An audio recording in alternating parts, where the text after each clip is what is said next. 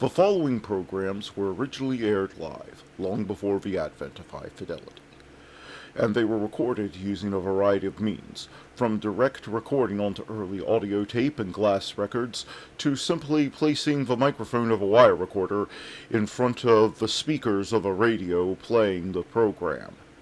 I hope, however, that any variance in audio quality will not take away from your pleasure in listening to these, some of the all-time favorite shows.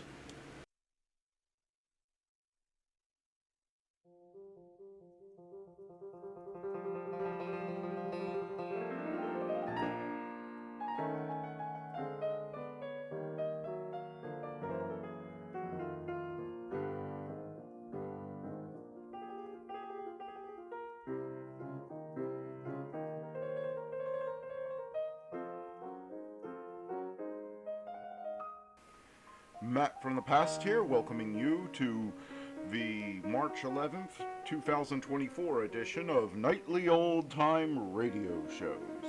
Let's get on with this day in history.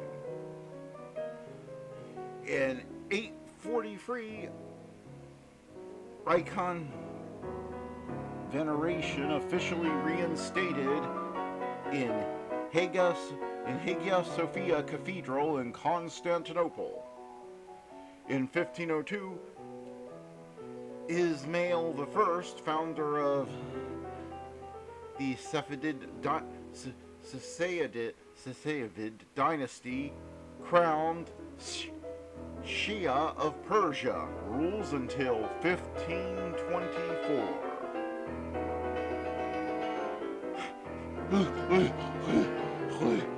Sorry I'm late, Matt.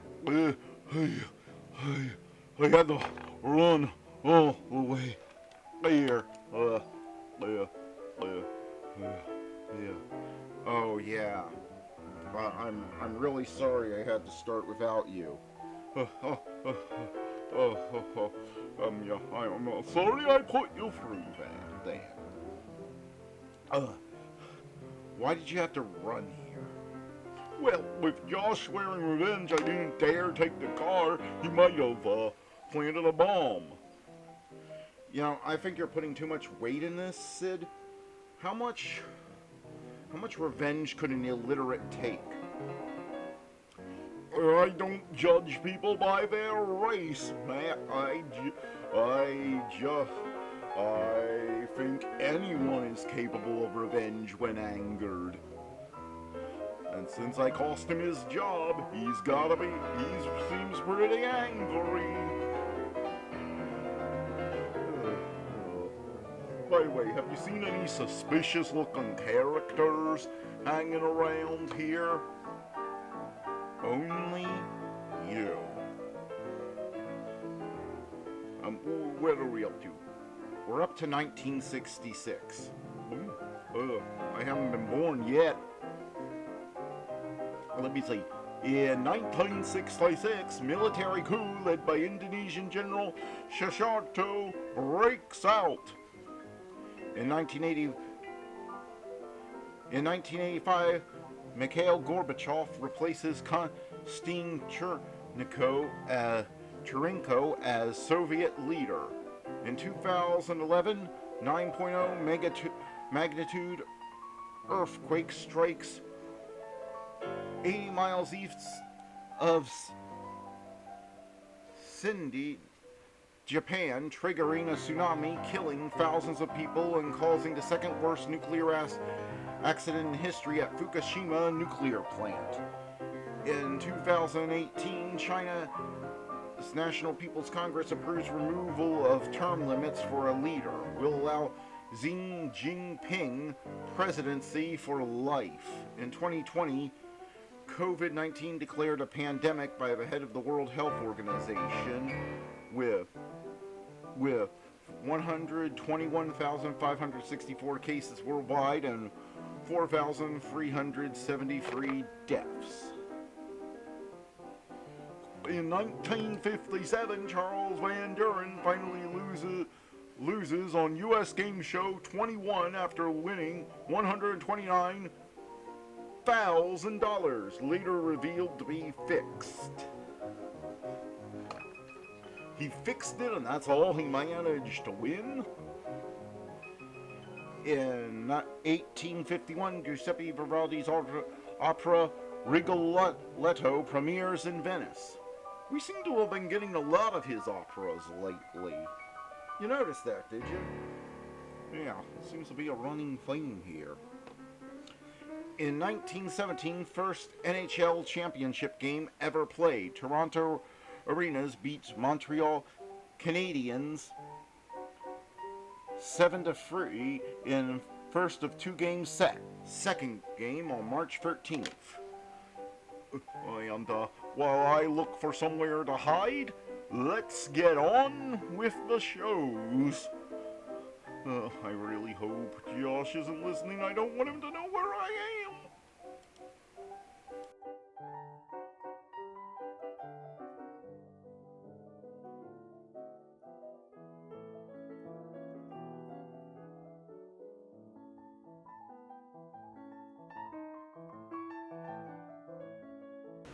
Who's on first? Why, it's Bud Abbott and Lou Costello. Coming up next.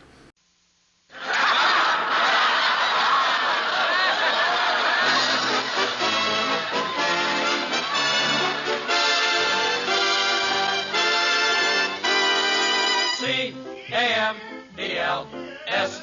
That's right, folks. C for comedy, A for Abbott, M for Maxwell, E for Ennis, L for Lou Costello. Put them all together and they spell Camel. Experience is the best teacher. Try a Camel. Let your own experience tell you why more people are smoking Camels than ever before. And draw up a chair for tonight's Camel Show starring Bud Abbott and Lou Costello.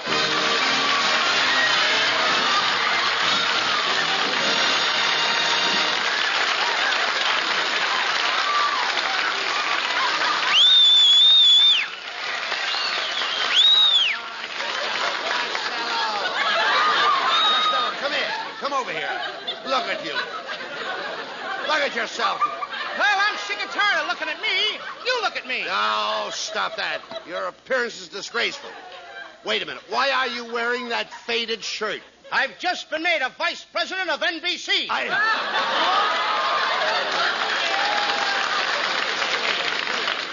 Lou, I phoned you last night. Where were you? Where was I? Yeah. I was over at Earl Carroll's helping the bubble dancer blow up her bubble. Abbott, she was so grateful she gave me the best seat in the house. In the first row? No, inside the bubble. What were you doing at Earl Carroll's? What was I doing at Earl Carroll's? What were you doing at Earl Carroll's? Looking for a place to invest our money. What do you mean? So I went over there to buy it. All night, the manager and I scribbled figures on the tablecloth. And you know, if you and I put all our money together, we could buy it. Earl Carroll's? No, the tablecloth. Shame on you hanging around with bubble dancers at night. Bubble dancers, nightclubs, you ought to be ashamed of Abbott, yourself. me and that bubble dancer are engaged. I think I'll have to call it off. Why? For two reasons. Her parents object to our engagement, and so does she. I thought so. No girl would marry you and live in that broken-down shack you're living in. Broken-down shack? Yes. Abbott, I'm proud of my home. It's the only house in California with Venetian blinds over the mouse holes. Why, you idiot, that place you live in has grass growing through the middle of the floor. What do you expect for $15? Brussels sprouts? Now, listen. Costello, why don't you build yourself a little house out in the suburbs? Of course, you know what the suburbs are. Sure, that's French for a long bus ride. No. Why, you could have a lovely little place with a garden. On the front lawn, you could have flowers spelling out your name. The flowers? The flowers could spell out my name? Certainly. How do you like that? The flowers are smarter than I am. Costello, don't you want to own your own home?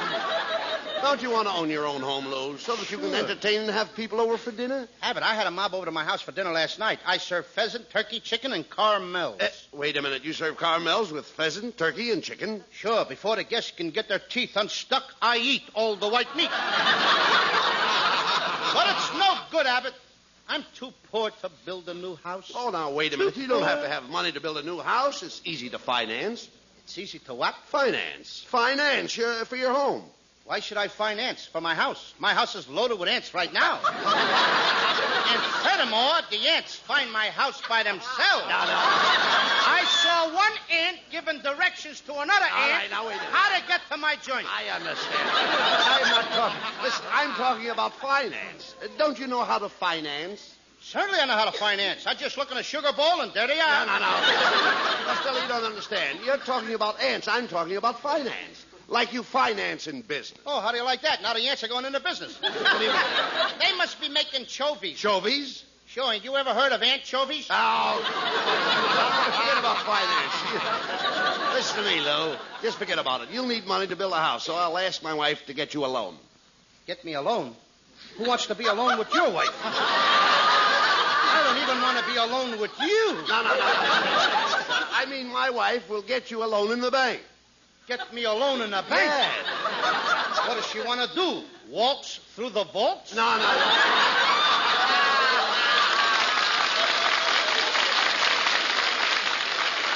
Doc, listen, you dummy.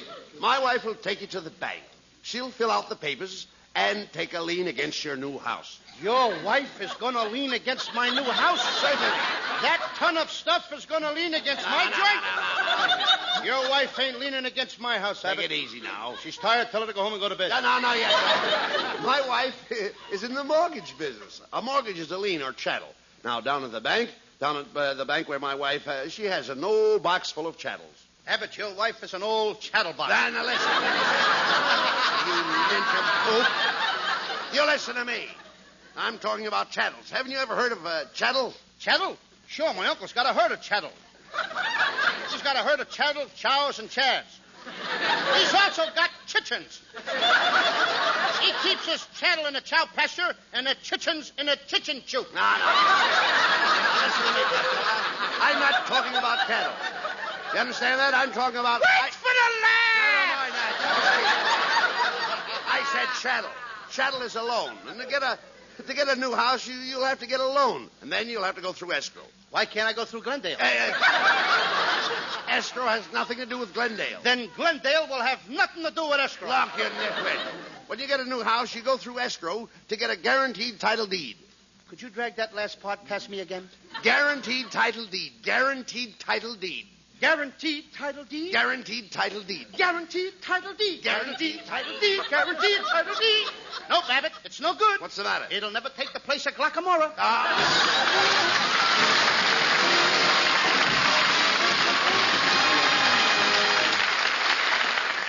Experience is the best teacher. The time, not so long ago. The characters, two sisters. Hi, Ginny. You can be glad it wasn't your turn to stand in line for cigarettes. Oh, my poor feet. What did you get? Oh, these. Well, can't be choosers these days. Well, we've certainly tried all the brands by this time, I guess. Well, it's taught me something. I like Camels better than any of them. Me too. Yes, experience is the best teacher. The experience of smoking whatever brands they could get during the wartime cigarette shortage taught millions the differences in cigarette quality. Their T-zones, that's T for taste and T for throat, tested cigarette after cigarette. And of all those cigarettes, it was Camel's rich, full flavor and cool mildness that registered most enjoyably again and again with millions of smokers. Today, when it's again possible to choose your brand, More people smoke Camels than ever before. experience is the best teacher. Try a Camel. And while you light up a Camel, here's Skinny Ennis with... Why the sudden change was so cold and was so strange? Be sentimental. Don't hang your fate on jealousy and hate, 'cause I was never born for the touch of a witch's thorn, so please be gentle to my heart. Why do you take my arms tonight? Then wander far from sight. Can't understand your eyes. But remember this, if you really want my kiss, be sweet and gentle, lest we part. Remember,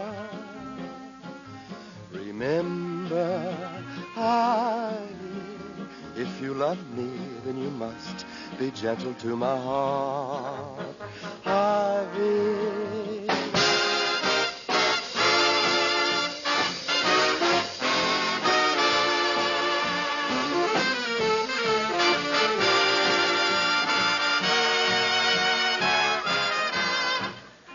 Can't understand you, Harvey. But remember this, if you really want my kiss, be sweet and gentle, lest we part. Remember, Harvey. If you love me, then you must be gentle to my heart, Harvey.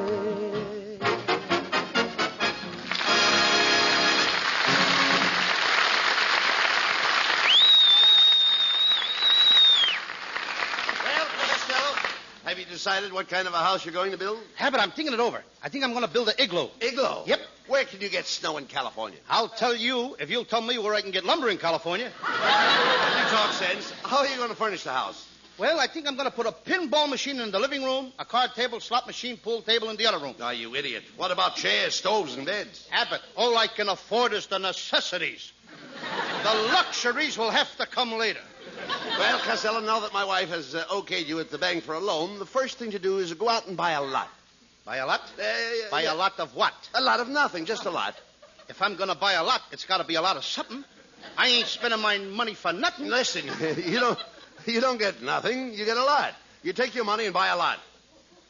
Buy a lot of what? Look, you idiot, when I say you buy a lot, I'm talking about a lot you buy when you buy a lot. Oh, when you say you buy a lot, you're talking about a lot you buy when you buy a lot. Now you've got it. Now I've got it. I don't even know what I'm talking about. You can get a lot for a lot, or you can get a lot for a little. Make up your mind. Do I get a lot or a little? Well, I think you ought to start off with a little lot. Then later on, you can get a lot more lot for quite a lot more. Or you can get another little lot for quite a lot less. Oh, you think I ought to start with a little lot, and later on I could get a lot more lot for quite a lot more, and a little lot for quite a lot less? Now you've got the picture. Now I've got the picture.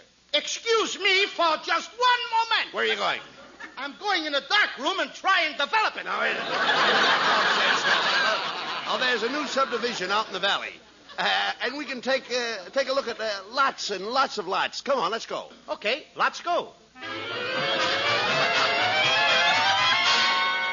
Well, Costello, here's the new subdivision, and here comes the real estate salesman. Good Now, be careful. gentlemen. I'm a very busy man. Busy. Just sign your name on the dotted line. The place is yours. What place? Well, honeymoon must be over. The customers are asking questions again. Now, look, young fella, I'm a busy man. I only spend 30 seconds on my 60-second workout. I get 5 o'clock shadow at 3:30. On my 3rd birthday, I was 6 years old. My favorite songs are Rainy Night and Cucamonga. That's a rainy night in Rio. I know, but I haven't got time to take the trip. I'm a very busy man. Now, there's a beautiful lot on the hillside. It's kind of slopey, but I'll let you have it for $3,000. Well, now, wait a minute. Don't you think that's a pretty steep price? Yes, but it's a pretty steep lot. Yes, sir. I'm a very busy man. Now, some of these lots are a lot more than other lots. I can give you a little lot for a lot or a big lot for a little. A little lot for a lot or a big lot for a little? Make up your mind. I'm a busy man. Do you want to start with a little lot and get a lot more lot for a lot less later? Come on, I'm a busy man. This guy ain't too busy to steal our routine. All right. Look, Costello. Hey, look. What? This lot has a pretty good view. Yes, from here I can watch for the day, the 7th of May. Yes, it has a wonderful view of all the movie studios. On your right is Paramount, hidden by the Santa Monica Mountains. On your left is Republic, hidden by the San Fernando Mountains. And straight ahead is Warner Brothers. Hidden by Sidney Greenstreet. Mister, my friend Costello needs a small lot in which to build a house. Now, how much will it cost him? Well, being it's Costello, I'll let him have it for a song. Oh, you'll let me have it for a song? Yeah. You got a deal. My wife. No, quiet. He doesn't mean that kind of a song. He does not mean that kind of a song. Will you keep quiet? I'm a busy Well, he don't mean that. Mister, what's the price of that? $2,900. $2,900 for this crummy piece of ground? This guy must think I'm a veteran. Hey, look, I'll handle it.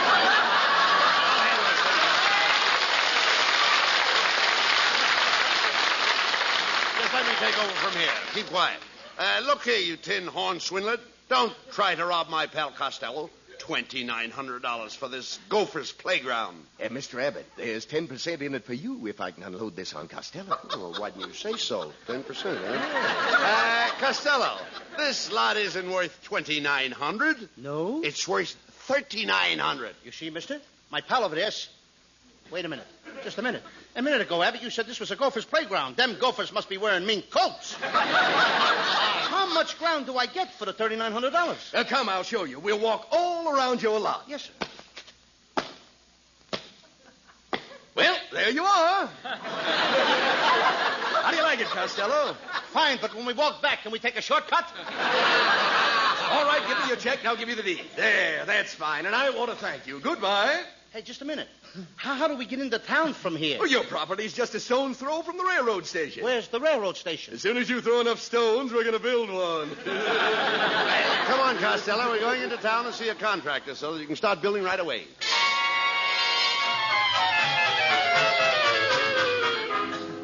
Costello, there's the contractor's office across the street. Hiya, fellas. Hi, Skinny. Hey, Costello just bought a lot near the river, and he's going to build a house on it. Well, I had a lot once on a river overlooking the bank, How did and I you- lost it. How did you lose it? For overlooking the bank. So long, Skinny. We get rid of him fast, don't we? Well, come on, Costello. We've got to get over to the contractor's office. Well, if it isn't Mr. Abbott and Mr. Costello. What a little monument. Hello. What are you doing around here? Oh, I'm on my way to the contractor's. He's drawing some plans for my new bungalow. Bungalow? Oh, Abbott, you know what a bungalow is. That's a cottage with a patio and a barbecue. Don't you just love little bungalows? Oh, I'd rather have a large mansion with a punt house and a two-car garage. Oh, housing is very bad in Hollywood. My aunt is living in a trailer camp in Santa Monica. That's nothing. My cousin puts the tunt at Malibu Booch, and he's got a halaboot for a room moot.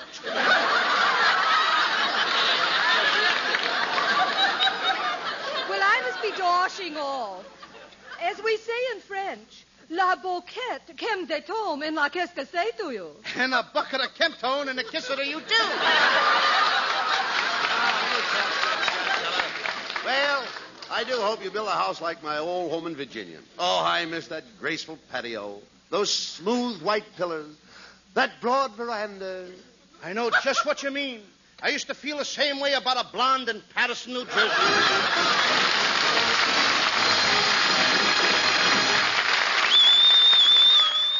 Camel presents lovely Marilyn Maxwell from Metro-Goldwyn-Mayer, producers of The Sea of Grass. For Camel fans everywhere, Marilyn puts this question to music. When am I gonna kiss you good morning? Just like I kissed you good night. How can it be a beautiful morning if you are not in my sight?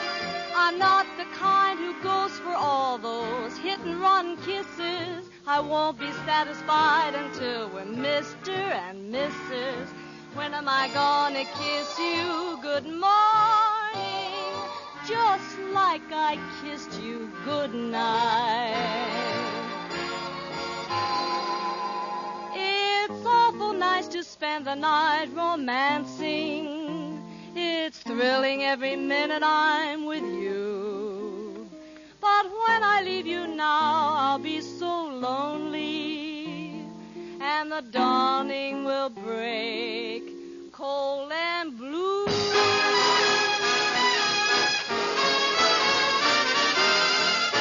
When you gonna kiss me good morning, just like I kissed you good night? Buy a little ring for my finger, then we will do it up right. We hide away in some cafe, the candlelight's bewitching. I'd rather have those ham and eggs in our little kitchen. When am I gonna kiss you good morning? I won't be satisfied till you're the groom and I'm the bride. Then I I can kiss you, all I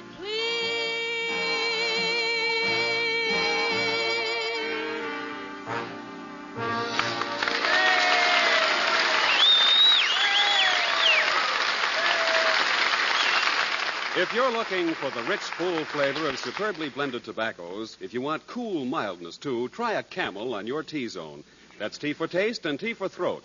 See if Camel's rich flavor of choice tobaccos and Camel's cool mildness don't suit your T-zone to a T. Then you'll understand why so many doctors smoke Camels. 3 leading independent research organizations recently asked this question of 113,597 doctors. What cigarette do you smoke, doctor? The brand named most was Camel. According to a recent nationwide survey, more doctors smoke Camels than any other cigarette.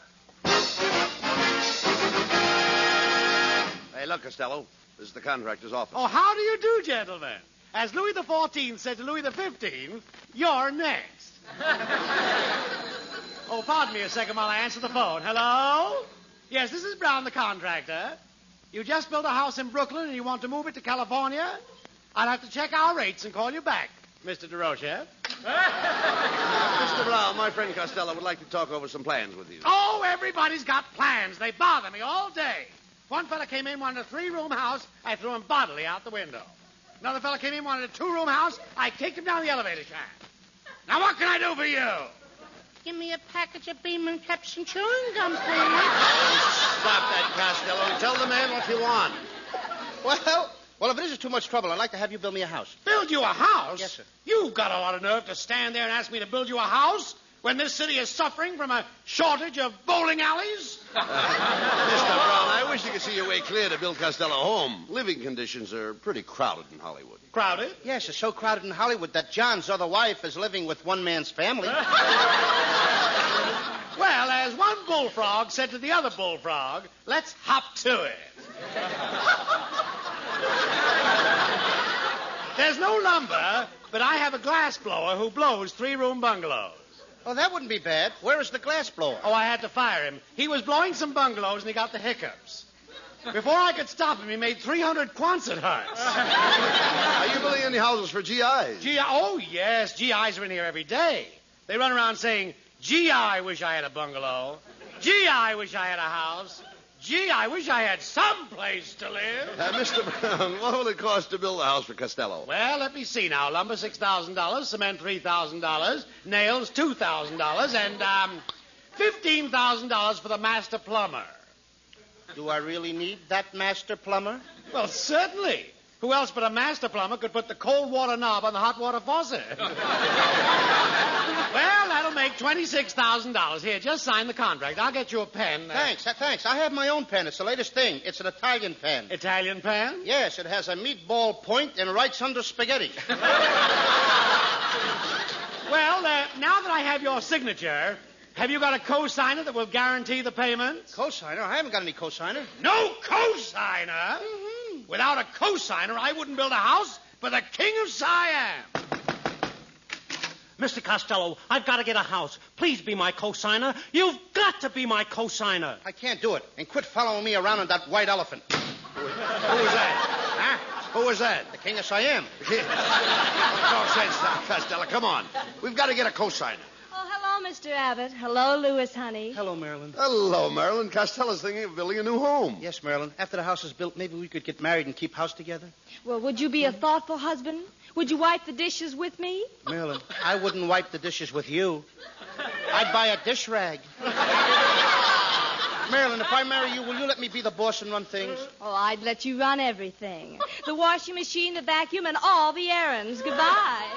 Gee, Abbott, she's a lovely girl. She's the kind of girl I'd like to take home to my mother. If I could only trust my father. Come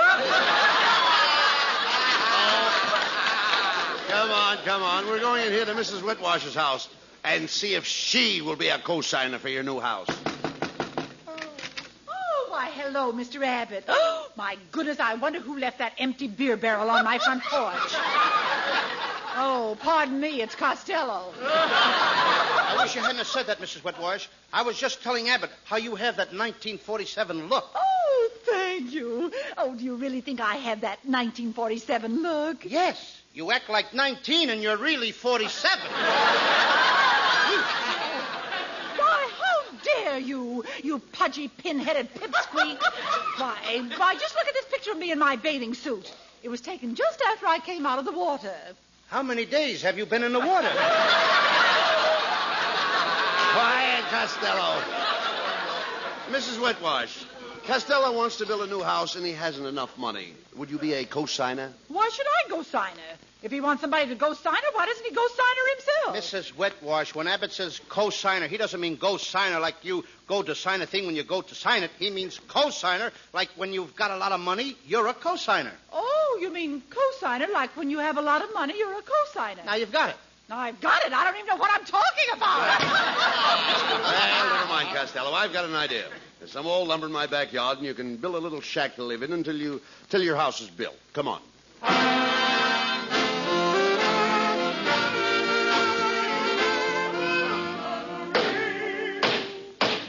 Costello! Costello! Why are you hammering on those boards so hard? No nails. Costello, you're building this shack all wrong. Will you listen to me, please? It's all wrong. Look, you see that board on the roof? Yes. The one that's sticking out? Yes. Well, get the saw and see if you can saw the board you see. Okay. What did you say? All I said was look for the saw and see if you can saw that board, see? See if I can saw the board. Yes. Can't you saw the board? Certainly I can saw the board. Well, then go up on the roof and saw it. Why should I go up on the roof and saw it when I can saw it from down here? You can't saw it from down here. Wait a minute, Abbott. Can you see the board from down here? Certainly. Well, I can see it from down here, too. I know you can see it. I want you to go up on the roof and saw it. Look, Abbott, I saw the board when I put it up there. I saw it before you did, and I don't want to see it again. I didn't ask you to see it. I asked you to saw it. Do you want me to see it or saw it? Now, look. You've got to see it to saw it. Get me off this seesaw. I'm getting seasick.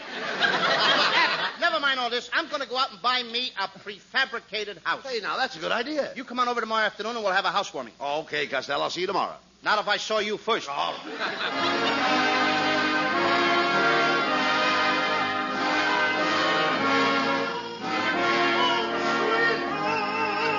Costello. Oh, Costello. You come. Costello. Oh, yes.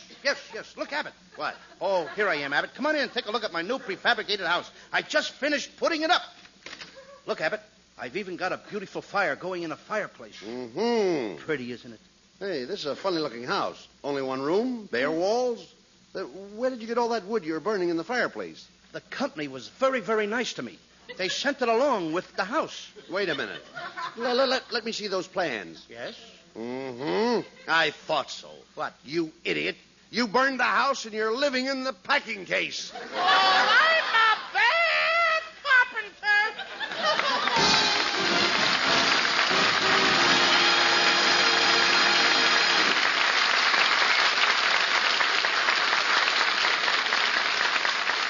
Abbott and Costello will be back in just a moment for Camel cigarettes.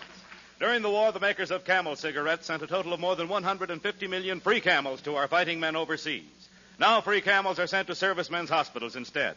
This week, the Camels go to Veterans Hospital, Coatesville, Pennsylvania, U.S. Army McCornack General Hospital, Pasadena, California, U.S. Naval Hospital, Pensacola, Florida, U.S. Marine Hospital, Kirkwood, Missouri, and Veterans Hospital, Newington, Connecticut.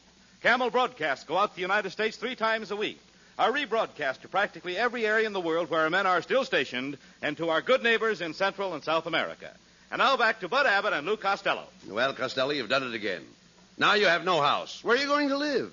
Well, I could go and live with my Uncle Artie Stebbins, but I don't want to. Where does your Uncle Artie live? In a big 500-room house overlooking a bay. Why, I'd call that a castle. Everybody else calls it Alcatraz. Good night, folks. Good night, everybody.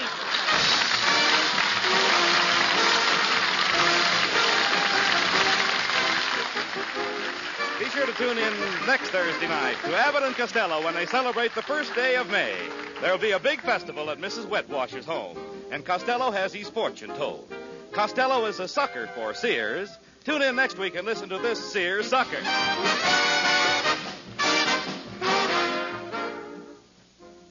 A man who smokes a pipe has pipe appeal, so the ladies say, and the tobacco that has pipe appeal is Prince Albert, as millions of pipe smokers know. Prince Albert's choice tobacco with its rich, full flavor and cool mildness has made it America's favorite pipe tobacco. Prince Albert is specially treated to ensure against tongue bite, crimp cut to smoke slow and cool. For real smoking comfort, try Prince Albert. Another American favorite, Prince Albert's Grand Ole Opry, Saturday night on NBC. Red Foley sings the American folk songs you know and love. And if you don't already know and love Minnie Pearl and the other laugh makers on Grand Ole Opry, you will after you hear Grand Ole Opry on NBC Saturday night.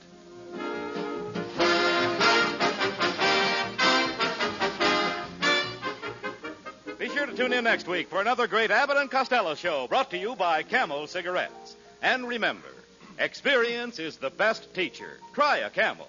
Let your own experience tell you why more people are smoking Camels than ever before. C-A-M-E-L-S.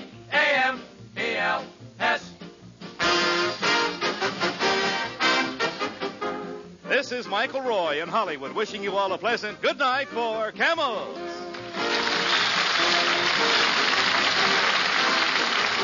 If your community remains on Standard Time, listen to Abbott and Costello 1 hour earlier, starting next Thursday. Stay tuned now for the Eddie Cantor Show. This is NBC, the National Broadcasting Company.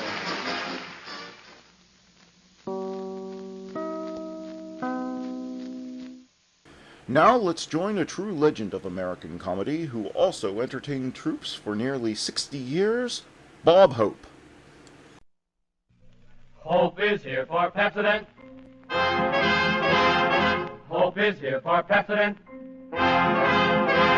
The Pepsodent Show, starring Bob Hope.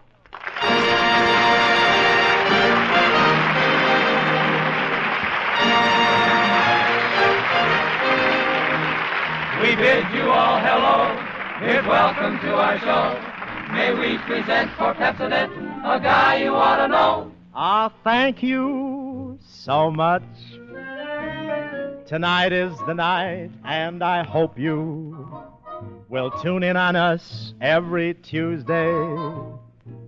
Let's make it your Chase Away Blues Day by listening in when we begin.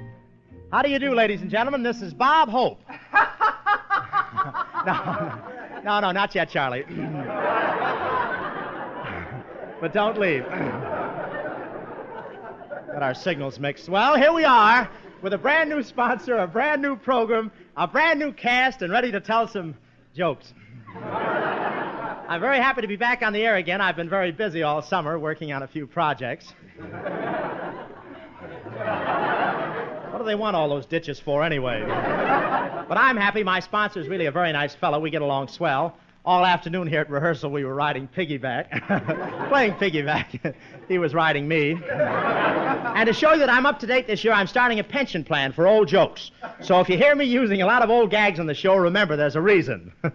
It means $30 every Tuesday. That's all right. We have a nice cast on the show, ladies and gentlemen, that consists of... The topper of the feminine stars of Hollywood, Miss Constance Bennett, Skinny Ennis and his band, Jerry Colonna, our 7 swingsters, 6 hits and a miss, and yours truly, Bill Goodwin. Oh, thank you, Bill. That's our announcer, ladies and gentlemen, known to his intimates as Bill Teeth Goodwin. Show him your teeth, Bill. That's enough. 2 more payments and they're his. Hey, he's full of pep, isn't he? I'm a little tired myself. My uncle just left town. He was here with the American Legion Convention. He was in the Army. He was really one of the first men to go over the top.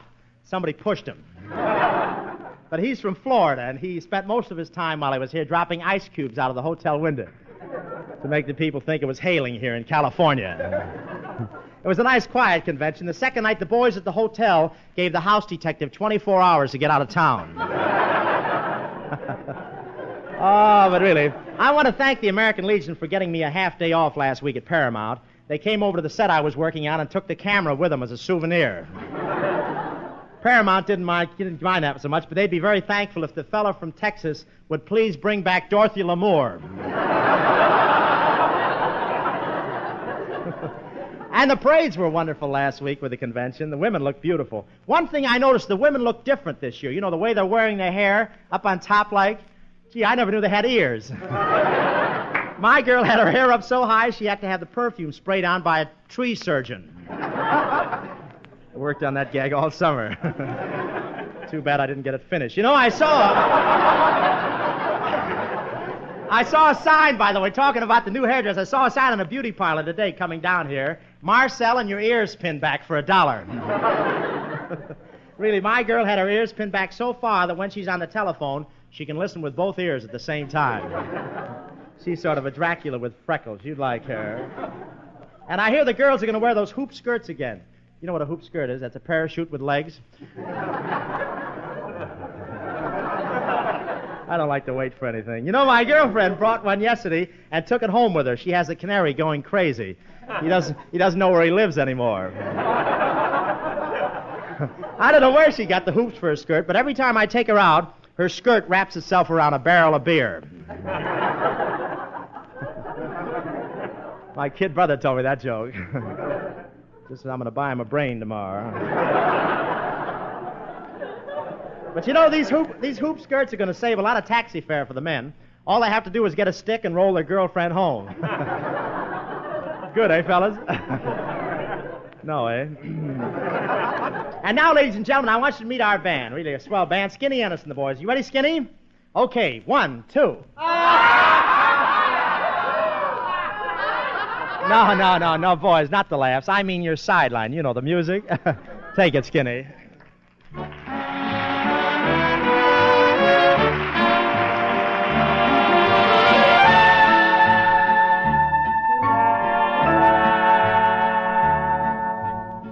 Must you dance every dance with the same fortunate man?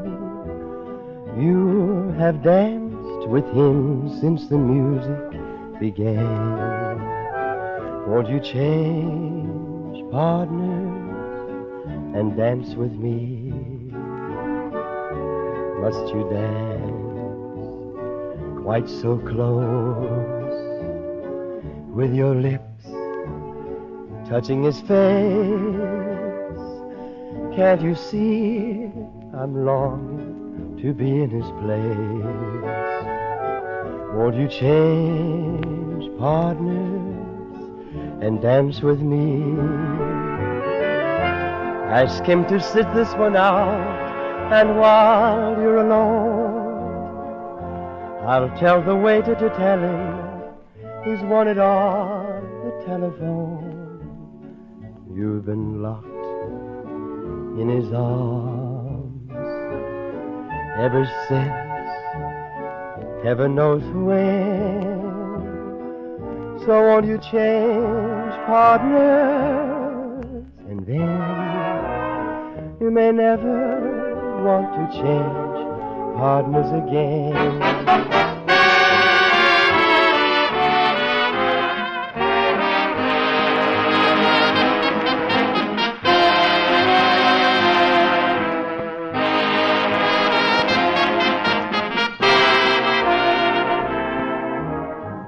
You've been locked in his arms ever since, heaven knows when.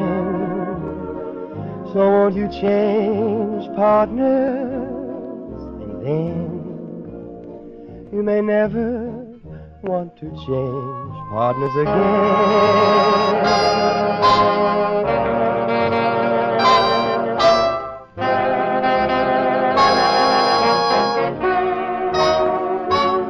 So won't you change partners, and then you may never want to change partners again.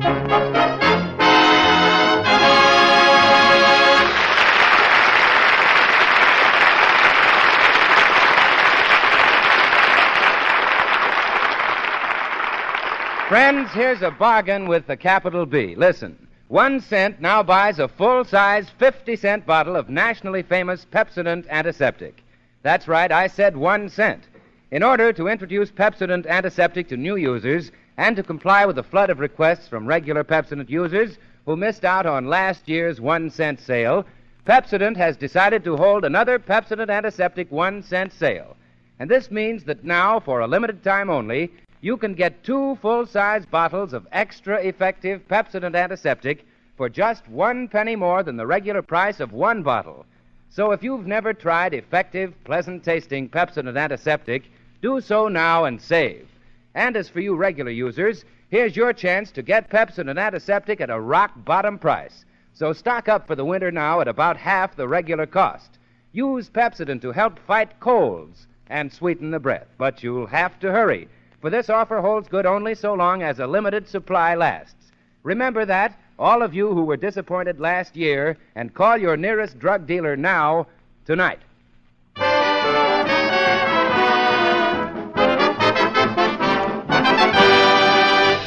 And now may I present one of your favorite personalities, feminine star of such pictures as Merrily We Live, Service Deluxe, and currently working on Hal Roach's Topper Takes a Trip, Miss Constance Bennett.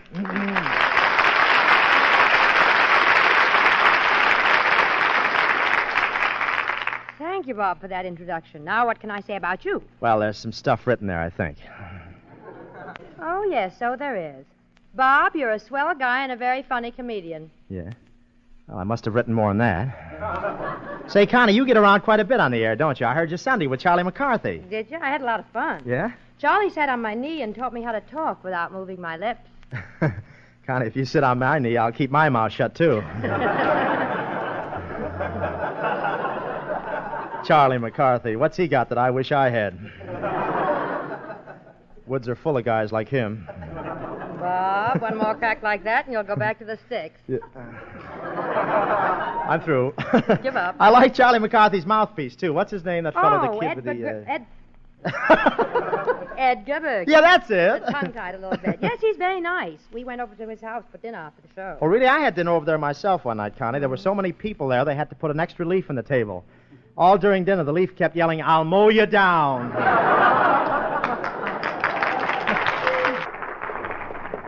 I'd like to stay here and banter with you, Bob, but I must get away early. I'm going to a girls' baseball game. A girls' baseball game, Connie? Do they play that, too? Yes, Bob. Girls play baseball all over the country. I may sponsor a team for Constance Bennett Cosmetics.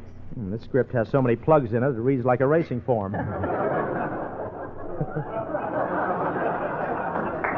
Say, Miss Bennett, I don't like to butt in, but if you mention your cosmetics once more on this program, I hope your lips stick. Remember, folks, I hired him for his teeth. Well, I want to keep my mascara in the public eye. Well, I want to keep Pepsodent in the public mouth. Yeah, well, I just want to keep my public. Let's go over to that girls' baseball game, Connie. Let's go right over there. All right. Just to show you there are no hard feelings, you can bring Bill Goodwin along. Yeah, he can help us over the fence. Let's go, huh?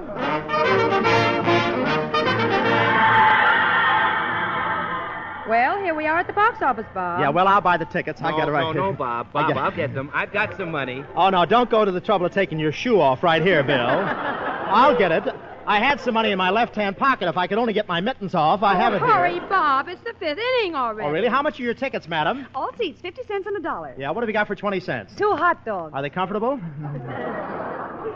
Well, you can pay me, boys, because I've got free passes. Oh, you have?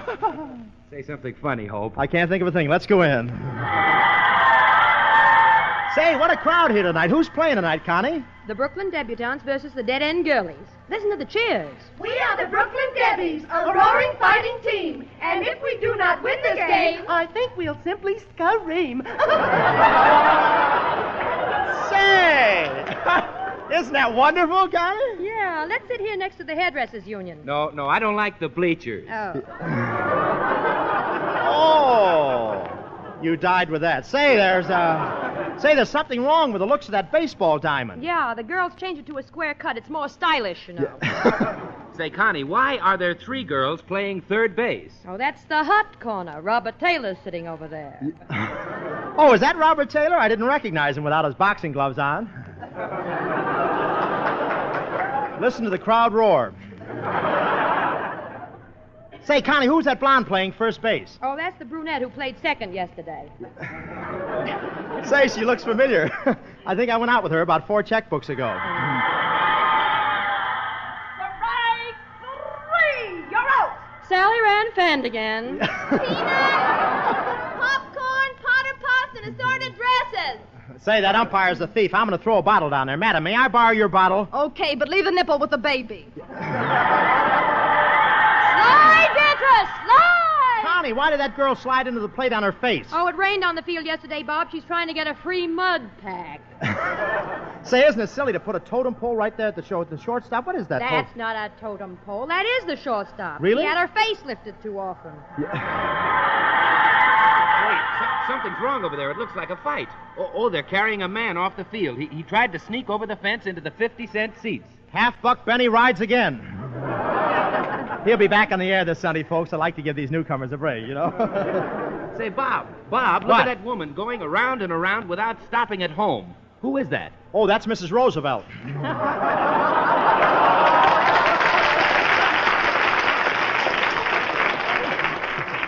Look, Bob. What? There's a woman on second, one out, and that's Snow White McGillicuddy at bat. Well, here's the pitch. She takes a swing at him. Say, what's the matter, Bill? Why, Connie's fainted. All the players are running off the field. The umpire is waving her arms. What's she saying? Game called off on account of a mouse.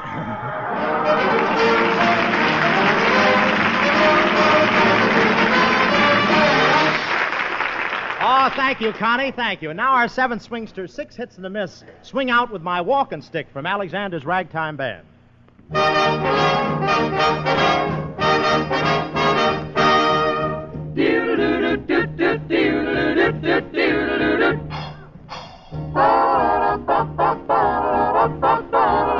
Without my walking stick, I'd go insane. Can't look my best, I'd feel undressed without my cane.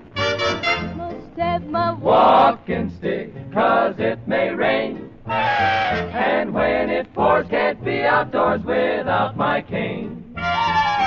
If I ever left my house without my walking stick, What a shame. It would be just something we could never explain. Oh, my, the thing that makes me click on Lover's Lane would go for naught if I were caught without my cane.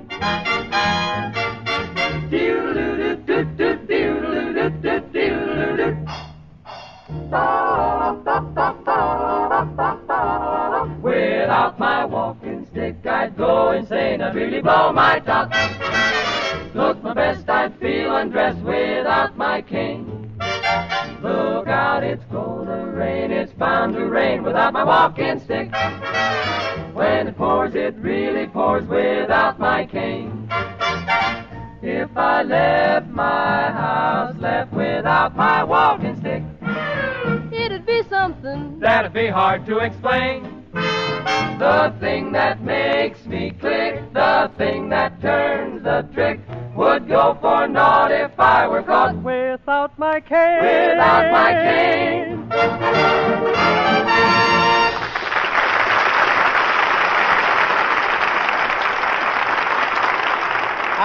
Ladies and gentlemen, for the lovers of classical music, there I go, I want to present at this time Senor Jerry Colonna, through the courtesy of Warner Brothers. I need say little about his talents. His voice speaks for itself. Senor Colonna.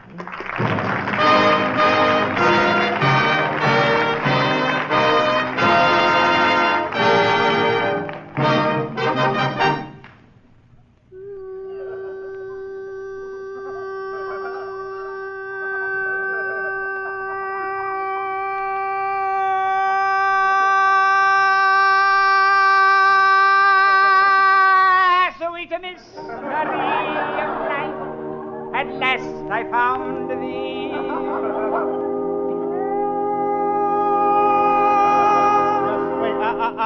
Just a second. I know I have a lot of enemies, but who sent you up here? Silence, rogue. Do you realize that you've interrupted the great Colonna when the mood for song was beginning to creep upon him? Creep. Creep. Creep. I wish you'd creep out of the studio. But I am not finished. Yeah, what's your opinion against millions of others? Look, I know you call yourself the Great Colonna, but really, who are you? Oh, yes. You want to know who I am? Here is my card. Well, so you're the ace of clubs. I could have used you last night. But last night I was the 2 of diamonds. When you were born, the stork must have been dealing off the bottom. Who told you you could sing? I wish I knew. The stool pigeon. But I have had my happy moments. I was once a gondolier in Venice. Well do I remember. There I was in the middle of the street. People came to hear me from miles around. It was the most extraordinary thing they ever saw. What, you're singing? No, knave. I forgot the gondola. Well, tell me, senor, were you resuscitated? I was...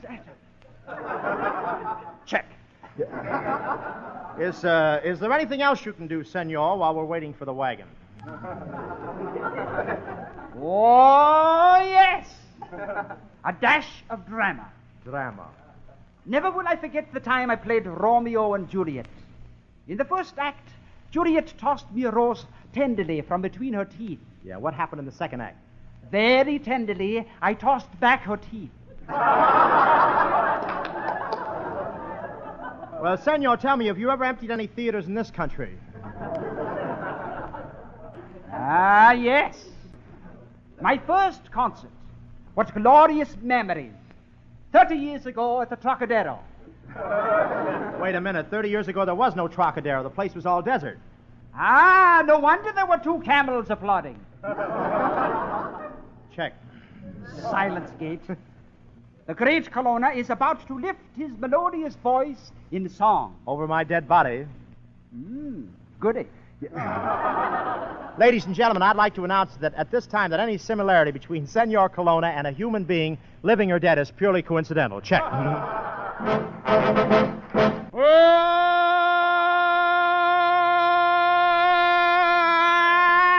the road to Mandalay, where the flying fishes play, you can hear the paddles a-jacking off to China across the bay. On the road to Mandalay, where the flying fishes play, and the dawn comes up like thunder out of the China cross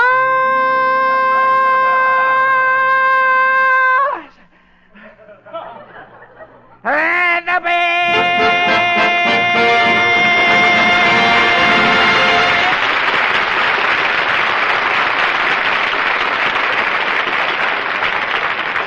Pepsodent Antiseptic lasts a mighty long time. In fact, 3 times as long as ordinary kinds, because it may be diluted with 2 parts water and still kill germs in seconds. Therefore, those of you who have purchased Pepsodent fairly recently haven't had reason to buy mouth antiseptic in many, many weeks. But if your stock is now getting low, then you're really in luck. For now, for a limited time only, you can actually buy 2 50-cent bottles of Pepsodent Antiseptic by paying just 1 penny more than the regular price of 1 bottle.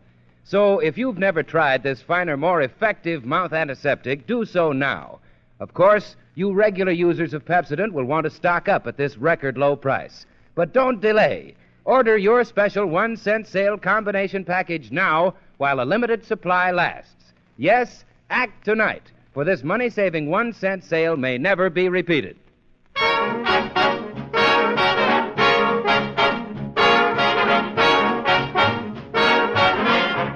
Well, that song's here again. We can't keep it out. But this time we get Bob Hope's own version of it. Tisket a tasket, a yellow basket. Send a letter to my mommy. On the way I dropped it, I dropped it. Hello? Hope Detective Agency. Manager Hope speaking. Oh, yes, we find anything. I even found a sponsor. Yes? Well, I don't know. Who are you? You don't know? Well, where'd you start for? Oh, listen, I can't find you every 5 minutes, Corrigan. I'm busy. Say, Miss Fitz, where's my assistant, Philo Pants Goodwin? He's in the back room listening to gangbusters. Isn't that silly? A detective listening to gangbusters. Call me when the Lone Ranger goes on. All right, Miss Fitz, let's get down to business. Get over in the other knee and take a letter. Who's it to? It's to one of our satisfied customers, Mr. Thomas J. McStippet, Alcatraz Finishing School. Dear Butch, I've been looking through my files, but I've been unable to find one that will fit into a pie.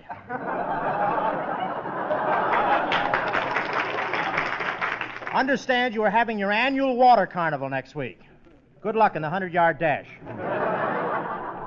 Yours for life. Hey, Chief, I just got an important telephone call from a lady. Yeah, what'd she say? Well, I don't know, but it was awful important. Philo Pants, you're a genius in a moronic sort of way. Get that, Philo Pants. Hello. Pants on the line. What's that? You say this woman shot her husband at close range? At close range, eh? Were there any powder marks in the suit? Yes, that's why she shot him. Come in. Basket. Why, that's the lady who called me. That's just what she said on the phone. What's wrong, lady? It's my basket. Your basket? My brown and yellow basket. What happened to the basket? I wrote a letter to my mommy, and on the way I dropped it. She dropped it. I heard her. I dropped my yellow basket. And if I do not get it back, I think that I shall die. She thinks that she shall die. Oh, my. Don't worry, madam. We'll find your basket. Philo Pants, call the posse. Okay, boss. Here, posse. Here, posse. Tell me, young lady. Tell me, why do you carry letters in the basket anyway? I don't know. I just read the lines. I don't understand them. We are being watched. I hope somebody's listening, too. Tell me, have you got any clues? Yeah, we can't work without clues. After all, clues make the man. Down, Philo. Hey, boss, I don't see what all this fuss is about just for a letter and a basket. Shh. The letter contained a sample of a new explosive, so powerful that one drop could blow us all sky high. What was that? That's Killer Feedlebaum. We're saving him as a suspect for our next case. Come on, Killer, tell us what you know about this case. You ain't got nothing on me. I didn't see her drop no brown and yellow basket at Hollywood and Vine. I don't know nothing about no formula for no explosive, and besides, I won't talk. Took you some time to make up your mind, didn't it, huh? Say, boss, a little torture ought to loosen his lips. Yeah, sing him the torture song I torture, Philo. A tisket, a tasket. Oh, stop. Boy, that ain't torture. That's murder. Give him the works, boss. Tell him those jokes you heard on the Bob Hope program. Oh, me? Okay. On the way to the studio. Oh, today, no. Anything but that. I'll tell you all that I know. I'll talk. Who stole the basket and the envelope with the explosive? It was the Baron. I knew it. He's hiding at the Gargoyle Castle. Did you say Gargoyle Castle? Yes, gargoyle, like with Pepsodent antiseptic. Now that you've given us a plug, let's all get on it. We're off to Gargoyle Castle. Hi-ho, gargoyle! Gee, this Gargoyle Castle is a mysterious place. Yeah, take it easy. They may be armed. I want you to all stand behind me, and if you hear a shot, yes, get in front of me. Okay, ring the bell, Philo. Okay, boss. Here goes. Oh, yes! I've been expecting you, but I fooled you. I'm not home. Wait a minute. If you're not home, how come you're talking to us? Ah, so you're wondering too? Wait a minute, Baron. Do you know who I am? I know you. That clean shirt isn't enough to fool me. You're detectives. Seize him, men. Oh, yes! Wait a minute. Take your hands off me. Shut up. What dungeon shall we throw them into, Baron? Throw them into 77B. I've been there before. Who laid that egg? Boss, how are we going to get out of this dungeon? Don't worry, Philo. You forget I'm a master of disguise. I'm going to make myself look exactly like the Baron. Hand me that mustache. Okay. Now, do I look like him? Well, that's perfect, boss. That's perfect. I couldn't tell you from the Baron. Quiet, Philo. Here comes the Baron now. He's opening the dungeon door. The Baron! What am I doing in this dungeon? Oh, so you're wondering, too. If you're the Baron, then who am I? You're Detective Hope. Oh, then I'll have to frisk me. Here's the letter I've been looking for. Don't open it, Baron. It'll blow you to pieces. I should worry. I'm Detective Hope, and I hate that guy. Look, boss. Look, he's still breathing. He still thinks he's Detective Hope. Quiet, Philo. He's about to speak. Strange. I always thought Detective Hope led a good life. Why, what's so strange about that? It's getting awfully warm. where I'm going. Miss Dinner Basket, she took my yellow basket. If she doesn't bring it back, I think that I shall die.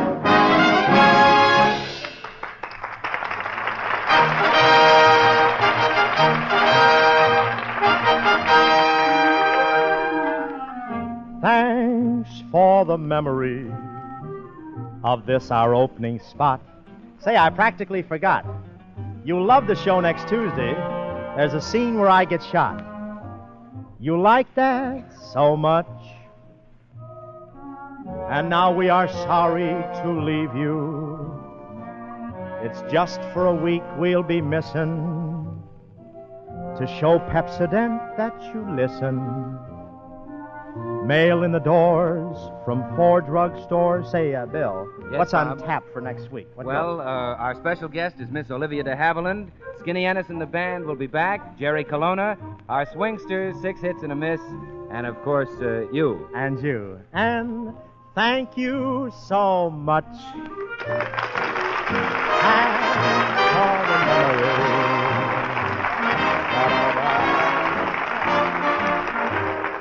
The tune Change Partners is from the RKO picture Carefree.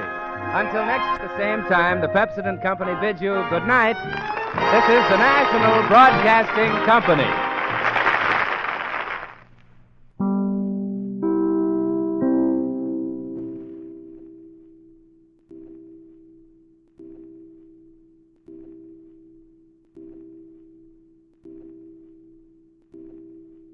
True crime stories of the 1940s and 1950s are up next with Jack Webb's Dragnet.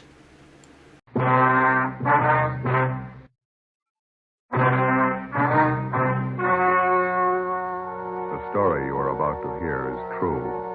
Only the names have been changed to protect the innocent. Fatima Cigarettes, best of all long cigarettes, brings you Dragnet.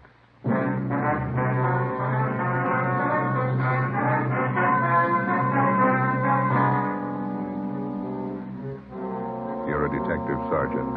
You're assigned to homicide detail. A woman is knifed to death in her home. The body bears the mark of inhuman attack. The killer escapes. Your job, get him. If you want a long cigarette, smoke the best of all long cigarettes. Smoke extra mild Fatima. Yes, Fatima is the king-size cigarette which contains the finest Turkish and domestic tobaccos superbly blended to make it extra mild, to give Fatima a much different, much better flavor and aroma than any other long cigarette. That's why Fatima has more than doubled its smokers coast to coast. Enjoy extra mild Fatima yourself. Best of all long cigarettes. It's wise to smoke extra mild Fatima. It's wise to smoke extra mild Fatima.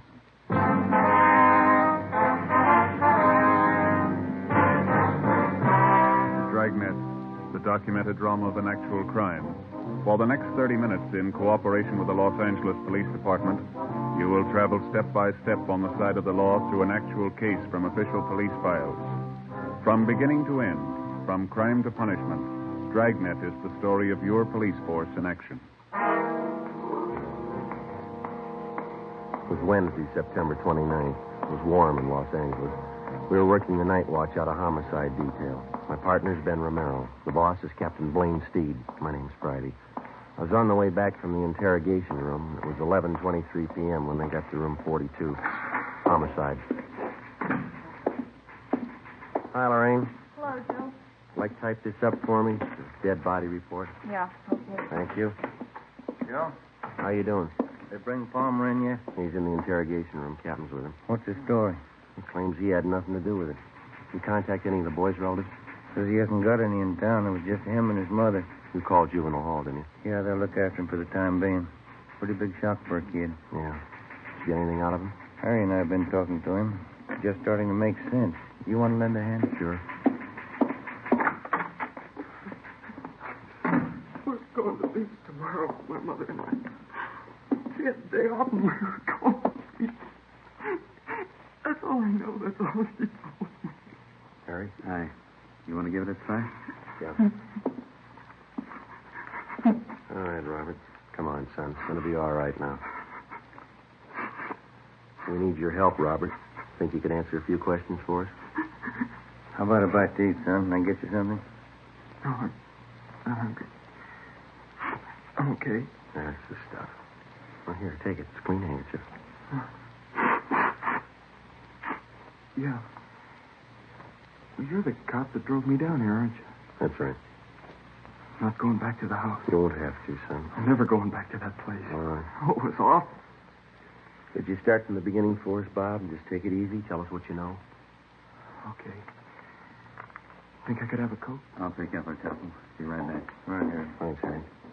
Well, all I know is I left the house about 7:30.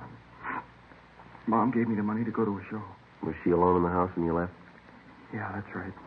We had dinner and then I went to the show. You usually go to the show on school nights, huh? No, but Mom asked me if I wanted to go. She gave me the money. Double feature. She told me to stay for both pictures. Mm-hmm.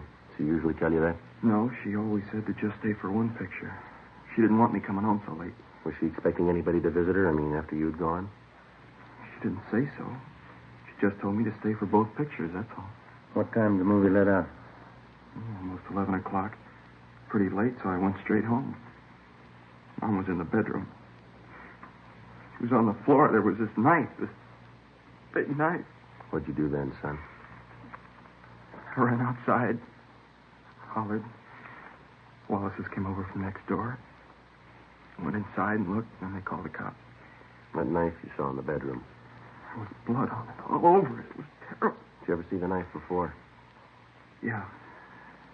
Yeah, Roy gave it to my mom last year. It's a bowler knife. Who is this Roy? Mom's boyfriend. One of them. He's in the Navy. Was he at your house tonight? I told you, it was just Mom and I. Roy had a fight with Mom about 2 weeks ago. He said he didn't like her having other boyfriends, and they had a fight. They argued, is that what you mean? Yeah. And once Roy slapped my mother. You want one of these, Joe? No, thanks, Harry. Okay. There's your Coke, Rabbit. Oh, yeah. Son, did you know most of your mother's friends?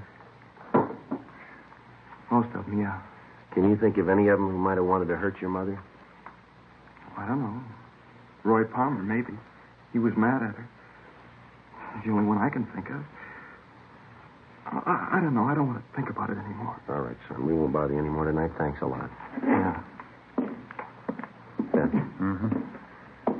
You want to follow through with juvenile hall, see if the boy's taken care of. Okay. You going to be in the interrogation room? Yeah, I got a few more questions for Roy Palmer. Right. Check you later. Okay.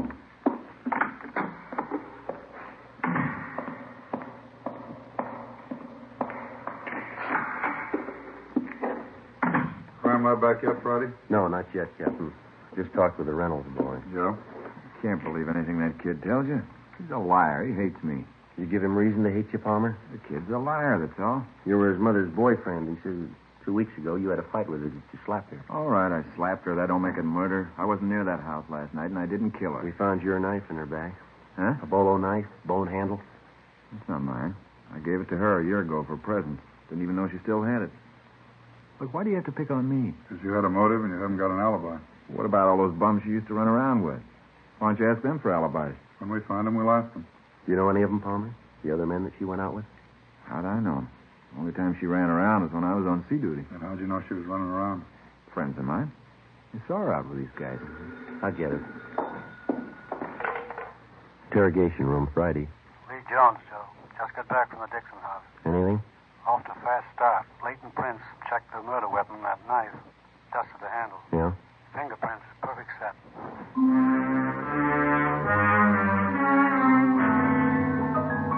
Captain Steed and I took the suspect, Roy Palmer, down the hall and had his fingerprints taken. At the same time, across the street in the crime lab, a set of fingerprints were lifted from the weapon which had taken the life of Mrs. Betty Dixon. The two sets of prints were checked and rechecked. They didn't match. Every object in the murder house was gone over for fingerprints and further evidence. Roy Palmer's fingerprints were on none of them. He was released pending further investigation. The only suspect in one of the most savage murders in the history of the city was free. The next morning, Captain Steed and I met with Chief Detective Thad Brown. How about the dead woman's son? Did you talk to him again? Well, Romero's with him now. He's taking down a list of all the people that his mother knew, friends, neighbors, everybody. No luck yet with a set of fingerprints? No, we've got no record on him. Checking him through Washington, we ought to get a kickback pretty soon. Set of prints and a piece of envelope. That's the physical evidence, huh? Yeah. One of the top corners off an envelope. It had a postmark on it, Sonoma. Sonoma. Tie in with anything yet? No, not so far. Might turn up when we start checking the victim's friends. They posted the body this morning. I guess you saw this coroner's report. Yeah, I did. I don't have to tell you, you're not after an ordinary killer. 23 knife wounds. Revenge motive, maybe. Yeah. The reaction of the dead woman's neighbors, that's what's got me stopped. No one heard a thing? Mitchell and Didion are still covering the neighborhood. Haven't found anyone yet who saw or heard anything unusual. Well, I can't buy it. A woman isn't just cut down like that without some kind of a commotion. Besides, the homes in that neighborhood are fairly close together. Shouldn't take much to make yourself heard from one house to the other. No sign of robbery or burglary? No, according to the boy, the house is intact. Nobody touched anything. It leaves you with a boyfriend angle. Lover's quarrel. We're stuck with it, yeah. Hi, Chief. Romero? Go ahead. How'd you make out? Better than I thought. Boy was over most of his shop this morning. Did he talk? 5 pages of names and addresses. He gave me all of them. Well, how about that boyfriend angle? Oh, about half a dozen names. Seems the mother had quite a social life since the boy's father died. You confirmed the boy's story about going to the movies? Yeah, it checks out. Pretty nice kid, considering the environment he's been raised in. Well, how about those names, Ben? Any of them list Sonoma as their hometown? No, I don't think so. Let me check here. Okay. No. Huh? No, none of them. All right, you better start digging into that list. Postmark may tie in later. Meantime, you still have that set of fingerprints. No chance for mistake there. When you reach the right men, those prints will connect him with the killing. That makes it simple for you. Prints will tell us who he is. You got only one answer to dig for. Yeah. Where he is. Thursday, September 30th, 11 a.m. We started checking the list of the murdered woman's friends through R&I for any possible criminal records. It's usually the case that a major crime rates headline space twice, when the crime is committed, when the criminal is apprehended. Between the two, more than often, there's a space of weeks and months, sometimes even years, in which the police officer goes through the monotonous, undramatic business of checking files, asking questions, sifting and sorting leads and evidence until he finally reaches the criminal. For a news story, it's pretty dull material, but it proves out the contention of most working detectives. You don't catch criminals with headlines. Monday, October 4th, we checked with a Miss Lucille Dana, a counter clerk at a little market out on Crenshaw. Terrible thing. I've been away on my vacation. Heard about it when I got home yesterday. You were pretty good friends with Betty Dixon. That right, Miss Dana? Yeah, pretty close. Oh, excuse me a minute. I'll take care of this customer. Yeah, all right. Is there anything, sir? No, 2 bags of them jelly beans, please. All right. Okay, that's all. All right. 19. 7. 9. 87. This is not marked. Just a minute. Tommy? Yeah? Number 2 corned beef. How much? Just a minute. 67. Thanks.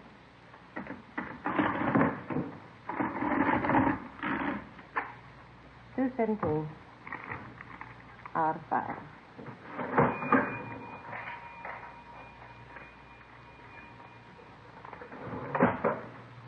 $17 to 20, 25, 50, $3, 4, 5. Mm-hmm.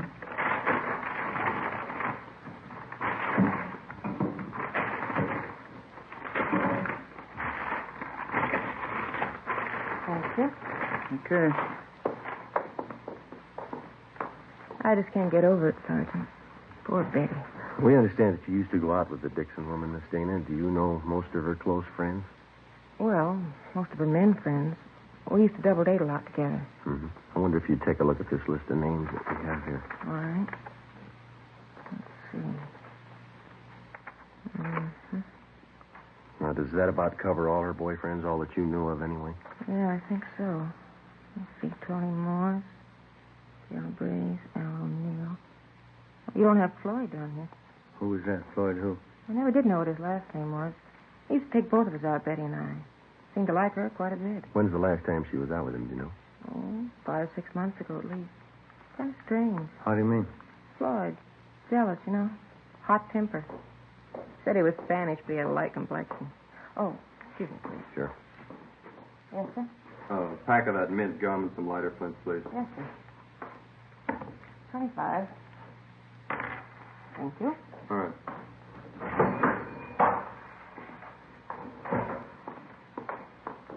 Could you describe this Floyd for us, Miss Dan? Well, he was kind of fresh and conceited in some ways. He was attractive. A lot of fun. How about his physical appearance, weight and height? About 6 feet, I'd say. Nice build. 180 pounds, I guess. Mm-hmm.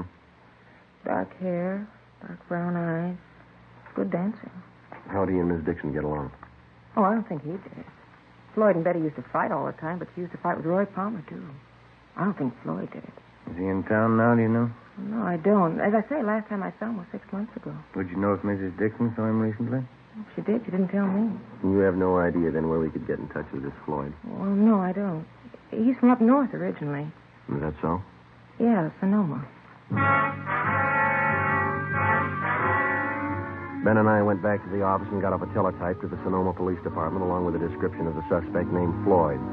Then we checked with the 16-year-old son of the murdered woman. He remembered the man called Floyd, and essentially his description of the suspect checked out with that given us by his mother's friend, Lucille Dana. 3 p.m., we met with Lieutenant Harry Didion and Captain Steed. You want to fill him in, Didion? Finally got in touch with the dead woman's next-door neighbor. His name's Conroy. Get anything out of him? They seem to be the only ones who heard anything the night of the murder. What'd they have to say? Let's see. Yeah, they saw Mrs. Dixon's son, Robert, leave the house about 7:30 the night of the murder. And nothing till 8:30. Yeah? They heard loud pounding on the back door of the Dixon home. The door finally opened. They heard an angry woman's voice invite the person in. A man? Yeah. Any description? Not much. He was tall, good build. Not much, Jack. Go on.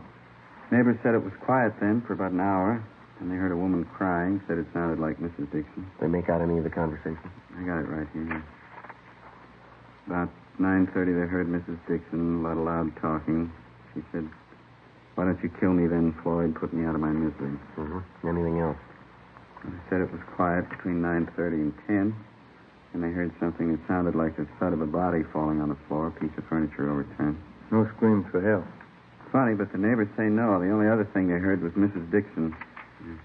Here's a quote. She said, "Do a good job, finish me off." None of the neighbors thought of calling the police. Well, they told me they didn't want to get mixed up in a family fight. None of their business. She had quite a few men visitors. That's all of it, huh? No, one more thing. I guess this is what made the neighbors think everything was all right. About 10:15, they heard a man's voice, couldn't make out any words. Then they heard Mrs. Dixon say, "Please kiss me goodbye." Mm-hmm. A few minutes after that, they heard someone leave for the back door. They see him? Not very good. I think it was the same man they saw go in. Pretty tall, good build.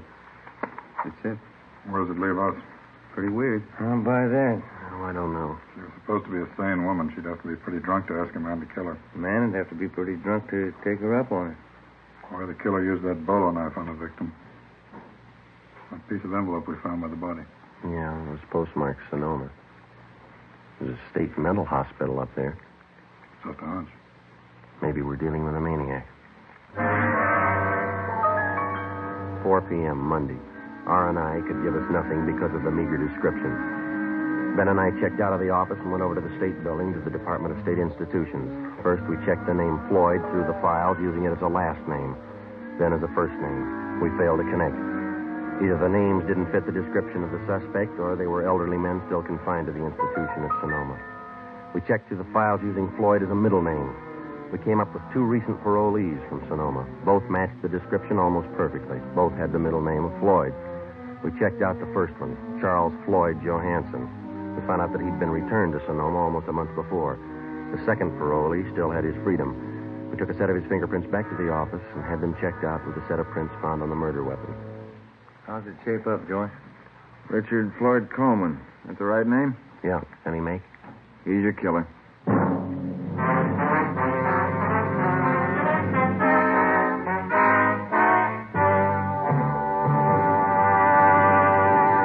You are listening to Dragnet, the case history of a police investigation presented in the public interest by Fatima Cigarettes. If you smoke a long cigarette, it will be in your interest to listen to a typical case history of a Fatima smoker. It's the case of skating star Helen Davidson of the 1951 Ice Capades. This is her actual signed statement. Recently, on tour with the Ice Capades, I've noticed more and more people smoking Fatima. You know why? If you like king-size cigarettes, you're bound to prefer the one that's extra mild. I know I do. And I agree it's wise to smoke extra mild Fatima. More and more smokers are discovering this every day. Actual figures show extra mild Fatima has more than doubled its smokers coast to coast. So enjoy extra mild Fatima yourself. The king-size cigarette, which contains the finest Turkish and domestic tobaccos, superbly blended to make it extra mild. You will prefer Fatima's much different, much better flavor. You will agree. It's wise to smoke extra mild Fatima. It's wise to smoke extra mild Fatima. The best of all long cigarettes.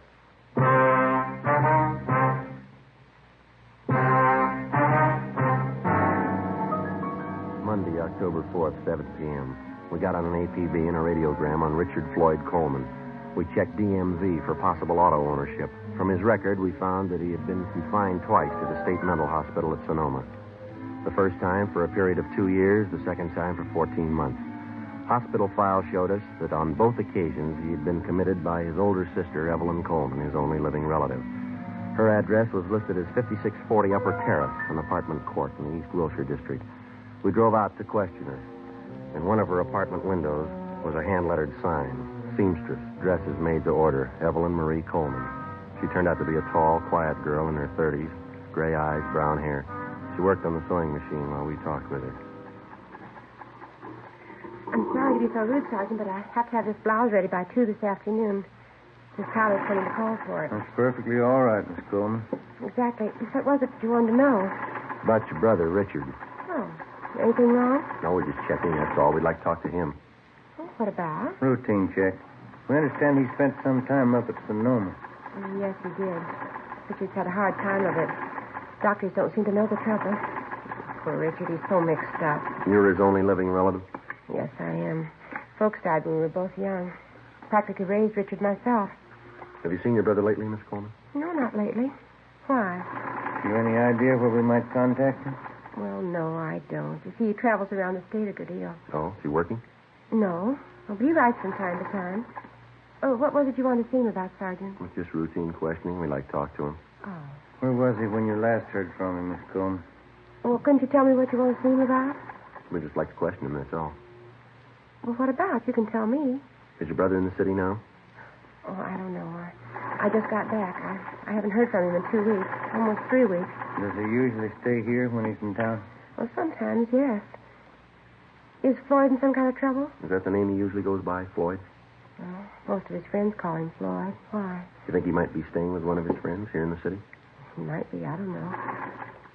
Look, Sergeant, if Floyd's in trouble, you can tell me. I've seen him through lots of trouble before. Not this kind, miss. Women? Oh. I wish there was something I could do. Where was he when you last heard from him?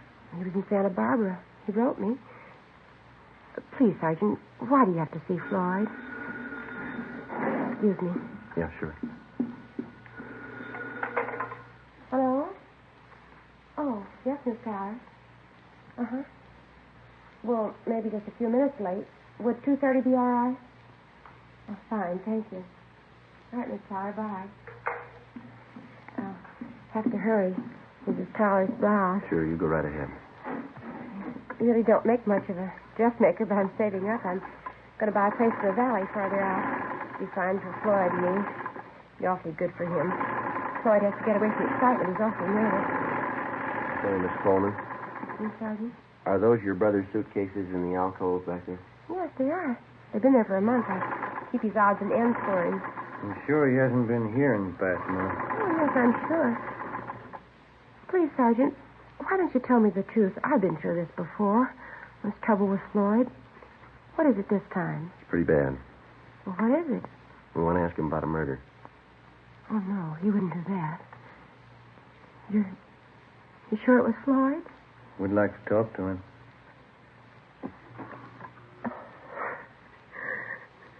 Floyd. Floyd. It didn't have to happen. I was going to buy a place in the valley. Floyd would have liked it there. I was going to take care of him out in the valley. Do you have any idea where we could find him, Miss Coleman? No, I don't. I don't know where he is. Santa Barbara, that's the last I heard. I've been worried about him. If he was in the city, would he come here to stay, ma'am? Well, he did before, yes, but I don't know about now. Does he have a car?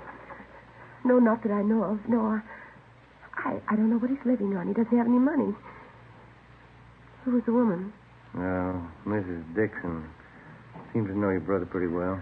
Oh, boy. You better grab that, Ben. Yeah, all right. Hello. Yes. That's all right. Thank you.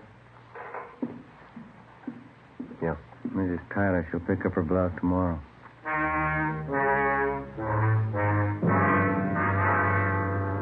Ben and I left Evelyn Coleman's place and went back to the office. A stakeout was placed on her apartment. 2 days went by. Nothing happened. Despite the fact that the suspect's sister had promised to cooperate fully with us in locating her brother, a team of men was assigned to follow her wherever she went as insurance against any possible slip-up. As far as we were concerned, no precaution was out of reason. A maniac was on the loose in the city, the same maniac who had murdered the Dixon woman. He'd done it once, and if the urge was there, he'd do it again. We sweated out the next 3 days.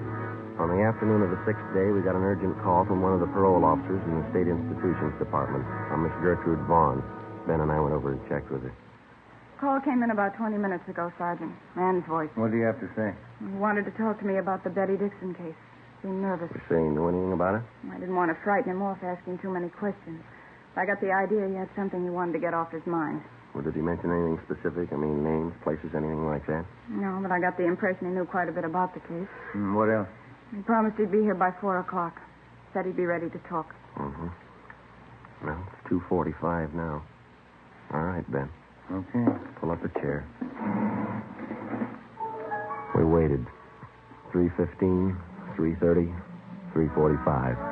No sign of the anonymous caller. 4 p.m. Still no sign. We waited. At 4:30, the office door opened and a tall, thin girl with brown hair came in and walked straight toward the desk of Parole Officer Gertrude Vaughn. We saw Miss Vaughn motion the girl across the room toward us. It was Evelyn Coleman. Sergeant. Miss Coleman? How are you? I know where Floyd is. I'll take you to him. 4:35 p.m. Ben and I left the state building with Evelyn Coleman, got in our car, and drove north across the city, according to her directions, until we got on Highway 66. We continued driving north out of the city. Evelyn Coleman sat quiet in the back seat, looking at her hands folded in her lap. Except for directions, she said nothing. Approximately 3 miles out of the city, she directed us off onto a county highway. We drove east for a few miles, then we turned north onto an unpaved road lined with eucalyptus trees. We'd gone a little less than a mile when she directed us to pull up. We can walk the rest of the way. Okay. It's not far. All right. All right. This way. Your brother been out here all this time? He didn't tell me. He called this morning. Supposed to give himself up. What happened? I don't know. He's worse now, I think. Could hardly understand him on the phone. Doesn't make sense. Is he alone now? He was when I left him. We go across this field here. Okay. Yeah. Is your brother armed? No. That it over there? Yeah. Shacked by the trees. You'll see he's treated right. Yes, ma'am. We'll see to it.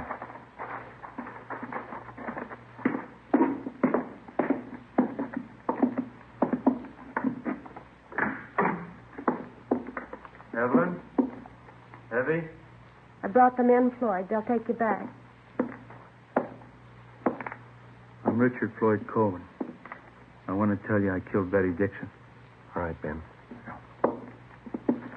I wanted to marry her. She didn't want it. She dared me to kill her. I grabbed a knife. We can talk about it later, huh? She was lying on the floor. She said, "Kiss me goodbye." I held on to her. She seemed to go to sleep. We have to go, Floyd. You tell him, Evie, I loved her. You tell him that. Yeah, I will. She dared me to kill her. She said I didn't have the nerve. She asked me to. Yeah, all right. Come on. Try to tell him that at the hospital. Yeah. I'm not crazy. The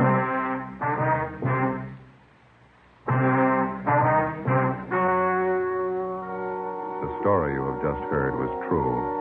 Only the names were changed to protect the innocent.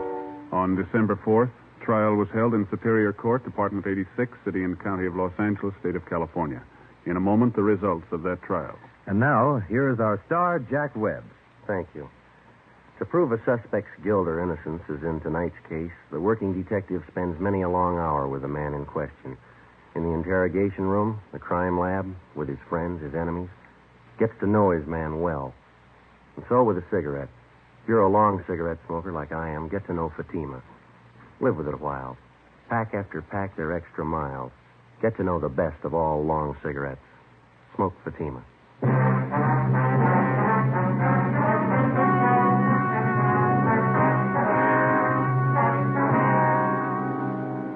Richard Floyd Coleman was examined by 6 psychiatrists appointed by the court and was found to be criminally insane. He was committed to the state mental hospital at Mendocino for an indefinite period of time. You have just heard Dragnet, a series of authentic cases from official files. Technical advice for Dragnet comes from the Office of Chief of Police W.A. Wharton, Los Angeles Police Department. Fatima Cigarettes, the best of all long cigarettes, has brought you Dragnet from Los Angeles. Sarah Berner is delightful in Sarah's Private Caper, next on NBC.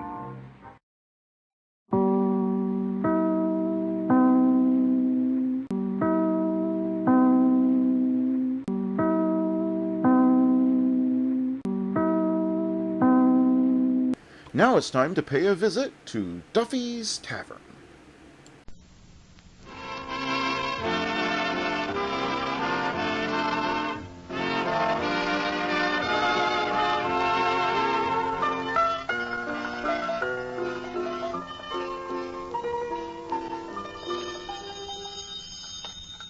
Hello, Duffy's Tavern, where the elite meat to eat. Archie the manager speaking. Duffy ain't here.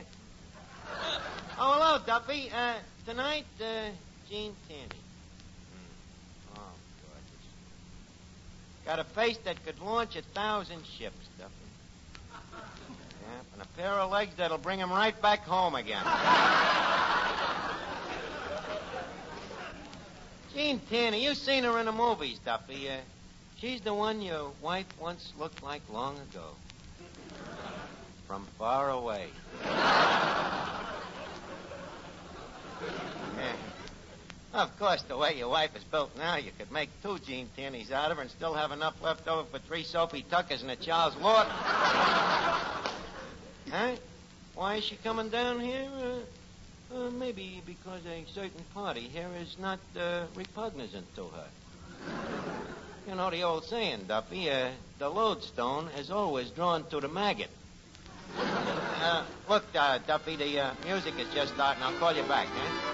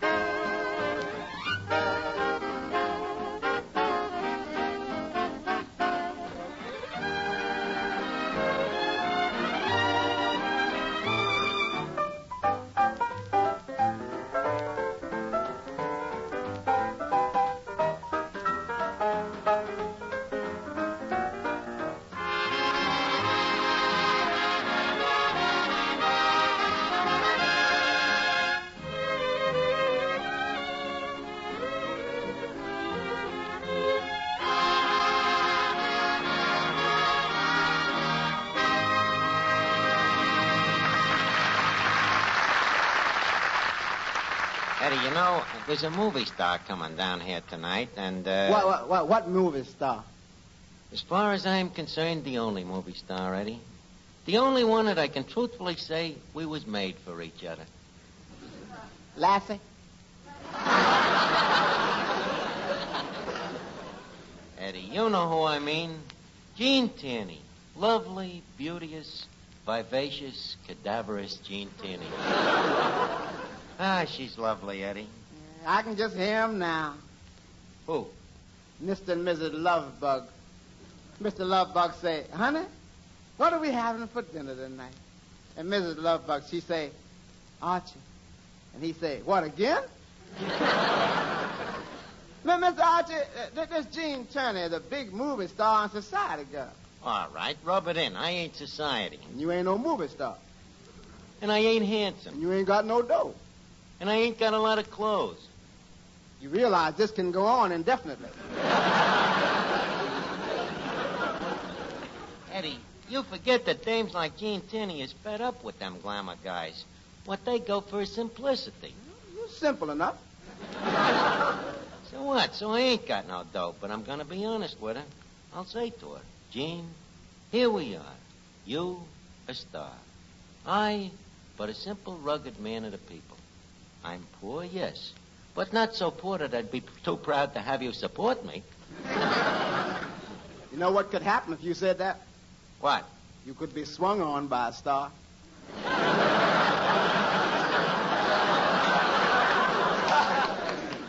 Eddie, don't argue. Me mind is made up. Well, okay, if you'd rather be a mule. Look, Eddie, a little more respect, please. You have to go back to that again? Well, I suppose I can't force you to respect me. Either you do or you don't. What do you mean? Either you do respect me or you don't work here. Honest, sometimes I get... Archie. Oh. Hello, Finnegan. Hey, Arch, could you lend me the loan of $5? Lend me the loan. What grammar? Finnegan, loan me the lend of $5. Besides, what do you need $5 for? To take out an insurance policy. The agent is here. Finnegan, you taking out insurance? Well, Arch, the way the agent says. No man with my intelligence should be without protection. Yeah, I agree with him. What kind of insurance are you taking out? Accident. Accident, huh? It's a swell policy, Arch. Only $5 a year. You can walk in front of a truck without getting hit. Finnegan, an accident policy means if you get in an accident, the company has to pay you. They do? Yeah. Do what, suckers? Hey, Arch, don't tell the agent about it. He might refuse to sell me the policy. Oh, Finnegan. Finnegan, I haven't got much more time. Oh, Mr. Hancock. Arch, this is the agent I was telling you about. Archie, meet Sam Hancock. Oh, how do you do? What company are you with, Mr. Hancock? The Mutual, General Fire and Theft, Liability Mutual, Fidelity Mutual, Accident Company, Incorporated. Well, it's a pleasure to know you. It's mutual. Thank you. Well, you see, Mr. Finnegan here is a friend of mine. I would like to know a little more about this policy. Well, it's our newest type of accident policy. Complete all-over coverage and sub-coverage, reimbursement rider, premium waiver, with convertible features. Mm-hmm. Well, so far it sounds very dapt. Hi, Arch, what's that convertible thing? That's in case you get hit by a car with the top down.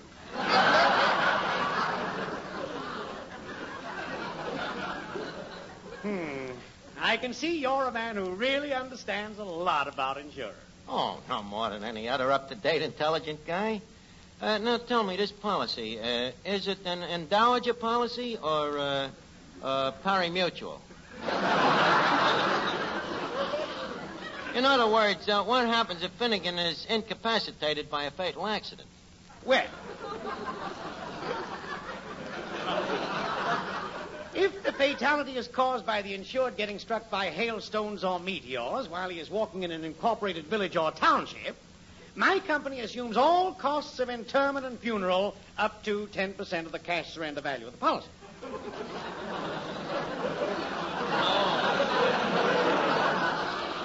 Provided, of course, that the insured can prove that death was unavoidable. Well, that seems fair enough. Yes, and another thing. We pay instant. The motto of our company is, when rigor mortis sets in, so do we. Now, what about the money, Mr. Finnegan? Oh, yeah, Archie. How about the $5?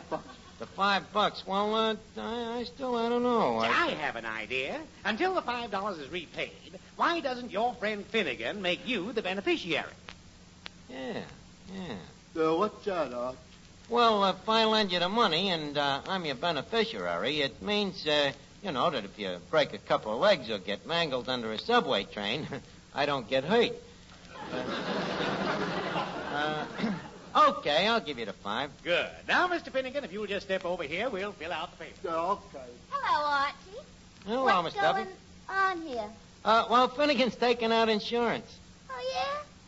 That's just what Pop and Mama was fighting about this morning. They was fighting another fight, huh? Uh-huh. Your old lady swinging that baseball bat again? Oh, no, it wasn't a serious fight. Just bare fists. What was the fight about? Insurance. Mama feels Papa should take out more life insurance. Why? Well, Archie, even though she can't bear to think of it, she knows that Papa isn't getting any younger. And, well, if anything happened to Papa, she'd be too old to go to work. And what could she do? Oh, Miss Duffy, nothing's going to happen to your father. Well, Mama's more foresighted than you are. She knows the way she's been beating him lately. Believe me, the man I marry will carry plenty of insurance. Well, do you think that the guy that marries you would be able to get insurance? Why not? Well, do you think he could pass the eye test? Archie, that could be an insult. If it ain't, I'll apologize. Well, that's better. Touche. So, leave us not argue, huh? Anyhow, I'm in too good a mood tonight. Gene Tinney is coming down here. Oh, running after movie stars again, huh? So what? You're always running after guys. But you're such a snob, you only run after movie stars. At least I'm democratic. I'll run after anybody. Look, Miss Duffy, I think who I run after is my own negative.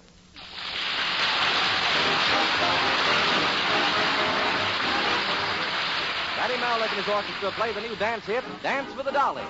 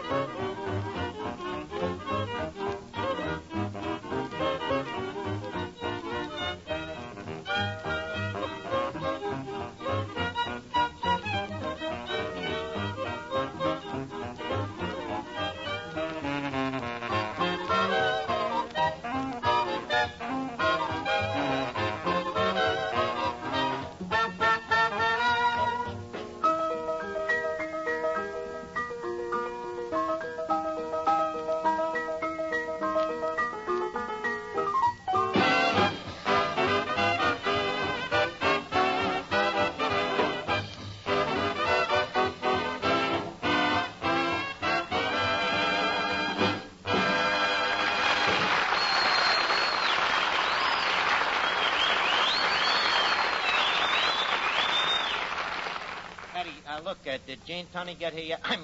Gene Tinney? Now, calm down, Mr. Archer. Calm down. Honest, I'm as nervous as a newborn bride. Hey, wait a minute, Eddie. Here she comes now. Look at her, Eddie. Ain't she the most redundant thing you have ever seen? Well, good evening, Miss Tierney.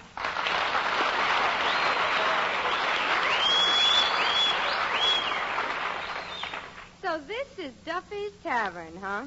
Gene, it was Duffy's Tavern. But what you hear, it has become the Bower of Beauty. The Temple of Punkritude. Thank you. Are you Archie? I was Archie. But now I am Romeo. Young Lockenbox. Casserole. So you're Gene Tierney, huh? Well, I was Gene Tierney. And what are you now? Sick to my stomach. What do you mean? Bower of Beauty, Romeo, Archie. Girls don't fall for a corny line like that. You know, huh? Miss Tierney, you see this little red book here? Yes, See this list of names in it? yes. Miss Tierney, this is not a milk route.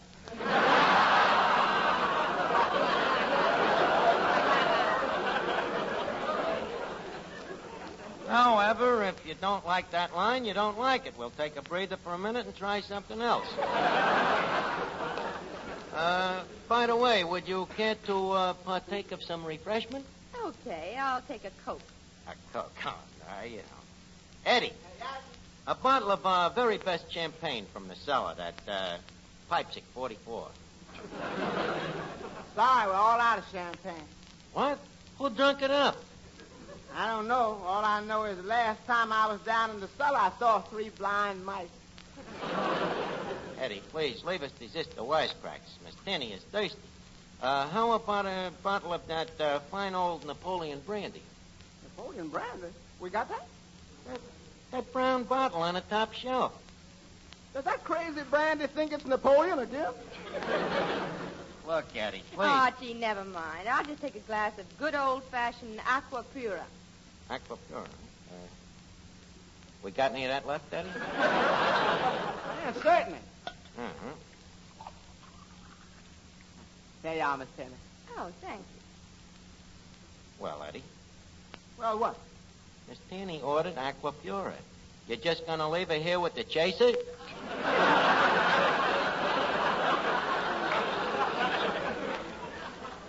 Mr. Archie, aqua pura is water. Oh, I guess I was thinking of Aqua Caliente. You're getting in the hollow water but a minute. Oh, Miss Duffy, Gene, shake hands with Miss Duffy, the fruit of Duffy's marriage. How do you do? Likewise, I'm sure. You know, Miss Tierney, a lot of people have told me that you and I look alike, but now I can see there's a difference. Our hair is different colors. Miss Duffy, your hair is different colors.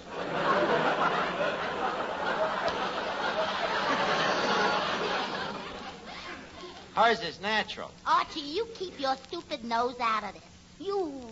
Oh, men. Miss Tierney, wouldn't it be wonderful to do without men forever? Honey, are you nuts? We could get along without them. Men is only a habit, just like smoking. Do you smoke? No, I can't get cigarettes either.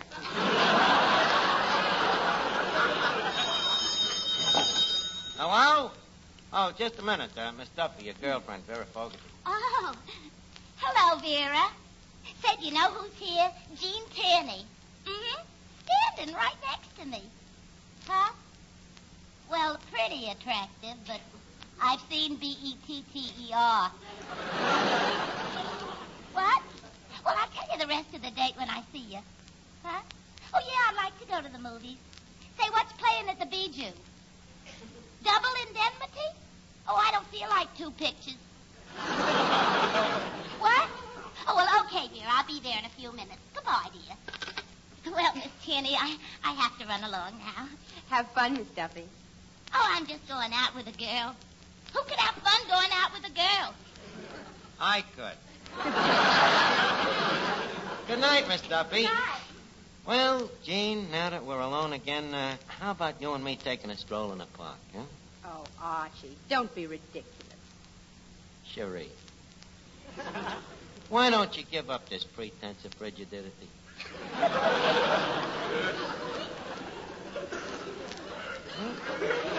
Please. You know that you're in love with me. I certainly am not. A likely story.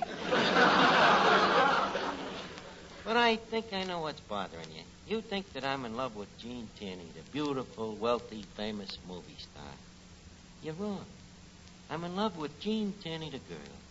The beautiful, wealthy, famous girl.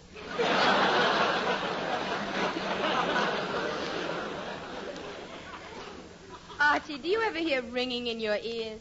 Yes, darling, and it's wedding bells. Wedding bells? Can you afford to get married? Why not? How much would it cost?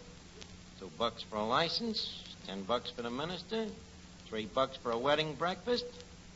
I make that kind of dough in a week.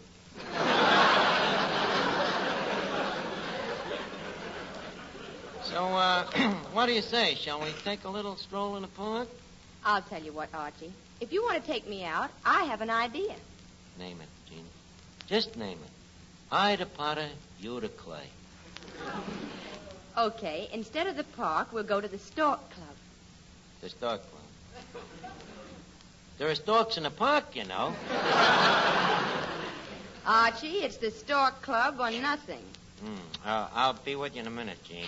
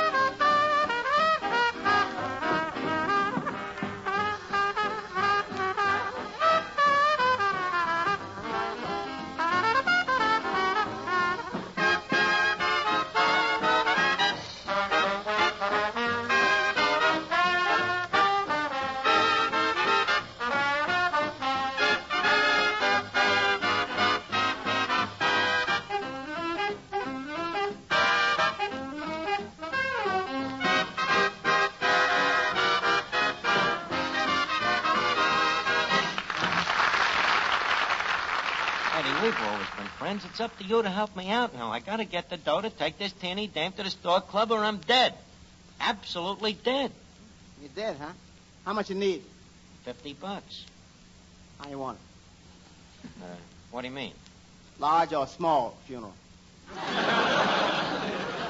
Stop it, Eddie. Where am I going to get $50? How about trying Miss Duffy? I can't. She went to the movies. She had to see that Double Indemnity. Hey, I just remembered. I'm Finnegan's beneficiary. So? Eddie, did you see Double Indemnity? No. Very interesting. All about two people who knock off a guy for his insurance. Funny, I should just happen to think of a picture called Double Indemnity, eh? Yeah. Funny, I should just happen to think of a book called Finnegan's Wake. Just a second, Eddie. Are you insinuating that I would homicide Finnegan? I'm just thinking in terms of some little thing, you know, some slight mishap. His arm, maybe, or a small conclusion of the brain. Which on Finnegan wouldn't even show.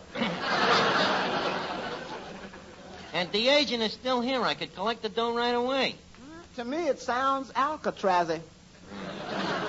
Look, don't forget the old proverb, Eddie.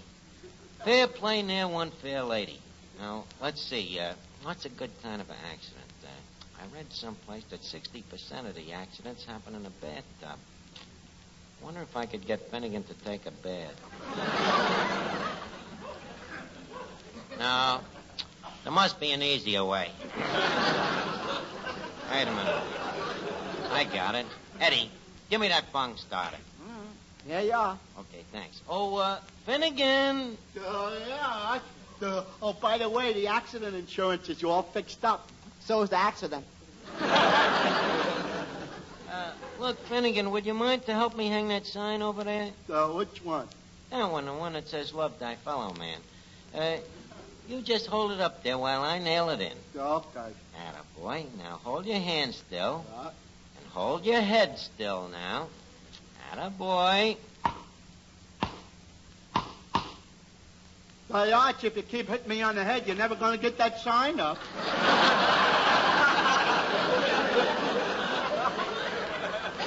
Brother, this is going to be a tough nut to crack.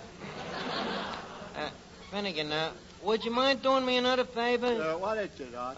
I want you to go down to the cellar for me. Sure, Arch. Gee, you're nice today, Arch. What do you mean? Usually you ignore me, but today you're so attentive. Yeah, huh? Yeah. Okay, Finnegan, now down in the cellar. Here, you go ahead of me. Okay. Mm-hmm. Now, be careful you don't fall down the steps, Clifton. Don't worry about it. Good heavens. Finnegan has accidentally fell down the stairs. Don't kid me. I know what you did. What are you talking? I was just patting me pal on the back. One does not pat one's pal with both hands and a foot. Hey, Arch, what is it you wanted me to get down here? If you didn't already get it, you might as well come back up. Boy, this guy is immortal. Hey, Arch, guess what? I fell down the steps. You did? How horrible. But how come you can fall down a whole flight of stairs and not get hurt? Clean living, Arch. This guy is thick-skulled all over his body. Wait a minute. Europa, I got it. Finnegan, have you tried the free lunch here lately? Free lunch? Nobody eats your free lunch here. But Finnegan, are you a nobody? That's right. I'll try it. Oh, this is very tasty, Arch. Yeah, go ahead, keep eating it. Try that laminated herring. Oh, boy.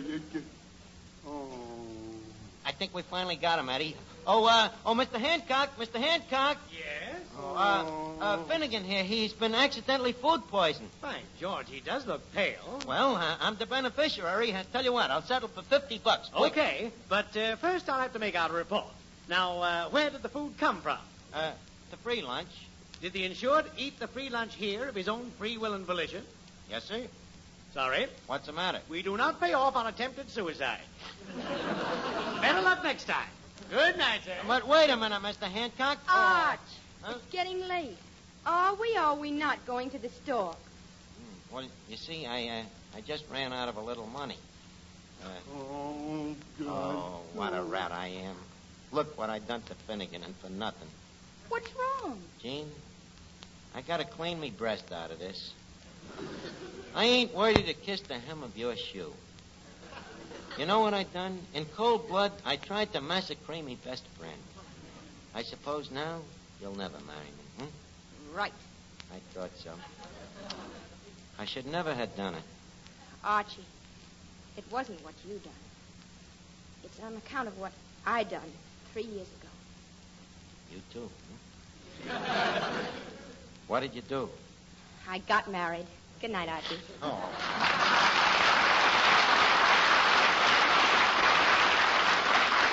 boy. It's lucky I found out in time. In addition to a murderer, I would have been a bigamy. Hey, Arch, you got any more of that free lunch? Finnegan, I thought the free lunch made you sick. No, Arch, I liked it. Well, what was you groaning about? I was groaning about the swell chance I missed. What do you mean? Well, when I fell down them steps, if I would have hurt myself, I'll bet you we could have collected $50.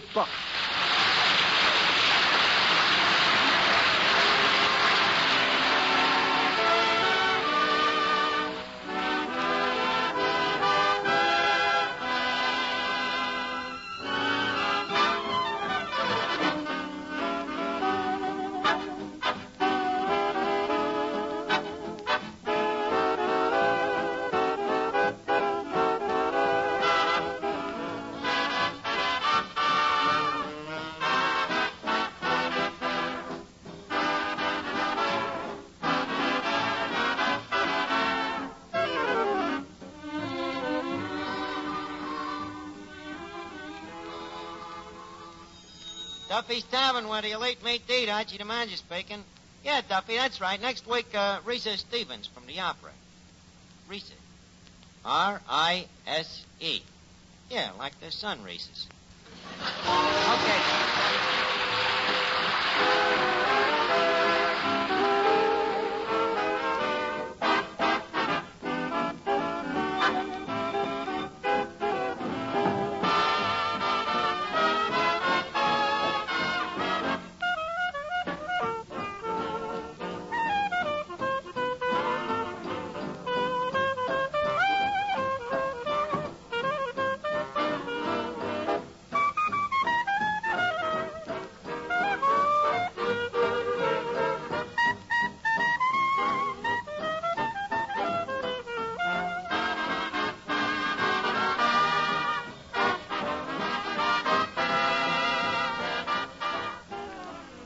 This is the Armed Forces Radio Service.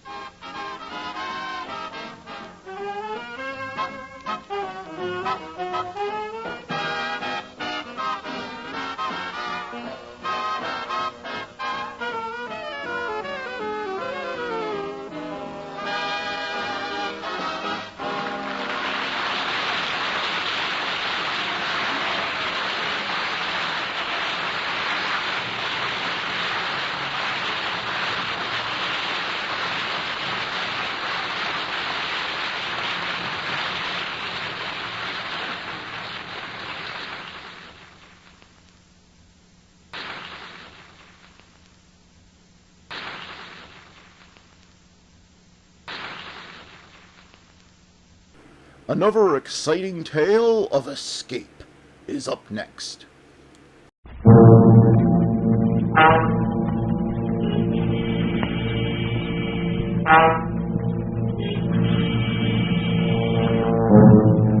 You are lost in a London fog, uncertain whether the figures looming around you are real or creatures of your imagination. And somewhere in the wet grayness lurks a murderer from whom you must escape. Escape,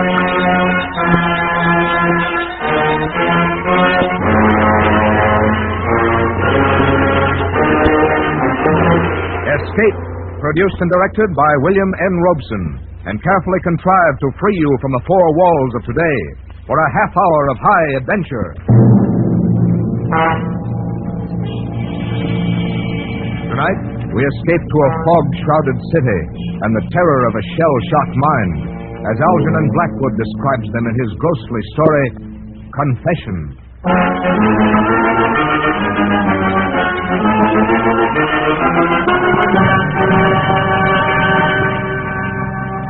There was no doubt about it. The woman was dead. Her cheek was cold to my touch. The head of the long, sharp hat pin protruded from her breast above the heart. She was dead, murdered. And I stood there by the bed, my brain whirling crazily. I was alone in an empty house with a murdered woman.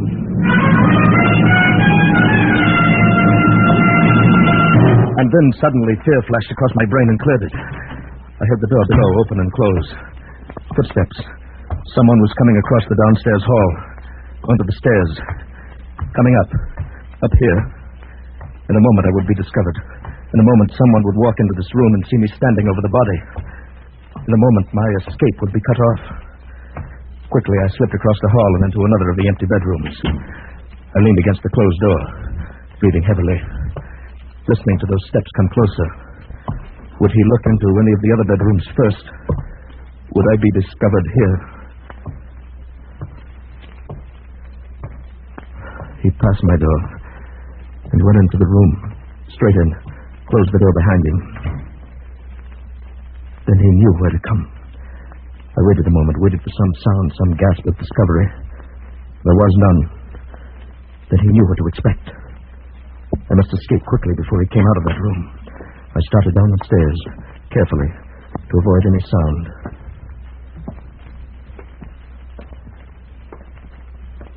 And suddenly the door of that room opened. The beam of the flashlight searched down the hall. I took the stairs 3 at a time, burst open the front door, and fled into the street, fled into the sanctuary of the fog.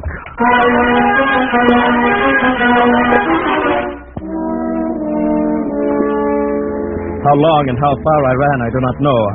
I could see nothing, feel nothing but the clammy dampness of the fog. I don't know whether he was still following me or not. I ran out of sheer terror, up one street, down another, with no idea of where I was or where I was going. Perhaps I was running in circles. Perhaps I would run right back to the house. Well, I stopped. I leaned heavily against the wall. My hands were shaking as I raised them to my perspiring face.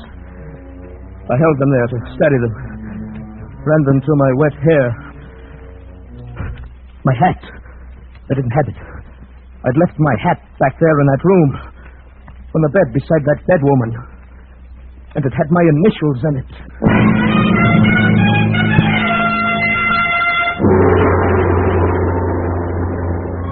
Nearby, a street lamp formed a fuzzy ball of yellow in the enveloping murk. And now a figure loomed suddenly beneath it, just as she had materialized so short a time ago under another streetlight. Or was it the same one? Was it she again? Was it he, the one who was following me? Was it real at all? Perhaps it was only a creature of my madness.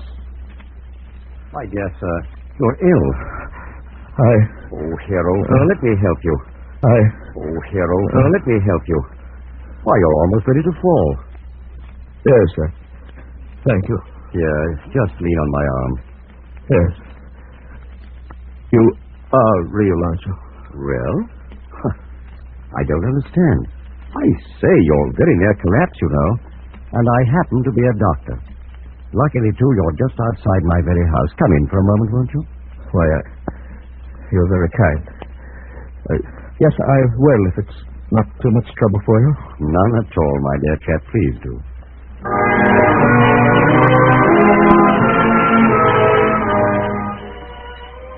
Within 5 minutes, I was seated in a comfortable chair before a toasting fire, sipping a hot cup of tea. I could feel my nerves relaxing, but the traces of my illness must have been clear on my face, because my host observed. Your trouble is shell shock, isn't it? Why, yes, how did you know? I've been in the service, and I'm a doctor. Oh, of course, I only meant I'm supposed to be recovered, or almost, but I got lost in the fog, felt ill suddenly. Terrified, you know. I know. You should never have been out on a night like this. If you've got far to go, you'd better let me put you up. You're very kind indeed, but I don't want to be in any trouble. I don't want to be in any trouble. No trouble at all. I'd like to be of help. The least we veterans can do for each other. Oh, the blasted war. Thank goodness it's over. Not English, are you? No, Canadian. I haven't been demobilized yet. I'm still in the Army Hospital at Regent's Park under the care of Dr. Henry. Ah, yes. Very good man. I'd say he's done well by you. Up till tonight, I mean. Yes. Of course, we had no idea there would be a fog. I still get in a panic when I feel all alone. Well, that's usual, but then there was something more than that tonight, wasn't there? What do you mean? Simply that you've had rather severe shock quite recently, haven't you? How did you know that? My dear chap, I'm a doctor. My business to know. You were in much too agitated a state when I found you for me to suppose it could have been done simply by the fog. And if I may hazard another guess, I should say it would be a relief to you and wise as well if you could unburden yourself to someone who would understand. Am I not right? Someone who would understand. That's just it. I doubt if there is anyone like that. It's so incredible. Oh, the more incredible, the greater your need to tell it. Repression in cases like yours can be dangerous, as you must know. You think you've hidden it, but it bides its time, and it comes up later, causing a lot of trouble. Confession, you know. Confession is good for the soul. Yes, I suppose you are right. But it is so wildly unbelievable. Since we're strangers, my belief or disbelief can make no difference. And I think I can promise you in advance that I shall believe all you have to say. Well, I've got to tell somebody about it soon anyway. Cigarette to help with telling? Thank you.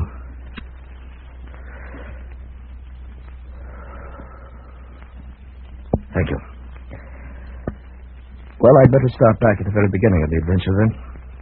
It started today at the sanitarium. I've been there for some months, and today, when Dr. Henry called to check on me, I knew... Well, young man, you're as fit as a prize heifer and twice as frisky. The diet here must agree with you. I have no complaints, Doctor, but if I'm well again, then I'd like to get back into circulation. Will you listen to him, nurse, rushing things as usual? You'd think he didn't like us here. The way he bothers us to let him go into town, I'm sure of it, Doctor. He's getting so healthy, he's bursting at the seams. There, you see? How about it, Doctor? Can't I just have a day or an evening in town? What's the great attraction in that dirty place? Some girl, no doubt? Well, yes, that is in a way. I met her in France. She's a Red Cross girl. She's invited me to stop in for tea if I'm up in London, and, well, it's just that I'd feel human again, seeing a girl having tea, a cigarette, chatting. That's all. Young man, I not only approve of your day in town, I'm prescribing it. It'll do you good. You've got to start getting used to society again anyway. And you think I can manage it alone? Why not? You get around the neighborhood by yourself well enough, don't you? Nothing so very different about London. Certainly nothing to be afraid of.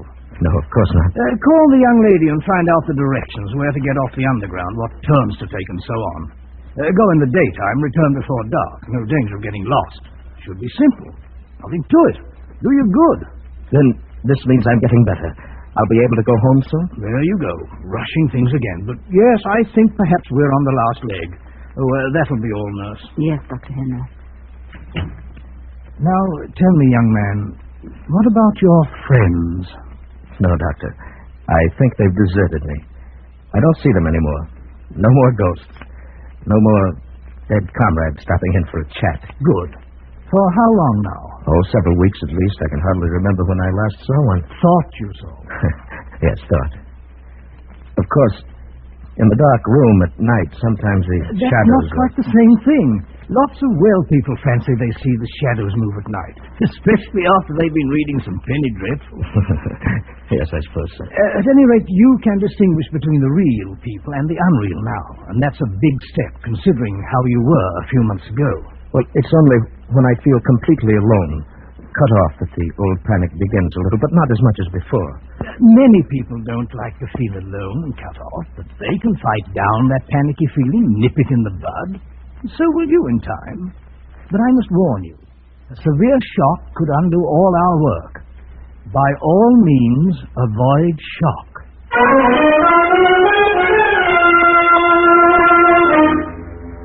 Avoid shock, he said. Very funny, isn't it? But who could have known then what would happen? How could I have suspected as I went about planning my day in town, my holiday? I called the girl, arranged our tea party. I was to be at her little house in Morley Place at 4. So you defined the first time. With your Canadian backwoods instinct, she'll probably manage it better than any Londoner. Yes, I'm sure I will. It's near South Kensington Station, then. Exactly. You change at Piccadilly Circus Yes. without leaving the underground station and come to South Ken. That's 3 streets left from there, then 2 right, 1 more left, and right again into Morley Place. It's really not far. Oh, I'll find it, all right. Now, don't go to any great bother. Oh, you just leave that to me. This is a special occasion, you know. Till 4, then. Until 4. Yes. Thanks.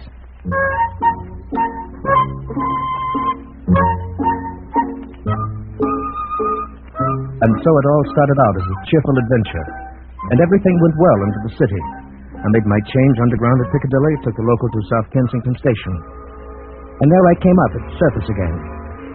And when I walked out, I stepped into a solid, opaque blanket of white fog. I could hear the traffic, the rumble of the city around me. I could hear footsteps, an occasional muffled voice. But I could see almost nothing. This is how a blind man feels then. The only objects of relief from that dreadful enveloping gray wall were an occasional blur of yellow from a street lamp, or a motor car headlight.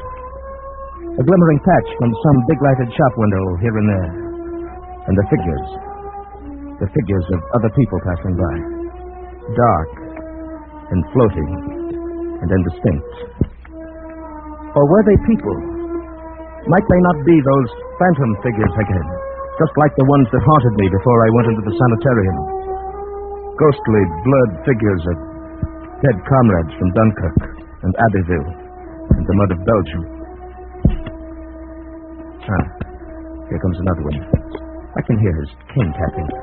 Look closely now, make sure.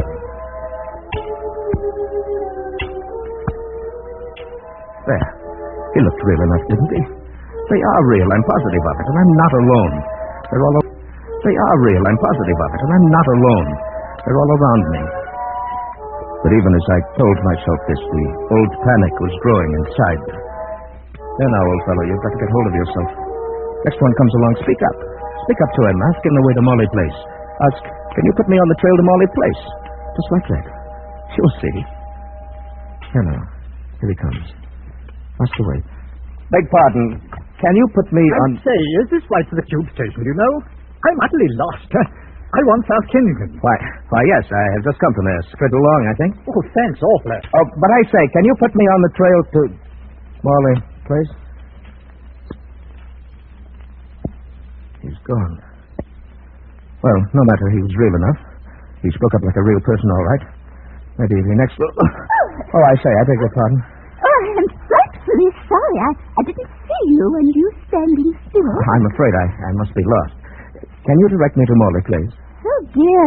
I think you've missed your turning. You'll have to double back a street and maybe two and take the first turn to the right and go one street and then double back two and then left again and you'll come. I say thanks. That was first right and then... She's gone. Disappeared. Like a ghost.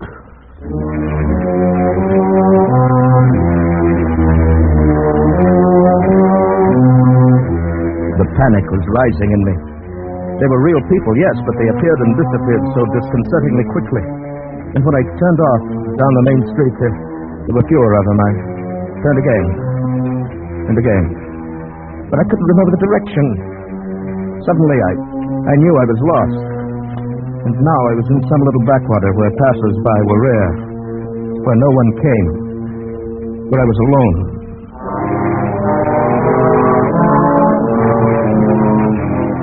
Now the panic swept over me.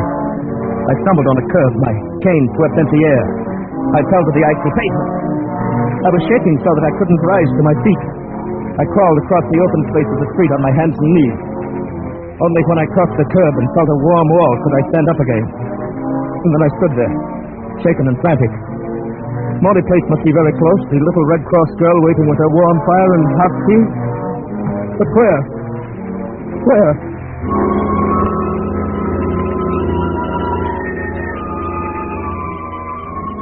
Suddenly, in the yellow blur of the nearest street lamp, a faint darkening of the fog caught my eye.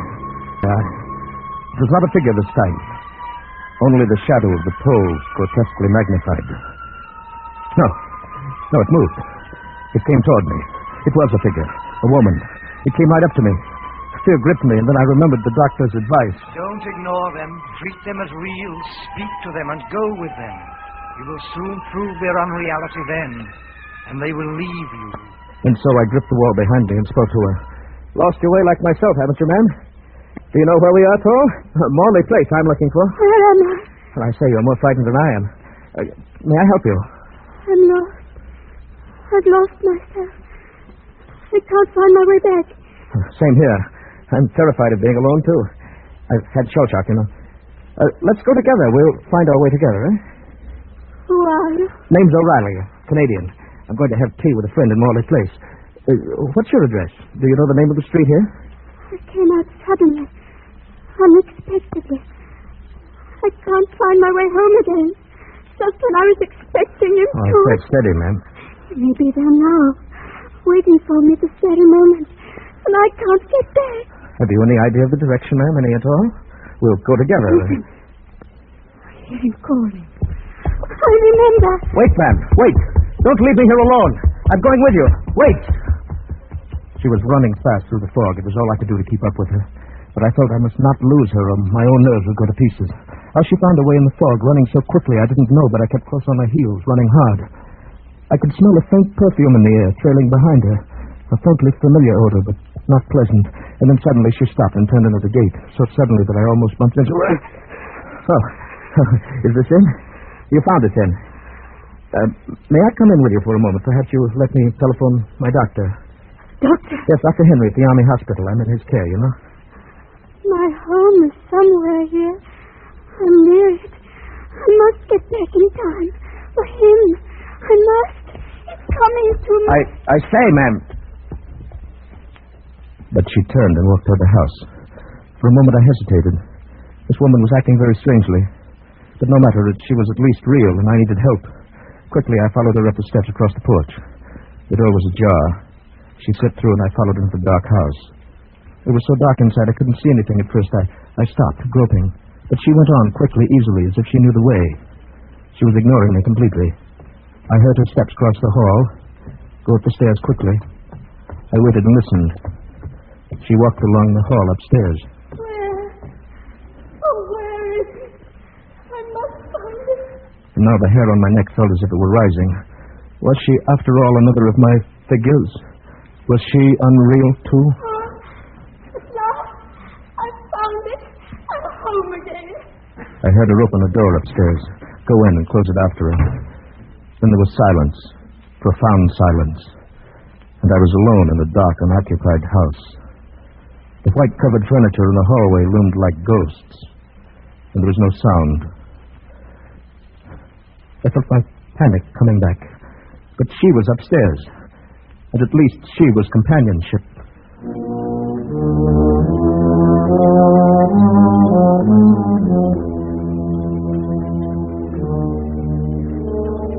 I groped my way up the stairs, along the upstairs hall. There was no sign of life. Where are you? I want to help you. Which room are you in? There was no answer. But as I put my hand on a table to steady myself, I felt something. It was a candle stump. With a gasp of relief, I took it up and lighted it. Now I could see a little. One by one, I tried the bedrooms. They were dusty and unused. The furniture covered, the mattresses rolled up on the beds. They were all alike. Until I opened the last door. Instantly, I knew this was it. I smelled the perfume. Only now I recognized it, understood why it was unpleasant to me. It was the smell of a hospital, of chloroform. And there was the woman. Her dark fur coat wrapped around her. It was the woman. Her dark fur coat wrapped around her. Her jewels just showing at the neck.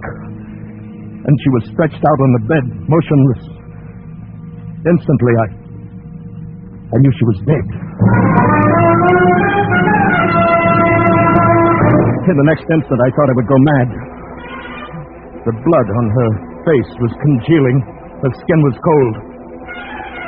I knew then that she'd been dead for an hour at least.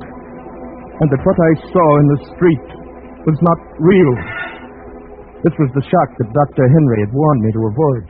And what happened then? Well, I heard the door open up downstairs. Someone came in. The one she'd been expecting, no doubt. And suddenly I realized the danger of my being found there beside a woman who had obviously been murdered. Well, I slipped into another bedroom, and when he went into that room with her, I slipped out and crept downstairs. I stumbled and he heard me, and I came out. I ran down and out into the fog, into the street and away. How long I ran or where, I don't know. When I was exhausted, I stopped. And then you came and found me. Well, what do you think? Tall tale, isn't it? Yes. Strange, but not incredible. I see no reason to disbelieve anything you've told me. Things equally remarkable, equally incredible happen every day in a big city. I know from personal experience. I could give you many instances. But the woman, I saw her, and yet she was already dead. Such things are hard to explain, perhaps cannot be explained, except, of course, your mind in its present state may still play tricks on you. Perhaps you saw a woman in the fog and followed her. You may have missed her and only thought you saw her go into that house. But what about the dead woman? She was real enough? Perhaps, perhaps not. She, too, may have been just fantasy. You may never have left the street. No, I'm sure of that, at least. I must believe it. She was real, and the man who came up the stairs was real. If I didn't believe that, I think I should go mad. Yes, perhaps that is important. Then, let me see. Have you any proof of what you saw? Something, perhaps, that you carried away with you? None. But wait. I left something there. My hat. I left it on the bed beside her body. My initials were in it. Ah? And so if it was all real, I shall be getting a visit from the police one day soon. Perhaps. And then I'll know. And I'll be charged with murder. I don't think so. You think the police would believe this fantastic story? As I told you, many strange things happen in a city like this. For instance, I knew of a similar case many years ago. Strangely similar case. Almost a coincidence. Would you like to hear it? Yes, I suppose so. It happened during the last war. A colleague of mine, a surgeon now dead, married a charming girl, young and beautiful. He was wealthy, and they lived comfortably for many years. They seemed happy together. Then came the war, and he went overseas. His income was stopped, of course. The big house closed.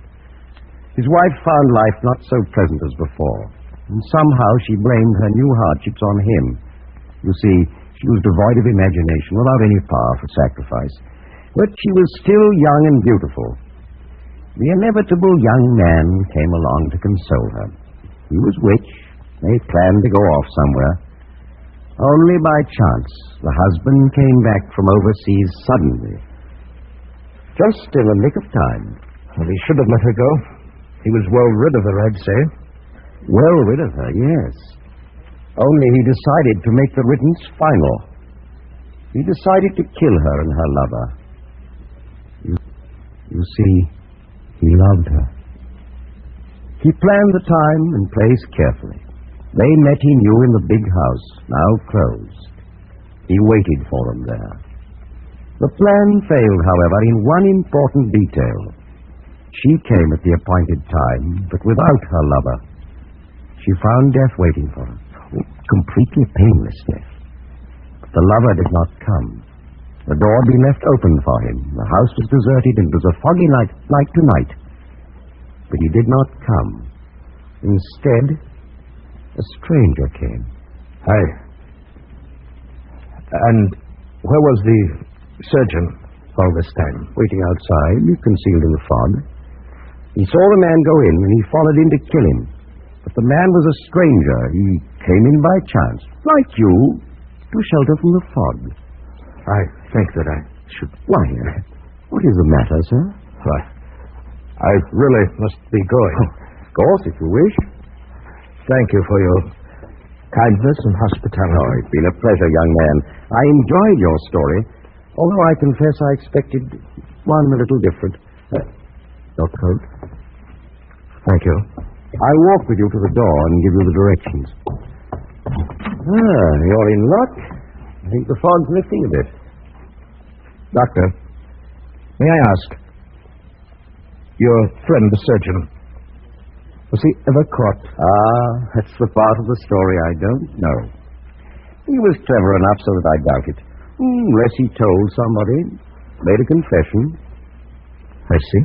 And even so, unless that other person had some proof. Oh, by the way, you can't walk about in the fog without a hat. Here, it's an extra one of mine. You needn't trouble to return it. Thank you. Thank you very much.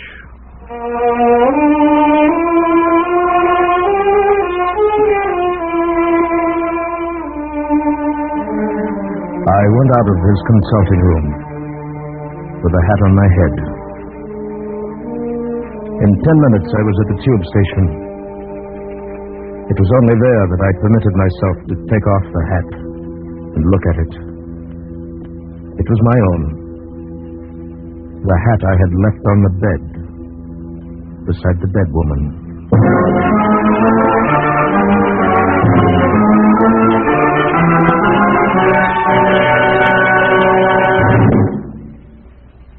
Escape is produced and directed by William N. Robeson, and tonight brought you Confession by Algernon Blackwood, adapted for radio by John Dunkel, with Bill Conrad as O'Reilly Ramsey Hill as the doctor, and Peggy Weber as the woman in the fog.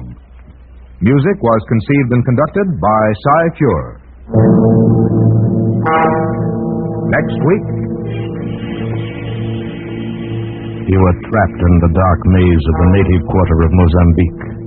A dead man at your feet, the police closing in around you. And beside you is a girl with whom you must escape.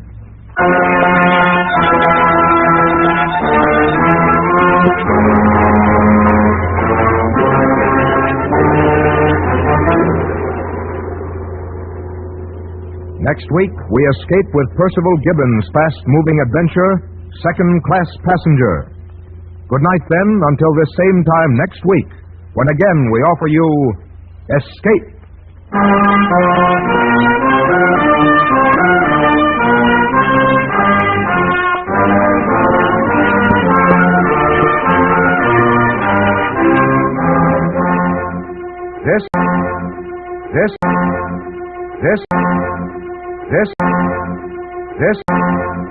This.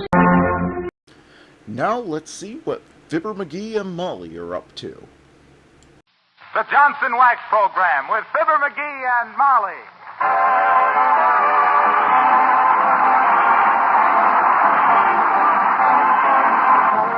The makers of Johnson's Wax and Johnson's Self-Polishing Glow Coat present Marion and Tim Jordan as Fibber, Magee, and Molly, with Bill Thompson, the King's Men, and Billy Mills Orchestra. The show opens with Crazy Rhythm.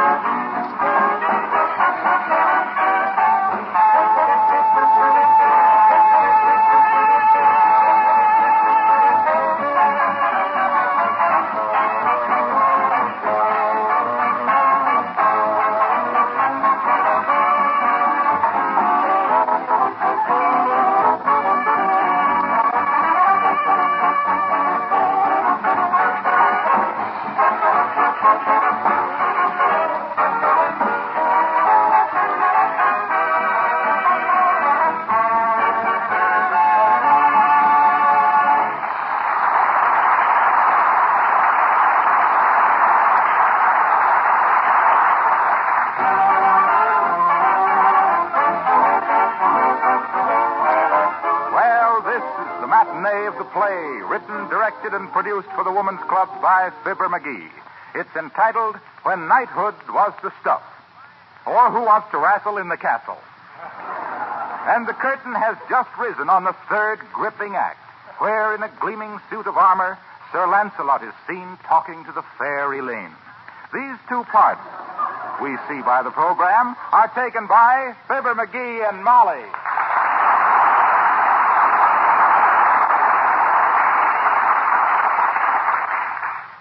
Sir Lancelot, do not be so distant. Come us closer to me, fair knight. Oh, sure.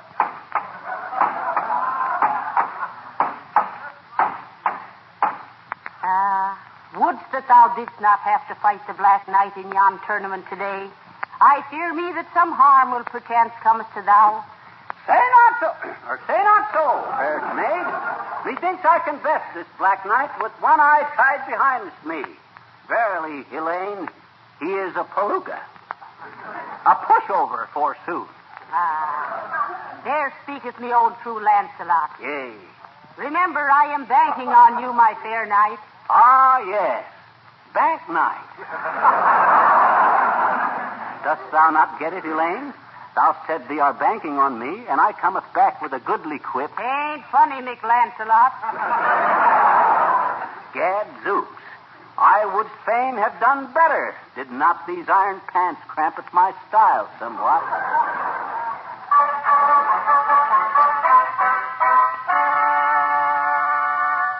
listen, my Lancelot. Someone approacheth the drawbridge. Is that what that was? Could it be the man who comes to our house when Papa's gone away?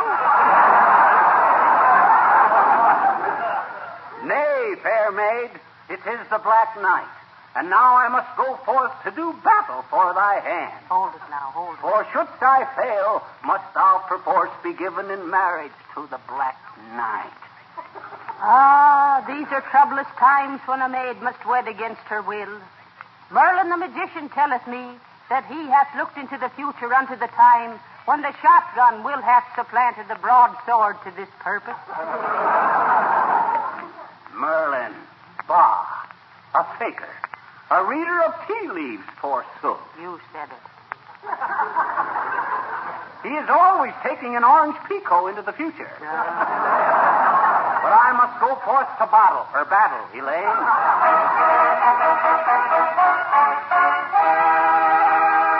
Aha! He cometh. It is Sir Throckmorton, the Black Knight of Gildersleeve. 4 of them. Off, Black Knight. Off.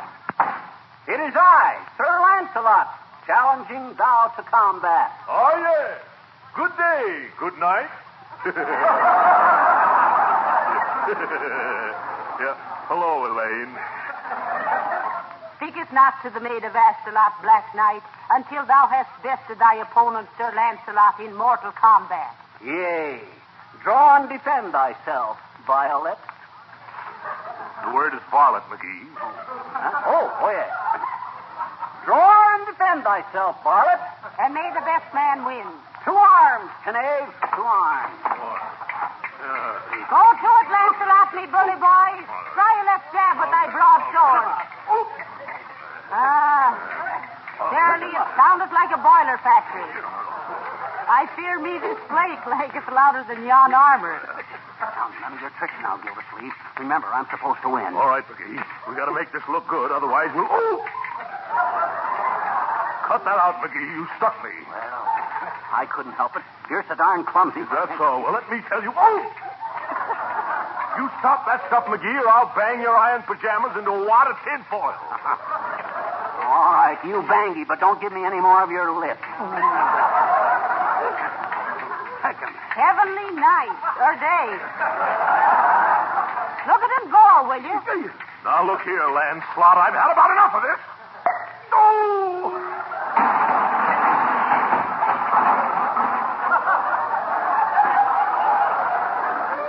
One, 2, 3, 4, 6, 8, 10. Out.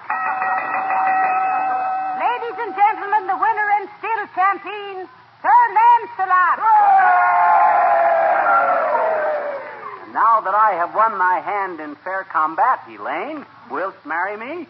I wilt indeed, brave Lancelot. Ah, do I wilt. What, fair maid? Thou seemest sad. Thy eyes are drooping. What botherest thou? Tell me, Lancelot, hath America yet been discovered? Nay, not until 8 centuries hence. Well, then how canst thou take thy bride to Niagara Falls?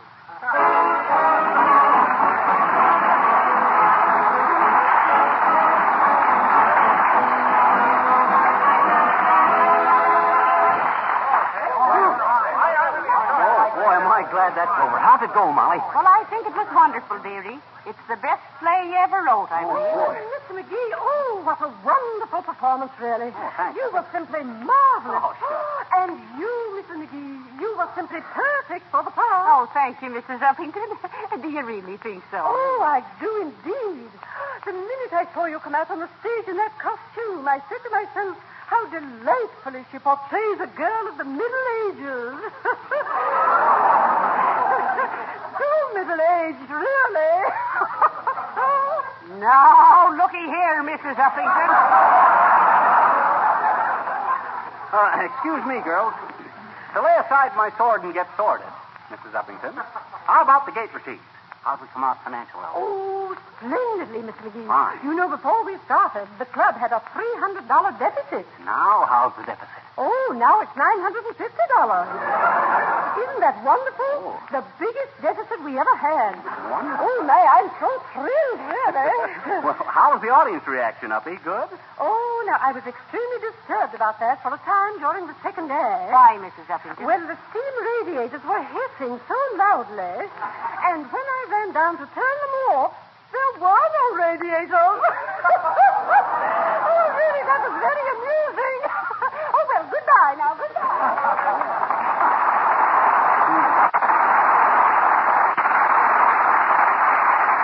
Very amusing, huh? It's easy to make some people laugh. Can you imagine that? Don't feel too badly, dearie. You did your best. I'm hurt. I really do think you overplayed your part a little when you slapped Mr. Gildersleeve down with your sword. That was quite a wallop I gave the old boy, wasn't it? I'll bet he thought he was playing with Olson and Johnson in helmets a-popping. Oh, here he comes. Now, look here, Magee. Oh, hello, Mr. Gildersleeve. My, you were wonderful as the Black Knight. So realistic, really. Now, I'll say you were, Gildersleeve. I think you got definite talent. In fact, I think you'd make a great character actor if you only had a little more character and could act. Is that so? Well, what was the idea of knocking me cold in the last act? That baseball bat wasn't in the script, Magee. Well, that was just sudden inspiration, Gildy. Did you see that dent in his helmet, Molly? That was the biggest depression I've seen since 1929. That's enough from you, Magee. Oh, yeah? Take off that armor and meet me man to man. I'll blitzkrieg you. Oh, here now, Mr. Gildersleeve. That's okay, Molly. That's the way the little boy wants it. Beat it now, Gildersleeve, and I'll meet you outside in 5 minutes. Oh, no, you won't. I'm going to wait right here for you. Oh, dear. Why do you two always have to be fighting? Why don't you patch things up, Magee? When I get through with this guy, they won't even be able to patch him up. Why, I'll...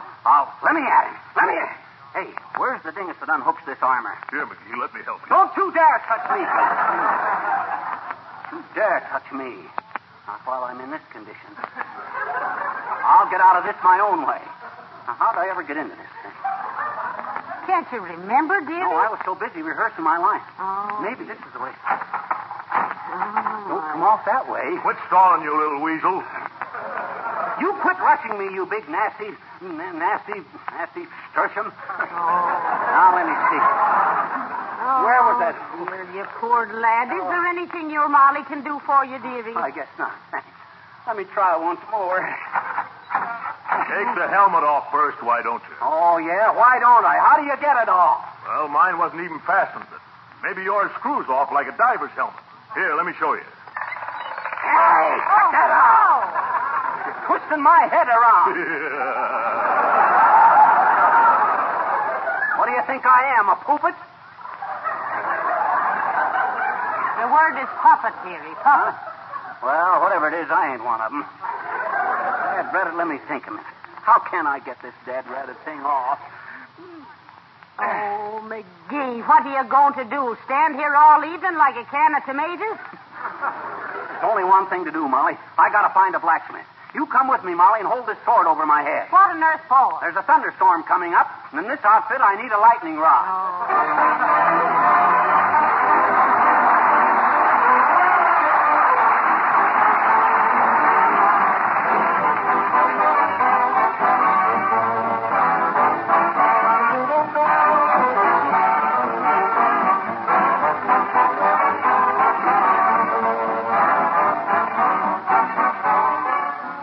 Get a big thrill out of driving a beautiful, shiny new automobile? Then listen carefully to what I'm going to tell you about Johnson's Car New. This startling new product will give you almost the same thrill at a trifling cost. You'll admit that the best polish for any car is a wax polish that protects the beauty of the finish. Now, here's a product that both cleans and wax polishes in one easy operation. Eliminates the old-time high cost and hard work. Many car owners write that cleaning and wax polishing took them only about 1 hour with Car New.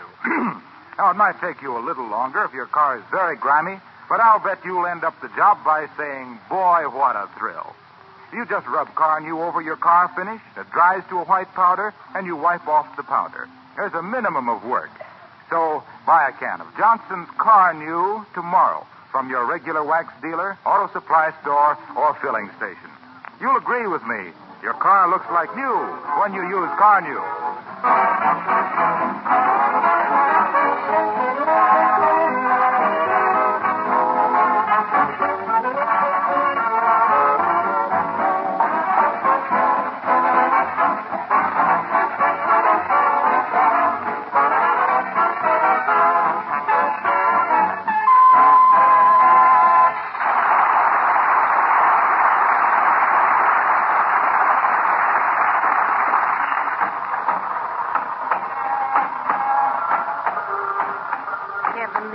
Aren't you getting tired, dearie? We must have walked 5 miles looking for a blacksmith shop. Oh, well, I think there's one right around this next corner. Oh, no, there isn't, Magee. Now, look here, Mr. Gildersleeve. How many times must we tell you to stop following us? Go on home, Gildersleeve. Beat it. Scram. I won't do it. I want to be there when you get that armor off. Well, I wish I could get it off right now, Gildersleeve. I'd show you. Now, run along and quit tagging us. I'll follow you as long as I want to. This is a free country. Oh, yeah. Well, let me tell you, Gildersleeve. All right. Break it up there. And you, where's your license? License for what, officer? For holding a procession inside the city limits. Come on now, dig down into that chromium cutaway and show me your license. Dad, Rabbit, we ain't holding a parade. This is a theatrical costume. Well, why don't you leave your costume in your dressing room, you show off? Quit acting like a kid, you scut. Now be on your way or I'll throw you in the can. Oh, yeah? Where do you think I am now? Come on, Molly. Well, hello there, Molly. Who's your friend in the galvanized gabardine? It's Fibber, Mr. Wilcox. We're looking for a blacksmith shop so we can get him out of it. Yeah, otherwise I'm going to be a knight the rest of my days, Harlow. Well, that's a tough spot you're in, pal. But those knights of the Round Table had the right idea at that. How so, Mr. Wilcox? Well, they knew that there was nothing like a hard, smooth outer layer of protection. Uh-oh. We will now hear from that polished nobleman, Circassian Walnut. Well, gee, it's true. Johnson's Wax gives floors and furniture a suit of armor that gives them positive protection in the battle against dirt and dust and wear and scratches. Tell me, Mr. Wilcox, did King Arthur use Johnson's Wax on the Round Table? Why, he must have, Molly. Johnson's Wax is good for round tables, square tables, coffee tables, card tables, ping-pong tables, kitchen tables, hall tables, night tables, dining tables. Oh, get to the end, Wilcox. Okay, and end tables. Ain't he marvelous, folks? You couldn't dampen that guy's enthusiasm with a fire hose. You sure you don't know where there's a blacksmith shop, Harlow? No, I don't, Fibber. But wait till you read what the newspapers say about that play of yours. Oh. Well, what's that got to do with his getting out of that suit of armor? Plenty. He'll feel so small he can crawl out through the visor. Well, good luck, pal.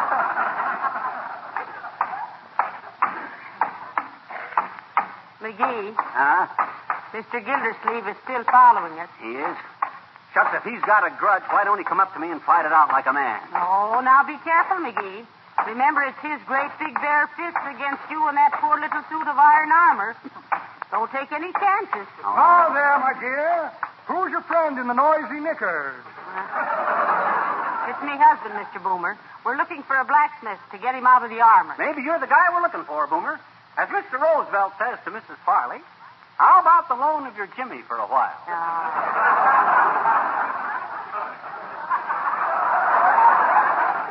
That's very good, Rattle Rompers. Very good. I've got exactly the thing for you. You have? Certainly have. Little invention of my own, the little gem can cutter and oyster opener. Guaranteed to open any Pullman window with one smart blow of the glass. Oh, hey, that don't sound bad. Do you think it'll work on me? Why, sleeve garters, one twist of the little gem and you'll come out of that sardine sarcophagus quicker than a rabbit can... Well, quicker than a rabbit can. Well,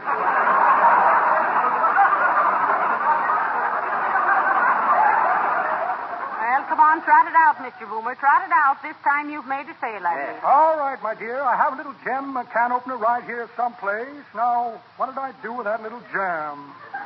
Let me see. Here's a sprig of mint leaves, in case I should encounter a leg of lamb. Little pop gun I used to pop off my top. Here's a small object no larger than a man's hand. In fact, that's just what it is. Looks mighty familiar, too. Well, it's mine. But what was it doing in my pocket?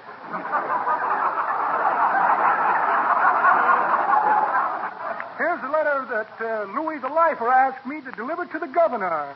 Says here, I've been in here for 30 years, and again Roosevelt and Taft and Dewey are going to run for president. I'd like to get out now, if you'll pardon me. This is where I came in.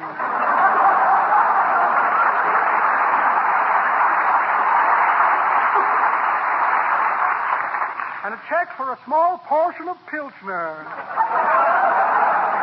Well, imagine that. No little gem can opener. Come to think of it, you've done me a good turn, foul fly. What you mean? I'm going right home and invent the little gem right now. Good day, my dear, and so long to you, demountable drawers.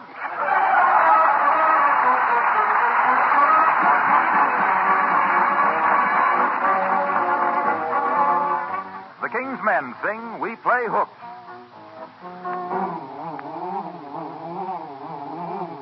We play hoops.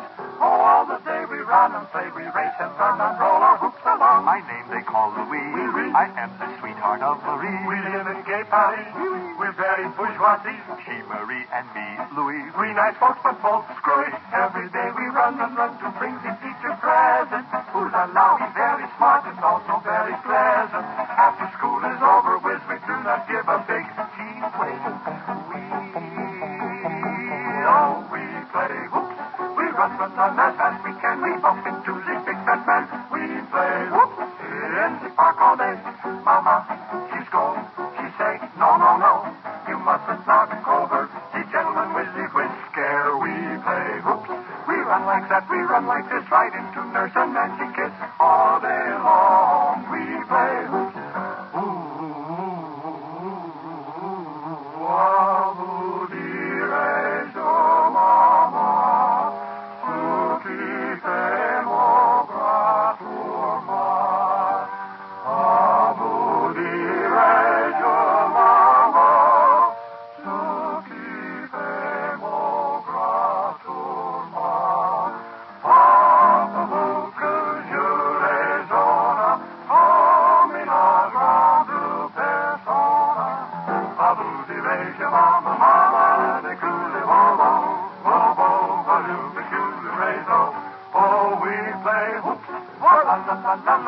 We laugh like this, ha ha ha ha.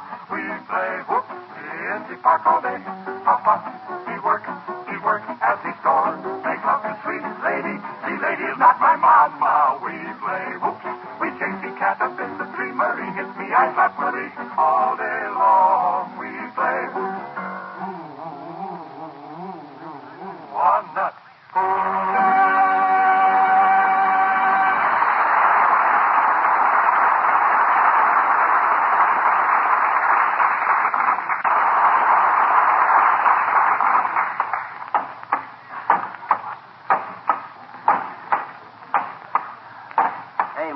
Yes, dearie. Is Gildersleeve still following us? Yes, he is. I just saw him duck around the corner. Lucky for him, I can't get this dead dreaded armor off. I'd pound him flatter than yesterday's beer. That guy don't know what he's up against tackling me, Molly. Oh, well, that's human nature, Magee, going up against hopeless odds. Just think of the man who ate the first lobster, dearie. I still don't see any blacksmith shops, Molly. What are horses wearing nowadays, anyway? Bedroom slippers? Ah, you poor lad. You must be simply worn out dragging around in that pile of scrap iron. We're right near our house. Why don't you go home and lie down a while? Hey, that's not a bad idea, Molly. After I get a rest, maybe I can remember how... Well, hello there, daughter. Who's the rummy and the rivets? Well, this is Mr. Magee, Mr. Oldtimer. Tis, eh? How'd you ever get in there, Johnny? Just overdid my diet, old-timer. Didn't have enough iron in my system, and now I got too much system in my iron.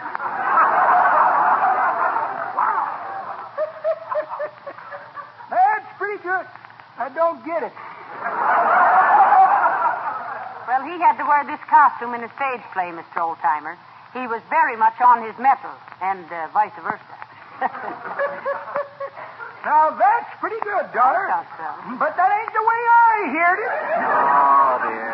The way I heard it, one feller says to t'other feller, say, he says, it won't be long now till all them political candidates start calling each other names over the radio. They were smart, they'd all take a tip from this program and use Johnson's wax in all their platforms. What you mean, says t'other feller. Well, says the first feller, you know what Wilcox says. Dirt can't cling to a Johnson wax surface. Well, it's commercial, but it's cute.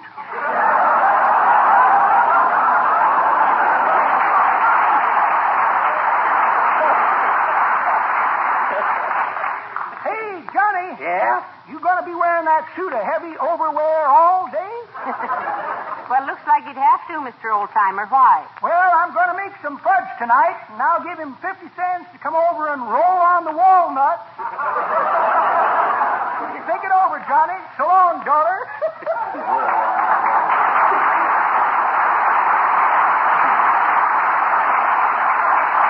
That old twerp. He's got more silly notions than a 5 and 10 cent store. Boy, am I tired. Tired all day. We're almost home, dearie, and I'll make you a nice cup of tea. And then I'll look in the classified directory for somebody to get you out of that thing. Might be a good idea to start looking under filing systems. Otherwise, I don't know how I'm... Hi, mister. Oh, hello there, little girl. Say, I seen you at our play tonight. How'd you like it? Well, I attended the play in my professional capacity of it. What you mean?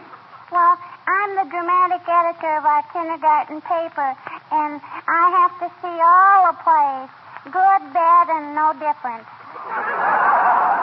Well, professionally then, sis, what'd you think of the underlying premise of our production? The underlying Huh? What'd you think of the show? Oh, well, I have always thought that the days of knighthood was a very romantic period. Oh, yeah, well, what'd you think of my performance? Well, I thought you were very unromantic, period. Don't you think I was pretty impressive in this suit of armor? Gee, that's funny. That's just what Roy Toops asked me. Oh, he did, eh? Mhm. He asked you what you thought of me in my armor, eh? Sure. And what did you say? Oh, come on, say it. I can take it. Flattery don't turn my head. What'd you tell Willie Toops about me and my armor? Do I have to? Sure. Well, Go ahead, sis. I said confidentially, Willie. He clinks.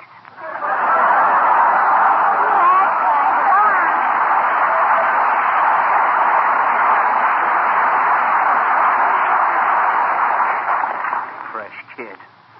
You know, Molly, I still think she's a midget. Well, thank goodness we're about home. Ah, there, Magee. Oh, dear. I've been waiting for you. Oh, my. Oh, so you haven't got that armor off yet, eh? That's a pretty acute observation, Gildersleeve. Now, out of my way before I flatten your arches with these iron Oxfords. You're a hard man, Magee. But wait till you climb out of that chafing dish. You'll be sorry. Is that so? Yes, that's so. Oh, yeah? Yeah. Say, who writes that snappy dialogue for you boys? Is it Noel Coward? Why should I waste any brilliant epigrams on this lowbrow? Come on, Molly, let's... Hey, wait a minute. Wait. Quick, lock the door. It's locked. Now, let me see. I jiggle this little gadget on the shoulder here, unhook the front, slide the helmet back. What? Oh! It's all off. Click the whistle. Ha! Boy, is that a relief. Ha! Give me the evening paper, Molly. Here. And here's your specs, dearie. But say, look here, Magee. If you could take that armor off so easily, why didn't you do it at the theater? What? And get my block knocked off? Magee! Have you got that armor off yet? Huh? Oh, yes. I got the armor off, but I got my glasses on now. Good night, Black Knight.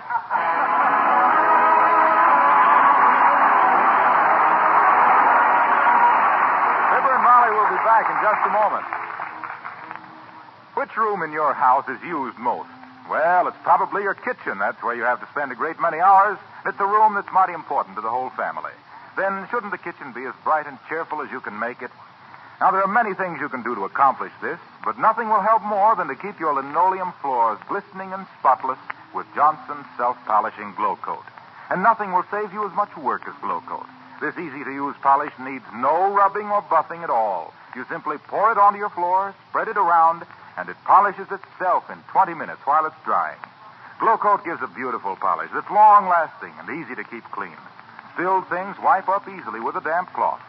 Many users write us that Glow Coat makes their linoleum last 6 times longer than unprotected surfaces.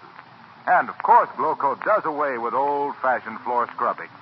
Buy a can of Glow Coat tomorrow. It's spelled GLO-COAT. Folks, next Sunday is not only dedicated to mothers, it is also National Hospital Day, in honor of the birthday of Florence Nightingale, the founder of modern nursing. Yes, so may we suggest you pay a visit to your hospital and get acquainted with your most helpful neighbor. And don't forget, it's the men and women in white we turn to when everything looks black. Good night. Good night, all.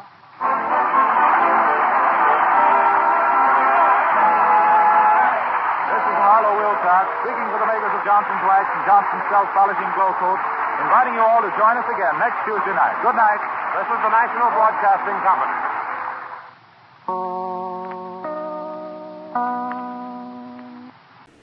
Flash Gordon is going to be taking you on an intergalactic adventure next.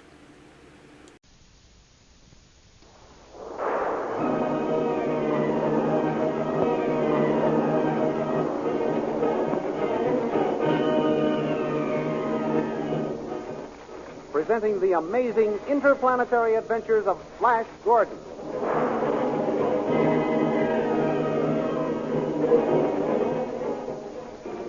Last week, the soldiers of the Blue Magic Army, angered when Flash Gordon threw General Tall over the balcony, threatened a rebellion. Immediately, Flash ordered Azura to quiet the soldiers by assuring them that if the Army would pledge their loyalty, they would find him a just and kind ruler. Azura repeated his words, and the soldiers responded with a cheer. A short time later, Dr. Zarkov captured the guard in charge of the Queen's paralyzing gas flow, bringing a dozen of them with him to keep on hand as a means of defense. While this was going on, Tall plotted to release Azura and recapture the ex-prisoners. He sent Grum, chief of ordnance, to find out where the Queen was being kept and how she was being guarded. Later that night, Tall and some of the other officers, led by Grum and equipped with gas masks, overpowered the Hawkmen guards with sleep gas. Making their way to the private quarters of the Queen, they overpowered Khan, her guard, and then carried the sleeping Queen to safety. Then Tall gave the order to find Flash Gordon and kill him. These thrilling adventures come to you as they are pictured each Sunday in the big full-page Comic Weekly, the world's greatest pictorial supplement of humor and adventure. The full-page Comic Weekly, each page printed in full colors, is distributed everywhere as an integral part of your Hearst Sunday newspaper.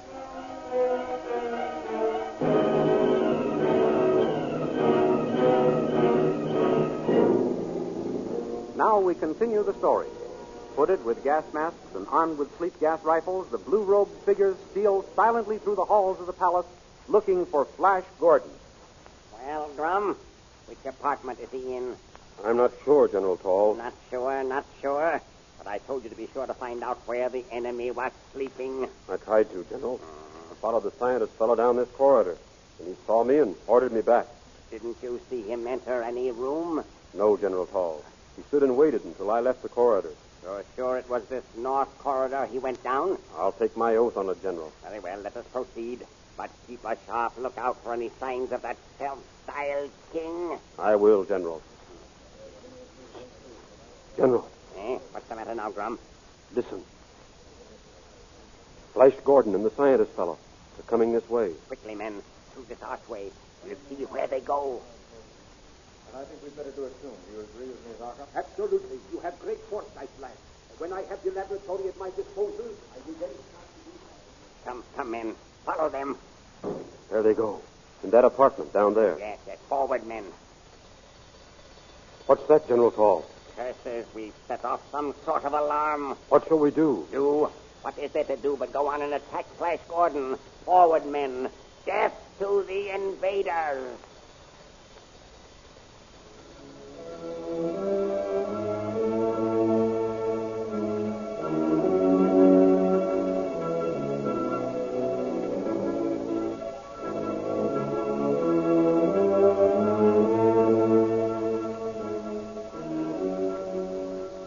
In the meantime, Dale Arden, wishing to make sure that Azura isn't faking a loss of memory, steals out of her room and makes her way to the Witch Queen's quarters.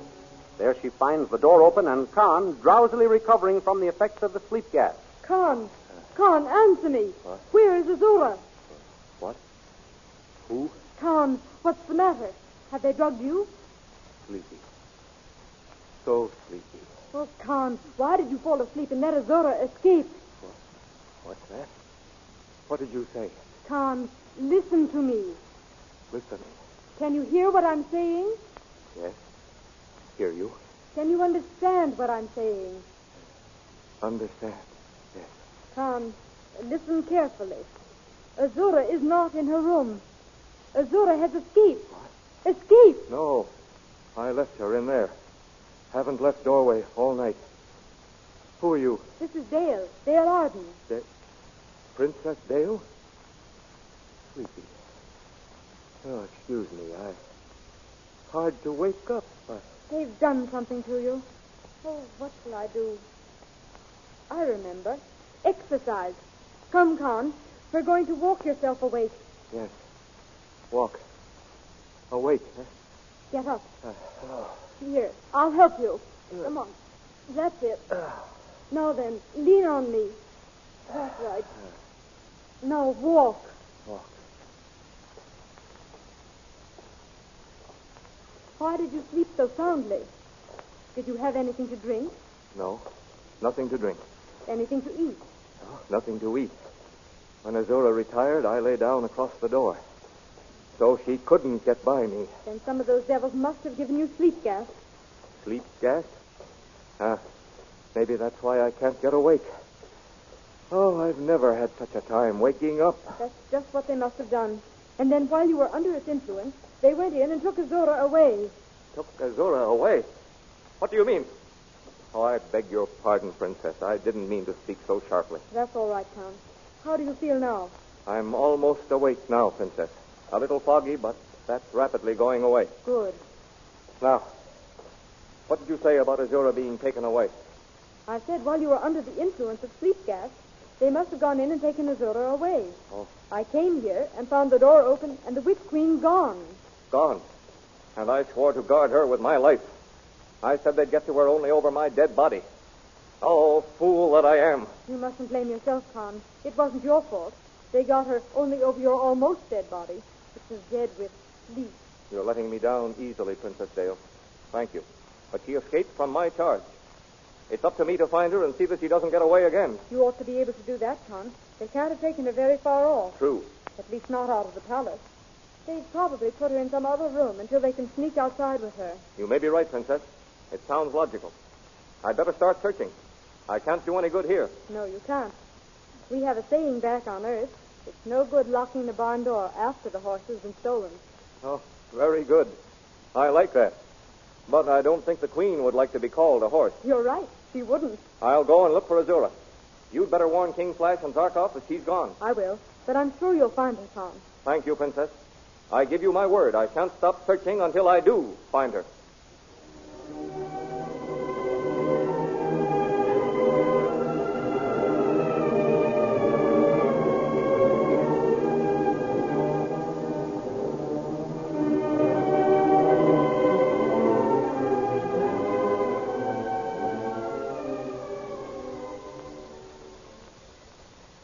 Inside Flash Gordon's apartment, our hero and Dr. Zarkov stand listening to the alarm bell and the pounding on the door. Open the door! Well, Dr. Zarkov, your detector ray alarm worked all right. Yes, but why aren't the Hawkmen Guard responding? They should have arrived by now and captured those rebels out there. Must be on their way. Perhaps they ran into another group of revolutionists. Perhaps, but I do not think so. It is more than likely those men out there overpowered the guards before coming here. They stopped pounding on the door. What are they planning to do? I don't know, but I know what I'm going to do. Open the door suddenly, Zarkov. I'll hurl this paralyzing gas globe. The very thing, lad. Ready now. Unbolt the door. Open it. Now, throw the globe. Here goes. I got one of them, Zarkov. Good. But the gas had no effect on the other. No wonder, didn't you see? They wear gas masks. Lad, we are in a tough spot.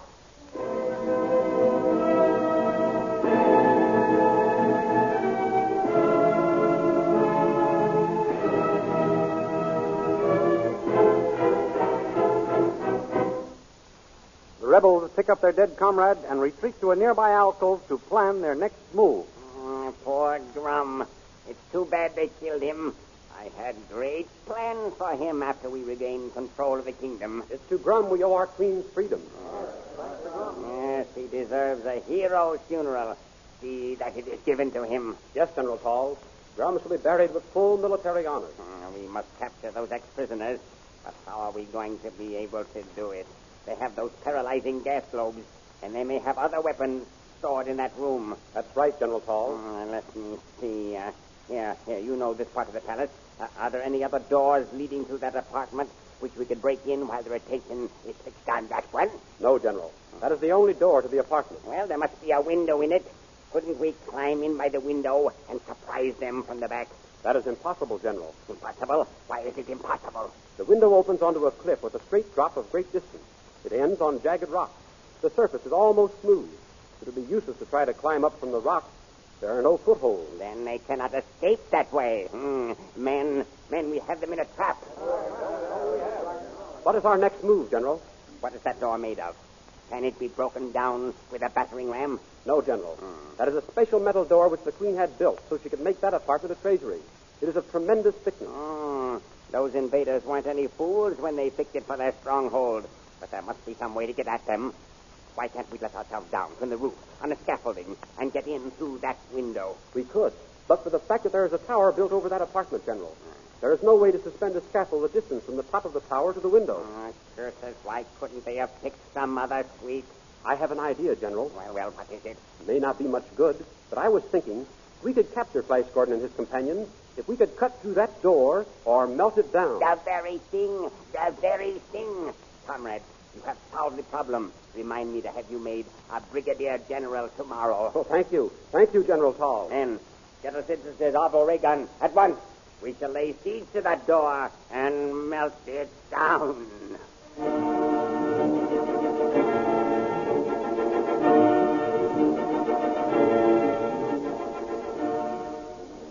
Meanwhile, as Flash Gordon and Dr. Zarkov stand wondering what the Blue Magic rebels are up to, there comes a knock on the door. What's this, a trick? That's who it is. Who's there? Dale, let me in, Flash. Dale? Good heavens, just a minute. Hurry, hurry. Come in quickly. Oh, Flash. Good heavens, Dale. I thought you were in your room back there, sound asleep. No, But never mind that. Zora has been set free. What are you saying? Set free? Why, I told Khan to guard It her wasn't his fault. They gave him sleep gas or something, and then went in and carried Azora away. I found Khan just recovering. Well, where is he now? He's searching for Azora. I said I'd come and tell you. Come on, Zarkov. We'll have to look for her, too. And we can see what's happened to our Hawkmen guards. Look out, Flash. The rebels are returning. Shut that door, lad, quickly. What were those men carrying? I don't know. Some sort of a machine gun. But this is a specially constructed door. They'll never be able to break it down. Now, don't you worry, Dale. It is queer we do not hear anything out there. Why don't they fire at the door if they have a machine gun? I don't know. That silence is puzzling. We're barricaded, all right. But it isn't going to do us much good. Doesn't look like it. These gas globes are useless against them. What are we going to do? Nothing just now. We can't do anything. The next move is from the rebels. I don't hear them moving around. Perhaps they have laid siege to the door and are waiting for us to open it. And they've got a long way. Can't we get out the back way? There is no back way but the window. And that looks out on a cliff that drops straight down. I don't know how far. Look! The door is melting. That's why we didn't hear anything. They've got a Salvo gun trained on it. Come, lads. Come, Dale. Our gas globes don't stop those rebels. And we're cut off from our own soldiers. The window is our only chance. But you said it was a safe drop. You didn't know how far. There's a vine running down the side of the cliff. We can climb down that. Get a cloak, Dale. I'll save you even if I can't save our kingdom.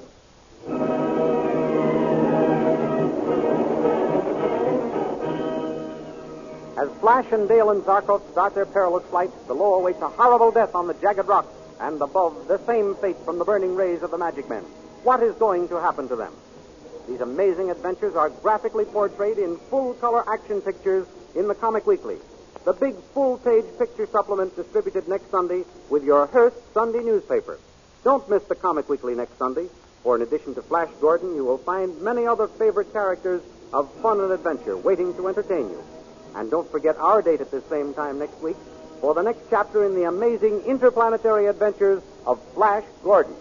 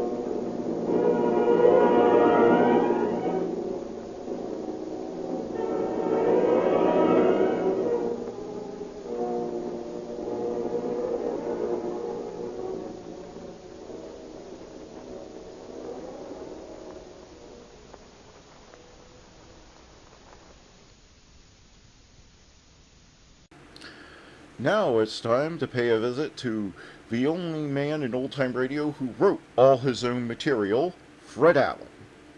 Sponsors of this program give you their weekly award. They award you the next 60 minutes, and the man who'll kill them for you. He's Fred Allen in person.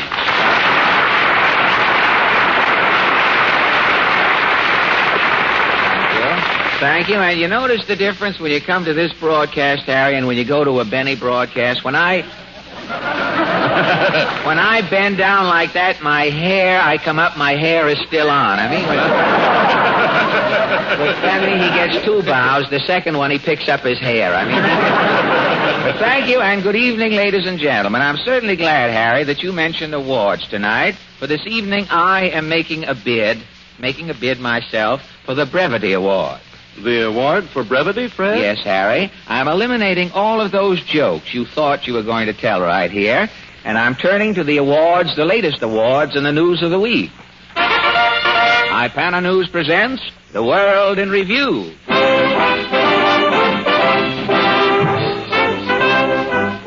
New York City, New York.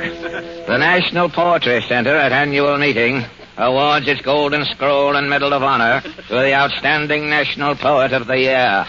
A piece of the trend, Ipana News, a negative cultural force in the world of poetry, makes its annual poetry awards. Tonight, we present a group of amateur poets whose works will be read here for the first and positively the last time. Opening our program, the waterfront bard, Mr. Wilbur Gecko. Mr. Gecko, you're here, Mr. Gecko. Yes. You are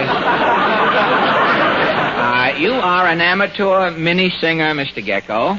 Yeah, they're calling me the Poet Lariat at the Fulton Fish Market. You're the poet at the Fulton Fish Market? Yeah. You're sort of a tadpole Tennyson. Well, how did you start writing poetry, Mr. Gecko? Working at the fish market gave me the idea. Really? Yeah, every time I took a deep breath, something told me I ought to get away from myself. So I started writing poems about fish. You did? Well, what are some of your better-known fish poems, Mr. Gecko? Well, there was, To a Worm Peeking Out of a Gill. To a worm peeking out of a gill? Yeah. Mm-hmm. In the Spring of Flounder's Fancy. Yes. Hark, Hark, the Shark. Yeah. Finn and Hattie's have sugar daddies. I must read your poem sometime. Yeah, somebody ought to read them. Yes, as long as you went to the trouble of writing them. I mean, naturally, you just shouldn't let them lie. You keep your poems on ice, I suppose, about fish. No. Your poems don't spoil after in the hot weather or anything. No, they stay just as... That's good. Very good. And what fish...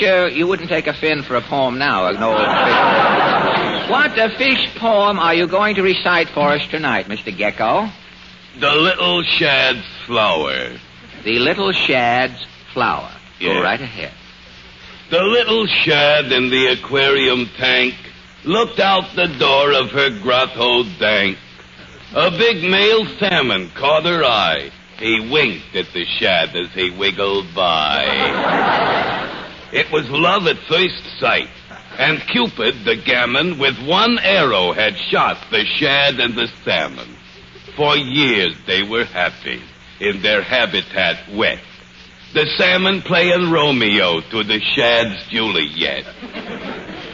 But one day the salmon, in the act of submersion, rolled over and died in the fins of a sturgeon. The little shad, too, died the very same day. The other fish said, grief has taken her away. Together they were buried, the shad and the salmon, without mayonnaise, without one slice of lemon. One flower decked the salmon as he lay in repose. Not a lily, not a violet, just a little shad rose. What are they laughing at?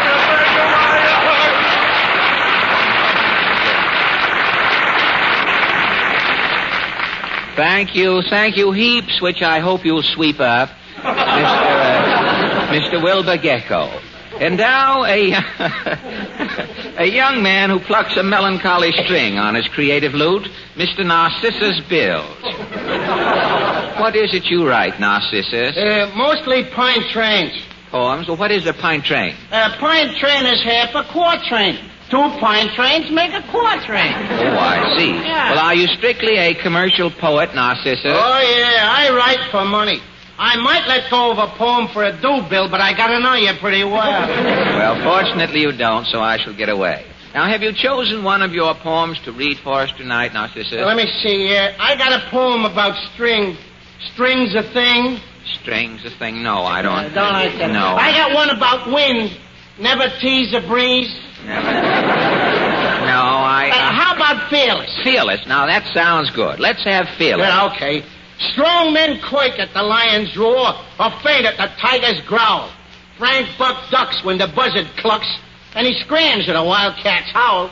But for them savage brutes, I don't give 2 hoots. I slap him and push him around. I'll take a bear and I'll pull out his hair. A gorilla I'll trun on the ground. Elephants, leopards, gazelles, caribous. With jaguars, mostly, I'm famous. I don't fear their snarls, their barks, or their bites. I'm Narcissus, the brave taxidermist.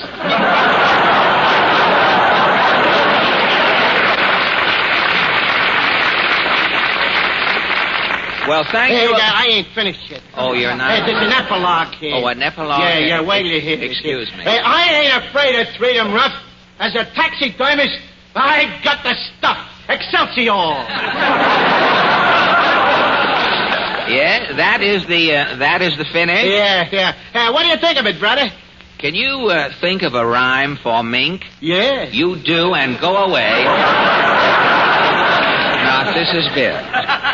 And now, last and by all means least, the obscure, the little-known East Side poetess, Miss Edna St. Vitus Teitelbaum. How long have you been a poetess, Miss Teitelbaum? Ever since I am knee-high to a grasshopper. You don't say. I am saying. Excuse me, Even as a kiddie in school, I am rhyming. At school you rhymed? You rhymed your lessons, you mean? What else? For instance, arithmetic makes me sick. Good, very good. History is a mystery. Mm-hmm. In spelling, I'm smelling. Fine. At home, I am rhyming the family. The frying pan she rinses, Mama's making blintzes. By night'll come, Papa title bomb. I noticed that all of your poems seem to be short, staccato. Over staccato. By me, staccato is on purpose. You write your poems short to accelerate the tempo. Short with snappy is keeping it pappy. Oh, listen to me. Unconsciously, I am rhyming. You are uncanny, Miss Teitelbaum. Oh, it could happen to anybody. Oh, how reticent you are. How unassuming. This also I couldn't help. You wear the mantle of genius. And on me it looks good, they are saying. Fine. Well, now what about your poem tonight? It will be short with staccato. And what is the title? Solitude. Solitude, if you will, please. Solitude. In a delicatessen on the floor stands a barrel near the door.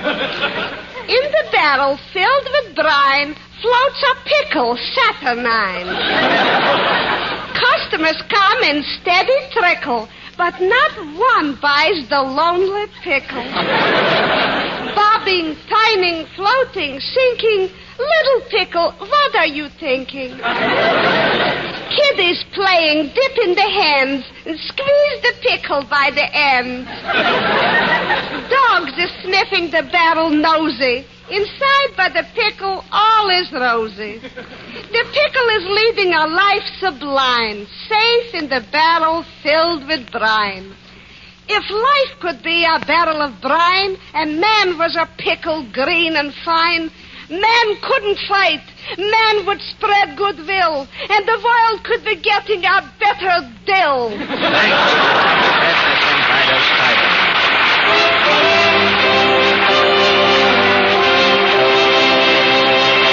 Thank you. And now, ladies and gentlemen, the Merrimacs render a song which something tells me is dedicated to me. It's called The Pessimistic Character with the Crabapple Face. It's I am sure.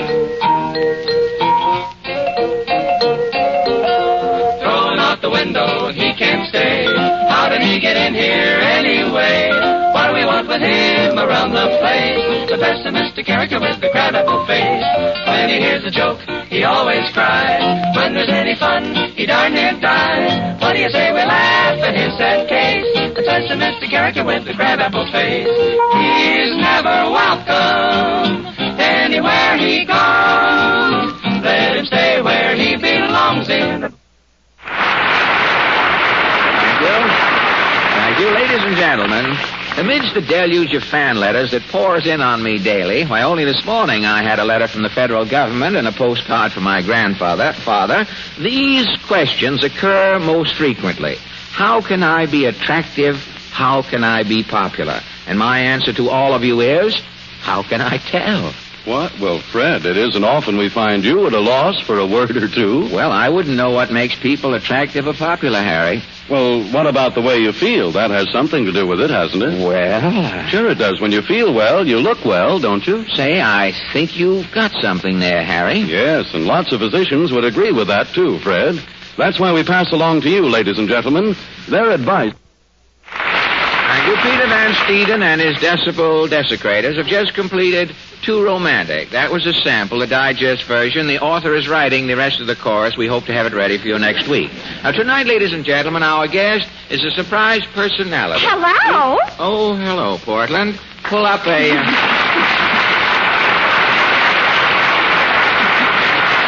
Thank you. It's very nice of Mrs. Burl to start that for you.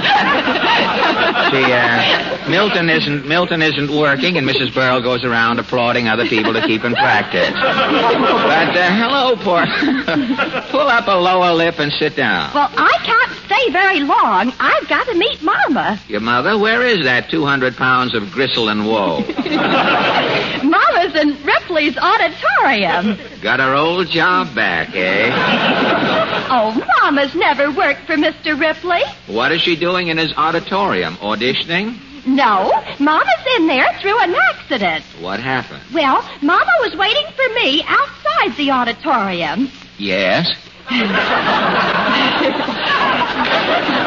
Well, that's That's the way the Merrimacs do it. Yeah? All right, your mother was waiting for you outside the auditorium. Yes, and Mr. Ripley came along and said, "Who told you could leave your platform?" and pushed Mama in the auditorium. Well, what do you know? Nobody seems to be greatly concerned about it.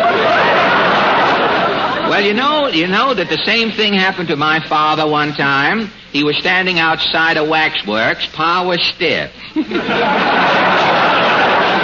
And they carried him inside and stood Pa in a corner. Did you get him out? No. It cost 40 cents to get in the waxworks. Well, I couldn't afford to go in and tell Pa to come home. So I became an offer. The moral is, always carry 40 cents with you. You never can tell when a relative will be hustled into a waxwork, and you might want to go up and see him sometime. Well, that's good to remember. Well, you remember it. That'll give you something to do. Now, what about our guest? Our guest tonight is a spirit. You mean a ghost? No, this gentleman. Tell him. No. This gentleman is the spirit of the New York World Fair. You mean he's the man selected to represent the typical American... Oh, wait, do you want to... is it all right? Our guest is clearing his throat. Do you want to...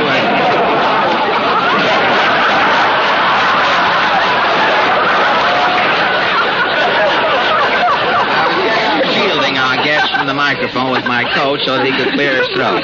But you mean this gentleman is the gentleman selected to represent the typical American at the World's Fair? That's right. Mr. Allen, meet Elmer. Well, good evening, Elmer.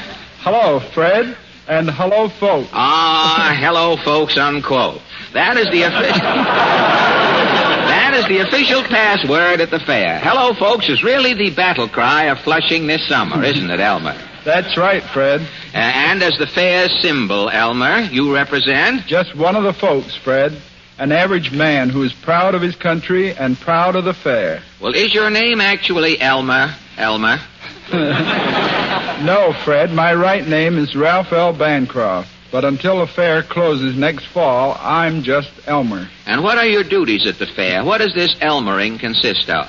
Well, my job is to welcome folks and radiate the atmosphere of informality. Well, tell me, how do you sound the homey tuxin, Elmer? Do you walk around the fair in your bathrobe and slippers? Or do you go around with your shirt tail hanging out, wearing red suspenders and smoking an old corn cob?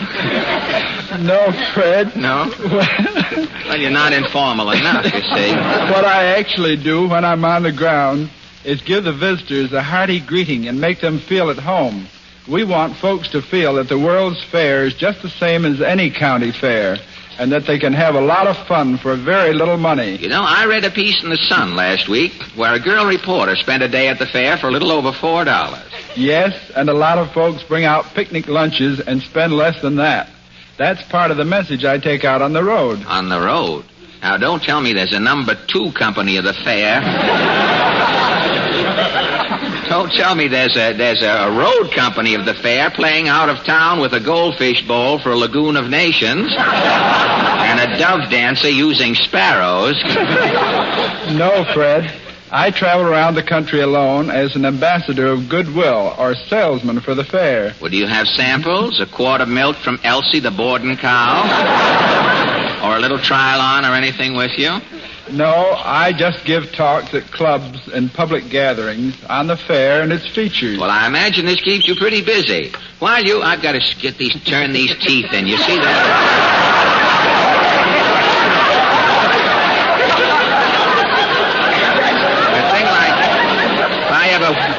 If I have a whistle like that in Yonkers at this time of night, people would think the Albany train was going by. Lean out the window to wave at the engineer, which is the second largest industry in Yonkers, I believe. But while you were making your speeches on the road, Elmer, who takes care of your duties at the fair? The fair has 2 Elmers, Fred. Oh. When I'm away, the other Elmer, Mr. Leslie Ostrander, is on the job. Oh, they could use it. If they had an Elmer for a rainy day, they could use him this last week, couldn't they? Yes, well, there's sir. one thing about Elmer that confuses me, Elmer. How did the bosses at the fair go about selecting the average American? Well, first, the fair had an artist, Howard Scott, paint a poster of his conception of Elmer. Oh, I've seen that poster. The man with the broad hat, the big smile, and the little American flag in his lapel, and his thumbs akimbo in his vest. That's right. And you mean that after this picture was painted by Mr. Scott, Mr. Gibson had to look around for a man to match the picture? Yes, they auditioned 300 Elmers in one day. There were tall ones, short ones, thin ones, and fat ones. Everybody that thought he looked like Elmer was there. And P.S., you got the job. Yes, I just happened to be the average American they were looking for. Well, we're certainly lucky tonight. Books have been written about the average man. Surveys have been made to isolate the average man. And here we have you, Elmer, the average man, right on our program. How does it feel, Elmer? Oh, about average, Fred. Well, that makes it unanimous. You know, millions of men are sitting home around the country tonight, each man wondering if he is the average man. Now, as long as you're here, Elmer, how about giving us some statistics so that these men at home, can check up on themselves? I'll be very glad to, Fred. Fine. Now, first, as the average man, what is your age? I'm 50. How tall are you? 6 feet, exactly. And you weigh? 205 pounds. Your hat size? 7.5. Suit? 44. Shoes? Size 10. Your favorite food? A good steak. Favorite dessert? Anything with whipped cream on it. Your favorite color? Blue. Your favorite club or fraternal organization? The American Legion. Your favorite picture star? Deanna Durbin. Your favorite radio program? Jack Benny.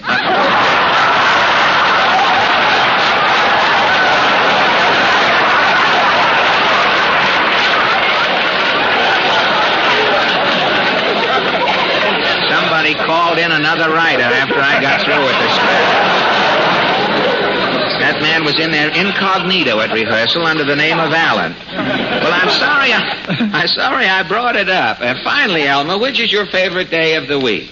Saturday, of course. Why Saturday, Elmer? That's payday, Fred. I guess that's everybody's favorite. Now, just one more thing, Elmer. Dave Ellman, the hobby authority, says that the average man, the average man, has a hobby. What is yours? My hobby is talking about the World's Fair, Fred. I spent all my spare time at the fair last year. This year, it's bigger, better, and less expensive, and it's a pleasure to tell people about it. Well, thanks a lot for coming over tonight and Elmering for your Elmer. Good night, Fred. Good night, and thank you, Mr. Ralph L. Bancock.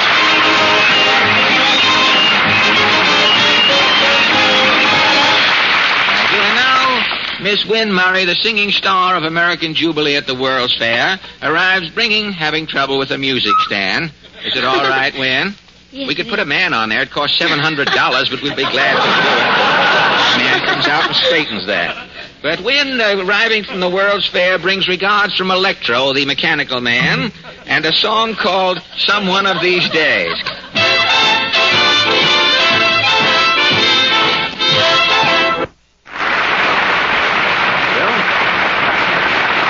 Thank you.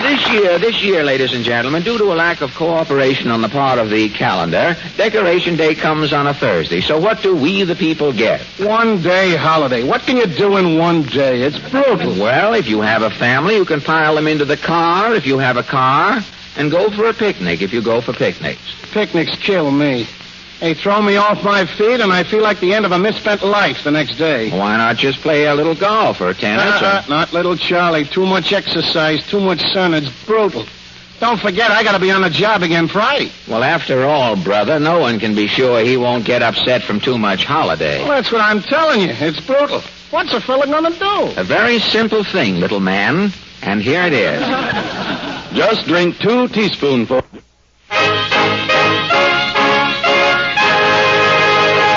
This is Mr. and Mrs. Average Man's Round Table, where 3 persons selected from our studio audience are invited to give their opinions on a question that concerns some prominent issue of the day. These little sessions are entirely unrehearsed. Fred has taken his place at the round table, where he meets his fellow debaters for the first time. How do you do?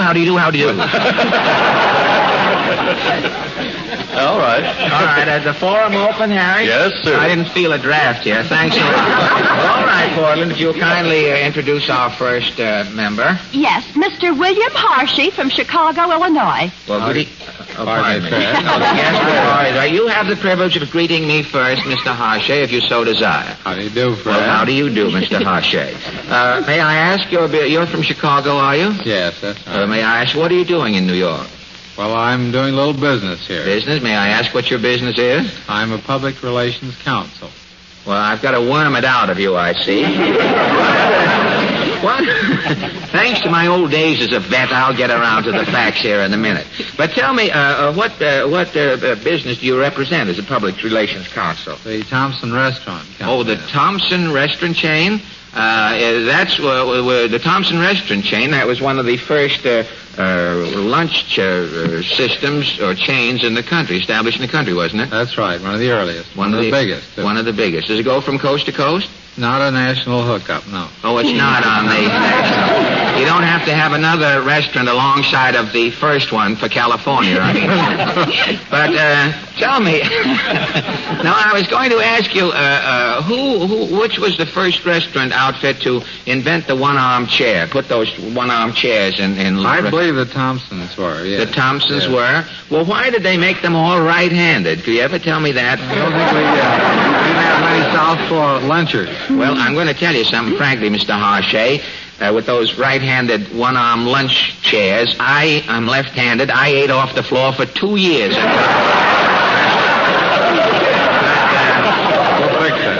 I wish you would. Well, fortunately, the restaurants were so clean I could eat off the floor, and it was a pleasure. Thank you, But that was years ago, unless memory is up to a prank tonight, Mr.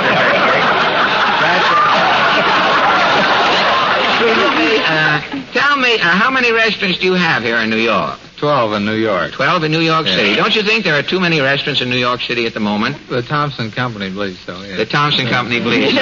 Well, I do. I often wonder. There are so many restaurants around Times Square, and I often wonder how they all could keep going. And a fellow explained it to me this afternoon. He says the way all these restaurants around Broadway, their function is, the only way they're able to function is because the pickets from in front of each restaurant eat in one of the other restaurants.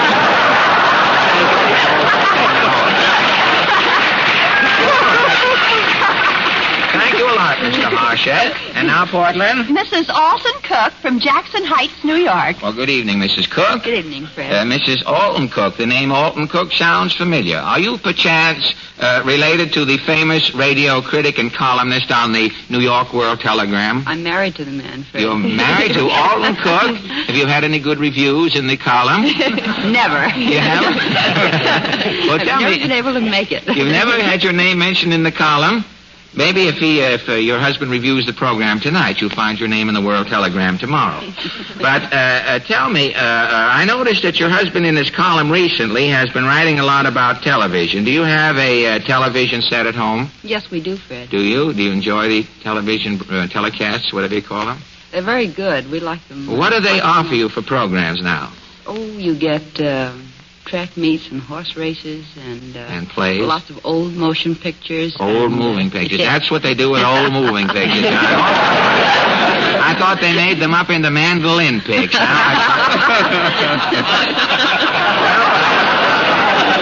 Thanks a lot, Mrs. Cook. I had a joke there, but I can't remember it. Mr. John Fogarty from Great Falls, Montana. Well, I happen to know Mr. Fogarty, Portland. Good evening, John. Good evening, Fred. John, you have sort of disappeared from the airwaves in recent months. Where have you been keeping yourself? I've been in California for 3 years, Fred, and just come back here a few months ago. Oh, you made a fine thing out of me. I said a few months. You've been gone 3 years. I've been gone 3 years. Well, time flies in radio unless you have options, John.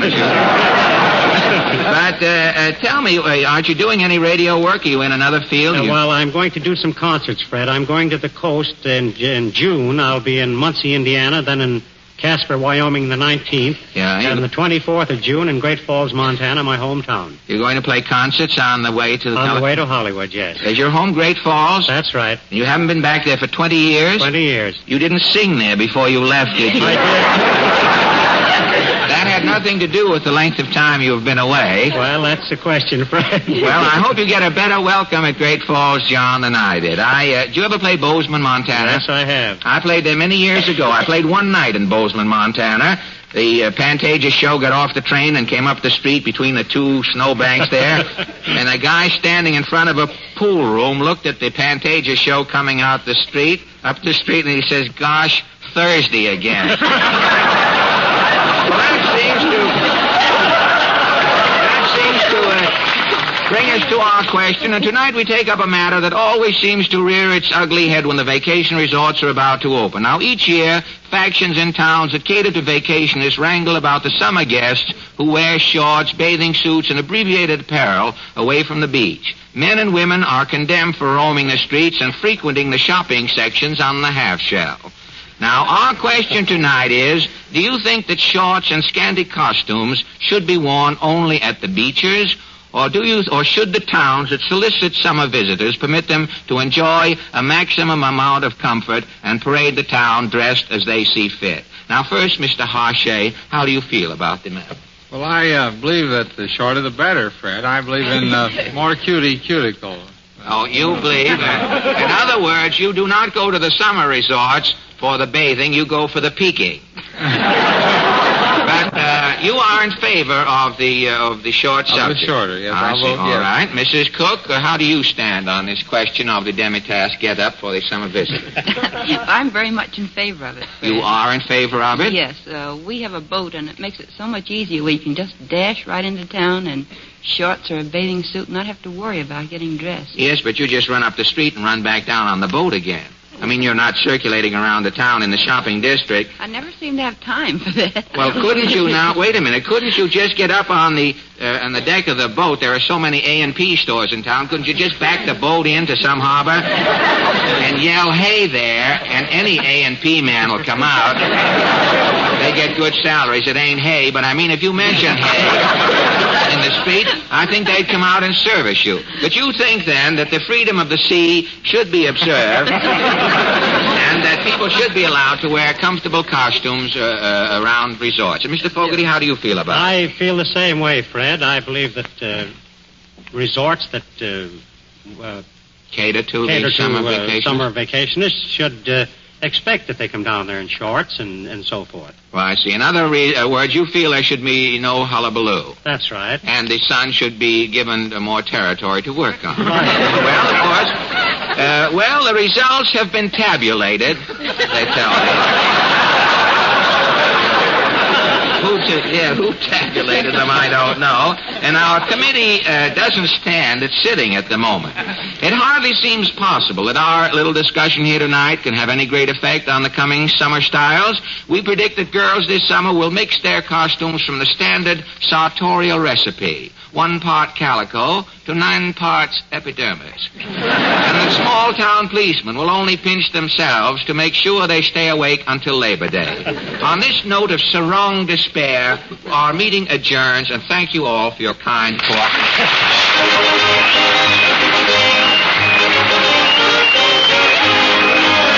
Thank you. And now, ladies and gentlemen, the Merrimacs offer a number called Ain't You Ashamed. Grammatically, the title is terrible, but musically, the song is swell. Ain't You Ashamed?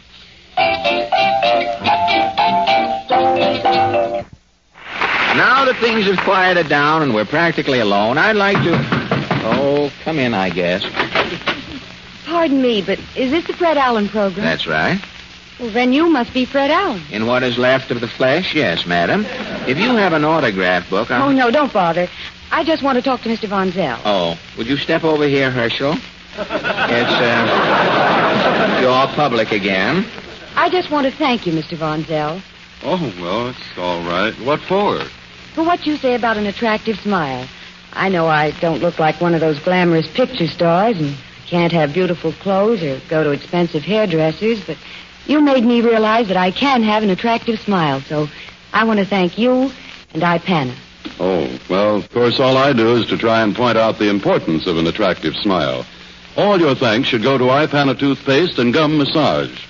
You see, our teeth are seldom sparkling and bright when our gums are... Tonight, ladies and gentlemen, the Allen Odd Players dramatize a story told by the great Chinese detective, One Long Pan, to a muffin girl on a side street in Greenwich Village. This episode is called Death Takes a Pretzel Baron, or Who Killed Reginald Feinschreiber. The scene, the rumpus room of the palatial Feinschreiber penthouse at 10 7/8 Delancey Street. Reginald Feinschreiber is lying dead on his bare rug.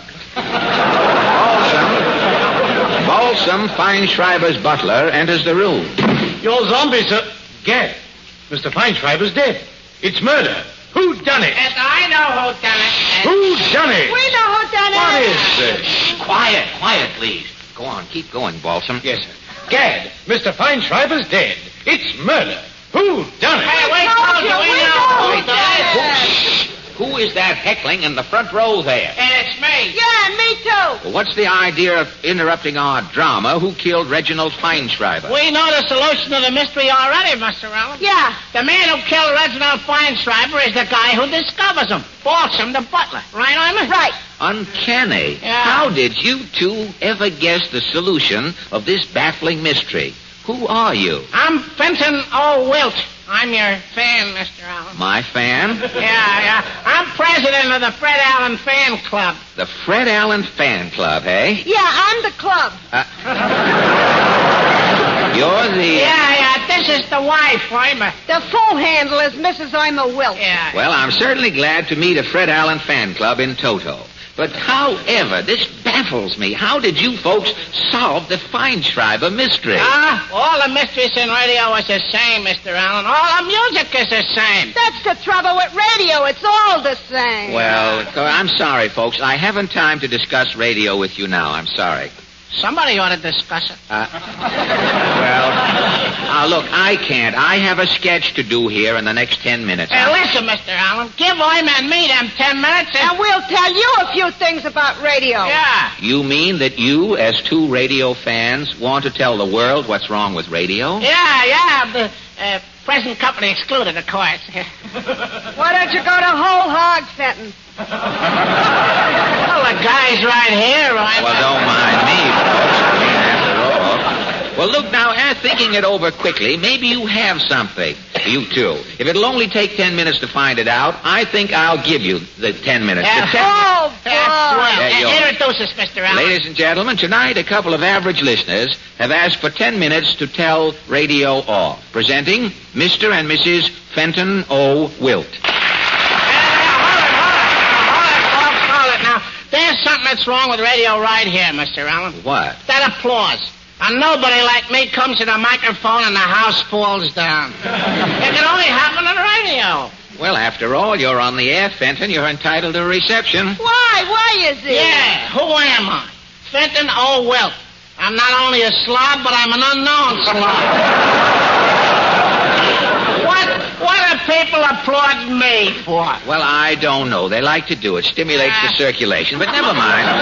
Never mind the applause question. What is number one on your radio peeve parade? It's them cereal programs. Right, I'm on them cereals. Well, what's wrong with the cereals? There's too much trouble going on all the time. Yeah, we're nuts trying to keep track of the grief. What? How do you mean? Well, if you can put on one of them serial finishes, we'll show you. All right. We can do it. A serial finish, art players. Music, Peter. And so, with Grandpa Henbane's beard caught in the wearing mixer, with Granny Henbane's Mother Hubbard on fire from that hot foot, with the baby crawling into that blazing furnace as Susan Henbane tries to pry her leg out from between the jaws of that mad dog to run for help, we conclude another episode in the lives of radio's lovable family, the Henbanes. What will happen next? Will Grandpa Henbane get his head twisted off in the wearing mixer? Will Granny, now ablaze, be able to put herself out? Will the baby be nothing but a clinker in that roaring furnace? Tune in again and find out. Yeah, you see what we mean, Mr. Allen? Who can keep track of all that trouble? Yeah, when we tune in again, we forget who was crawling into the furnace, whose leg was in the mad dog's mouth. It's disconcerting. Yes, I see your point. I sense your dilemma. Well, if you had your way, folks, how would all these serials end? Oh, I'll show you. Music, mister. Well, this is a pretty kettle of fish. When Granny Bramble learned that no good Grandpa Bramble had spent the mortgage money for Applejack, she grabbed the old army rifle and blew off the top of Grandpa's head. As Granny and her daughter Mary struggled for the rifle, it went off again and blew off the top of Granny's head. Mary, realizing that she was now an orphan, turned the rifle on herself and blew off the top of her head. The baby, thinking they were playing a game, blew off the top of his little head. Well, that seems to be the end of the Brambles, folks. With no Brambles left, nothing can happen in the next episode. But tune in and make sure. Now, there is a serial. You said it. But everybody's killed. Oh, that's all right. Now there's nothing for us listeners to worry about. Well, I know, but what happens in the next episode? You get a fresh family, kill them off, and keep going. Sure, there's a million of them families. You can kill one a day and never miss them. Great idea, folks. Well, that sort of takes care of the serials, I imagine. Now, what else bothers you in radio? Have you any other peeves? Oh, have we got any other peeves? We ain't started yet. Well, what else in radio is on the pan? What about that guy who keeps giving the time? You mean the fellow who comes on every hour and says? The correct time is exactly 9 seconds before 10 o'clock. That's the guy. Well, what's wrong with him? Always the correct time. Yeah. Can't he be wrong once in a while? Gosh, none of us is perfect. Oh, you mean you'd like to have him make a mistake occasionally? Yeah, why can't he come on sometime and say something like this? The correct time is exactly 10 o'clock. No, I'm wrong, folks. This watch was 12 minutes fast this noontime. Must have gained 3 minutes since then. The time... No, wait a minute. I set it back 15 minutes tonight. Well, that ought... No, it was yesterday I set it back. I don't know what time it is, folks. Well, it don't make no difference. If anybody knows the correct time, will you phone it in? Good night, folks. Hey, that's more like it. That shows the guy is human. Certainly, nobody's indelible. No, I guess not. Now, is there anything else on your mind, folks? Tell them about them contests, Fenton. Oh, yeah. What about them contests where they award the grand prize? You mean when the announcer says... The first prize in the Pup Pep Dog Biscuit Contest. $1,000 goes to Mrs. Tansy Tidy of Bent Fork, Nebraska. Bent Fork, Nebraska. Always the winner lives in Bent Fork, Nebraska.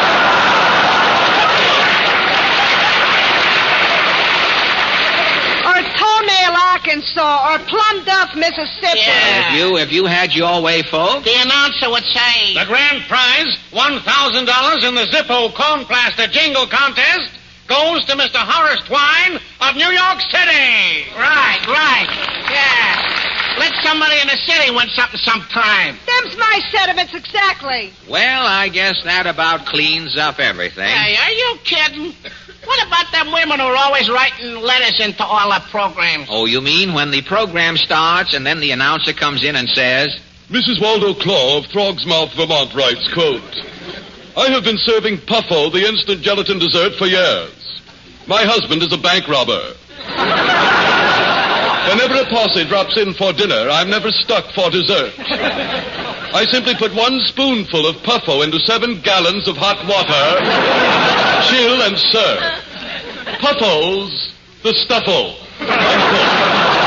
Always the same routine. Yeah, horse feathers. Well, if you had your way, folks... Once in a while, you'd hear a letter like this. Mrs. Damon Frill of Honeycomb, West Virginia writes, quote, a neighbor told me about Weppo, your Jiffy plum pudding. I made a Weppo plum pudding for my husband. It set so heavy, for 2 days he couldn't get up off his chair. They operated on my husband yesterday and removed from his stomach a croquet ball with raisins in it. Unquote. That's more like it. Yeah, these things ought to be straightened out, Mr. Allen. Why, you should live so long and baffle science. Well, folks, I'm afraid your 10 minutes are about up. I guess you've covered practically everything. Have we, Irma? What about them opera broadcasts? Oh, yeah. What's wrong with the opera? That's them words. Nobody can ever understand them words. Well, naturally. Most operas are sung in foreign tongues. They're all Magee, old-timey. Yeah, they all sound like a lot of ravioli double talk to me. Why can't the radio give us a hot opera with words a plain American can understand? All right, if this is your final peeve, folks, the Mighty Allen Opera Group will give you a snatch of swing opera with real American lyrics you can understand. Overture, Getty.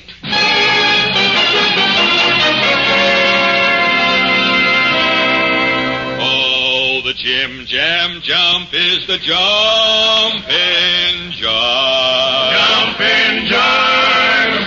Makes you 9 foot tall when you're 4'5". 4'5". Makes you like your eggs on the Jersey side. Get hip and follow through. Don't be a nickaroo. Well, all right. Well, all right. Well, all right. Well, all right. Well, all right. Ding, ding, chop, chop, chop.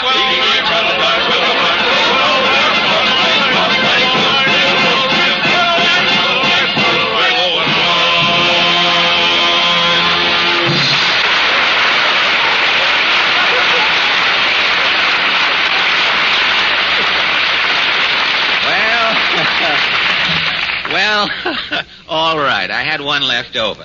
How was that, folks? You see, that's opera. Yeah, it ain't good, but you can understand it. Well, I must say that you two are hard to please. Now, is there anything in radio you do like? Yeah, only one thing. Well, I'm certainly glad to hear that there is something you do like. What is it? It's that music you play to finish everything off. Yeah. Which music? You know.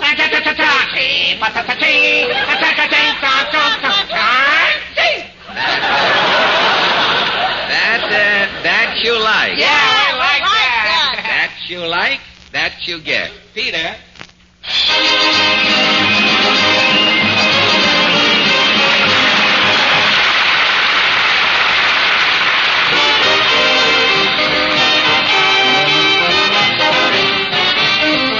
Ladies and gentlemen, no matter whose turn it is tonight to pick up the baby, let out the cat, or empty the water under the icebox, I'd suggest that the men do it, and do it now. For the next part of our program is for women only, mothers especially. Next to our family physicians, we... Next to our family physicians, we... Next to our family physicians, we... Next to our family physicians, we... Next to our family physicians, we... Next to... Take a trip back to Dodge City with Marshal Matt Dillon in Gunsmoke, coming up next.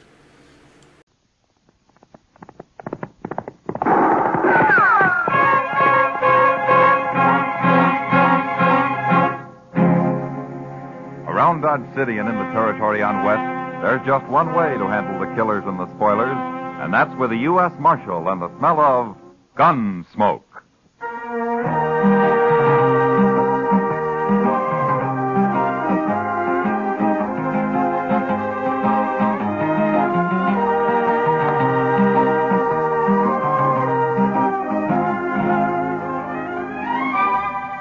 Gunsmoke, starring William Conrad. The story of the violence that moved west with young America. The story of a man who moved with it. Matt Dillon, United States Marshal.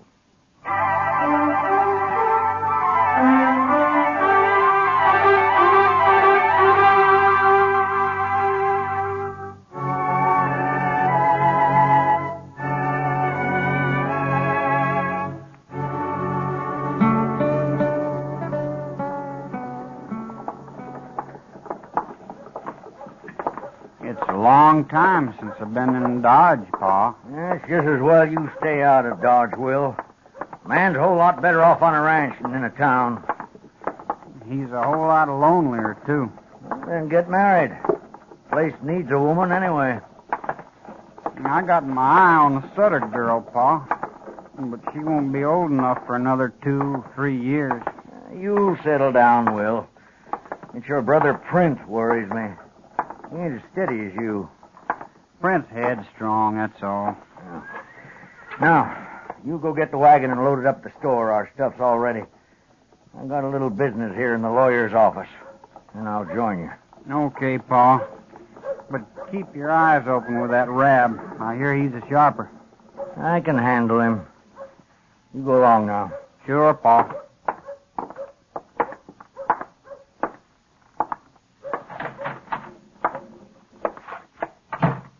Well, John Asper, what are you doing in town? I drove in with one of my boys, Rab, after supplies. Not often you get to Dodge. No, it isn't. But it's a good thing I came in this time. Why's that? Well, last night I ran into the clerk from the land office. We got to talking about this and that and one thing and another. Eh? And then he happened to mention that paper you fixed for me here, the one I signed a few weeks back. Oh, the transfer of title, you mean? The one that said my boys own the ranch now, that they don't have to wait till I die. What about it? You wrote it out legal, and I signed it. That's right, Asper. And you said I'd have to wait a while before I could give it to the boys. I did. Well, now, Rab, the clerk told me I didn't have to wait any time at all. The clerk is wrong, Asper. I'm a lawyer. I know the law. Maybe so, Rab. But anyways, the clerk can read. And he told me that paper I signed says that my boys don't own the ranch at all. It says you do. All right, the deed is in my name, Asper, but I don't aim to do anything about it for the moment, so don't you get all upset. You cheated me, didn't you? I should have known better than to trust you, Rab. Everything's perfectly legal, Asper. Sure. Only you own my ranch. Well, I told you you can go on living there for a while. What if I, went to court about it, Rab? Oh, it'd take forever, and it'd cost you a lot of money, and you couldn't win anyway. That's just about what I figured. So you might as well just forget about it, Asper. I wanted the boys to own that ranch right now so they'd take a bigger interest working it. And it seems their old pa went and fuddled everything. You got outsmarted, that's all. Yeah, I sure did. Well, Rab, I brought this here gun along, and I'm going to kill you with it. What? Put that gun away, Asper. You can't do that. Last man I killed was in the spring of '69. Made up my mind then I wouldn't be killing any more men. And I sure hate to do it. But I gotta. Now, look here, Asper. Yeah, just ain't any other way, Rab. Like you say, it's all legal, and there's nothing I can do about it. So, I've got to kill you and get it over with. You're crazy. You'll hang for this. Sure I will. But I'm old, and it won't matter much. And it just might learn you a lesson. No. Asper, I'll give you a few seconds to pray, Rab, but that's all. No, wait, Asper. Listen to me. You can have the deed back. I'll fix it up right now. I don't want your ranch. Oh, that wouldn't be much use, Rab. You just go tell Marshal Dillon I forced you to sign it back, and then they wouldn't re-record it. No, I won't. I swear I won't. And then I just have to find you and shoot you all the same. It's just easier I do it now. No. Here. Here's the deed. I'll fix it right now, and you can go file it yourself. Now, you see, look, I'll do it now. You know I can't read. Then we'll take it over together and record it. Oh, no, the clerk can read it for you. Well, all right, Rab. Go ahead, fix it. Yes. There. Now, are you satisfied? As soon as we get it recorded, maybe I will be. Come on, then.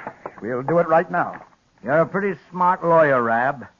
I think this is about the last job I'll ask you to do for me. And if you didn't do this right, I'll kill you sure. Now, let's go find out.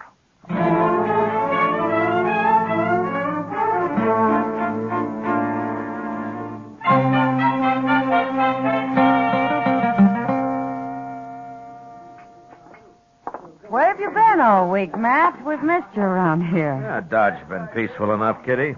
According to Chester, anyway. Well, at least nobody's been shot, I know of. They've come close to it a time or two, though. Well, arguing doesn't fill any graves. Yeah, maybe someday men will learn that. I doubt it. Huh? You don't think very high of men, do you? Not very. After what I've seen of them. Well, maybe the trouble is you've never seen them when they were working. They aren't so bad, man. That's what they're always telling me. Matt, I'd like to go to St. Louis or somewhere for a while. I need a change. No? Why don't you go? Oh, I don't know. Wouldn't really be any good. Alone. Mr. Dillon? Oh, yeah, Chester. Oh, hello, Miss Kitty. How are you, Chester? Say, I just come from Doc's, Mr. Dillon. You better get over there right away. Rab's been shot. What? Rab, the lawyer? Yes, sir, right in his office. Doc isn't sure how long he'll be conscious. Well, who shot him? I don't know, sir. Some men heard the shot, and they found him there all alone. Whoever it was had got out the back way. I'll see you later, Kitty. Sure, Matt. Come on, Chester.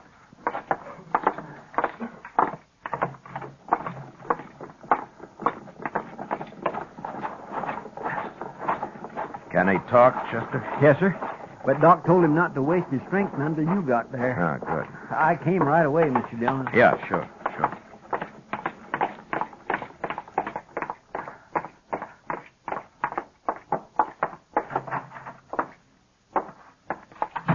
Now, Doc, how is he? He's alive, Matt. And still conscious. I've done what I can for him.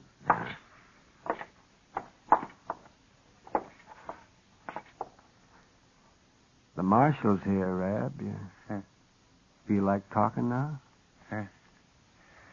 Hello, Marshal. Hello, Rab. Who shot you? Asper. Oh, John Asper shot me. John Asper? What? Did you have a fight with him? He shot me in the back, Marshal. I never even saw him. Well, how do you know who it was if you didn't see him? I was sitting in my office, and he shot me through the window in the back. But how do you know it was Asper? A couple of days ago, he threatened to shoot me. That's why. Oh? He said he'd kill me. Well, why did he threaten you? Well, it was about his ranch, Marshal. I made a little mistake and got the title transfer mixed up. But I fixed that. You can ask the clerk at the land office. Everything was made okay. Asper was right there with me. When was all this? 4 days ago, Marshal. The man's crazy. That's why he shot me. He's gone crazy. No, that's enough. That's enough now, Rab. You better not talk anymore now. Doc, what do you think? How does he look? He might pull through, Matt, but he cannot get excited. Yeah, okay. We'll go. Let me know how he is, will you? Oh, sure, Matt. Sure. I'd like to talk to him again when he's able. His story doesn't make much sense so far.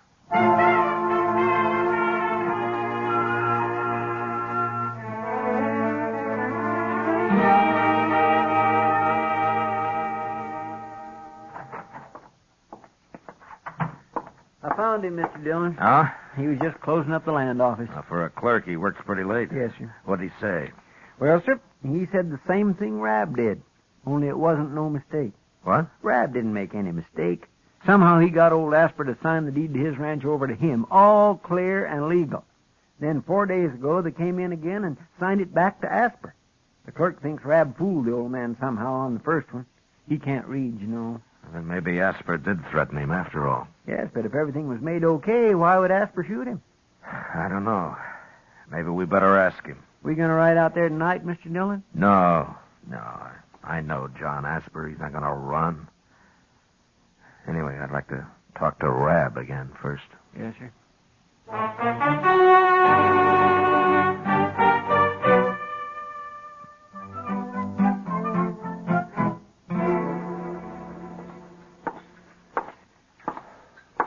How are the eggs this morning, Chester? They've gone up, both in price and age. How's Rab, Mr. Dillon? Yeah, he's still alive. Couldn't talk very long, though. Did you find out anything? Oh, same story. Oh, say, I nearly forgot. Old man Asper was in here a few minutes ago. Huh? Well, where is he now? He said he'd be right back. I told him you'd like to see him. Yeah, I would. Thanks, Chester. Oh, that's all right, sir. Oh, I ordered some eggs for you, too. Oh, good. And coffee. Here's Asper now. Morning, Marshal. Hello, Asper. You, wanted to see me? Yeah, I did. Won't you sit down? All right. But I can't stay long. I just rode in from Coldwater, and I want to get on out the ranch before noon. No? Then you weren't in Dodge last night? No, I'd had to ride mighty fast to be in Dodge last night, Marshal. Seeing as how I didn't leave Coldwater till after supper. Maybe I should have waited till morning, but I figured it'd be easier on my horse to travel at night in this hot weather. Yeah. Who did you see in Coldwater, Asper? Shanghai Pierce himself. Made a deal with him for some cows, too, when he comes up with his next herd. Won't be for 2-3 months, though. I see. Asper, tell me something. Did you threaten to shoot that lawyer, Rab? How'd you know about that, Marshal? What, did you? Yes, I did. Why? Well, somebody shot him last night. They kill him? No, he's still alive. You got any idea who might have done it? Yeah, I might have. But you didn't. No, but I would have. He's a crook, Marshal. I thought I was signing the ranch over to my boys, and he put his name in instead. He changed his mind about it, though, once I got him treed. Do your boys know about this? Nary a word. No, now they didn't do it, Marshal. Isn't your younger son, Prent, isn't he the wild one? Well, Prince a mite wild, you could say. His mother didn't live long enough to have a hand raising him, that's why. But he didn't know about Rab, Marshal. He knew nothing at all. Might have found out somehow. Well, I sure don't know how. I never told him. And he ain't even been to town since this started. Neither of the boys been here? Will, he come in with me the other day, but he didn't talk to Rab. Yeah, I see. Now, look, Marshal, I don't want any suspicions about them boys. Now, you just ride out with me and we'll clear this up once and for all. I told Rab I'd kill him, and I would have. And then I'd come down and told you all about it, and you could have got me hung. I expected that.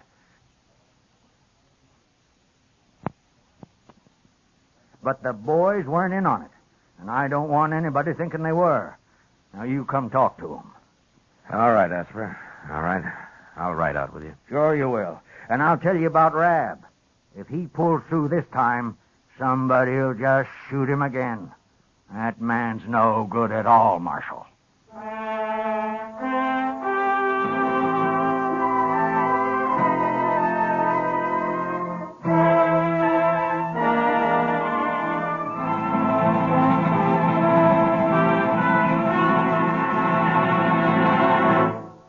We will return for the second act of Gunsmoke in just a moment. But first, young women are needed to enroll as student nurses and to take their places as graduate nurses in an ever-expanding field where opportunity unlimited awaits. Older women should seek careers as practical nurses, where fine living and fine working conditions are in prospect. Ask at any hospital, at the nurse's registry desk, or at any qualified school of nursing. And now the second act of Gunsmoke.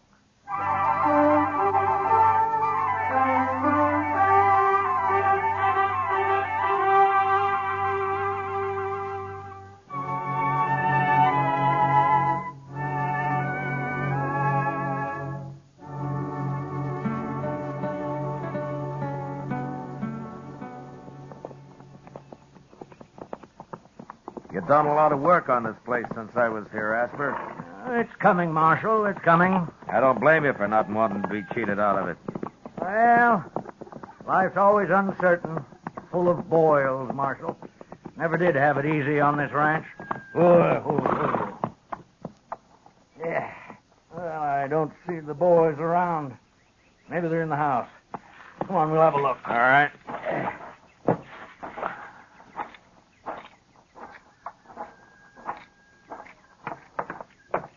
Boys! Will!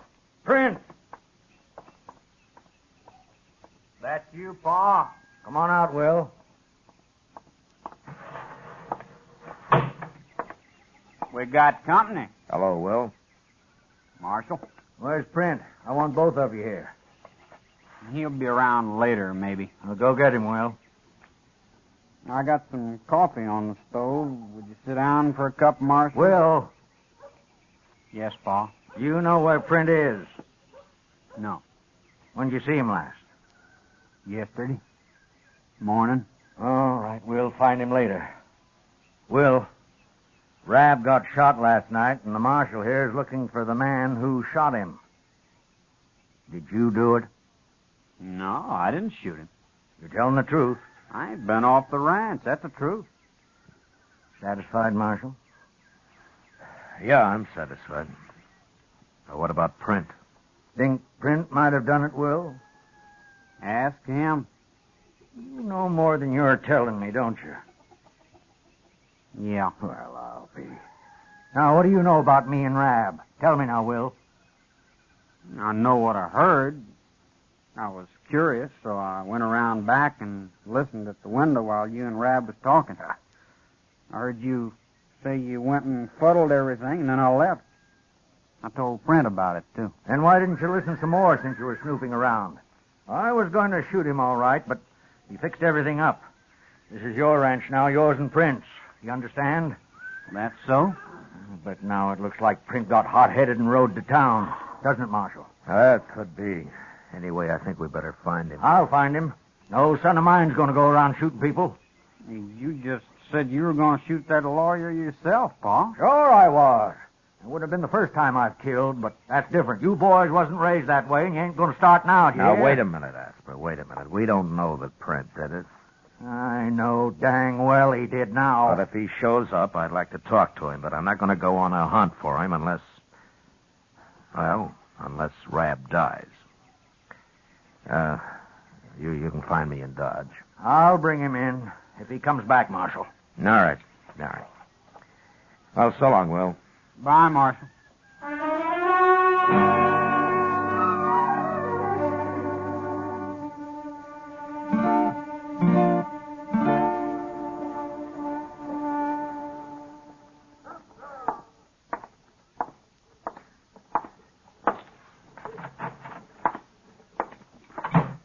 Hello, Chester. Doc. You're about a half hour late, Matt. Yes, I was just going to ride out after you, Mr. Dillon.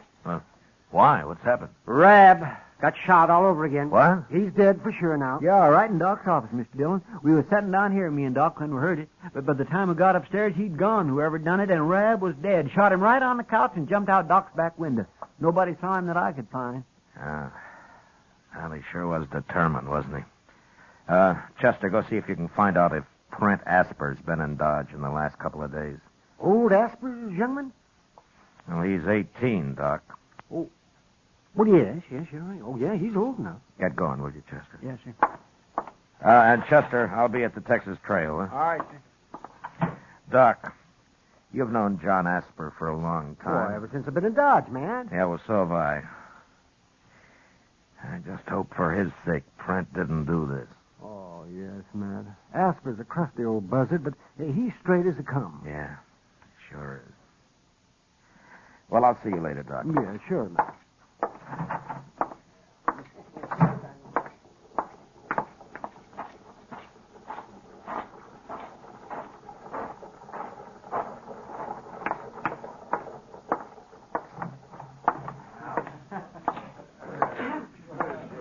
You alone, Kitty? Sure. Sit down, Matt. Thank you. Yeah, the place looks kind of deserted tonight. Oh, surely. Most of the boys haven't slept off last night yet. Kitty, tell me something. Hmm? You know Print Asper? He's been in a couple of times. When? Oh, not for a couple of months, Matt. Why? I'm looking for him, that's all. Is he in trouble? Yeah, I think so. Dillon? Yeah. Charlie at the stage office saw him this morning. It was the first place he stopped. Was he sure? Yes, sir. He said Print walked right down the street, but wouldn't even say hello to him. Went right past him. All right, Chester. Matt, over there by the door. Isn't that old man Asper? Yeah, it sure is. Here he comes, Mr. Dillon.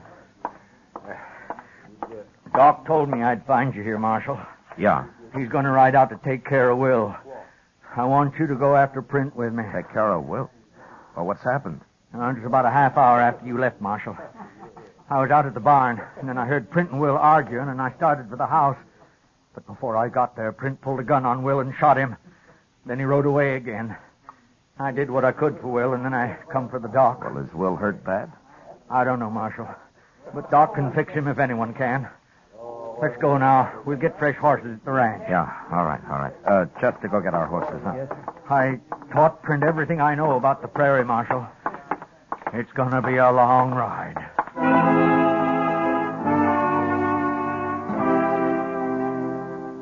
Asper was right. It was, sure enough, a long ride. We cut Print's trail just beyond the ranch and followed it west for 2 days. The old man tracked like an Indian. To determine how fresh the trail was, he'd spend a long time at certain places just looking at grass blades or scrutinizing the fine little marks made on bare ground by insects or calculating on the age of a doodlebug hole. He was slow, but as certain as death, and we never lost the trail once. On the 4th day, he announced that the tracks were just a few hours old, and we rode faster. About noon, we stopped behind a small hummock and walked forward to where we could see a cabin 100 or so yards off, surrounded by high brown prairie grass. He's in there, Marshal. Are you sure? Yes. He's decided to make his stand from there. It's a good spot. It sure is. He's got a clear field all the way around. Well, let's surround him and wait it out. Oh, no, that's too slow. And I'm in a hurry to get back to Will. He's still alive. I'll put a couple of shots in there. Maybe he's ready to give up. I doubt it. But go ahead.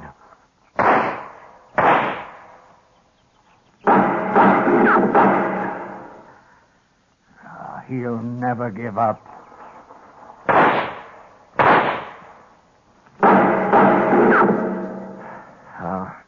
All right. Let's spread out and rush him. Then. No, Marshal. That'd just mean more bloodshed. He'd get one of us sure. I got a better idea. Oh? We'll burn him out.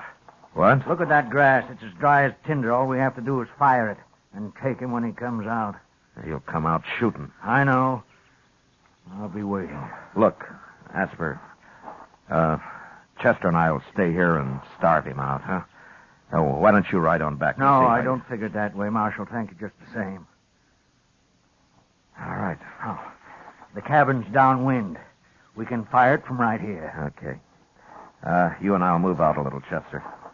And, let go any time. Yes, sir. Look, Asper. I'll do the shooting, huh? I can knock him down without killing him. He'd only hang. We'll all shoot, Marshal. Okay. I bunched up a handful of brown grass and lit it, and the wind did the rest, and carried the flame springing higher and higher toward the cabin. It started down from Chester, too, and from where the old man lay.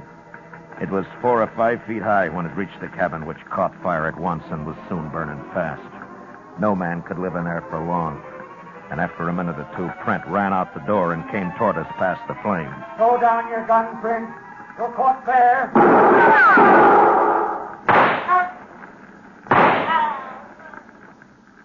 All right, Marshal. Chester? All right. Come on, Chester. Well, watch him. He may not be dead.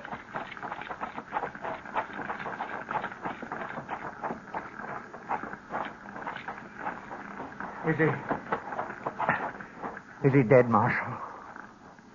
Yeah. I'm sorry, Asper, but I was afraid he'd kill one of us if I didn't get him first. I saw your shot, Marshal. You hit him in the shoulder. On purpose, I figure. I killed him. I had to. Now let's get him buried.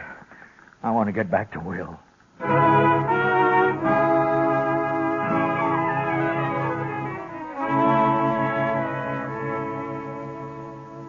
We buried Prent near the charred ruins of the cabin and then started the long ride back to the ranch.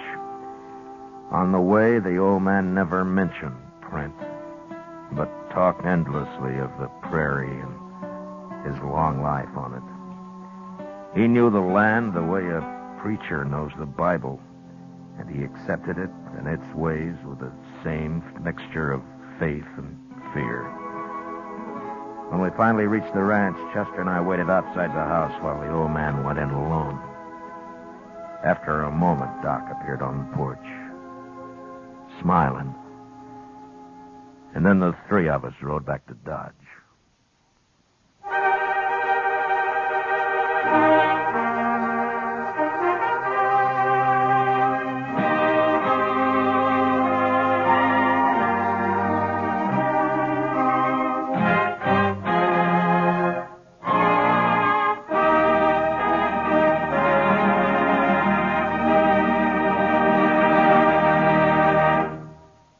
Gunsmoke, under the direction of Norman MacDonald, stars William Conrad as Matt Dillon, U.S. Marshal. Tonight's story was especially written for Gunsmoke by John Meston, with the music composed and conducted by Rex Corey. Featured in the cast were Joseph Kearns, John Daner, and Sam Edwards. Parley Bear is Chester, Georgia Ellis is Kitty, and Howard McNear is Doc. Gunsmoke is heard by our troops overseas through the facilities of the Armed Forces Radio Service. Join us again next week when Matt Dillon, U.S. Marshal, fights to bring law and order out of the wild violence of the West in Gunsmoke.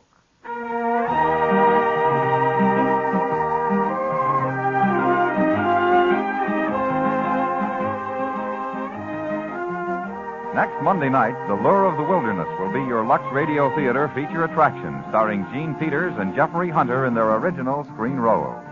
And remember, too, radio's outstanding theater of thrills, Suspense, is heard Monday evenings on the CBS Radio Network.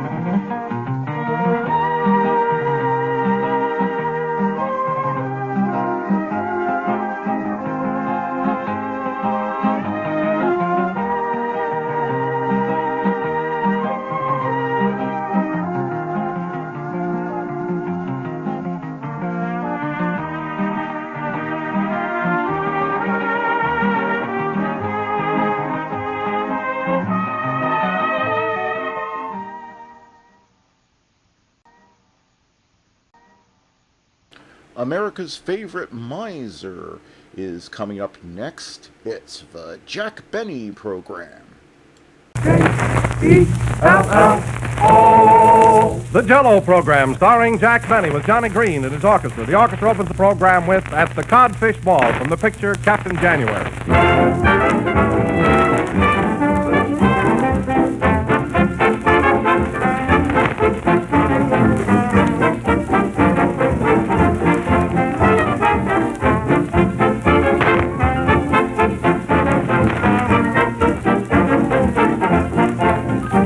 Today we are happy to celebrate the 4th anniversary of Jack Benny on the air. It's a great occasion, folks.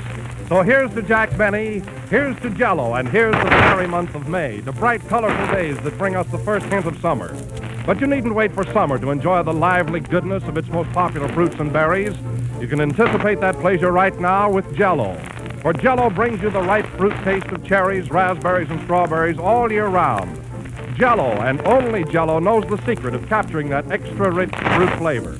It tastes just as fine whether you make it yourself or get it at a restaurant. Tomorrow marks the beginning of the National Restaurant Week, so sometime this week when you're out at a restaurant, why not order an appetizing dish of Jell-O? Only always remember to ask for Jell-O by name, either at your grocer's or in a restaurant. Always insist on genuine Jell-O.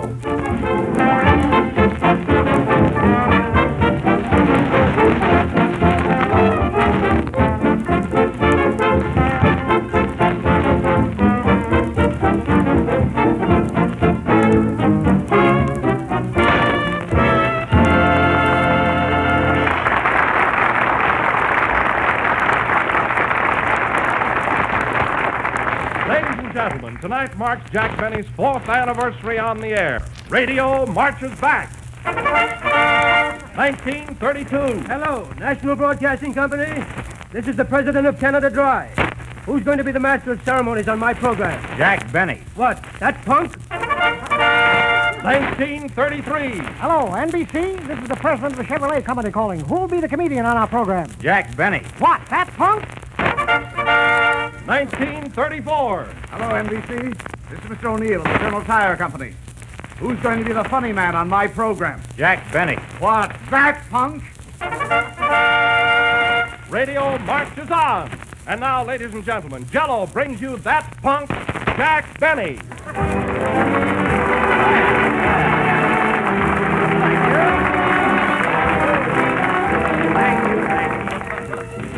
Well, Jell-O again. This is Punk Benny. Jack Benny talking. Gosh, I'm so excited. This is my 4th year on the air. Isn't that a wonderful record, Don? 4 years. Oh, I don't know, Jack. Amos and Andy have been on the air 6 years. Well, that's only 3 years apiece. I'm talking about a single performer, you know. Well, how about Rudy Valley? He's been singing for 7 years. I know, Don, but how long can his nose hold out? Anyway, I don't want to brag or sound egotistical, but I think that... Thanks. From Louisville. Says, wish I could be with you on your 4th anniversary. I ran my darndest, but couldn't make it. Signed Brevity. Now, wasn't that nice, Don? But you know what kills me? Everybody has congratulated me on my anniversary except the members of my program. Isn't that awful? See, you'd think I was some... Punk? Yes. No. But they do owe me that courtesy. Here comes Mary. She'll remember it. Oh, hello, Mary. Hello. Gosh, Jack, isn't it warm for May the 3rd? It sure is. Ah, May the 3rd. Mary, remember May the 3rd, 1932? Exactly ago. Pop that day. You see, Don? Say, Jack, can I go out for a minute? I want to send a telegram of congratulations. To who, Mary? My cousin. She's getting married tomorrow. Oh. I'll be right back. Well, I guess you're right, Jack. Oh, you can't blame her. She's got so much on her mind. Poor kid, you know. Hello, Jack. Congratulations. Oh, thanks, Johnny. Thanks. I just heard you picked the winner in the Derby. Oh. Well, thanks, anyway. You're welcome. See you later. Okay. You see, Don, even Johnny forgot, you know? Well, Jack, you know, he's got so much on his mind. Oh, sure. His music and everything. So you had the winner in the Derby, eh? Yep. Well, that's fine, Jack. You know, I hate to bring this up on your anniversary, but if you remember, I had half of your horse. I know, Don, but my half came in first. Now, let's see. What did I win? I have $2 to show. Of course, I'll have to give the jockey something. Oh, hello, Jack. Congratulations on your anniversary. Well, Kenny, thanks. Gee, I'm glad you remembered it. There's nothing on his mind. Say, how did you happen to remember my anniversary, Kenny? Gee, it's in all the papers. Yeah. Here's something I clipped out of the New York Times. Oh, yeah? What does it say? It says, for the 4th consecutive year, the Senate Finance Committee took up the administration budget proposals. Well... They spelled your name wrong, Jack. See who it is, Mary. I bet it's an interview or something, huh? Say, Jack, there's a pair of spats outside wants to see you. A pair of spats? Is there a man inside? Yes. Don Bester! Come on in, Don!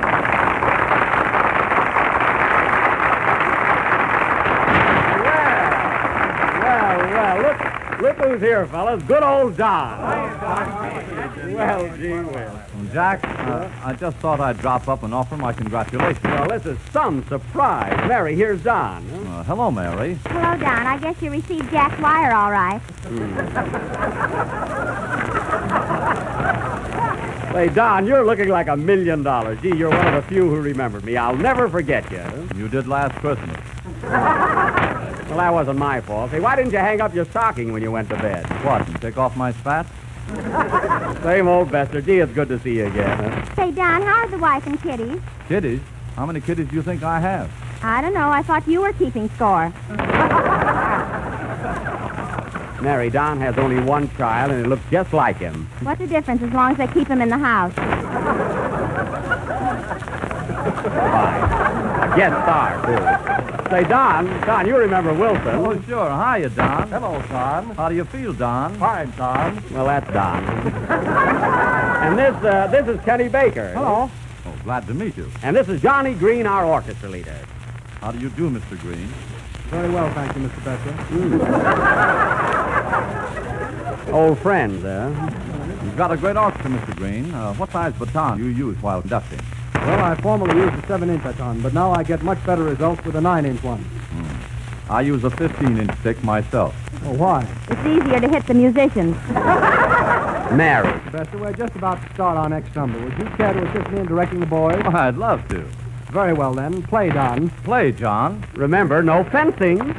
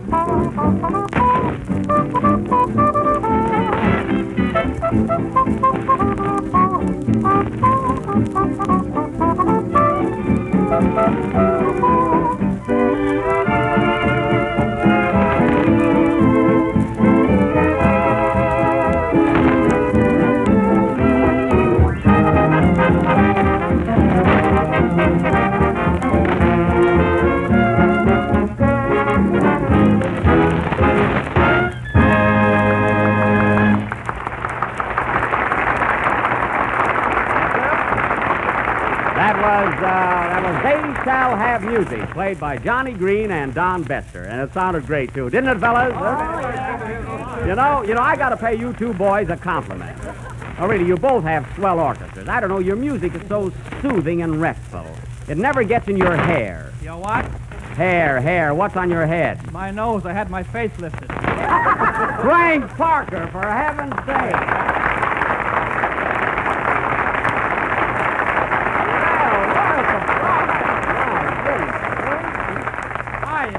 Well, Frank, is it really you? Yes, Jack. Happy as a lark and ready to give you the bird. Gee, that's nice of you, but you didn't have to come all the way over here, Frank. Gee, you could just as well have sent me a telegram. Oh, I wouldn't know what to say. Oh, Frank, stop. No, that's not enough. Good old Frank, you haven't changed a bit, huh? You know, you look the same, Jack, although you got fat. Oh, where? Between the ears. Oh, Mary, here's Frank. You remember Frank? Hello, Frank. Hello, Mary. Gee, I missed you. And I miss you too, Frank. Then what are we waiting for? Hey, Frank, wait a minute. That kiss is a little too long there. You should have made it longer for the gag. Start it again. Oh, go on, Jack. I only kissed her like a father. Yeah, father time. Say, Jack, didn't Bester come up here, too? Sure, there he is. Hiya, Don. Hello, Frankie. You got a wire, too, huh? Yes, collect. Same old Jack. Say, Frank, listen, how did you know this was my anniversary? Huh? Why, it's in all the papers, Jack. Here, I cut out a clipping. Yeah, what does it say? It says, for the fourth consecutive time, Lefty Grove pitched an airtight game for the Red Sox, winning 6-0. Oh, boy, in the sports column, too, huh? Gee, that's something, huh? Hello, Frank, old boy. How are you? Hi there, Wilson. What do you say? I say that Jell-O is the largest selling gelatin dessert in the world, and every day millions of people eat it. Well, I wouldn't have believed it. Say, Frank, you know Johnny Green, huh? Oh, sure. Hello, Johnny. Hello there, Frank. You know, Jack, we went to Harvard together. But I got in. Well. If you're going to give him all the laughs, all right. Oh, Frank, listen, I want you to meet Kenny Baker from California here. Hello, Kenny. I'm very glad to know you. Gee, it's a thrill.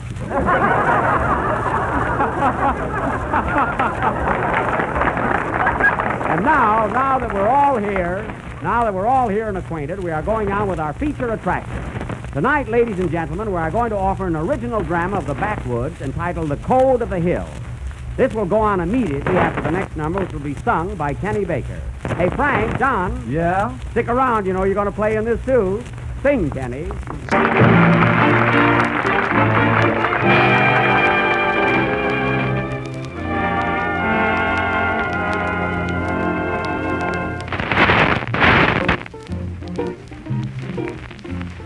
There's a small hotel with a wishing well. I wish that we were there together. There's no bridal suite, one room bright and neat, complete for us to share together. Looking through the window, you can see a distant steeple, not a sign of people who once people. When the steeple bell says good night, sleep well, we'll thank the small hotel together.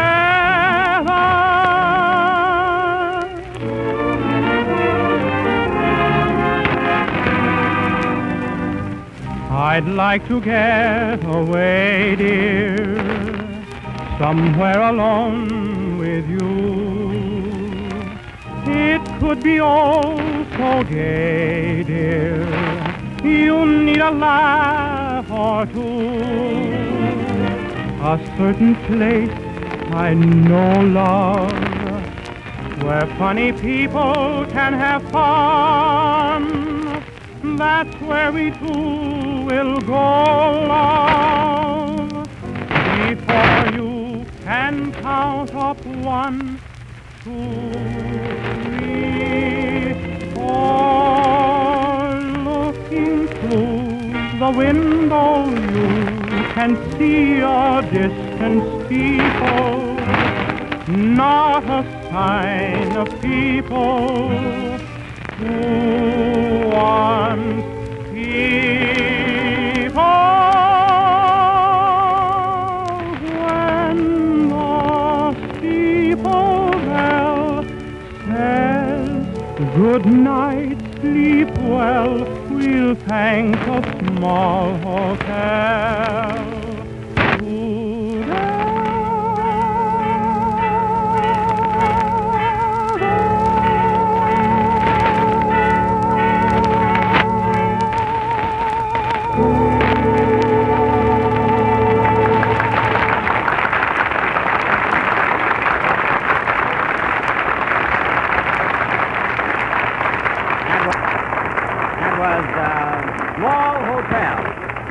Sung by Kenny Baker. Now for our play, The Code of the Hills, which we will present in 2 acts. The locale is the bluegrass country 200 miles south of Louisville, which is 5 hours by train, 2 hours by plane, and 20 minutes by bold venture. Take it, Wilson. The action takes place in the homes of the Jake Bennies and the Bester Parkers, who live within shooting distance of each other. And the feud is on. Curtain music, John.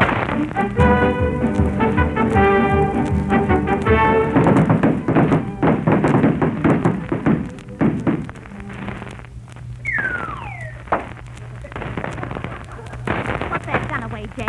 Supper's a-waiting. Be right there, Sarah. A shooting and a killing. A shooting and a killing. When is it going to stop?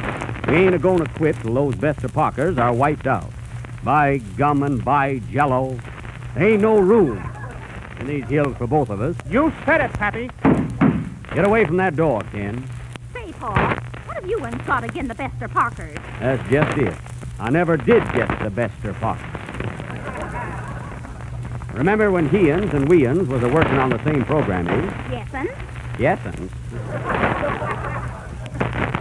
Well, one night I asked him how many hairs on a monkey's face, and he said the next time you shave, count them. He knew I couldn't count.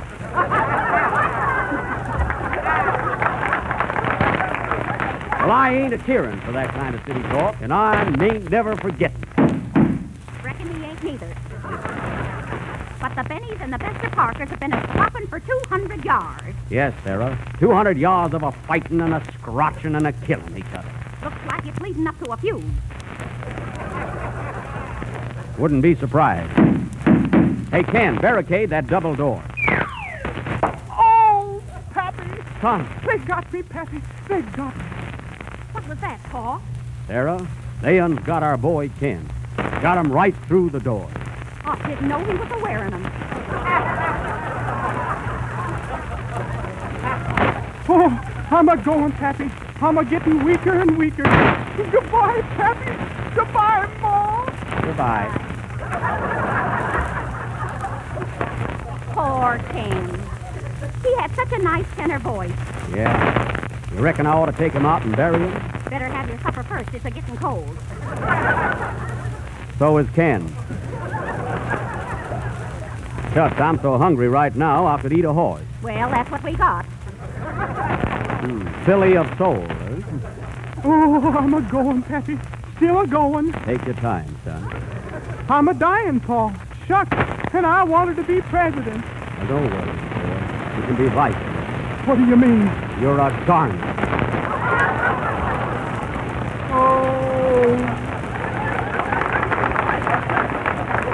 Oh, that done it.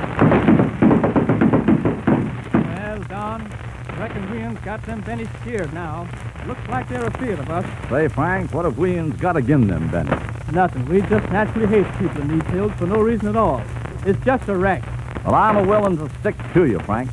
But I ain't got no hankerin' for that kind of fighting. You ain't? No, I just wear fat. No, I just want us fat. I just want us fat. Yeah, that's right.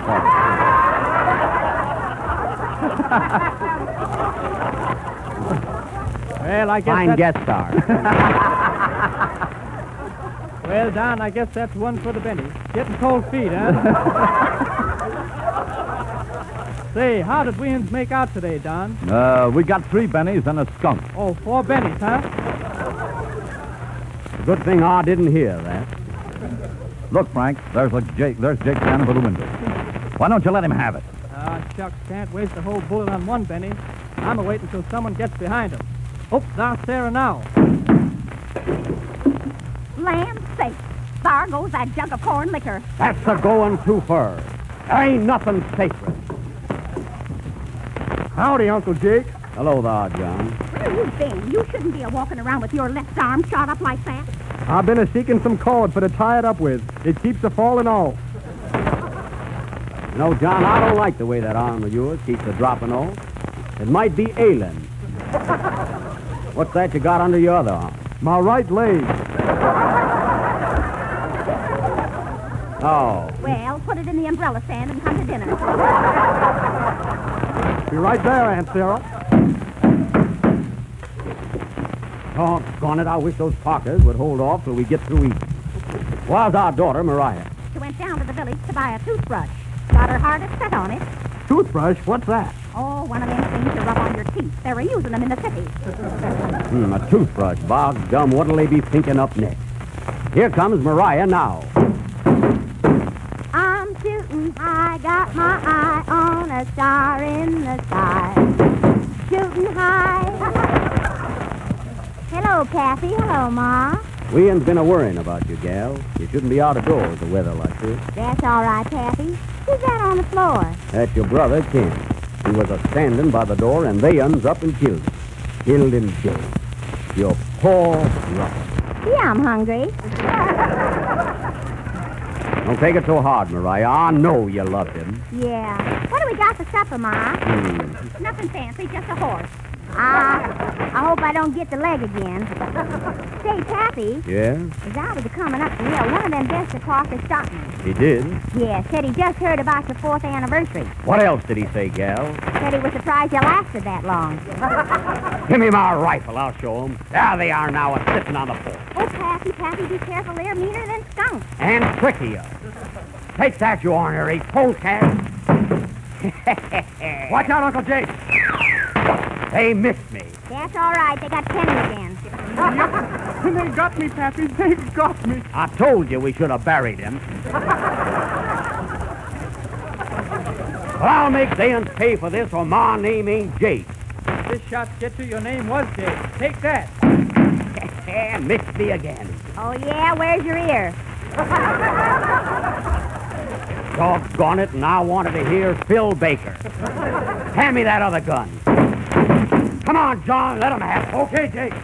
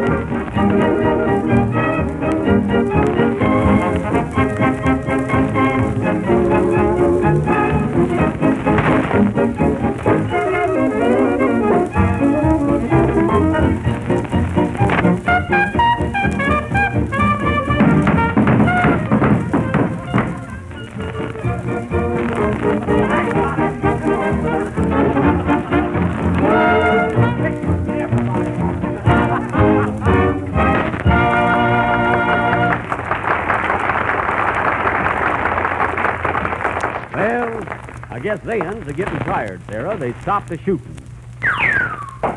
Who is that, Pop? Just an echo. Well, the echo got Johnny.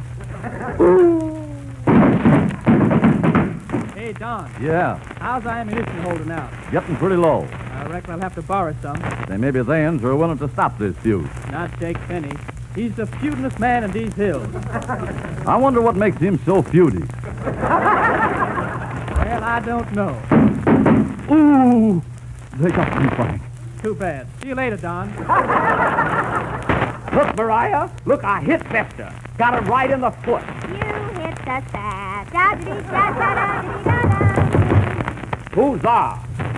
It's me, a Parker. Parker? Yeah, and I'd like to borrow some ammunition. I'll gladly pay you back Tuesday.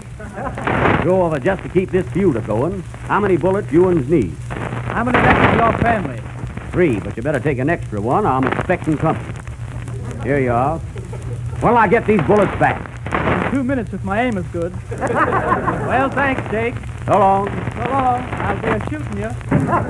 Get him, Paul, before he runs back to the house. Yahoo! I hit him in the suspenders. That'll slow him down.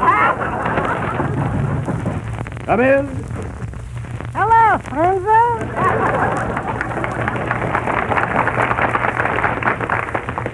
You'll pardon my protrusion, please. But as of several reasons, doggone it, I came here from Washington, N.B. Washington, N.B.? Yeah, near Baltimore. Well, you one's a federal man, eh? Yeah, boy. And I was working for the government. Aren't we all? Quiet, darling. What are you ones do you wanting around here, stranger? I came here to select a place for a new government project. Is that so? Sure enough. We're aiming to build up your canal 28.5 miles long. 28.5-mile canal, eh? Are you going to have locks on it? What do we need with locks? Who's going to steal it? I reckon you ones have come to the right place, stranger. The grass around here is so dry the cows give powdered milk. That's your hard luck. But listen to my proposition, please. I'll give you for your properties cash money of $1.50 net. That sure is a heap of money. Hold out for an extra quarter, Pa. Gas is running low. You once heard what she said, stranger. Ah, she's a sizzler. Well, I'll make it $2 even. Sign here. Sarah, potch me the pen and potch me the ink. Here, Koch. Where do I scratch? Right here, but don't make a blot. Not much. Ooh, Mariah, pick up that pen. Never mind, Pa. I'll get you another one. I want that one. My hand's on it. Well, there you are. No, thank you. Where's the money? Right outside in my car. Oh, along with him, Mariah. And be careful. All right, Kathy. Come along, Mr. Hezekiah Slapperman. With a benzo on my knee. Oh, come on, Honeybuns. Well, Sarah, we uns rich now. Hot diggity. Yes, Pa, and we can move away from these fields. No, we can't, Sarah. Not till the feud is over. Feud. That's all I ever hear, and I'm a-getting sick of it. What, Sarah? Feud only plow the fields. Feud only tend the crops. There wouldn't be no feud. And speaking of feud, you will find that Jell-O is the most delicious feud in the world, and it has that extra flavor. Strawberry, raspberry, cherry, orange, lemon, and lime. Thank ye, Parker. Thank ye, Bester. You're welcome, Jack. Well, that's that. Where's Mariah and that Federal man? Jiminy Crackers, you still got plenty of hot bullets here. Oh, we uns are used to it. Hey, Spencer, you know I like that daughter of yours. She's some snappy damsel. Well, you uns like my daughter, eh? Yeah, for her, I'd kill a coyote. In fact, I asked her to marry me. Can't see that I'm surprised. Mariah, what have you uns got to say about this? Well, I'll tell you, my friend. We've been talking there for a long time, and it's got to be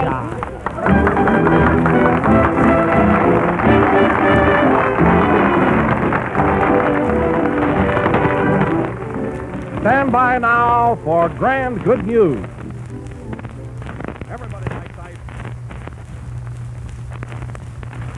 Jell-O is introducing a new product to metropolitan New York and New England. Jell-O Ice Cream Mix, a modern, quick, easy way of making the very best ice cream you've ever tasted. Jell-O Ice Cream Mix comes in 5 luscious flavors: vanilla, chocolate, strawberry, tutti frutti, and orange pineapple.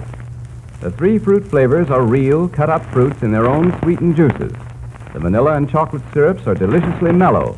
Each flavor freezes smoothly, flawlessly in the trays of your automatic refrigerator. Just open a can of Jell-O Ice Cream Mix. Add some milk, some whipped cream, stir only once during the freezing, and you'll have 6 generous portions of rich, creamy ice cream, smooth and full-flavored, absolute luxury ice cream.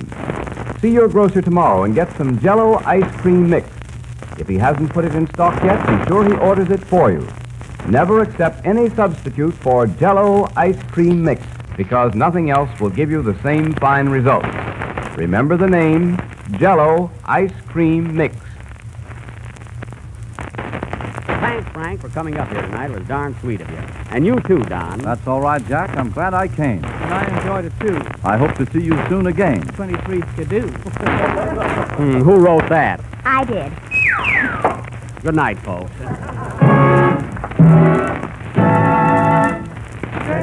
J-E-L-L-O.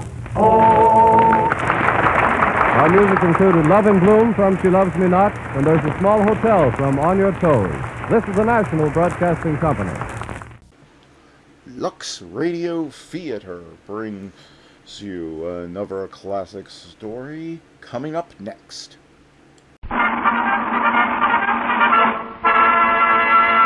From Hollywood, California, the Lux Radio Theater presents Stella Dallas with Barbara Stanwyck, John Bowles, Anne Shirley, and Barbara O'Neill.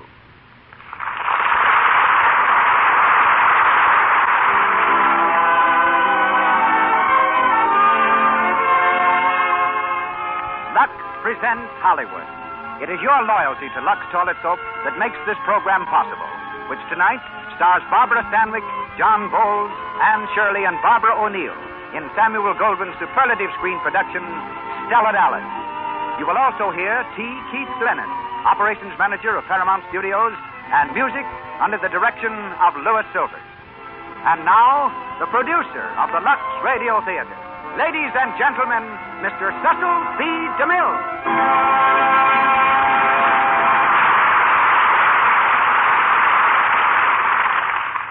Greetings from Hollywood, ladies and gentlemen. With this presentation, the Lux Radio Theater becomes 3 years old. During this week in 1934, we first went on the air, and by coincidence, John Bowles was our leading man then, as he is tonight. For our stars, as well as for us, the past year has been an outstanding one. It's been Mr. Bowles' busiest and most successful year on the screen. Anne Shirley has acquired stardom and a husband. And Barbara Stanwyck has at last come into her own through her magnificent performance as Stella Dallas, which she repeats tonight. I know of no one in Hollywood who merits success more than Barbara. Born in a poor section of Brooklyn, she lost both parents while still a child. Living with 10 different families, whichever would take her in, she never knew what a home was. At 13, she was earning her own living as a clerk. 2 years later, she was a dancer. And her first glimpse of success came with a stage role from David Belasco, who changed her name from Ruby Stevens to Barbara Stanwyck. Now on top, Barbara can at last indulge a lifelong ambition. She's purchased a farm in the San Fernando Valley and will spend her off-screen life raising horses. Our story was written 15 years ago by Olive Higgins Prouty and was brought to the screen by my partner of 25 years ago, Samuel Goldwyn. As in the film, we hear Mr. Bowles as Stella Dallas, as Stephen Dallas, Anne Shirley as Lowell, Barbara O'Neill as Helen Morrison, and, of course, Barbara Stanwyck as Stella Dallas. And now one of the year's greatest pictures comes to the air. The Lux Radio Theater presents Stella Dallas with Barbara Stanwyck, John Bowles, and Anne Shirley.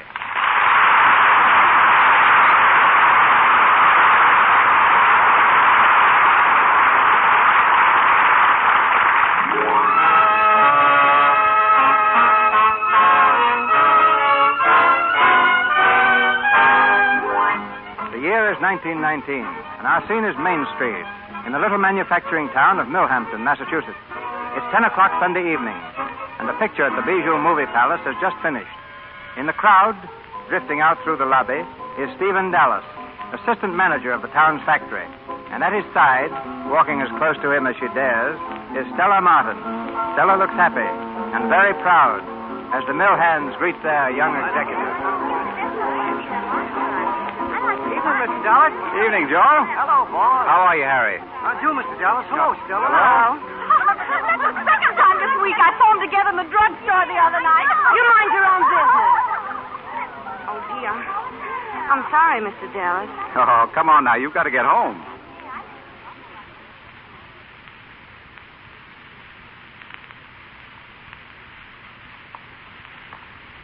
Do you mind our being talked about, Stella? Mind? I mind? Oh, no, it's just that... Well, I can't believe you like seeing me when you could be out with all the swell. Oh, but I want to be with you. I like being with you. Oh, could I take your arm? I mean, is that all right? Is that considered Well, that... of course it is. Oh, I hope you don't mind my asking those things. It's just that I want to be like all the people you've been around. Educated, you know, and speaking nice, and then Nah, don't be like anyone else. I like you the way you are. Oh, but I've wanted to be different ever since I met you, and if I was around you long enough, I could be. Why, I could learn to talk like you and act like you, and pretty soon well, you know, you've done a lot for me, even in these couple of weeks. You've done a lot for me, too, Stella. I was very lonely the day you walked into my office. Lonely? Yes. I don't know how much you know about me, but... Oh, I know your society. I mean, You mean I used to be. Yes, and your father died. I read about it in the newspaper. Dad didn't die. He committed suicide, Stella. Oh. He went broke and he couldn't stand it. That's when I came here to start all over again. I guess that was in the papers, too. Mr. Dallas. Yes? That girl, the one you were engaged to when... Yes? Wouldn't she wait for you? She would, if I'd let her. But I couldn't do that, could I? She was married just 2 weeks ago. Oh. She must have been very lovely. Yes. Well, here we are. I don't have to go in right away. Cigarette? No, thanks. I don't smoke, and I don't drink either. Oh, you're sweet, Stella. I was lonely and unhappy, then I'm not anymore, Stella. Stella. Oh, please, I shouldn't have. You won't have any respect for me. Not for girls who let men kiss them whenever they want. I don't let men... I mean... Well, girls shouldn't unless they... Well, unless they know the man is serious. Shall I tell you I am? Or shall I just kiss you again? Oh, Stephen.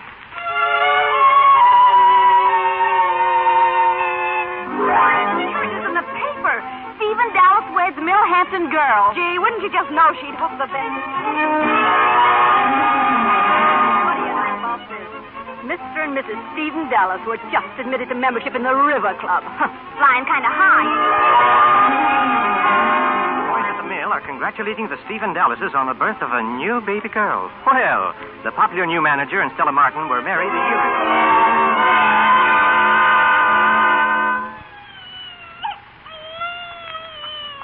We're home, Agnes. My, oh, my, you sure is, honey. Who does she look like? Let me see who. Oh, let the nurse take her inside, Agnes. You'll have plenty of time for that later on. Yes'm. This here way, Mr. Nurse. Sit down, honey. Oh, gosh. Home never looked so good to me. Oh, poor Stella. Oh, I didn't mind it.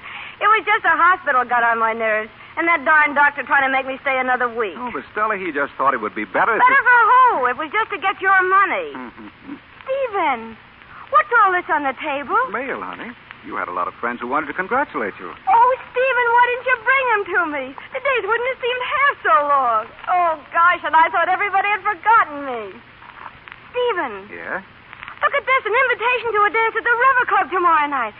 I think I can wear my blue dress. I'll let it out a little at the top now, and then Stella, you don't want to go dancing already? Oh, why not?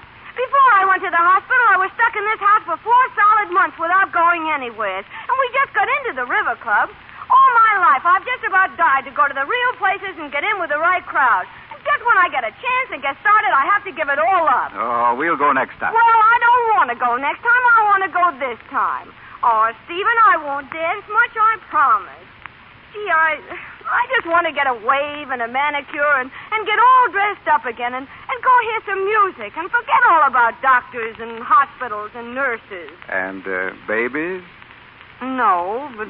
Oh, Stephen, please. Now, Stella. Oh, please.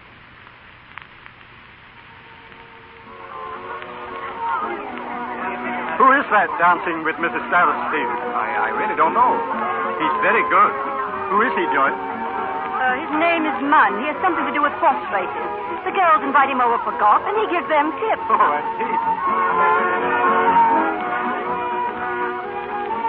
Why, you're a wonderful dancer, Mr. Munn. Well, if I'm any judge of horseflesh, you don't take a mean leg yourself. Say, how did you come to get hooked up to that crowd at your table? Oh, there's some business friends of my husband. Business friend? Uh-huh. What is he, an undertaker? Say, Stella, why don't you get him to ditch that bunch of mothbacks and come over and join us? Spencer Chandler's table? Why, we don't even know it. Well, that won't take long. Do you know what he said after our first dance? No, what? He said, Ed, he always calls me Ed. He said, Ed, you can pick winners on a dance floor better than you can at a racetrack. Yeah? Oh, go on. Don't red apple me. Oh, no, on the level. Come on, I'll prove it to you. Wait. I'd have to ask Stephen first. Oh, forget it. Hey, Spence. Sit down, Munn. Spence, I want you to meet a friend of mine. Stella, Mr. Chandler, Mrs. Dallas. How do you do? How do you do? Say, Spence, I want you to prove something to her for me. Didn't you say I could pick him on a dance floor as good as I can on the track? Yes, but I wouldn't feel too flattered, Mrs. Dallas. Munn hasn't given me a winner in over a month. Won't you sit down? Thank you. What would you rather done? Why, yes, I guess I would. Fine. Well, Stella. Oh, Stephen, come here. Stephen, this is Mr. Munn. Pleased to meet you. And Mr. Spencer Chandler. How do you do? Mr. Chandler just asked me to dance. You don't mind. I'm sorry, Mr. Chandler. My wife's just out of the hospital. She ought to be home in bed. And that's where she's going. We'll hurry then. Come on, Mr. Chandler. Stella. Hey, Dallas, you wouldn't like to sit down and have a little snifter, would you? No, thank you.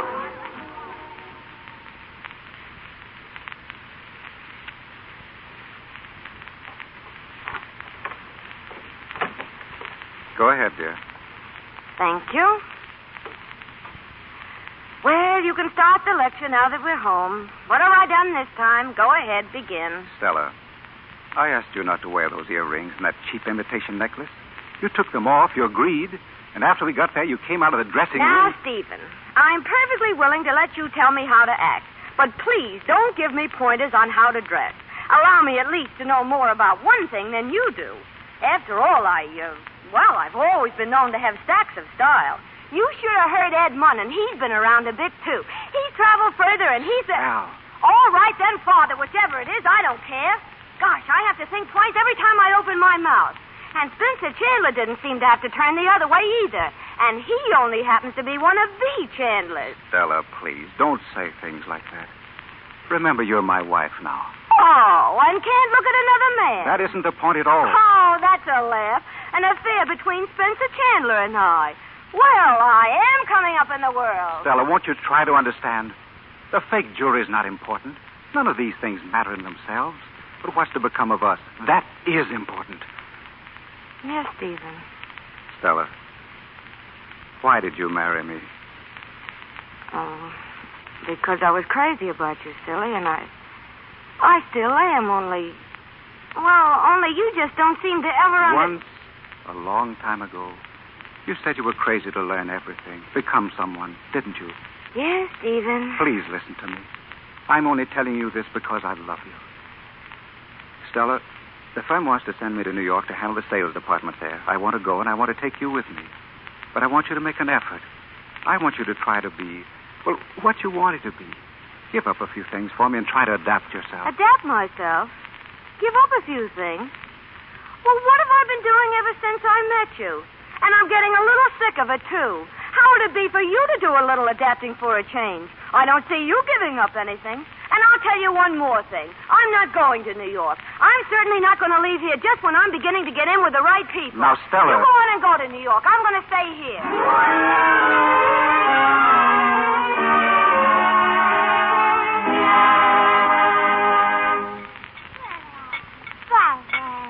Hey, cut it out. Oh, here, I'll feed you myself. She sure is getting big. Cute, too. Isn't she? You know, Carrie, I used to think girls at the mill were crazy when they got married and right off the bat started having kids. But, honest, Stella, would you want any more? Sure, if I could have another one like her. Gee, she's been a regular pal to me. You know, since Stephen's been away in New York so much, I hardly know I have a husband. Why, he's only been home 3 times this summer. And then it was only on account of her. He's crazy about her. And who wouldn't be? Now, who's that? Edna? Oh, where is that girl? All right. Hi. Why, Ed Munn. Well, is that all the welcome I get? Ed, of all people. Oh, gosh, I'm glad to see you. Well, I'm glad to see you. Come on in. Thanks. Stella, this is my friend Charlie. You remember Yeah, Charlie? how are you? Hi. Come on inside. Hey, Carrie, look who's here. Well, for heaven's sake. Hello, Carrie. Hello, Ed. Hello, Charlie. Hi. Well, will you get a load of that kid? Has she grown or am I crazy? Oh, Lolly, darling. You remember Uncle Ed, don't you? Well, I remember you. You want something to drink, Ed? Sure. And if you don't mind, I'll peel this coat. Yeah, go ahead. You still play the piano, Charlie? Yeah, I guess so. Say, where you been hiding still? I haven't seen you. Oh, gosh, Ed, I haven't been out of this house for 2 months. Huh? You been sick? No, but... Oh, I don't know. I don't seem to get any fun out of a good time anymore. All the time I'm out, I'm thinking of her and what she's doing and how soon I can get back to her. Well, here's hoping I'll always be around at the right time. Oh. Say, can I pick the kid up? Yeah, go ahead. Oh. Come on, dear Uncle Ed. That's a girl, Laurel. Come on. Well, what's the matter? Ain't you got a great big smile? Oh, of course she has. Come on, darling. Smile for Uncle Ed. Come on. Edna. Come on, Lolly, darling. Smile. Look at those noses. Edna, who was it? Edna! Mrs. Alice, ma'am. Hello, Stephen. Hello, Stella. Oh, you remember Mr. Munn. How do you do? And Carrie Jenkins? Oh, how do you do? How do you do? Well, I think I'll be getting along. Oh, all right. That's a fine baby you got there, Mr. Dallas. Thank you, I think so. I gotta be going, too, Ed. Me too. Just a minute, I'll see you to the door. Forget it. We won't get lost. Well, so long, Stella. Bye. Goodbye, Mr. Brown. Well, Stephen, sit down. Stella, I can't have our child living this way. Oh, what's wrong this time? It's not just this time. It's every time I come. What do you mean? Because there was a couple of drinks? Well, what's wrong with that? Coming in here with that icebergy way of yours. I'm sorry. I didn't mean to be rude, but she's my child, too, and I won't have this. I haven't wanted to take Laurel away from you, but if Take her away from me? What are you talking about? Here, darling, come to your How daddy. dare you say such a thing? Give it to me. Now, Give it to me, I say. Stella, please, you mustn't do this. Get out of here. Stella. Get out, I say. Oh, did he frighten Mommy's little girl? Don't you cry. Mommy's right here. Mommy won't let anybody hurt you. Yes. Oh, darling.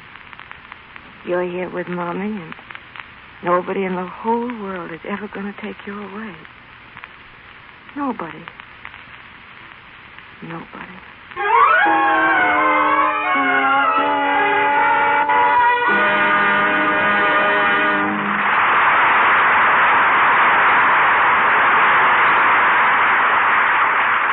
Before continuing with Act Two of our play here in the Lux Radio Theater, let's drop in for a moment at the publicity office out at one of the major studios.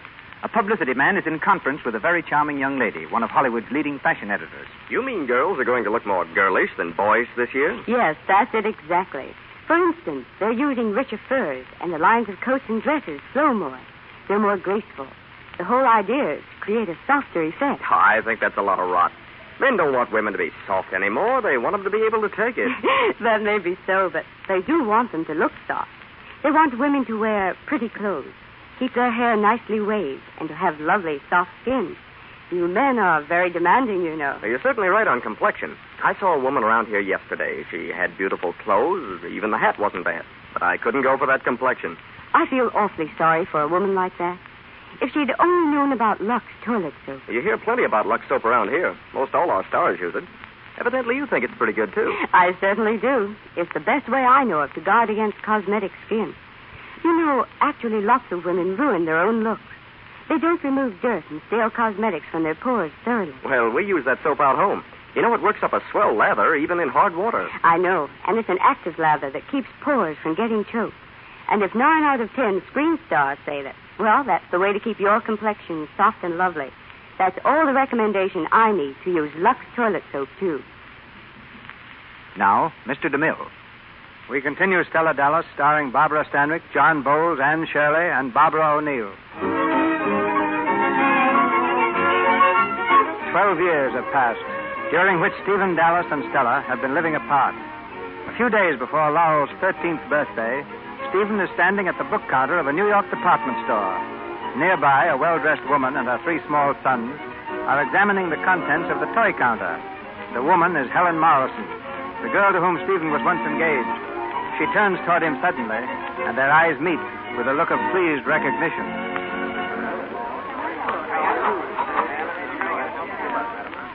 Stephen. Helen. Oh, Stephen. I'm so glad to see you. Oh, and you. Oh, boys, come here, come, please. Stephen, these are my sons. How do you do, young gentleman? How do you do? Oh, this is Mr. Dallas, whom your mother has known for such a long time. John. How do you do? Lee. Lee. How do you do? And Cornelius. Cornelius. How do you do? Con. He doesn't like to be called Cornelius. I do, too. It was my father's name. Was? So Con is the man of the family now, and he looks after us all so beautifully. His father would be very proud. That's splendid. Nothing but the finest care in the world would be good enough for your mother. But, Stephen, tell us about you. What are you doing here? Well, if you mean New York, I'm in business here. If you mean the store, I'm here buying birthday presents for my daughter. Your daughter? Mm-hmm. Oh, Stephen. Wait a minute, I have a picture here of her. Here it is. Oh, she's lovely. When may we meet her? And her mother? They're not here. You see, Laurel goes to school up near Boston, and her mother spends all of her time with her. Oh, well, I have so many things to hear and to tell. Can you have lunch with us? Well, I should be back at the office by now. Oh. We'd be glad to have you, Mr. Dallas, if you don't mind carrying your own tray. John's been saving up for a whole month in order to take us out for lunch. Really? It's his treat. How about it, Mr. Dallas? Yes, Steve. Well, I guess I can't refuse an offer like that. No. Oh, Mr. Dallas! Come on, fellas. If you run short, John, I'll lend you a couple of dollars. Gee, thanks.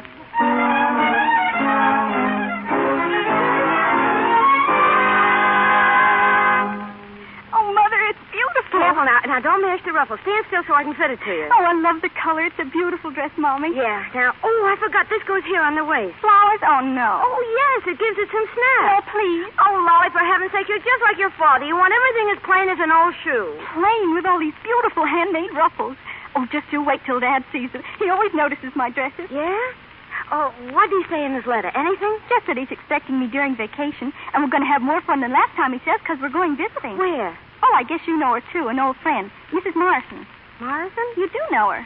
Not me. Take off the dress and let me get to work on it. Watch out for the pin. Come on now, pull it over your head. What's going on in there? Come on in, Ed. No, Mother, wait till I get out. Molly. Say, what is this? The Follies dressing Mother, room? please. Oh, what's the matter? You shouldn't see me like this. Oh, for heaven's sake, Ed's known you since you were knee-high. Yeah, and even less than that. Now, what have you got to hide from your Uncle Ed? Come on, give us a kiss. Mother, make him stop, Ed, please. stop. Come on now, come on. No, let me alone. Let me alone. Oh, Ed, I wish you wouldn't tease her like that. You know she don't like it. Yeah, I know. But I get a kick out of a young one being so finicky. Well, is your car downstairs? Huh? Oh, no, it's in the shop. Why? Oh, I wanted to go to town. I wanted to get the decorations for Laura's party. Well, why not go in on a train? I'll tell you. We'll take the kids, see a show, and have dinner. No, I don't want her to know what I'm getting. Oh, I see. Well, I guess I could show you a better time without her. Ed.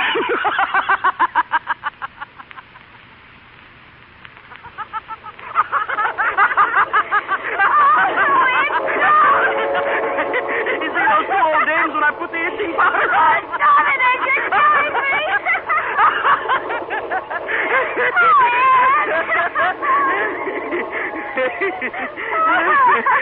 Oh, gosh, Stella. We have a lot of laughs, don't we? I got a pain from it. Say, Stella. What? Stella, why don't you scratch that first entry of yours and give somebody else a chance? Honest, I'd do anything in the world. Please don't, Ed. It's like I told you. It's not personal, only I don't think there's a man living that could get me going anymore. Oh, I don't know. I guess Lolly just uses up all the feelings I got, and I don't seem to have any left for anybody else. You got plenty for me, Stella. Why can't we go on as we are? Gosh, I don't know what I'd have done without you some of the times when Lolly was back with Stephen. You're such a good sport, and such a lot of fun, but... I guess you know what you're doing. I guess I do, Ed.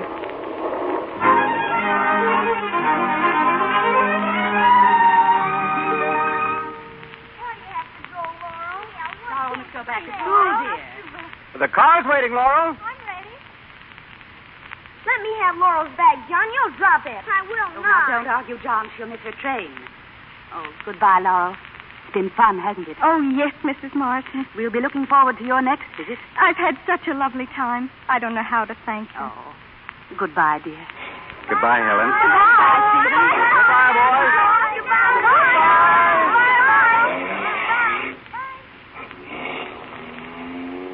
Oh, Daddy, aren't they the nicest boys? I think so. How did you like Mrs. Morrison? I think she's the loveliest lady I ever knew. Do you, Laurel? Do you really? Oh, I mean, of course I mean, except my mother.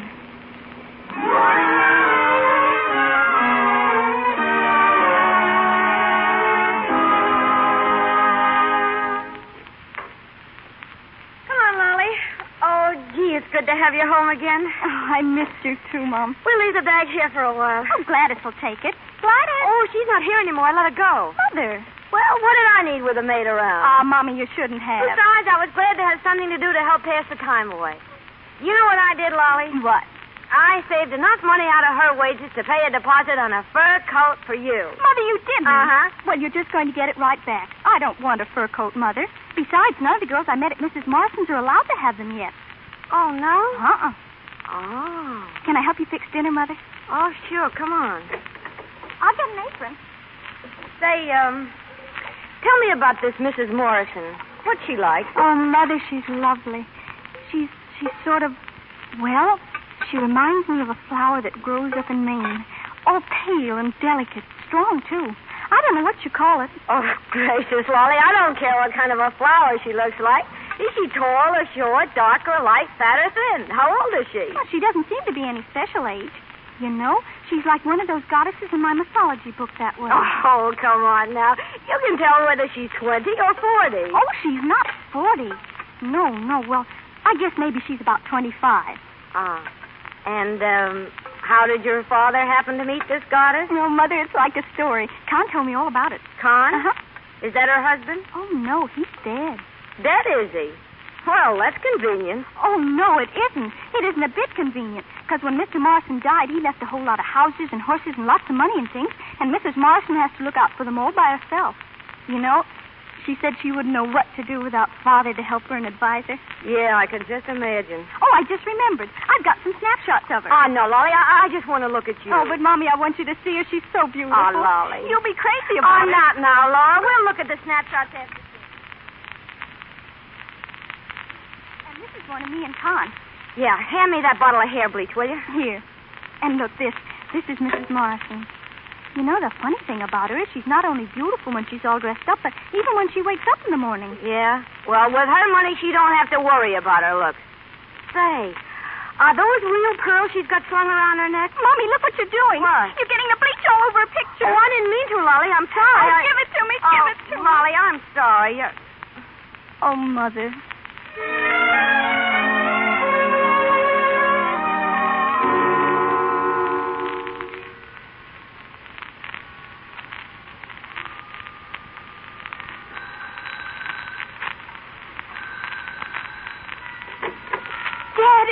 Merry Christmas! Oh, Daddy, I'm so glad to see you. Oh, please come in. Where's your mother? She's getting dressed. When she heard you were coming, she... Oh, here, let me take your coat. Now, wait a minute. This package is for you. Oh, thank you. I'll put it right under the tree. Hey, that's a beautiful tree, all right.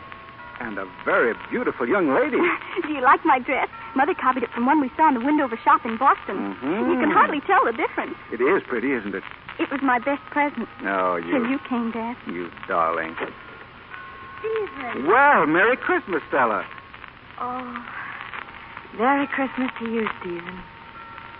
Oh, it's good to see you again. It's good to see you. Sit down. Thank you. The place looks awfully nice, Stella. You go to dinner with us? Well, darling, I came to ask your mother a favor. Stella, I was wondering if you'd let me have Laurel for the holidays this time. I've never had a place for her before, but this time we have an invitation to spend it with the Morrisons. Oh. Well, would you like to go, Lolly? Yes. Oh, I mean, that is... Oh, I think it would be lovely. When would you want us, Stephen? Well, my train leaves in an hour, Stella. I was hoping I could take her back with me. Today? Oh, no, not today. I couldn't, Father. Mother and I had something all planned. Well, yes, we did, but, we could do that any time. Well, all right, come on. We'll have to hurry. You go and start packing your things, darling, and I'll be right in. Yes, Mother. She won't be very long. Stella, I'm awfully sorry. Well, when I see all you've done here, and you did have plans, I didn't realize it. Oh, it wasn't anything really. We were just going to a show and dinner at the Bon Ton. Oh, this will be a real treat for us. Oh, it's been so long since I've seen you. How have you been? Well, thank you. And you? Oh, fine. That's good. It's too bad your train leaves so early. Stella, I've been thinking. I don't know why it didn't occur to me before, but there's no earthly reason in the world why you should spend a day all alone just because I've been selfish and thoughtless. There must be a later train. Oh. Where's the telephone? Shall we call and see? Oh, yes. Please. The phone's out here in the hall. Let me see now. Well, here's the number. Beacon Hill 3700, please. Hey. Ed. I fooled you, didn't I? You put me out of the back way, and I went all the way around and came right in here. Oh, Ed. Say, listen, just where is all this company that I'm being kicked out because of? Because I'm going to tell you this. Oh, I beg your pardon, Mr. Dallas. I guess... Oh, gee, I'm sorry, Stella. I didn't mean to... I guess, I guess I'll go now, Mr. Dallas. He had a little too much Christmas, I guess. He was here a little while ago and brought a turkey, and I had a terrible time getting rid of him. What did you find out about the train? Well, Stella, I'm afraid it would be too late. Oh, I see. I'm all ready. Was I very long, Dad? Not at all, darling. Goodbye, Stella. I'll take good care of her. Goodbye, Stephen. Goodbye, Mother. Bye. Oh, thank you for letting me go. Merry Christmas, Mommy. Goodbye. Lolly. Oh, Lolly.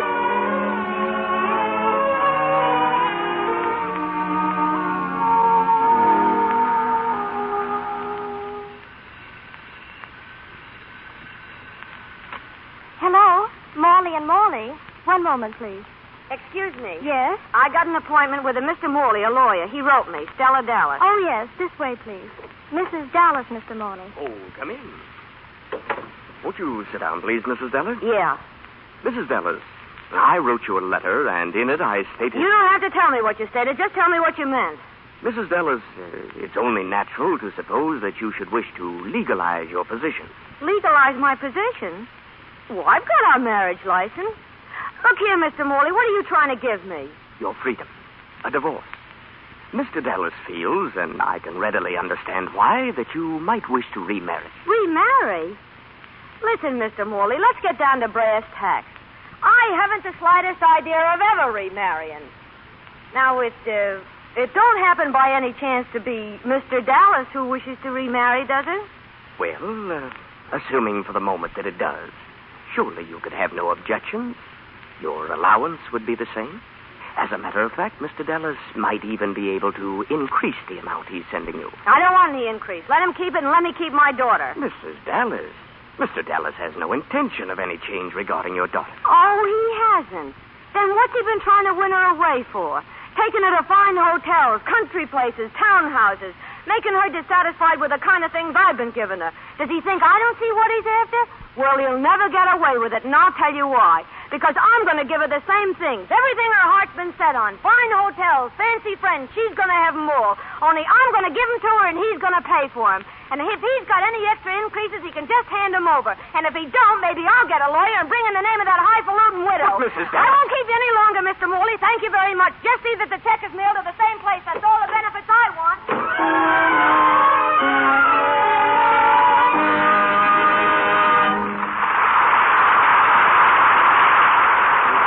Station identification. This is the Columbia Broadcasting System.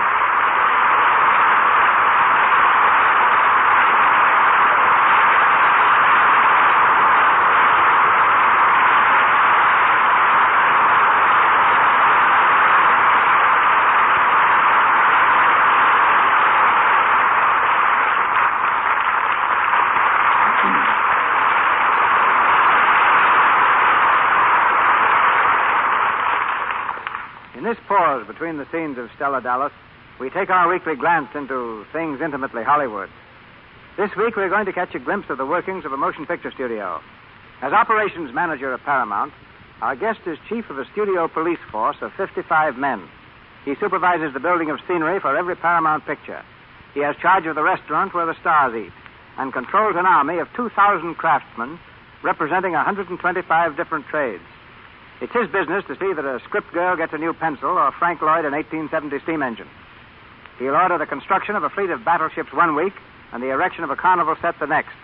He's a practical magician who sees that studio ideas become realities. His name is T. Keith Glennon, and he talks to you now. Thanks, C.B., but there's one more job I do that you didn't mention, a job that makes me feel quite at home here. I've heard a lot of people from Paramount mention Lux toilet soap on this program. But I'm the one who sees that it gets there, especially in the dressing room of the stars. And judging from what they tell me, it is certainly a remarkable soap. However, the real work at the studio isn't done by me, but by the army of 2,000 you mentioned. And the credit should go to the men who directly supervise the activities of these craftsmen. They can make or secure about everything a director can dream up. And believe me, when a director bears down, he can certainly do some dreaming. Now, that's why we have men like you, Keith, to make our dreams come true. Thanks. It's getting the unusual things done that make this job interesting. Like finding that locomotive? Exactly. Mr. Lloyd needed a genuine 1870 locomotive for Wells Fargo. We finally found what he wanted in Nevada. It hadn't been used for 13 years and was partly dismantled. We bought it, but that only started our problem. Yes, you could hardly wrap it up and send it home. Right. We had to get a license from the Interstate Commerce Commission, pass government tests, and secure another license permitting us to operate the engine for motion picture purposes. But without tracks, the engine didn't do us much good. So we made a deal with 2 railroad companies, each of which will operate it for us whenever we need it. It's seen only for a few moments in Wells Fargo, But I'd say our efforts were worthwhile, for already 2 other studios have rented it. Well, at least I haven't given you that much trouble with the Buccaneer. Oh, no? Instead of a train, all you asked for was a fleet of warships, a parrot that could talk French, and a dog that could walk the plank, and a few other odds and ends that took us months to find. And if that aviator doesn't stop practicing skywriting above my set, I'm going to ask you for an anti-aircraft gun. We took care of that fellow this morning. Paramount, you see, is on a direct line with local airports, which means we can't stop planes from flying over the studio and ruining a certain amount of soundtrack. But a little persuasion with the flying field usually works. Planes don't bother us nearly as much as clouds. Last week, our weather expert reported a black cloud over Pasadena was heading our way and might spoil the light for Mr. DeMille. We warned Mr. DeMille, but it didn't faze him a bit. All he said was to hurry up and head the cloud off toward Long Beach. And to my amazement, you did it.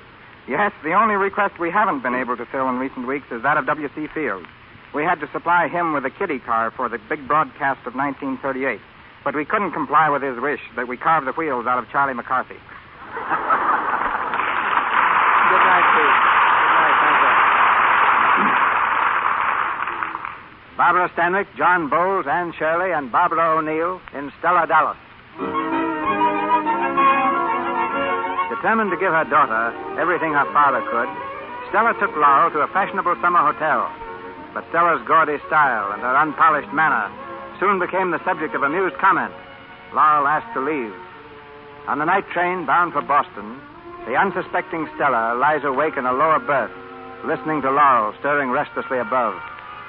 Some girls from the hotel come in from the adjoining car.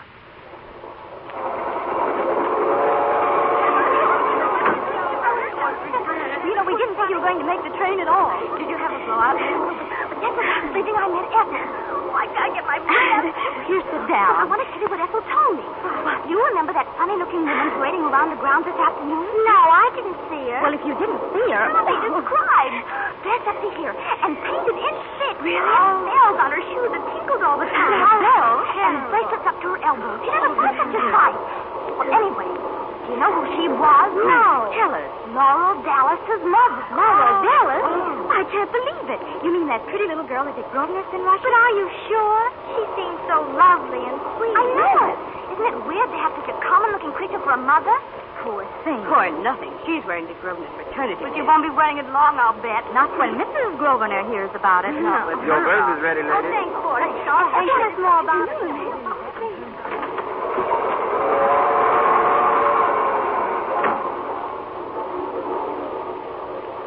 Mother. Mommy. Are you awake, Mother? What? Have you been awake? Me? No. I've been sleeping like a log. Oh, Mommy, it's so lonely up there. I want to come down here and cuddle with you. Sure, honey. Sure, darling.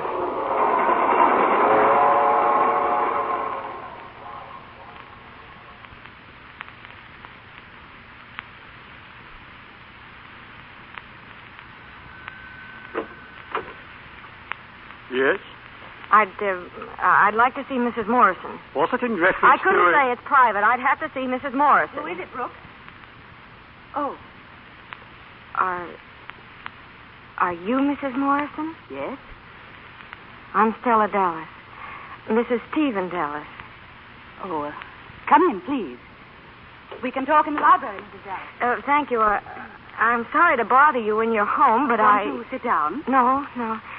What I have to say won't take very long. It's just that... Well, we may as well be comfortable. I know you must think it's funny me coming here like this. I'm not going to beat around the bush, but what I want to know is if Stephen was free, if I got a divorce like his lawyer wanted, would you two get married?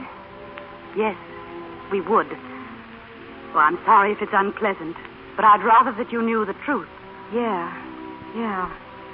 Well, what I wanted to know is if you and Stephen did get married, well, what about Laura? Would you take her, too? Oh, no, Mrs. Dallas. I'm a mother, too. Do you think that I could ever deprive another mother of her only little girl? Yeah, but if the mother didn't want her, I mean, if she couldn't very well have her, if it was inconvenient. Inconvenient? Yeah, you see, Lolly's growing up now, and she's quite a responsibility. Well, I don't understand. Well, you see, it's this way. From now on, there's lots of things Lolly ought to begin having. Oh, I don't mean money, but dances and parties, good times. And really, I've never been much on that sort of thing, so I feel that I've done about all I can for her, and I thought that you being so crazy about her father and she taking after him so much that, well, if you and Stephen got married, why, Lolly could come and live with you, and your name being Mrs. Dallas, you see, why, everybody would naturally think that she was, well, they think she was your little girl, and when you went places, you see, you're the kind of a mother that any girl would be proud of. Oh, I didn't know anyone could be so unselfish. And I'll say one thing, Mrs. Morrison, you'd never be ashamed of Lolly either. Everybody's just crazy about her. She makes a wonderful impression. She's so refined and elegant in her ways, but, oh, well, you already know that. Anyway, she's crazy about you already. She don't talk as much as she used to, but that's because she thinks I'm jealous or something, and I guess I was a little, but I'm not anymore. And you'll see in a little while she'll forget all about me, and it won't be any time before she loves you just like you are her real mother. And, Mrs. Morrison, she's so wonderful, you don't know. Oh, I do know. And I know that it hasn't come only from her father. I have to go now. Lolly doesn't know I've come, and I don't want her to yet. She's awful funny underneath, and I thought it all out. It'll be better to just let her come for the visit here like always, and by that time it'll all be over. The divorce, I mean, and then you can break it to her. It'll be easier that way.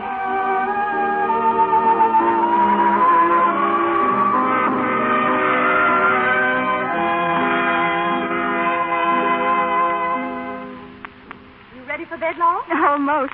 Oh, it's been such a grand evening. I'm so excited. Oh, your father's coming up to kiss you good night. I've never seen Father so happy before. And you, dear, are you happy? So very for you both. But I've been worrying about something. Why? What could possibly be worrying you? Well, I don't know what to call you. Oh, that's all. I'm glad. Because I have something that I want to tell you, which I hope will make you just as happy as it has me.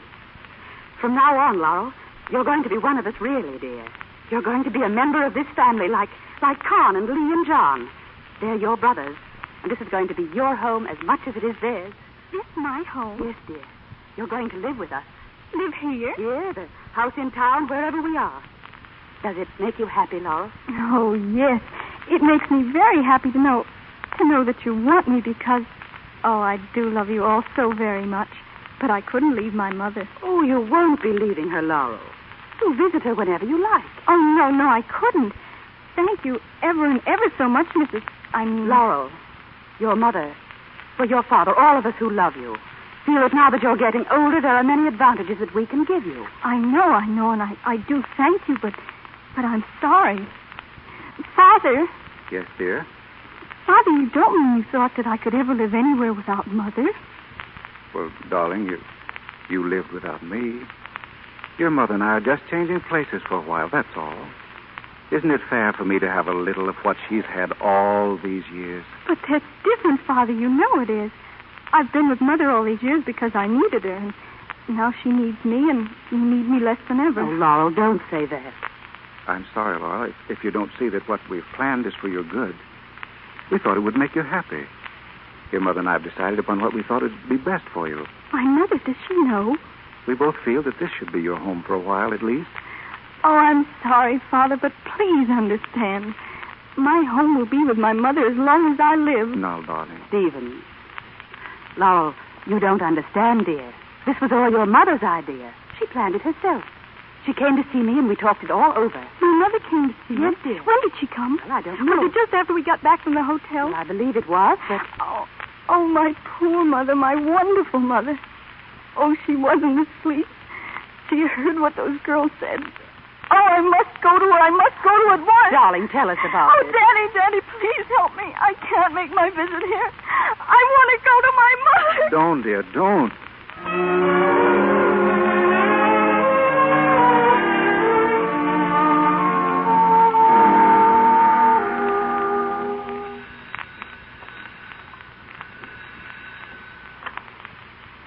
Hello? Mrs. Stella Dallas?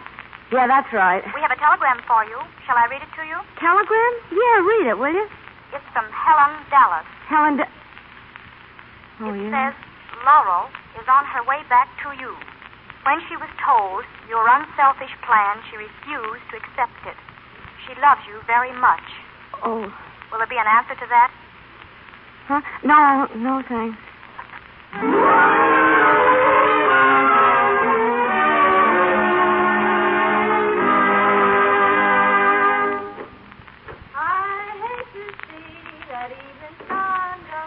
Mother! Molly! Whatever brought you back? Oh, I've been waiting here all afternoon. But I thought... Oh, Mommy, how could you think? As if I could ever live anywhere except with you. Oh, I thought you'd like it for a while. Oh, really, you always seem to have such a good time with your father. Oh, yes, but good times. Oh, they aren't what make you belong. It's other kind of times. It's when you've cried together and when you've been through things together. Oh, that's when you seem to love them most. It's different when... But didn't they send the telegram? They said they would. Oh, most likely they tried to deliver it and I was out. I've been on the go ever since you left. Here, put these flowers in water for me. Oh, they're lovely. Yeah, from an old admirer.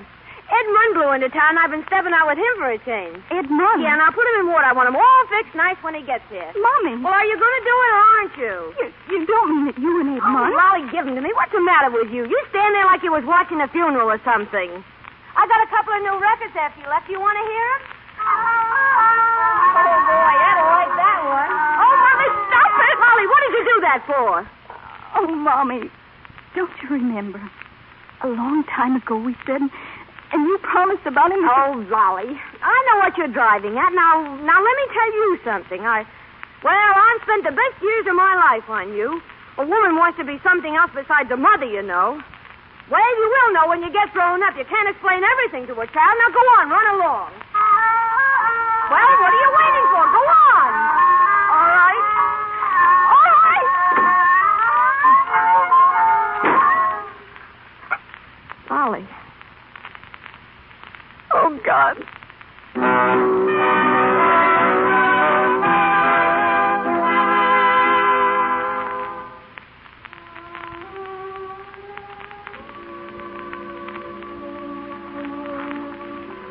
Miss Laurel Dallas, daughter of Mr. and Mrs. Stephen Dallas, this evening becomes the bride of Mr. Richard Grosvenor III in a ceremony to be held in the Fifth Avenue home of her parents.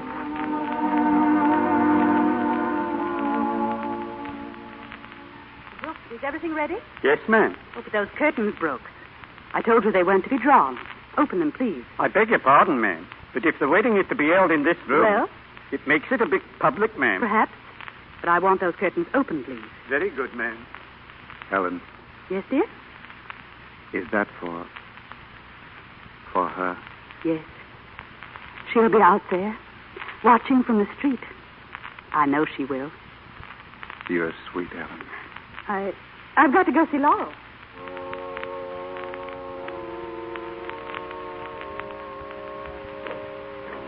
Laurel, are you almost ready? Yes. What's this? You're crying. Oh, my darling. I was just thinking... I never really thought that my mother... Oh, I thought that she would read about the wedding, even though she was too far away to come. At least she'd write to me. Oh, my dear. Do you think that if she knew Any distance in the world would keep her away. Do you think she just doesn't know? I know she loves you, darling.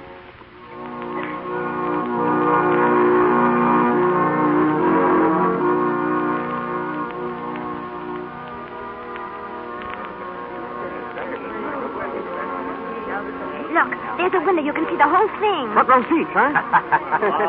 All right. Don't shout. Break it up there. Come on. Break it up. You too, lady. Move along now. Oh, please. Please, let me stay a minute. Just let me see her face when he kisses her, please.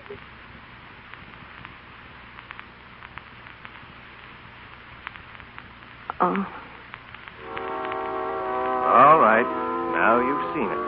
You happy? Oh, yes. Yes, thank you.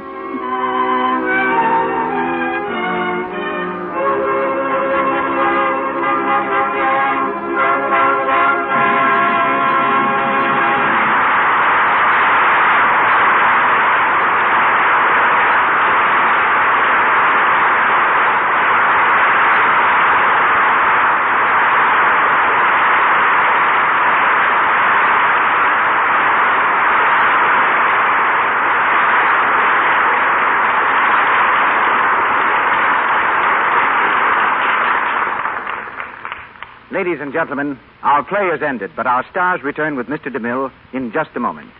We just want to mention those who so ably made up tonight's cast. They were Lou Merrill as Ed Munn, Bruce Satterley as Cornelius Morrison, Jack Egger as Leo Morrison, Dickie Jones as John Morrison, Wallace Roberts as Mr. Cooper, Sada Cowan as Mrs. Cooper, Hudson Fawcett as Mr. Chandler, Grace Kern as Carrie, James Eagles as Charlie, Teresa Harris as Edna, Frank Nelson as Mr. Morley, Elia Braca as secretary, Margaret Brayton as Lynn, Joan Taylor as Doris, Margaret McKay as telegraph girl, Mary Lansing as a mill girl, Ross Forrester as Pullman porter, and Alexander Lockwood as a policeman. Miss Stanwyck, whose next picture is Breakfast for Two, appeared through courtesy of RKO Studios, as did Miss Shirley. Another hit film from this studio is Stage Door, starring Ginger Rogers, Katharine Hepburn, and Adolphe Menjou. Mr. DeMille is from Paramount, where John Bowles is now filming The Yellow Nightingale. Louis Silver's 20th Century Fox, where he was in charge of music for Lancer Spy. Stella Dallas will soon be heard on the air in serial form. Back now to Mr. DeMille. Once again, the curtains part for our stars, Barbara Stanwyck, John Bowles, and Anne Shirley.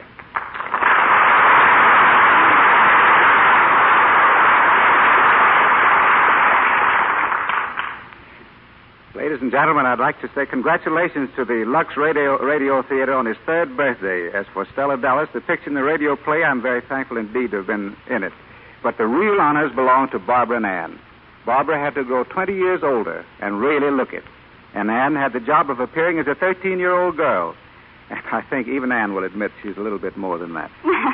Well, I didn't have to use much makeup to look 13, but poor Barbara had to go around loaded down like a moving van. But I loved it. Chiefly, I suppose, because it was such a fine character part. While I've changed, I've been accused of aging players without resorting to makeup.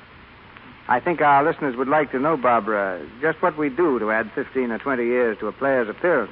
Well, it's all a matter of upholstering the hips, stomachs, and ankles. It's done with cotton padding, and it makes you feel a bit like a football player. The pouches I had under my eyes, the lines and wrinkles on my face were done with paint and brush, and so were my hands. I put sags in my cheeks by stuffing my mouth with rolls of cotton, just like the dentist uses when he says, "This is going to hurt us just a little." Yes, if you happened to see me in the picture, you'd swear I never was near a cake of Lux toilet soap in my life. I certainly looked awful. But don't you worry, Mr. DeMille. Barbara wouldn't be without Lux soap for anything, judging from the way I saw her use it in her dressing room. Neither would I. I think it's grand. And you'll find Lux soap in my home, too, just as you did on the set. For a nice, smooth complexion, there's nothing like it. And again, about Anne's age, it may interest you to know that although she played the daughter of Barbara and me in the picture and on the radio, she isn't old enough to vote yet. Yeah, still, she's been in pictures much longer than either of you. 17 years. That's because I started off as a baby. She's had 4 names. Yes, I was born Dawn Paris, then I changed it to Dawn O'Day, then to Anne Shirley, and last August I acquired the name I like best of all, Mrs. John Howard Payne. Thank you all, and good night. Good night. Good night.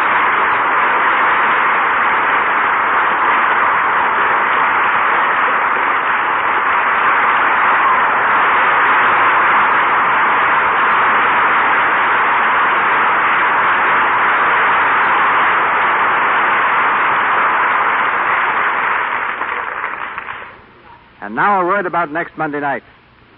Picture a young husband. Picture a young husband who quits his job to turn writer. A young wife who becomes a dancer in order that he may eat while waiting for success.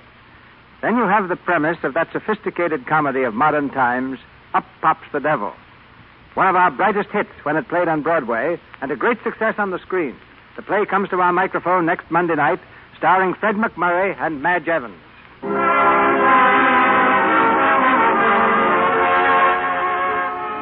Our sponsors, the makers of Lux Toilet Soap, join me in inviting you to be with us again next Monday night when the Lux Radio Theater presents Fred McMurray and Madge Evans in Up Pops the Devil. This is Cecil B. DeMille saying good night to you from Hollywood. This is the Columbia Broadcasting System.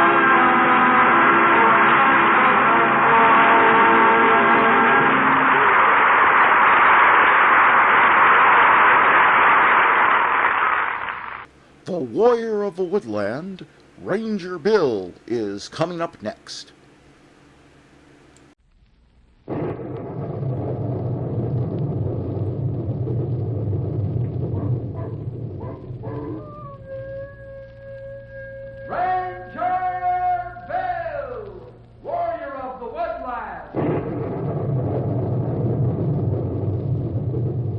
Ranger Bill, Warrior of the Woodland, struggling against extreme odds, traveling dangerous trails, fighting the many enemies of nature.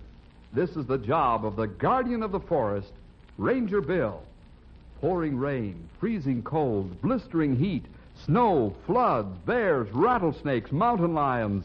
Yes, all this in exchange for the satisfaction and pride of a job well done.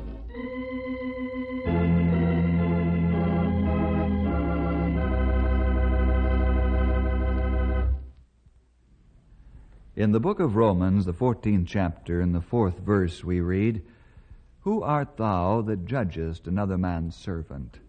To his own master he standeth or falleth. Yea, he shall be holden up, for God is able to make him stand."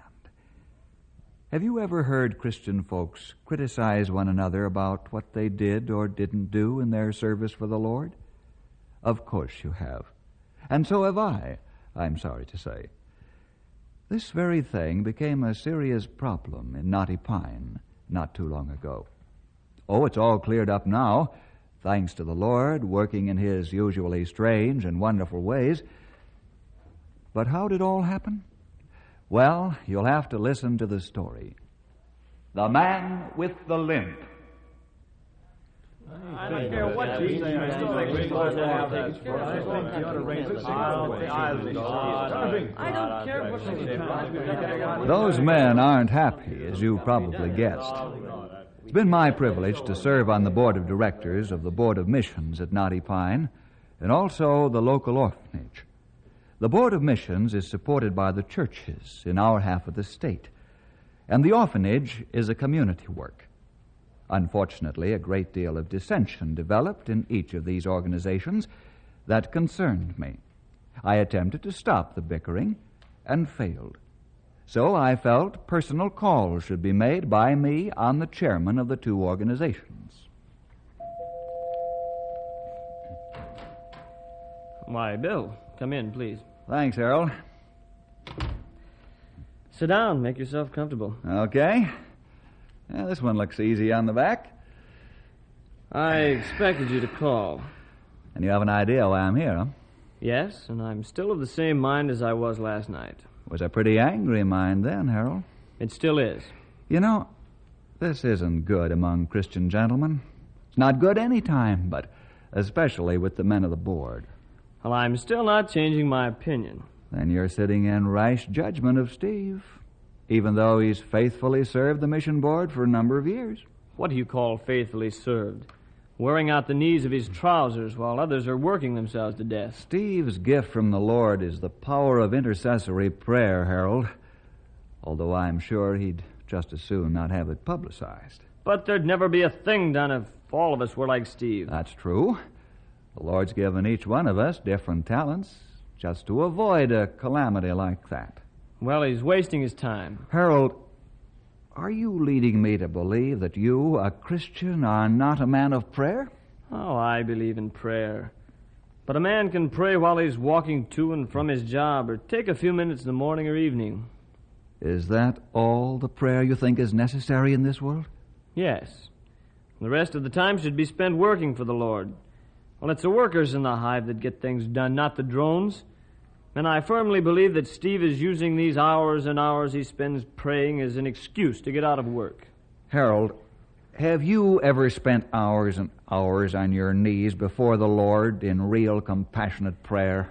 Why, no, I guess I haven't. Well, try it, and you'll find out that it's hard and exhausting work.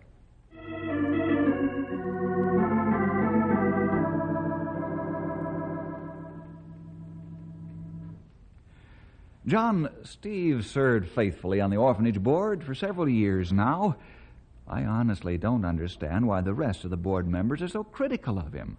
And why the outburst of anger last evening and the arguing. Bill, every time we run up against a problem, all Steve can offer toward a solution is, let's pray about it. Well, you know that some of the board members aren't particularly religious, and, well, it's causing a little friction. I believe that in this materialistic 20th century, John, we need a man like Steve to show us that there's a God in heaven and that he hears prayer. But last night... Excuse me. Although I'm sure he'd be embarrassed to know that we even suspect he prays so much. But last night, Fred told the board that the orphanage needs $2,000 to balance the budget, and that our financial outlook for this year shows that we'll need an additional $2,000. That's $4,000, which in my book's a lot of money. Well, all Steve offered to do was pray about it. I say it's high time he got off his knees and went out and talked to people about their problems. Unless my memory fails me, Steve's done his share of asking for money, hasn't he? Oh, he's brought in contributions, yeah. But not enough. Why, the rest of us have spent more hours than he has working on our problems. You mean physical work? Yes, of course. Physical work is the only work that gets the job done. Perhaps you wouldn't need to spend so much time in physical work if you gentlemen spent a little time praying. I take it then that you're siding with Steve just because you're both religious? I'm taking the side of what's right, John. And I don't think the sharp and uncalled-for criticism of Steve is right. If the time spent in ridiculous argument last night had been spent in constructive thinking, we'd be way out in front. Is that so? Well, let me tell you something, Bill. Prayer never balanced the books. Do you mean to tell me that you're against it? No, but it must be reasonable. Let me put it this way. I'm a practical man. When there's work to be done, like raising $4,000, I think there's only one way to do it. Get out and pound the pavement.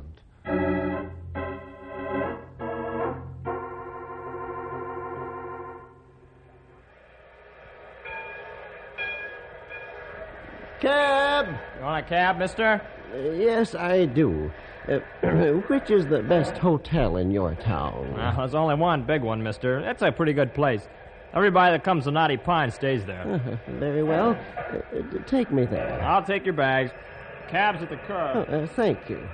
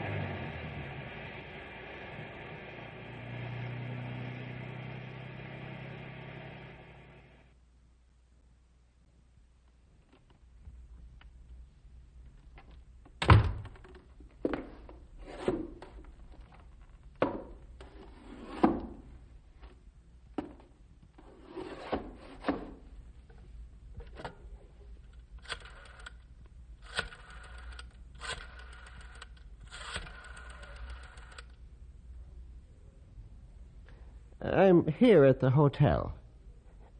Yes, I arrived on the Limited. Yes. You understand, of course, that my name must not be given or I'll drop the whole thing. Well, when can I talk with you? Fine. Tomorrow night. Goodbye.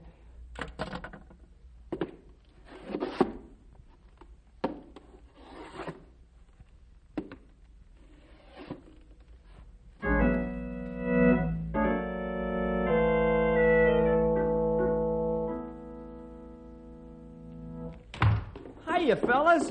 Hey, have you heard the latest hot news? Nope. We just been sitting here by the fire soaking up this heat into my old bag of bones. What hot news, Henry?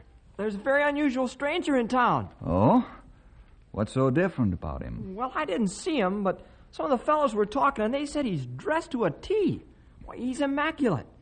And also, he walks with a pronounced limp. Well, what's so strange about that? Yeah, that's what I say. Can a man dress and walk the way he wants to in this country? Well, sure, but that isn't all. He signed in at the hotel as John Adams. Perhaps his name is John Adams. Not with the initials CTG on his traveling bags. Now you've told us something, young feller. I wonder why he signed register at hotel under name of John Adams. Oh, he probably has good reason. I don't think there's any cause for us or the sheriff to be concerned. I just forget about it. Besides, he may have borrowed the luggage. Borrowed it? Oh, Bill, you just shot full of holes the first piece of excitement we've had in weeks. What were you looking for, a bank robber? No, of course not. Well, I thought he might be some famous or distinguished person traveling incognito. Huh? Incog who? Incognito. Traveling in disguise. Well, why didn't you say so in the first place? Oh, Stumpy. Well, it's getting dinner time, fellas. I got to attend another session with the Board of Missions this evening. Again?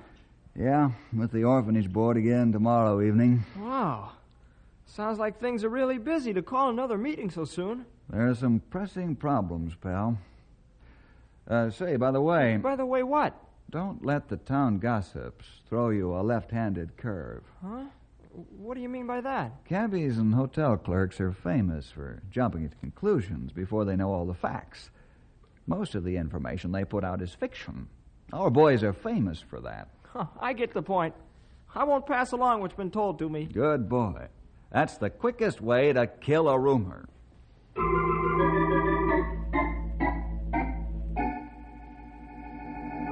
You know, I found it by praying for something. Gentlemen, please come to order. Thank you. Bill, will you open the meeting with prayer? Gladly, Harold. Gentlemen, let us pray. Heavenly Father, we ask thy blessing upon this body of men. Give them wisdom and guidance as they administer thy business. Give us peace and quiet and calm thinking within our own hearts. In Jesus' name we pray. Amen. Amen. Gentlemen, as you all know, we accomplished nothing last evening but a good case of high blood pressure. Steve isn't here tonight, so the problem will be eliminated. We have pressing business at hand, and our missionaries will go without funds and equipment unless we get to work. Now, as we all know, we're apparently up against a tough problem, and we'll have to borrow money unless we can think of some way to meet the shortage of funds. Mr. Chairman. Yes, Bill? I suggest that we do two things. Make a two-pronged attack on this problem. Well, no, that's interesting. That's a good idea. First, we should prepare letters and mail them to our regular contributors, telling them the problem and what we'll need to solve it. Secondly, we go out in teams of two and cover every church in this half of the state. That's a good idea, Bill. Very good. Thank you, Bill, for two sound ideas. The mailing of the letters will be the simplest and easiest of the two ideas to work out. Right. Now, how are we going to pair off into teams to visit the churches? Well, you and I can go together, Harold. That'll be fine, Al. George and I'll work as a team. All right, Frank. Ted and I'll pair up. Well, that's fine, Otto. That leaves Bill and Stephen. You mean that leaves Bill? Steve will be home praying when there's work to be done. Gentlemen, I'm afraid this group of Christian men is falling into the same cynical spirit that I find in men who are not Christians. I believe Steve will accomplish more on his knees than all of us will on our feet. So I'll gladly take him as a partner.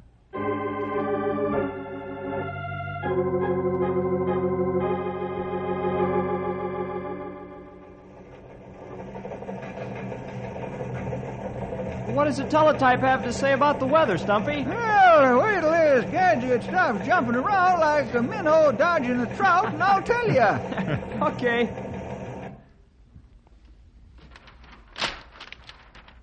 Well, what'd it say, old-timer? Not much we don't already know. Says winter's still here and spring's down the road a country mile. Hiya, Bill. Hello, pal. How was school today? Fine. Hey, how was the board meeting last night? Oh, we got a lot of work done. You sure must have been beat, because when I left for school this morning, you were still pounding that pillow pretty hard. Was he snoring? Nope. He saws wood the quiet way. Not like you do. You know, like a rip saw with a couple of teeth missing. Say, is that so? I'll give you a couple of teeth missing. Henry, not me an insult. He only teased. Maybe so, but I don't like people talking about my stumpy teeth. Oh, I wasn't talking about your teeth. I meant the teeth on the rip saw. I know what you meant, Sonny. I just don't want you telling funnier jokes than I do. Stumpy, you're the limit. Oh, say, was Mr. Stevens at that board meeting last night? No, why? No particular reason. Come on, out with it. Out with what? Oh, don't think you can pull a shade down in front of me, pal. I wasn't born yesterday. Come on, why the question? Well, maybe I shouldn't have asked the question. Henry Scott, are you going to tell me what you're hiding, or do I have to knuckle your ribs? You're not too big for that, you know. Torch won't get you nowhere. I'll tell you anyway. All right, what? Well, I saw him in town last night with a stranger. What stranger? You know, that man with the limp.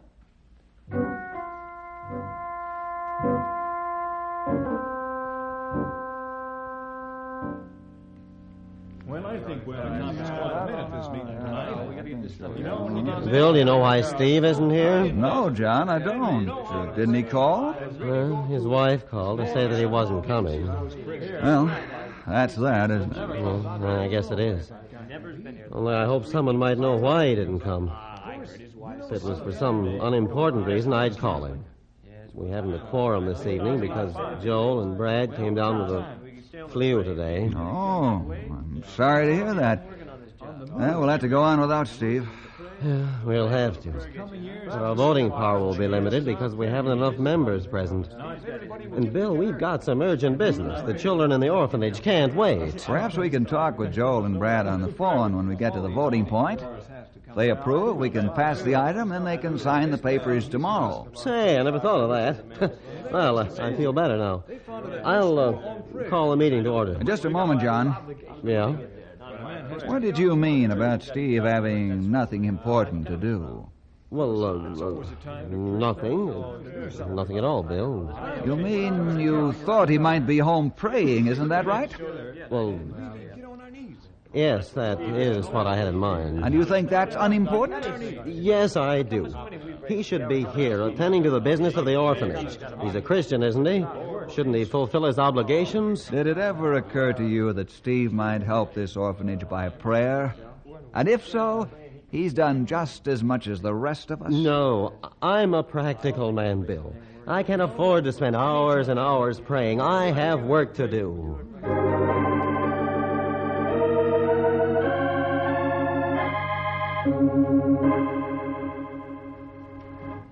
Say, fellas, in the morning we're going to have to take a ride up in the passes and high timber areas with the snowmobile and check on food for wildlife. Maybe animals have little or nothing to eat.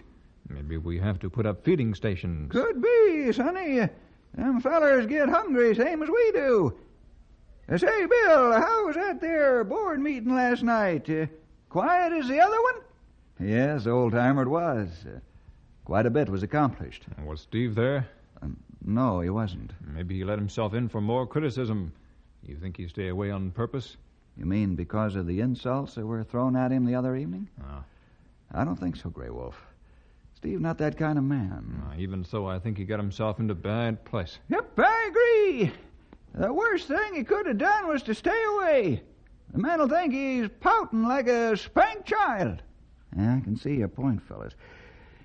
Whatever his reason for staying away is, I don't think it's because he's angry or brooding or hurt. What other reason could he have and not tell anyone? How about that there stranger with the limp?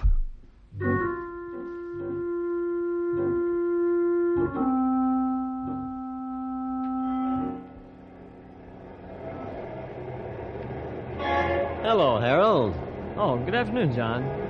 It's a fine, brisk winter's day, isn't it? Yes, it is. Say, Harold, have you heard or seen Charles Stevens? You know, that's strange. I was going to ask you the same question. Well, hasn't he been attending your board meetings either? No, he hasn't.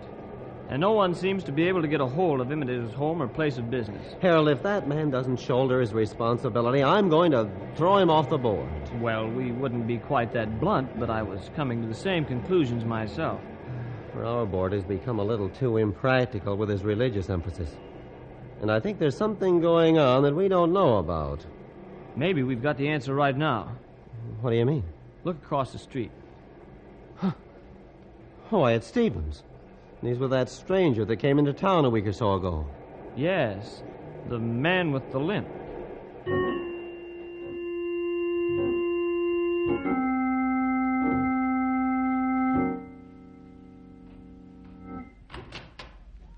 Say, fellers, now there is trouble. How's that, Stumpy?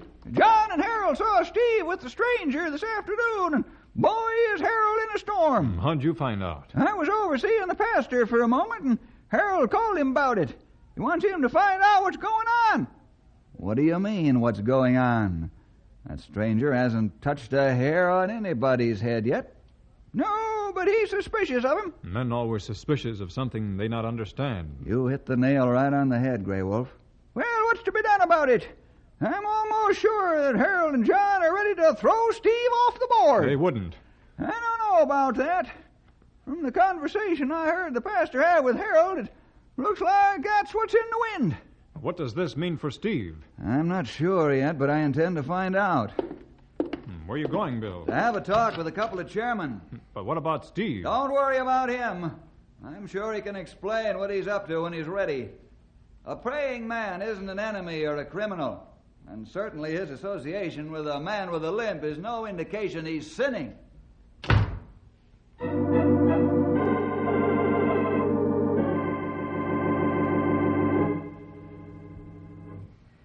Bill, I'll not have a man on the board who partakes of mysteries and shirking his duties. Either he works with a team or gets out. Just like that, huh, Harold? Just like that. How do you know he's partaking of mysteries, as you say? Steve's associating with a man who didn't even register his right name at the hotel. I call that a mystery, and it reflects on the confidence that our people have in the Board of Missions. If we all acted like he does, the Lord's work would come to a sorry end mighty soon. Where are your facts, Harold? Can't a man sign a hotel register under another name if he wants to? Or couldn't it be possible that he borrowed the luggage and his name is John Adams? And don't you think that maybe you're discrediting a fellow believer in the eyes of John Baxter who isn't a Christian? Well, if that's true, then why doesn't Steve come out in the open and tell us what he's up to? Perhaps it isn't the right time. I can't agree with that. We have the prestige of the board to think about. Then your decision is final? Yes. At the next board meeting, I'm going to ask for Stephen's resignation. Without hearing his side of the story?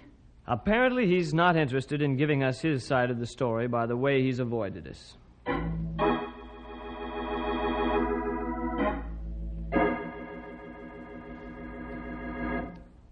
John, this isn't right. You've got to give the man time. Time for what? Actually, now, what has Steve done? Well, my other board members are dissatisfied, Bill. Let them talk. They haven't any facts. And until they get them, they should remember it's not their problem. Steve won't give us the facts. So we have to form our own opinion. John, I have implicit faith in Steve. I know he'll come through with flying colors when the time is right. He's a sound and fine Christian. Well, maybe so, but he'd better hurry up and prove it. Because at the next board meeting, I'm going to ask that he be removed from the board.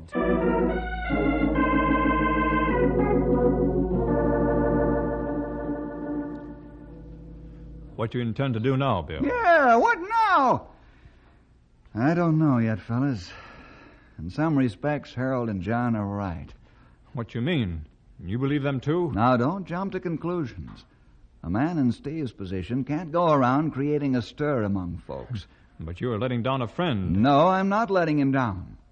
I've known this right along. I've been stalling for time. Time for what, Bill? Time for Steve to come out in the open and clear things up. But other folks haven't the patience or the faith in him that I've got. I know Steve's right. I just know it. as sure as I know my own name. But he's got public opinion turning against him now, and that's bad for him, and the Lord's work, too. I'm afraid Steve's time has run out. He's got to come out in the open now, right now. Okay, but what are you going to do to bring him out? I'm going to see him and talk straight from the shoulder. About what? That he's got to let it be known as to what he's up to. How do you know he's up to anything? Grey Wolf, a man of Steve's caliber, doesn't shirk his duties and blacken his Christian testimony. He's working on something, and that's what we've got to convince him. He's got to reveal for his own sake and the Lord's sake. Ranger Headquarters, Bill Jefferson speaking. Bill, this is Ed Banker. Can you come over to the bank right away? Couldn't it wait until tomorrow morning? No, it's terribly urgent. All right, Ed. I'll be there in a few minutes. Goodbye. What's up, Bill? I don't know. Apparently, we've got another mystery.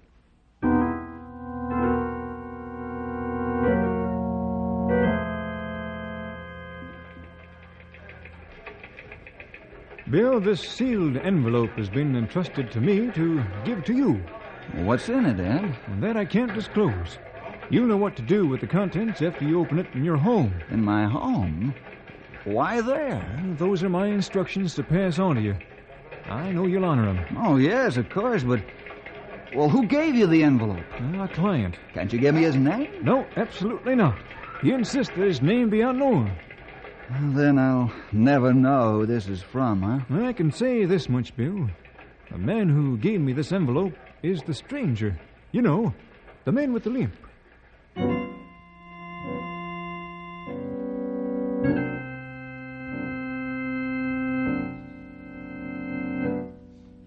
Harold, John, there's a legal document for each of you, and also a check in the folds of this paper. Why, what's this all about? Yes. What? There's a check here for $5,000, and why, this document's a trust fund for the orphanage. Well, the same thing for the mission board. A trust fund and a check. Well, Bill, where did this come from? Well, praise the Lord, but who is the person? This is a cashier's check. We'll never know who the stranger is. You mean the man with the limp? Yes. Honestly, Bill? Yes, honestly. He left the papers and the checks with Ed Banker. But who told him? Who told the man with the limp about us? You know who. Stephen? Who else but Steve?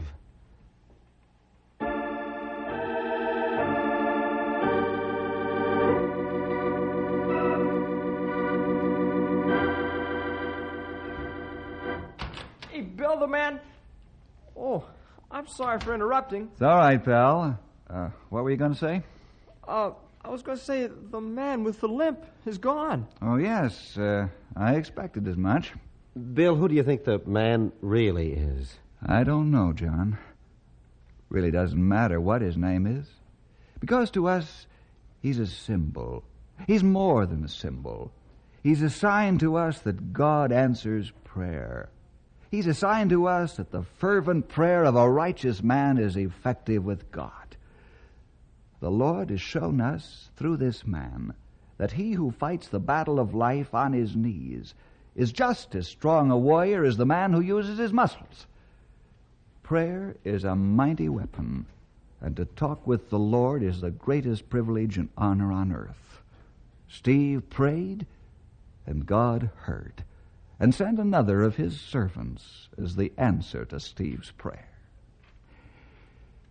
If you ever hear those peculiar footsteps, let it remind you that God worked a miracle here in Knotty Pine.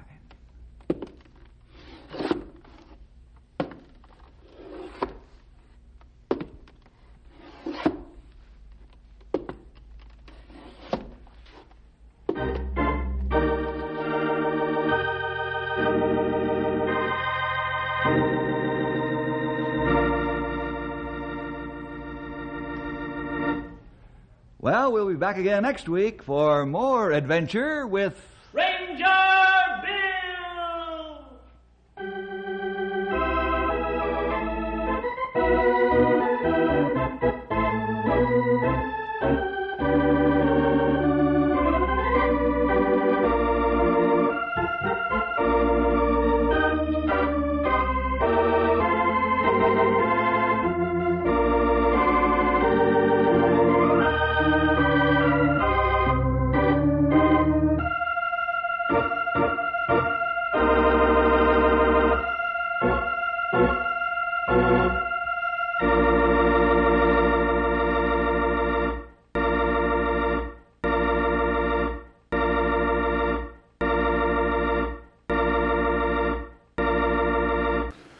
first couple of radio comedy, Burns and Allen, are up next.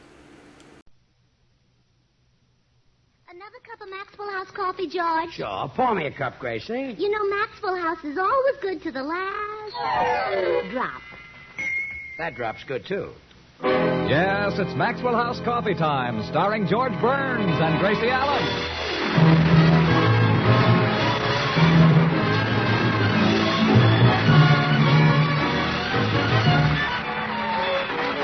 With our special guest tonight, Mr. and Mrs. James Mason, yours truly, Toby Reed, Harry Lubin, the Maxwell House Orchestra, and Bill Goodwin. For America's Thursday night comedy enjoyment, it's George and Gracie. And for America's everyday coffee drinking enjoyment, it's Maxwell House. Always good to the last drop.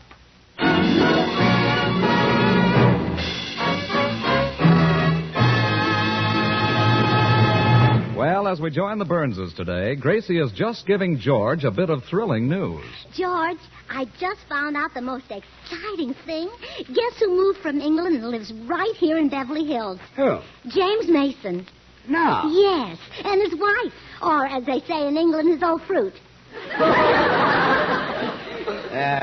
Remember Mason in the Seventh Veil? Wasn't he great? Oh, wonderful.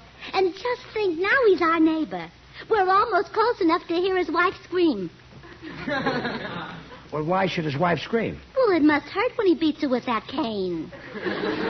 Gracie, he only did that in the movie. In real life, James Mason is probably very kind and gentle. Don't you dare say such mean things about him.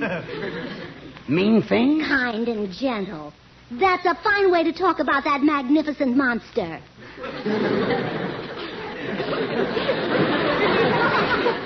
I'm sorry I insulted him. What a man. He's Humphrey Bogart with a broad A. Sure. You know, some girls dream of getting a husband who'll cover them with diamonds and mink. I'd rather have James Mason and be covered with Band-Aid.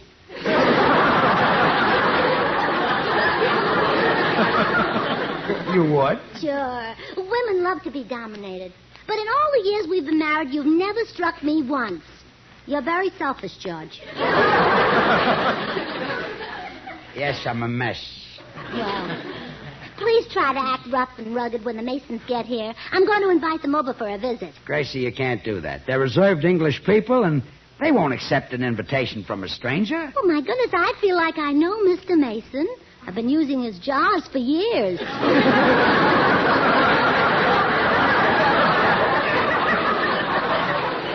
That's a different Mason who makes mason jars. But my father belongs to his lodge. That's the Masonic Lodge, and it has nothing to do with James Mason. And while you're at it, you can also forget the Mason and Dixon line. That I knew. Well, good. I've never seen Dixon, but Mason doesn't need a line. Wow, yeah. With those piercing black eyes and that cane, all he has to do is give you a look and a clop. Tracy, for the last time, Mason is not that type of man. He's very soft-spoken and gentle. As a matter of fact, his hobby is raising cats.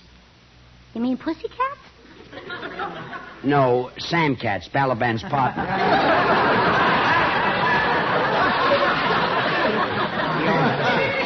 He owns the Chicago thing. Remember? We had trouble with our laundry? Yes. Now, forget about inviting the Masons over.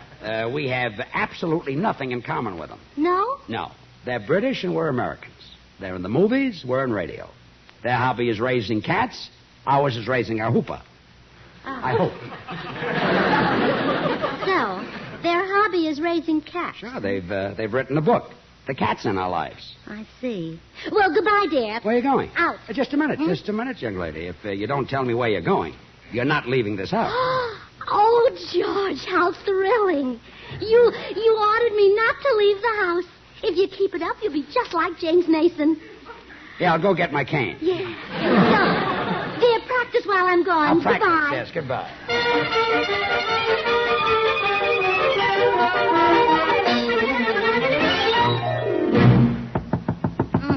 George has no imagination. So we need something in common with the Masons. So we'll have it. Yes? Oh, hello. I'm your neighbor, Mrs. Burns. Oh, how do you do, Mrs. Burns? I'm Mr. Mason, and this is my wife, Pamela. How do you do?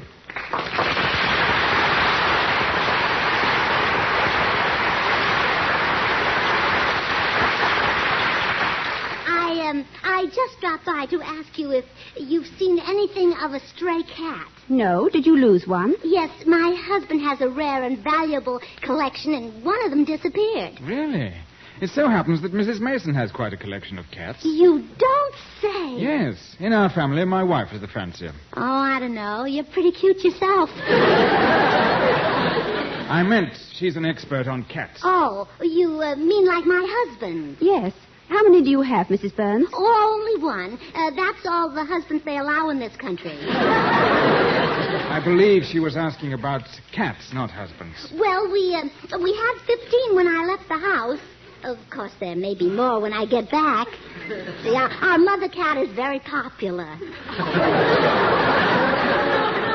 Is she expecting a litter? No, her boyfriends can't write. James. Quiet. Have your cats ever been in a show? Oh, yes, they love Mickey Mouse. They like your pictures, too, Mr. Mason. Pam? What do you feed your cats? Cheese. Cheese? Well, yes, they're too aristocratic to go looking for mice. And this way, the mice smell their breath and come looking for them.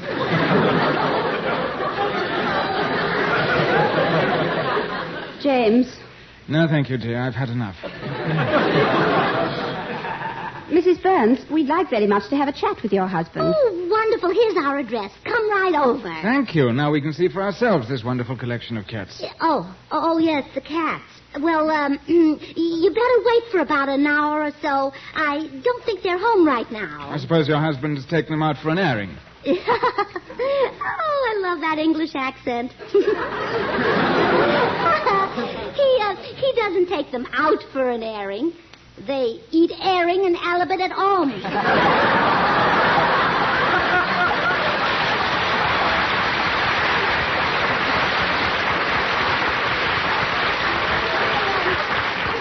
We'll be expecting you.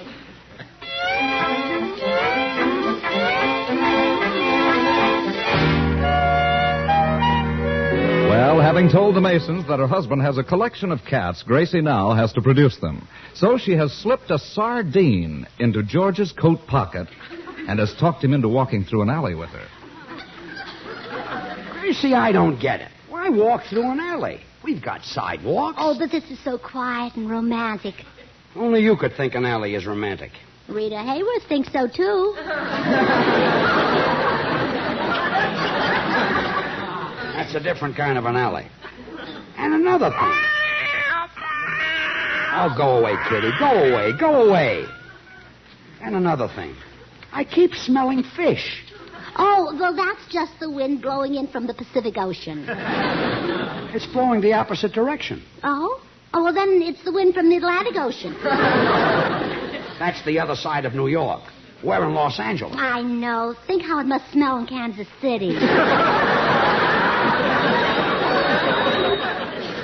And an Altoona, too. Another cat following me. Oh, isn't that sweet? Those darling little kitties like you. Kitties? These are Skid Row tomcats. Holy smoke. Coming at me from all directions. Shoot. Scat. Oh, be careful, dear. You know, I think that black one could throw you. Let's head for home, but fast. He's broken.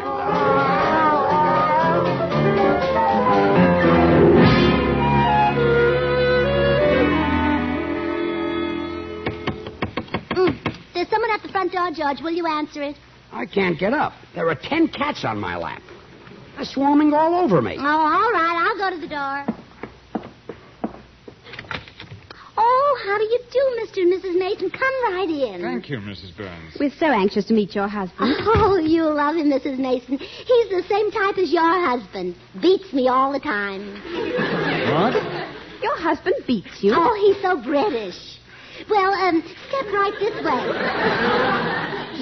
He's frolicking with his cat. Yes, I see him in the chair. He looks very distinguished with that long black mustache. Oh, no, one of the cats has his tail in his face again. But that's my husband and his famous collection of rare cats. Really? A bit moth-eaten, wouldn't you say? Yes, but the cats love him anyway. Where's the cats? Oh, well, come on and meet George. Darling, look who's here, Mr. and Mrs. James Mason. What? How do you do, Mr. Burns? How do you do? By Jove, Mr. Burns, I've never seen cats so devoted to a man. Yes, look, James. They're trying to stick their heads into his coat pocket. Well, they're so shy in front of strangers. Shoo. Get off of me. Get off. There seems to be a curious mixture of breeds. Pam, what would you say that grey one is? Well, it could be part Maltese, but it's difficult to tell. It's shedding its fur. Well, yes, it's part Maltese and part striptease.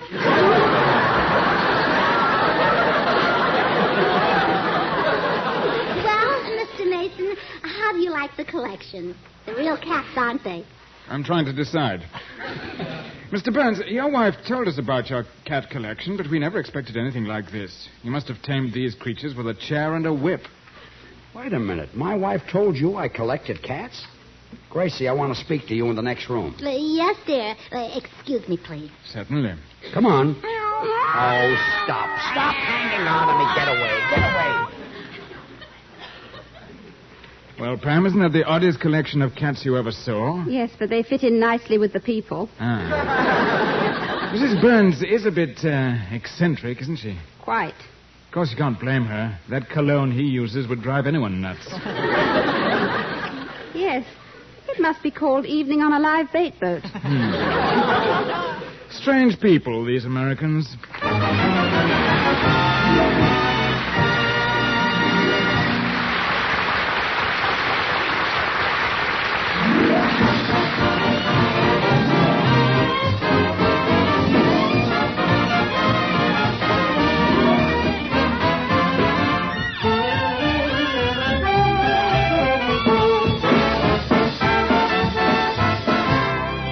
I Can't Give You Anything But Love, one of our really top American tunes.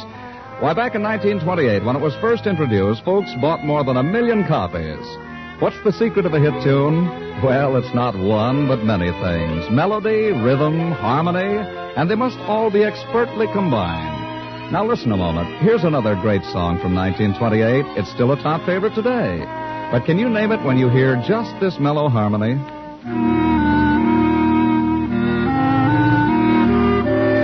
Listen now when we add this lovely counter melody for richness.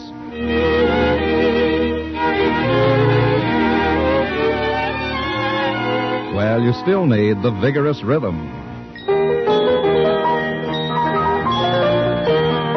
And now listen to this grand song as you've always enjoyed it, the final arrangement complete with the full-bodied melody.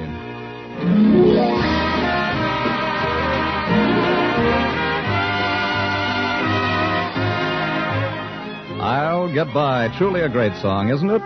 Yes, and like all the wonderful music we hear and enjoy year after year, it's made up of not one, but many fine orchestral parts, all skillfully blended in a final, full, rich arrangement.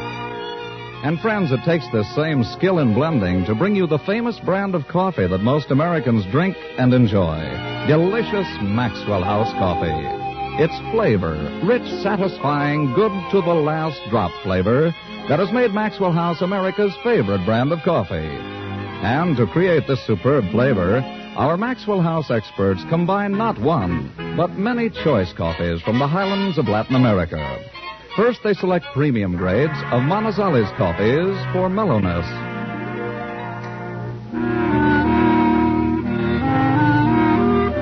To these coffees, fine Medellins are added for richness.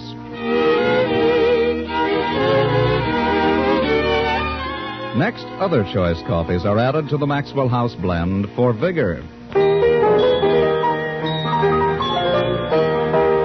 And then Bucaramangas coffees contribute their fine, full body.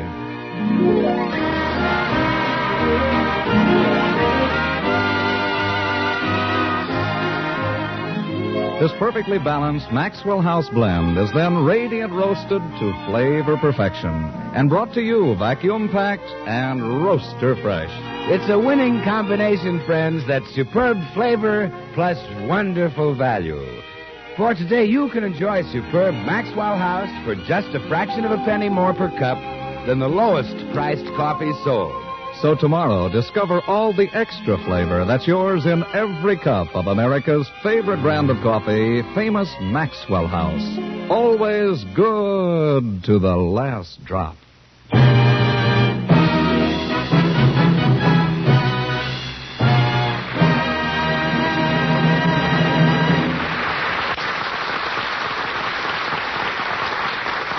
Well, George still doesn't know that Gracie slipped a sardine into his coat pocket so that his popularity with cats would impress the James Masons. Oh, quiet. Shoo. Get off of me. You back fence baritones. No, George, please. The Mason's right in the next room. Can't understand why these cats keep trying to stick their heads into my coat pocket. What in the world could be in there that, Gracie, what is this you put in my pocket? Just a cigar, dear. Oh, yeah? Well, I've looked at a lot of cigars. But this is the first one that looked back at me. Here, look at it. Oh, how cute. A cigar with a mouth. It can blow out its own smoke. Gracie, this is a sardine. Really? Well, here, I'll light it for you. You expect me to smoke this? Why not? My brother Willie works in the cannery. He smokes fish all day.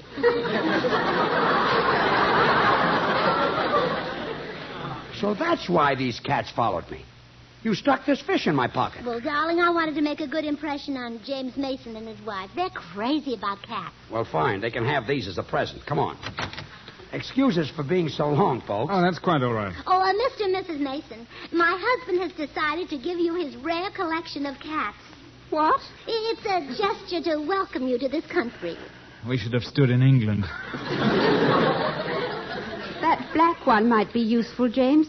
You could hang your hat on its hip bone. Yeah. Say, wait a minute. Look at that magnificent white Persian under the chair.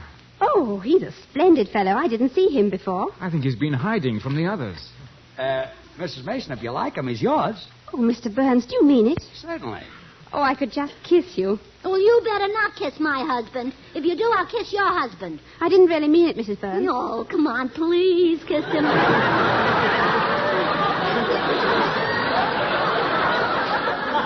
I think you meant that. Honey, we better be running along. Yes, thank you again for this wonderful cat. Oh, tally ho, Mrs. Mason, or as you English say, goodbye. I'll carry the cat outside for you. Pram, I have an idea. Let's call the cat George in honor of our favorite American entertainer. Oh, you shouldn't do that. Why not? That George Jessel is a very clever chap. Oh, yes, Jessel, one of Edward's boys, yes. Goodbye, and thanks again. Goodbye. Say, George, what were you three talking about out there? Nothing, dear. You know, Mrs. Mason certainly has a crush on you. I'm surprised she didn't take you home. Oh, stop. Well, she started flirting with you the minute she walked into this house. I saw her give you the double wink. The double wink? Well, sure. She took one look at you and closed both eyes. Yes, she adores me.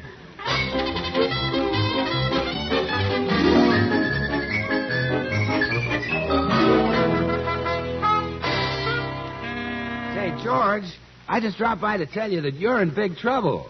One of the neighbors says you stole his white Persian tomcat. Holy smoke. Followed me home, and I gave it to James Mason. Well, then you better get it back. That's a valuable animal. That's the second most famous tomcat in town. Second? I'm the first.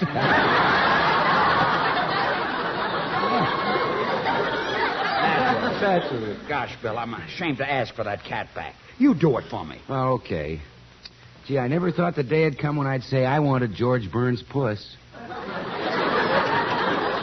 Come on, I'll drive you over there. I've just got to get that cat back. Well, Pam, how are you getting on with the new cat? Oh, famously, darling. I've bathed him and brushed him, and he's simply beautiful. Aren't you, George? See, he already responds to his new name.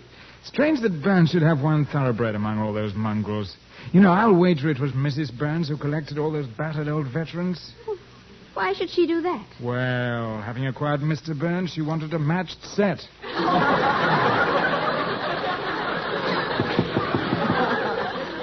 Would you answer the door, darling? I want to go out in the garden and have a romp with George. Very well, dear. Come along, boy. Hi, Jimmy. How's the boy? I beg your pardon. Have we met? Well, no, but surely you recognize me. I do picture work. I'm sorry. We have none to be framed. No, I act in pictures. I'm the darling of the American screen. Haven't you seen these dimples, these blonde curls? Don't tell me you're Mary Pickford. I'm Bill Goodwin. But enough about me. Mr. Burns sent me over to ask you if you'd return that white Persian cat. But that was a gift to Mrs. Mason, and she's become extremely fond of it. Well, I'm sure she'll listen to reason. You British are such fine, generous people. You've always been so gracious and understanding. Oh. That's the basis of the wonderful relationship between our two countries. That traditional British love of fair play and good sportsmanship. By Jove, I like the way you talk, Mr. Goodwin. And every word comes straight from my heart. Let's continue this discussion over a cup of tea. Fine.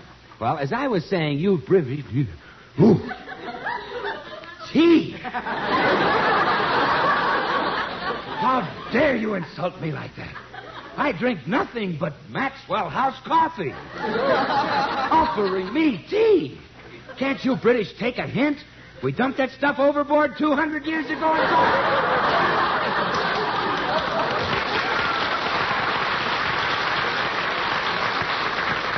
What are you trying to do? Start another revolution? I'm awfully sorry. You'll never talk this country out of Maxwell House coffee. Huh? It's America's favorite brand. A blend of choice Highland-grown Latin American coffees, radiant roasted to the peak of flavor perfection. And you want us to drink tea? You skinny Charles Lawton. Calm down, Mr. Goodwin. I'm well aware of the merits of Maxwell House coffee. I think it's quite delicious and refreshing. It's too late to butter up to me now. I'm going out among people who know that Maxwell House coffee is rich and mellow, good to the last drop.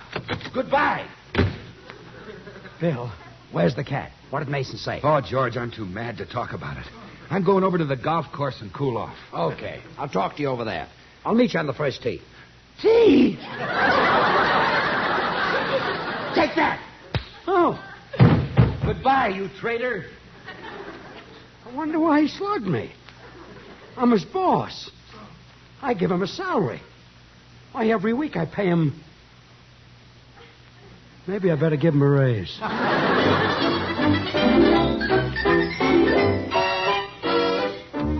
Meanwhile, Gracie has learned that her husband was last seen at the Masons. Convinced that Mrs. Mason is trying to steal him, Gracie hurries over to get him back. I'll get it, Pam. It may be that mad coffee merchant again. Oh, it's you, Mrs. Burns. Come in. I've come to get George. Oh, please don't. I've grown so fond of him. Must you take him away? Yes, I must. Mrs. Burns, I appeal to you. You certainly do, but I've come to get George. Please let my wife keep him, Mrs. Burns. You wouldn't object? Not at all. If it makes Pam happy, I'll even let him sleep on the foot of our bed. Gee, you English are broad-minded. I'm sure James will be glad to pay you for him. You want to buy him? Yes, I'll give you $50. Why'd you hesitate, Mrs. Burns? Is he worth more? No, the price is right, but I love him.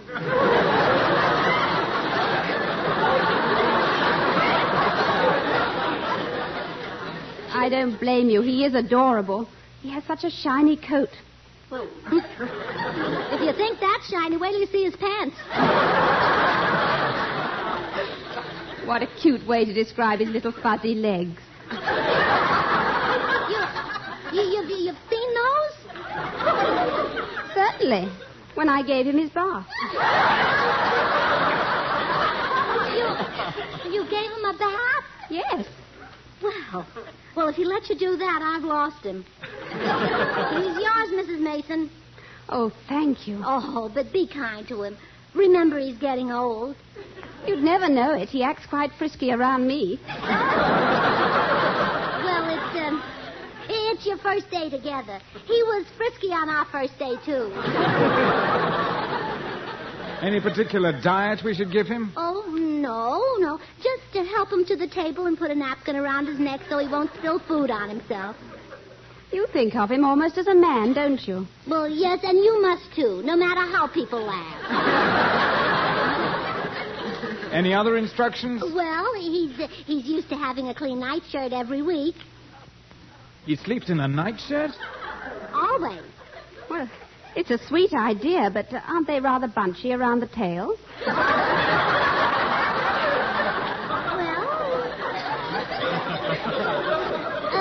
Not if you get them full. And, oh, yes, always have plenty of cigars for him. George smokes cigars? A dozen a day. He'd be a sensation in vaudeville. No, you're wrong. He tried it. Well, I'll be going. Tell him goodbye for me. Wouldn't you like to see him before you go? After his bath, he looks so cute and fluffy. No, I'm going home. Just tell him he can stop by any time and pick up his golf clubs and toothbrush. Goodbye. Did she say golf clubs and toothbrush? Yes. Pam, we've really got ourselves a cat.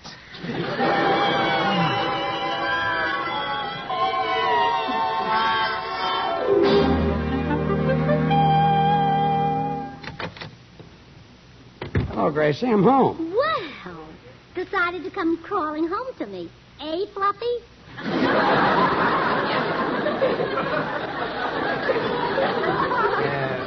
Fluffy? My, aren't we nice and clean after our bath? Fluffy? I suppose you had a perfectly delightful afternoon. Enjoyed yourself. Yeah, I did. You did, eh? Well, I'm leaving. Why is she mad at me? I'm her husband. Her partner. Every week I divide our salary. I give her... Maybe I'd better start splitting it even. Join us again next Thursday when we'll all be back. George Burns, Gracie Allen, Bill Goodwin, Harry Lubin, and the Maxwell House Orchestra, and yours truly, Toby Reed. Good night, everybody. We're a little late. Good things. The easy way. Do you like good things the easy way? Then get instant Maxwell House coffee. So good. So good. True coffee flavor and fragrance, because Instant Maxwell House is not a so-called coffee product. It's all pure Maxwell House coffee in instant form. And so easy. So easy. Instant Maxwell House means great coffee instantly in your cup. No fuss, no muss, no bother. Today, try Instant Maxwell House. Instantly good to the last drop.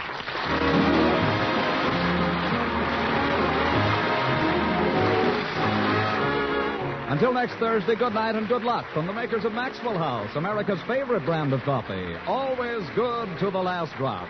The George Burns and Gracie Allen Show is written by Paul Henning and Keith Fowler. And now stay tuned in for the Al Jolson Show, which follows immediately.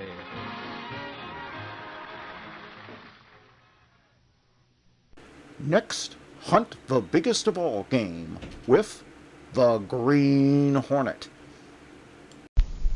The Green Hornet.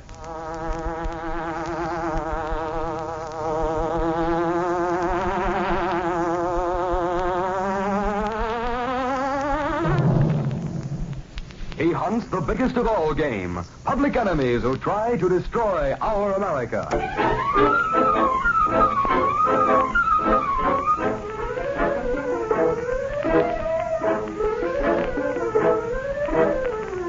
With his faithful valet Cato, Britt Reed, daring young publisher, matches wits with the underworld, risking his life that criminals and racketeers within the law may feel its weight by the sting of the Green Hornet.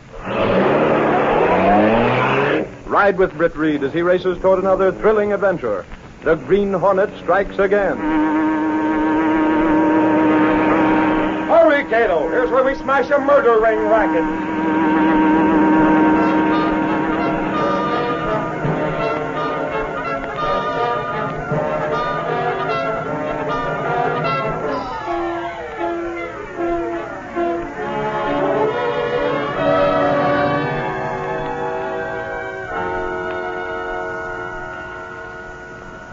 Just Manus, lady. I want to ask you a question. You startled me. Well, do you want a nickel for a cup of coffee? No. Work for the paper, don't you? Please, I'm in a hurry. Don't worry about nothing and stop looking around like a scared pigeon. I have to get back to the newspaper. I just come in from out of town. Oh, that's very interesting. Now, if you'll excuse me... Relax. Answer me and you won't get hurt. Where is he? I don't know who you're talking about. You know all right. Crandall, that's who I mean. Crandall. Crandall? Yeah. Mr. Big brought me into town. He says I should look up Crandall. Crandall's disappeared. Listen, sister, I know he's disappeared. I'm asking you where. But I tell you, Now, look. Don't kid me. Crandall's a witness against certain buddies of mine. He scared the cops because he done some little job, see? So your newspaper has him hidden away someplace in a hotel room, keeping him undercover and plastering what he says on your front page. Where you got him hiding? Mister, everything you say is true, but you've got the wrong paper. Yeah? Yes, I work for the Sentinel. It's the Clarion that's got Crandall hidden away. And are they scooping us? You work for the Clarion? I work for the Sentinel. He certainly pulled a boner. I don't know. I just come in from out of town. The Clarion's a block further down. It's the Sentinel that's on this street, and it's... Oh, I wish I had a brick in that pocketbook. Slugged by a dame. Come back here, come back. She runs like a scared rabbit.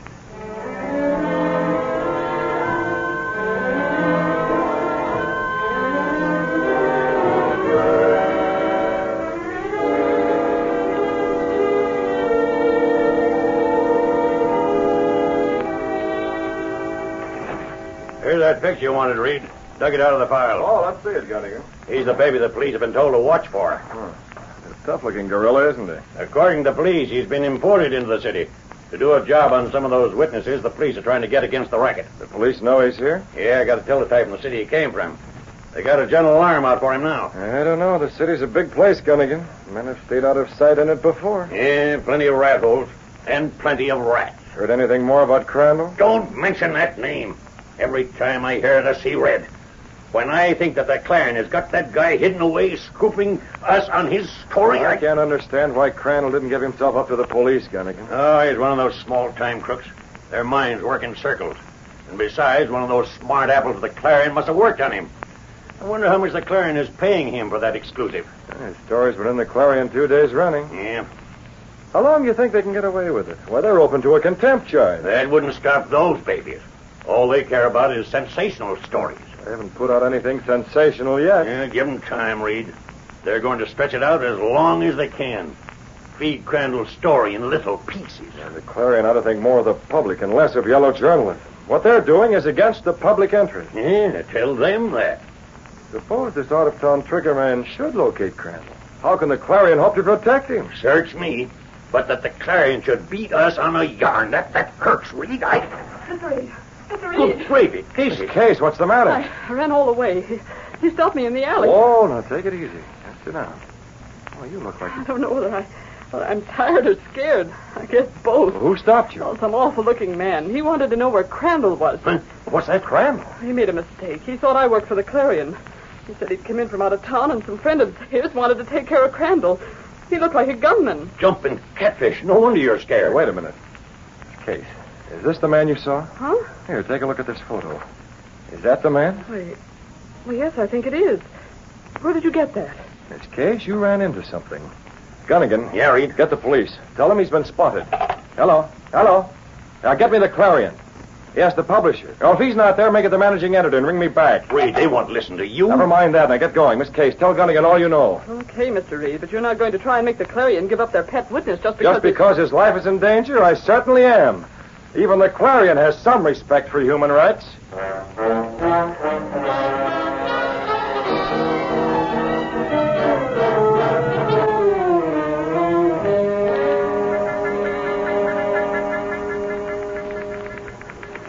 Hey, Casey, the walk in? Oh, wait a second. You can't go in there, Lowry. Listen, sweetheart, this is important. He's busy on the phone. Yeah? Who's he talking to? The Clarion. Huh? That's right. He's trying to get them to give Crandall to the police. Crandall, huh? Then I gotta see him, Casey. Lowry, you don't know... But that's it. The news I got is about Crandall. Huh? Now tend to your knitting, Casey. I'm going in. No, I'm not trying to kid you. I tell you, unless your paper released this Crandall to the police, he's apt to be... Hey, boss, the settlement may do a lot to get a story, but this time we're interested in human life. Call it off, boss. It's no use. I give you my promise that the Clarion can keep Crandall's story exclusive. Yes, even if they turn him over to the police. No, I'm not trying to find out where you have him hidden. Word of honor, Langley. Now, wait. Listen. Boss, it's no use. I tell you, it's too late. I want... What's that, Larry? Hang up, Mr. Reed. You're wasting words. Never mind, Langley. If you won't, I can't make you. All right, Larry. Let's have it. I ran into a Clarion reporter. He'd been beaten up by a gunman. Gunman, huh? And? This reporter's on his way to tell Langley now. Oh, the Clarion secret is out, huh? Yeah, boss, all the way. I learned where they were keeping Crandall. The Clarion leg man told me. After all, he'd already spilled to the gunman. He had to. And you went there? Yeah, a hotel. But Crandall wasn't there, boss. He disappeared. You know what that means? I'm afraid I do, Lowry. That gunman got to him first.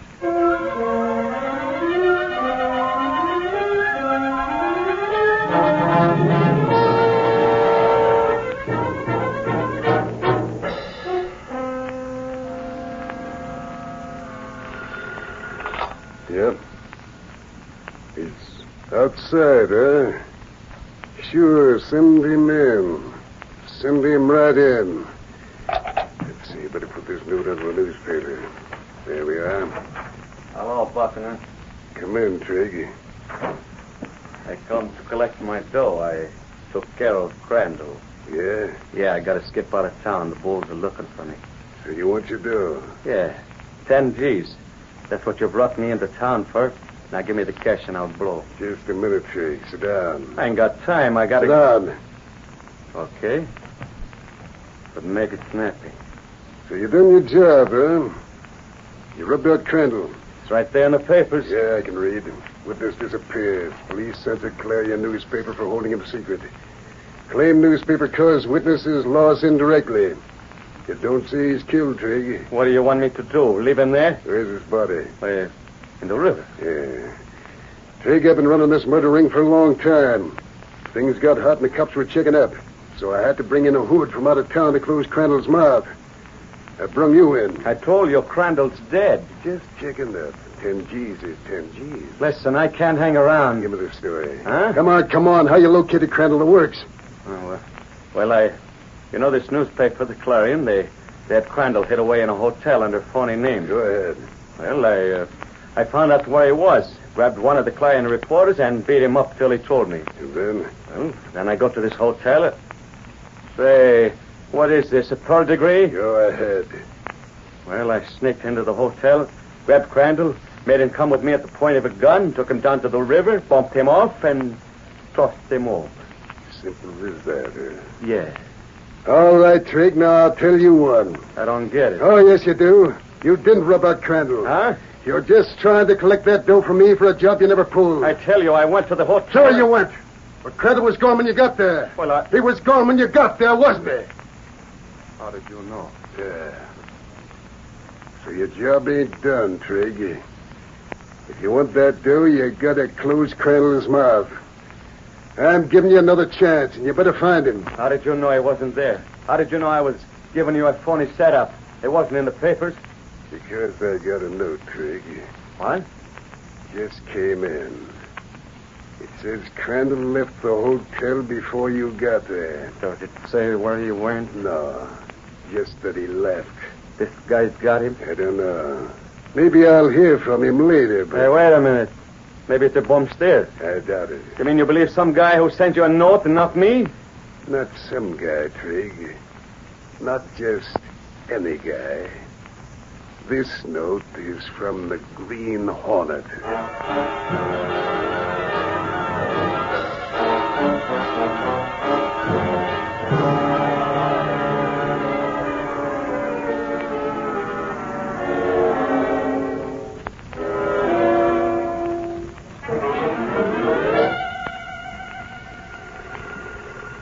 I'll take it, Gator. Hello. Reed? Yes, Gunnigan. Anything new? Not a thing. You want me to give you a ring at home? Crandall's body been located yet? No, Reed. You think he may not be dead? Yeah, I'm just wondering, Gunnigan. Keep after it. Got the whole staff out now, Reed. Good. See you tomorrow, Gunnigan. Good night. You heard that, Cato? Crandall's not dead? Well, if he is, his body hasn't been located yet.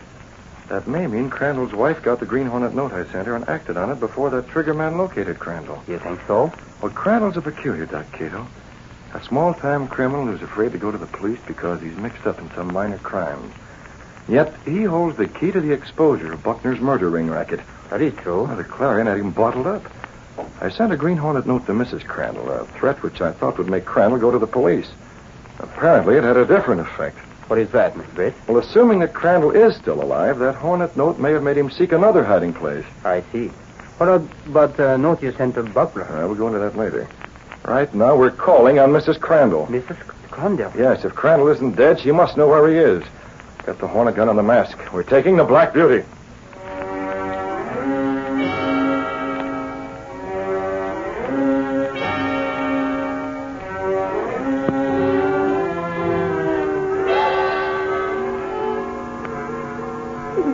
No, I can't do it. Well, now listen, Mrs. Crandall. I'm from the police, see? We happen to know your husband ain't been killed. If you want to keep him alive, you better let us protect him. Where is he? Oh, but you don't Yeah, I know. He don't like the cops. He's nuts, I tell you. There's a trigger man looking for him. Maybe the Green Hornet. Oh, so the Hornet did write you, huh? A warning? Well, that's why he... Sure. That's why your husband left the hotel where the Clarion had him, huh? Now, look, the police thought maybe your husband was dead, see? That's why there ain't nobody been around up to now.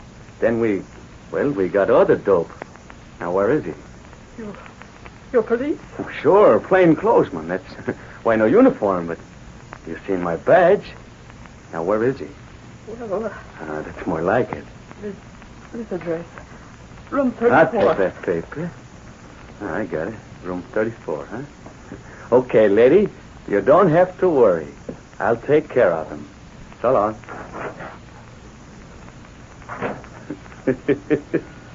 What a sucker. Did she fall for that phony badge? Sure. I'll take care of Crandall.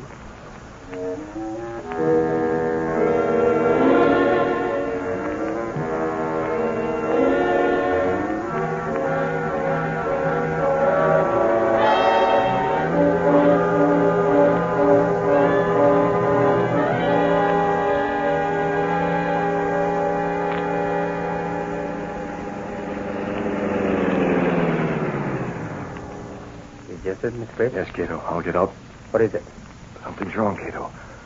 Look, you can see the front of the house. See across the street? Yes, Mr. Bates. Now, that looks like... Yeah, it is. It's Sergeant Moran. The police? Yeah. Hey, wait a minute. That car that passed us a moment ago, the gray sedan, it came from here. That's right. The man driving it. I didn't realize it till just now, but that man looked a lot like the picture I saw at the Sentinel. Yes? The picture of that imported gunman. Cato, we're not stopping here. Keep your eyes peeled. We've got to locate that gray sedan. I've got a hunch he's after Crandall. If we don't locate him, Crandall's finished.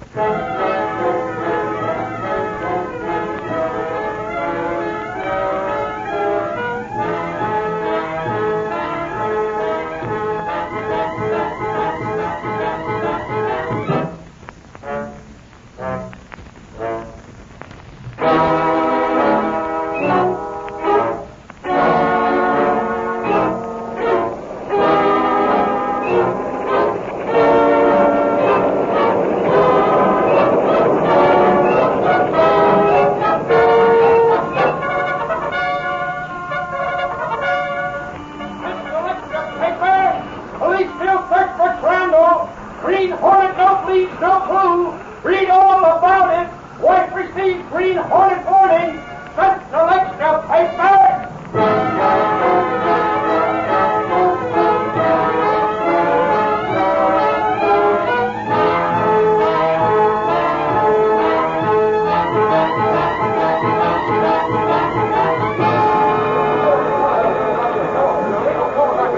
Gunnigan. What's frightening you, Casey? Have you seen Mr. Reed around, Gunnigan? Sergeant Moran's on the phone, says it's very important. Reed spoke to him at his apartment early in the evening. He's not there. I tried. I thought he might be here. Well, he's not here in the newsroom. What does Moran want? He's got something about Crandall. Crandall? Why didn't you say so? Hello. Hello, there's a call from Mr. Reed. On his line. Switch it here, fast. He was calling from Crandall's home. Crandall's wife said something about him being... Hello, Moran. Gunnigan, Moran. No, Reed isn't here and the expert's out. What do you got? She what? You mean she thought he was a detective? Sure, we want to be honest. Where? Yeah, okay. Right, yeah, I got it. Yeah. Room 34. Right, Moran. Thanks for the tip. Oh, Casey, I'm going out. Hey, hold up, Gunnigan. Crandall's been located? Haven't got time, Casey. Moran has out a radio warning.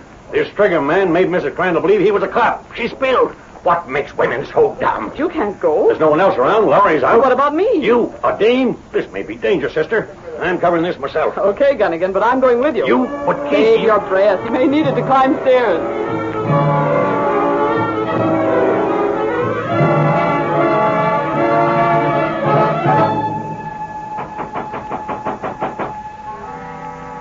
Who is it?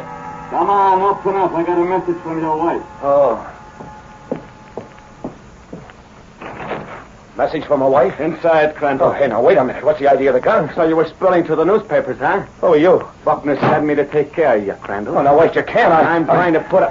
What's that? You can't shoot a guy in cold blood. Shut You're up. a Trigger man. I but said shut up. Tavern's police, Tavern. Police? Ah, they came. I'm getting you, pal. Come on, open that window. No, open it. Out on the fire escape. Now, start going down. Move. You changed your mind? Ain't gonna bump you? Keep moving. Cops is too close. Go on, jump onto the ground and don't try running for it. I'll be right behind you. All right. Hey there. Here I come. There, that great car. Get into it. No, listen, I wasn't gonna say nothing. I tell you, Get in. Slide over. Behind the wheel.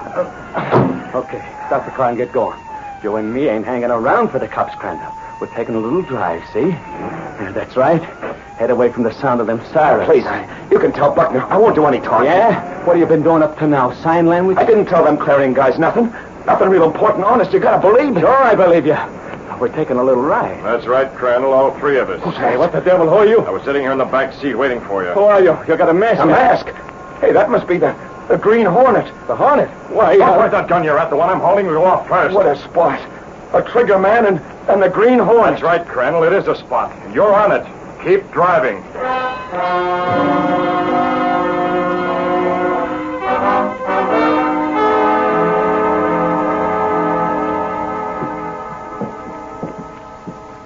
This is the address. Here's the room. Yeah, room 34. I don't see a guy named Crandall around here. Have you looked under the bed, Gunnigan? A little mouth like Crandall. Oh, save the sarcasm, Casey. I thought Sergeant Moran was really handing us a tip. That guy makes more mistakes than Axford. And I'm not kidding. Someone was here, Gunnigan. Sure. But the birdie is flown, Casey. No, I mean someone else besides Crandall. Sherlock, Come here, look at the fire escape. I'll show you what I mean. Okay. Just what? There are footprints in the coal dust that covers that fire escape, Gunnigan. Sure. Crandall's climbed out that way. Those footprints... It's 2 sets of footprints. 2 sets, not one. Say, that's right. But who? Somebody came for Crandall. That's a cinch. Good grief. Well, there's someone on the fire escape now. He's coming this way. Stand back. Hey, Gunnigan. Oh, it's only Moran. I'm coming in. Whew. Sure was a job climbing that thing. Sergeant, there were prints on that fire escape. If you hadn't ruined them, you might have found out who was with Crandall. I don't need prints for that, Miss Case. You got something? Yeah, the men found this in the alley. There's the guy who was in this room. What do you say? Holy jumping catfish. That's the seal of the Green Hornet.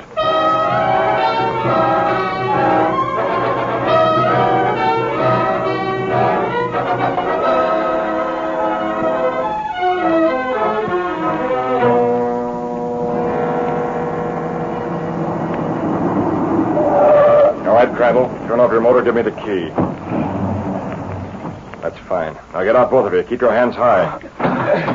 Hey, what's that car going behind us, Hornet? That's my car, Trig. I'm leaving you two here in your car. No, Hornet, you can't. This guy, he come to rub me out. And what do you think the Hornet's here for? The same thing, Sam. That's enough, Trig. Now get started up the gravel path. You two punks are staying here. Wait a minute. I know this place. What about you, Trig? No, I'm from out of town. I ain't seen it. It's Buckner's place, his country home. That's right, Crandall. You know a lot of things, don't you? Is Buckner inside there? Not yet. I'm going to call him and tell him to come up here. Well, why don't you get it over with? Go on, I know you're going to shoot me. Stop playing cat and mouse. The one for you is rat, Crandall. You know a lot and you talk a lot. I let them Clarion guys talk me into something. I should have gone to the police. I should have told them instead. Them Clarion guys said they'd protect me. A little late for the police, Crandall. This is for you. No, don't shoot. Take it. Hornet, listen. Shot, I can't breathe. Hey, that's quite a gun you got, Hornet, ain't it? It don't make no sound. Now it's your turn, Trig. I guess you work for Dragnet too, huh? Just like me. Hey, what do you mean? This is what I mean, you rat. Oh, no, you ain't bumping me. You get back. I'll get that rod from you, and then I'll... All right, the same thing Crandall got. Hornet, Come here. I was watching from Bert Beatty. Two of them, kid. What cold? The potential killer and the potential squealer. Have you got the rope? Yes, Mr. Bates. Okay, we're taking them inside and tying them up. We'll put Crandall close to the phone. I don't understand. You might want to make a phone call later on. You never can tell.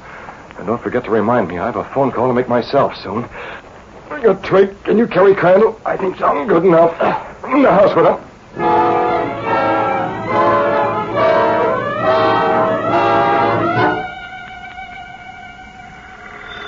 About time I heard something. Hey, hello? Buckner, Yeah, talking. Who's that? how much are you paying to have Crandall removed? What? Say, who is this? Not Trig, Buckner. Who is it? This is the Green Hornet. The Hornet? That's right. How much? Well, there was something about 10 grand. 10,000, Bring it here and we'll talk business. What are you getting at? Come where? I have Crandall at your country home, Buckner. Trig is here, too. My country place. How do I know this is on the level? You don't, Buckner. You'll have to take that chance. Now, wait. Hold on. Hello. My country place, huh? A Hornet, eh? It might be a stall, and yet I can't let Crandall be picked up by the police. My country place, huh?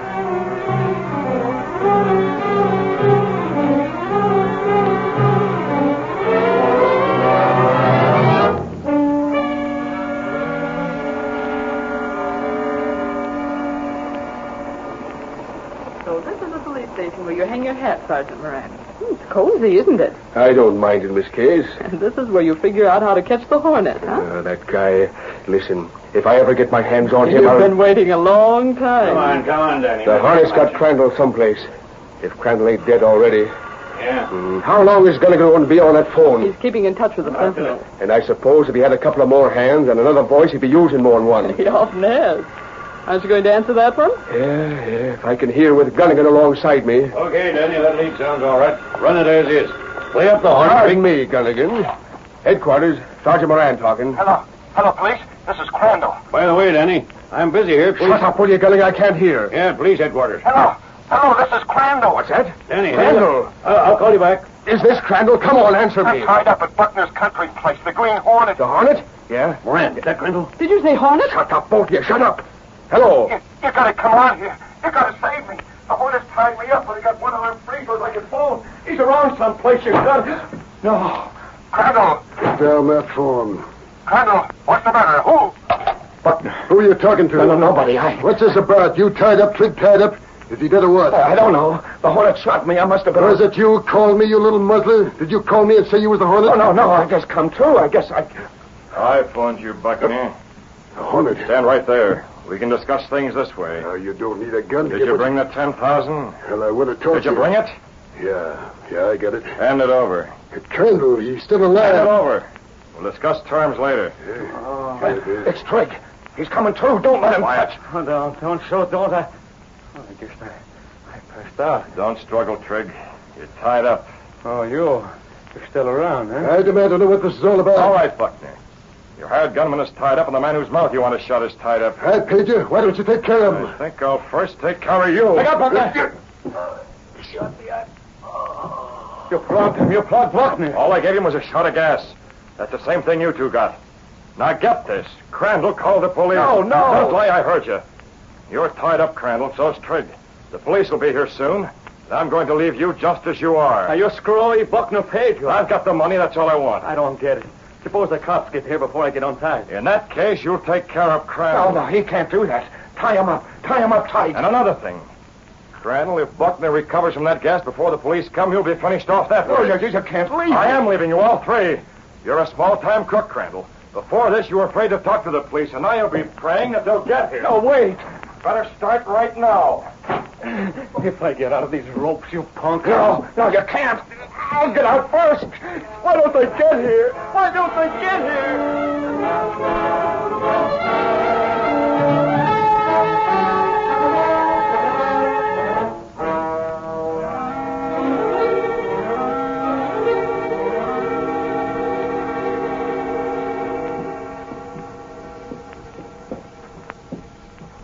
Hear something, Gunnigan? Yeah. Thought I did. Behind that door, Moran. Got men all around the place. Keep behind me. Here goes the door. Who's that? Well, I'll be... Oh, the police, you got here. Crandall. Yeah, tied up like a photo finish. And this guy, he's that imported gunman. Hey, there's Buckner on the floor. What? He's out. You ain't got nothing on me, copper. We got plenty, you rat. You're wanted for homicide back where you come from. And if this guy don't talk, Yes, we'll... all right, officer. I'll talk. I'll tell you everything I know about Buckner and his racket. He tried to kill me. This guy was hired. Hold it. We'll get it later. Hello. Yeah, Sergeant Moran talking. Huh? Oh, is that so? Hold the phone. Gunnigan. Yeah, Moran. It's the city editor at the Clarion. He says they heard a rumor about some yarn out here at Buckner's summer place. Wants to get the story. Maybe you'd like to talk to him. Would I? Give me that. So, you'd like the story, eh? After the way your newspaper tried to cross up the law by holding Crandall so you'd get an exclusive, eh? Well, you don't get it. You get nothing. Now get off the line. I want to phone this in myself. Who is this? Why, you sap, this is Gunnigan. Gunnigan of the Sentinel. Now, what do you say?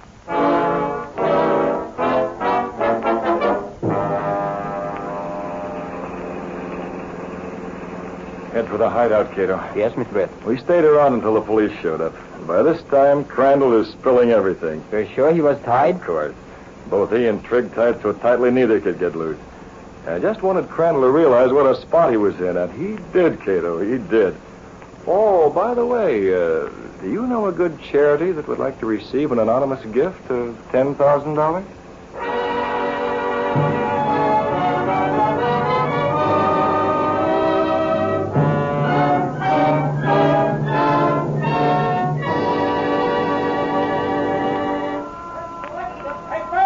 Murdering racket exposed, missing witness found, racketeering figureman jailed. Read all about it. Green Hornet still at large. Central extra paper.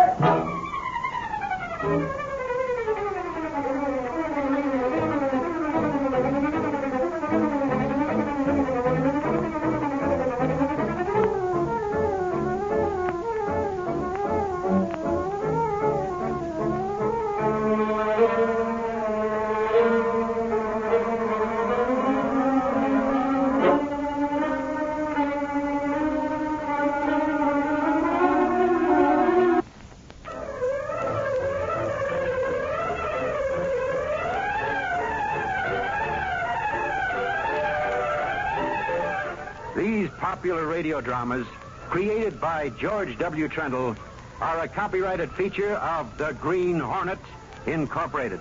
All characters, names, places, and incidents used are fictitious.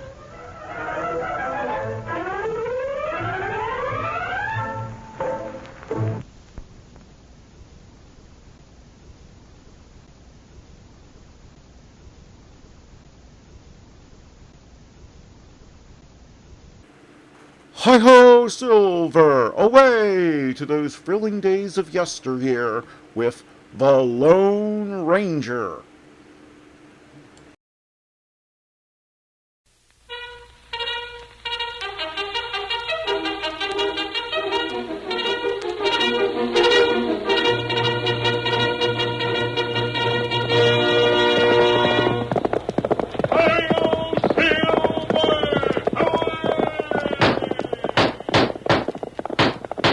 Fiery horse with the speed of light, a cloud of dust, and a hearty hi-yo Silver, the Lone Ranger.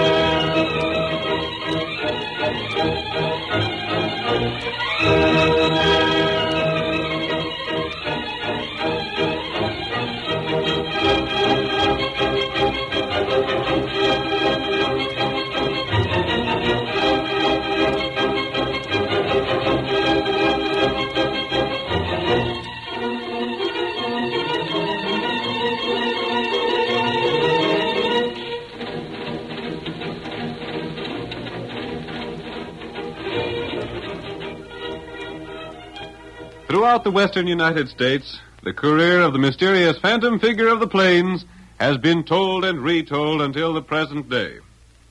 He did more than any other individual to bring law and order to the lawless frontier. With his great horse Silver and his faithful Indian companion Tonto, he roamed the West, fighting crime wherever he found it. And now the thundering hoofs of Silver return us to the days of danger and adventure. The Lone Ranger rides again. Come on, Silver! We must hurry, old fellow! There's trouble ahead, and Tonto is waiting for us! Hurry, old Silver!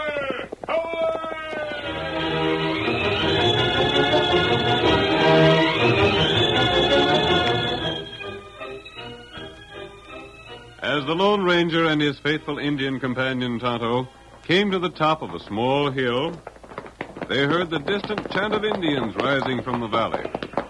Tonto, that's a chant of the Indian god of war. Not right. Maybe we take a look in valley.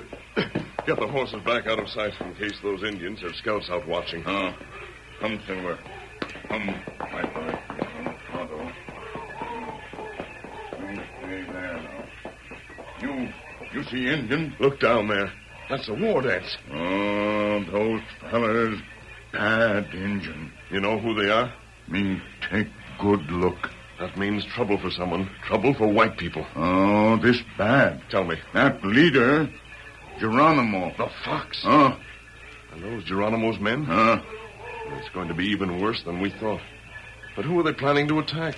There's no white settlement for miles. It 2-3 day travel. Perhaps they're planning war on other Indians. No. Geronimo not do that. That's true. Geronimo doesn't want other Indians' lands or crops. He wants white men's gold and guns and liquor, and he wants scalps. He hates white men and... What? And soldiers. Tonto, Geronimo hates the soldiers. Maybe Tonto get closer look. How can you get closer without being seen? That dance for all Indian. Him call other Indian to council. Yes? Tonto, Indian. Tonto, could you go to their council and learn the plans? Tonto, try. You went there. Could you get away safely? Me try. We can learn what those savage outlaws are planning. We can warn the people. Tonto, get home. You'd better unsaddle and go there bareback like the other Indians. That's right. I'll help you get ready, Kemosabe. Whatever you learn will be of some help. If you have trouble getting away, send me a signal. Then I'll be here watching. Steady, white fella. Steady there. There. Now saddle off. Good luck to you, Tonto. Get him up, white fella. Get him up.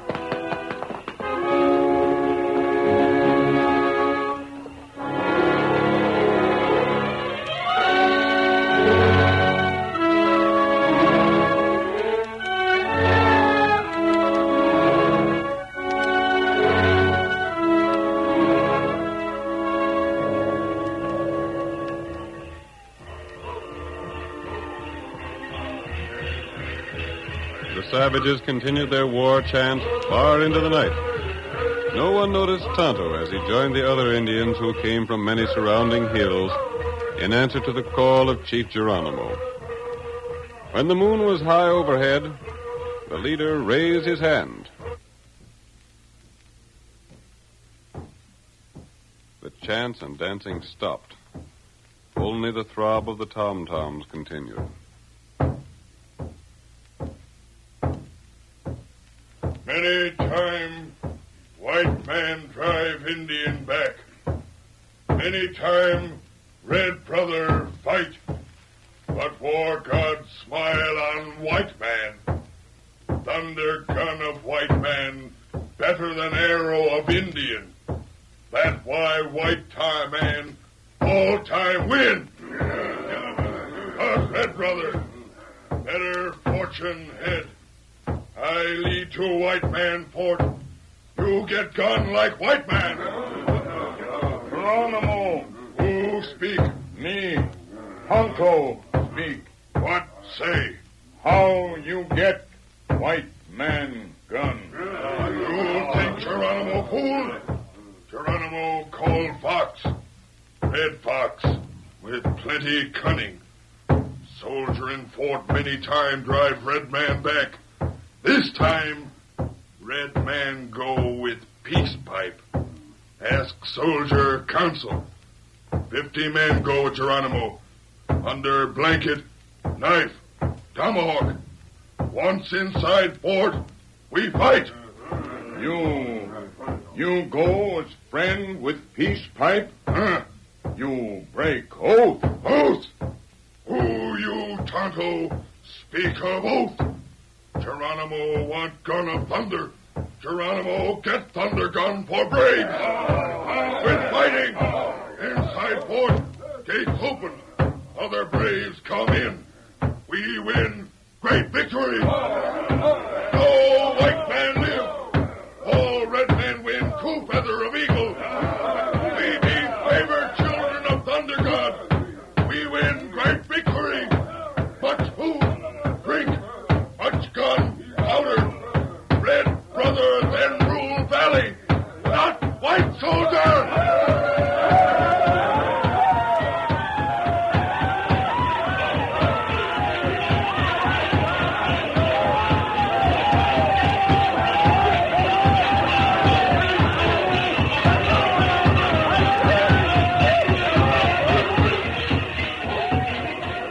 Tonto knew the plan of the savages, and while they danced and shouted, working themselves into a frenzy, he slipped away unnoticed and joined the masked man.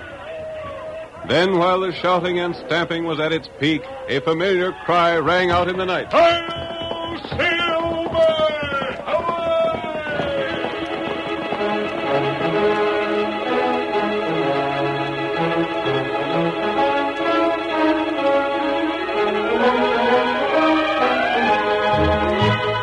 Miles away at Fort Custer, 123 men answered roll call the next morning. The commander of the garrison, Captain Ruddy, returned to his quarters after the ceremonies of the morning were finished.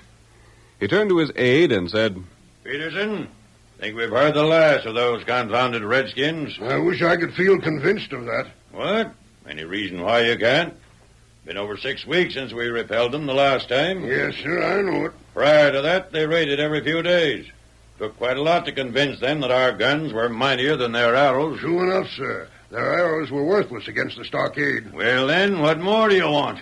Declare you're harder to convince than the Indians. Geronimo is their leader, sir. What of that? Well, he's known as the Red Fox, and he's earned the name because of his tricks. I think he's shown us his last trick. The food situation is getting critical. Eh? Our scouts and hunters are coming back practically empty-handed. You think? I think, if you don't mind my saying so, that Geronimo is planning to starve us out. The devil! And the rate the food's coming in, and the rate the supply is decreasing, he's in a fair way to succeed. Peterson, you know Geronimo better than the other soldiers, don't you? I've fought him a long time, sir. Is he smart enough to think of driving all the game from around here? He's smart enough to think of anything.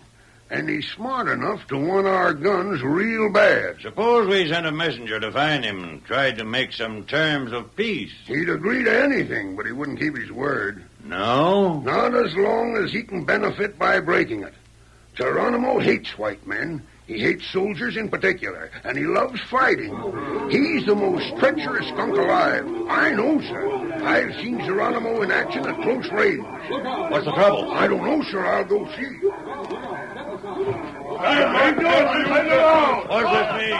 Shooting! Steady there, Silver. Captain Ruddy. He's bound to see you. A masked man. Bring your commandant. I'll talk to no one else. Silence. There's the commandant. It's Captain Ruddy. Captain Ruddy. Are you in command of this garrison? I am. Then you're the man I want to speak to. Captain, we done our best, but him and that Injun with him wouldn't stop. You had your orders. Yeah, but you can't shoot a man down like that. Your guards aren't to blame. He just grabbed my gun. And the Injun grabbed mine. And in they come. What do you want? To speak to you alone. Who are you? Remove that mask if you want to speak. I'll speak with the mask on. My identity doesn't matter. I've come with news of Geronimo. That snake! Capture the man. Remove the mask. Stand away from me. Look at them guns. Did you see him draw? Captain, if you want to prevent the loss of every man in your detachment, you listen to me.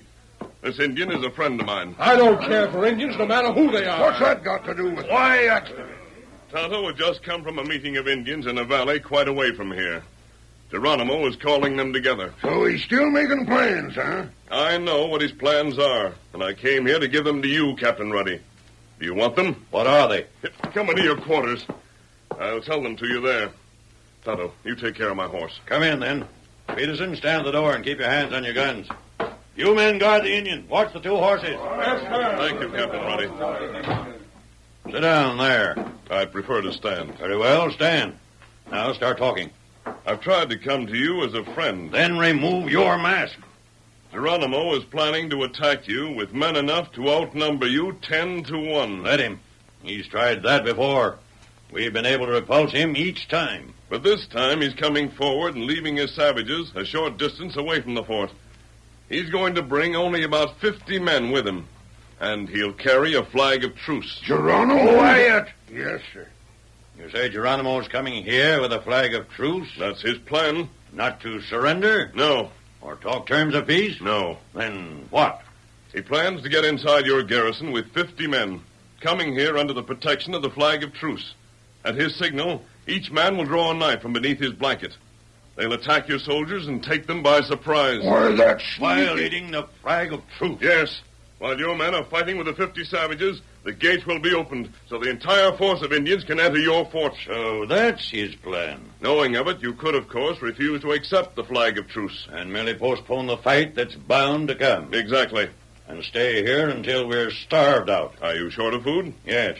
We thought Geronimo was planning to starve us out. That might be his next plan if this one fails. Thank you for the information. I'll use my judgment in regard to acting on it. That means you'll do one of two things. You'll acknowledge the flag of truce and let yourself and your garrison be wiped out. Or you'll postpone the end. Geronimo will have other plans. Perhaps you have a suggestion. That's why I came here. And why do you think I'll follow your suggestion? You come here masked. You don't reveal your identity. I have a plan which I think will end the war against Geronimo for all time. Plan? Yes. Will you listen to it? I'll listen. I won't agree to accept it, however. Captain Ruddy, you're a hard man to convince.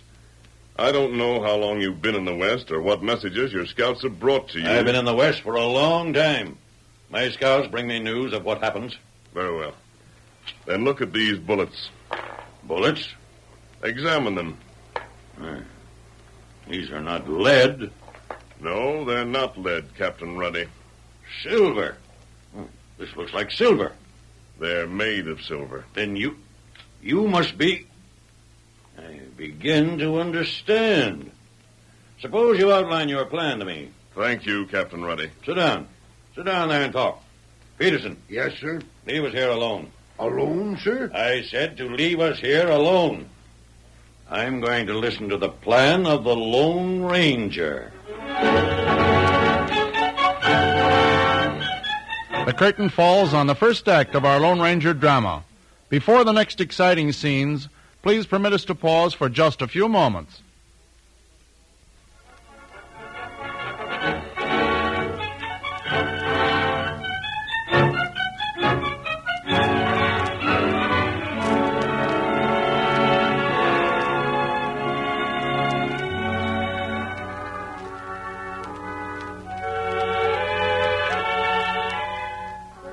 And now to continue the story. The Lone Ranger and Tonto learned of a plot by Geronimo and his savage followers to attack a garrison. The Lone Ranger went to Captain Ruddy, commander of Fort Custer, and persuaded him to listen to his plans. Our next scene takes us into the garrison, just outside the door of Captain Ruddy's quarters. Peterson, his aide, is there with Tonto. I wonder if there's any trouble in there. The captain and your friend have been talking a long time. What's the scheme to be, Indian? Tonto not know. Captain Ruddy's got a bad temper when he's riled up. I wonder if they're arguing. No. You don't think so, huh? No. Look here, Tonto. Huh? How do you think we could wipe out Geronimo for good? Maybe Captain fix him. I wish... Lieutenant. Yes, sir? Pass the word to have the bugler sound assembly. Assembly? Pass the word. Yes, sir. Right away, sir. Pass the word to sound assembly. Have the bugler sound assembly. What's going on? What about the masked men? Lieutenant. Lieutenant. Yes, sir. My full equipment. Have the orderly bring up my horse. Yes, sir. What about that masked man? All right, boys. Come on now. Line up there, boys. Come on, you fellas.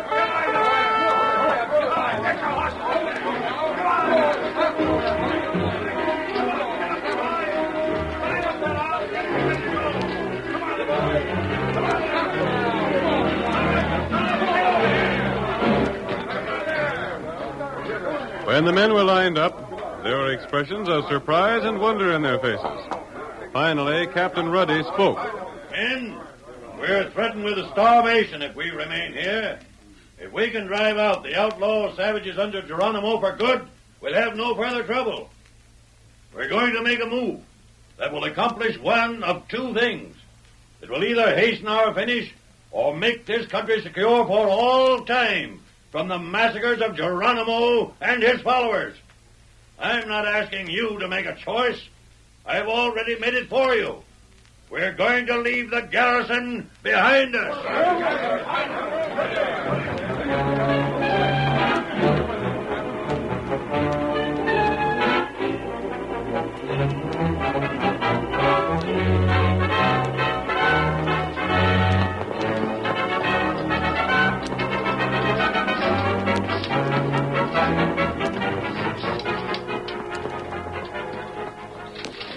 Ready, Captain. Yes, I'll lead them out. I'm putting the entire future of Fort Custer in your hands. Thank you, Captain Ruddy. If your plan succeeds, Congress shall hear about it. Peterson. Yes, sir? You'll remain behind and take orders from the man who wears the mask. But, sir, yes, sir. Very good, sir. Your horse, Captain. Now, my friend, may heaven guide you. Forward, hey!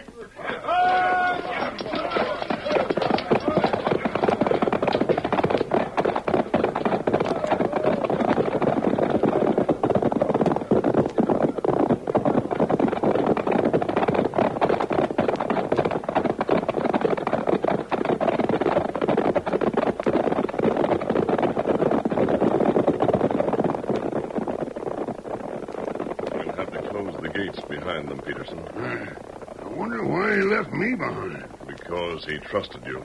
You, the Indian, and me. 3 of us. And all of Geronimo's band will be coming here very soon. Me help close gate. Heavy.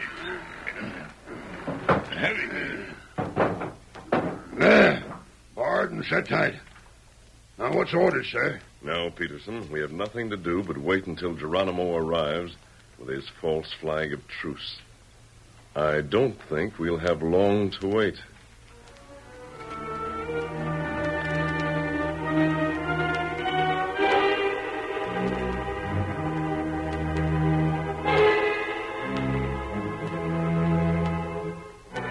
In due time, the Indians rode into view at the top of a rise a short distance away and approached the fort.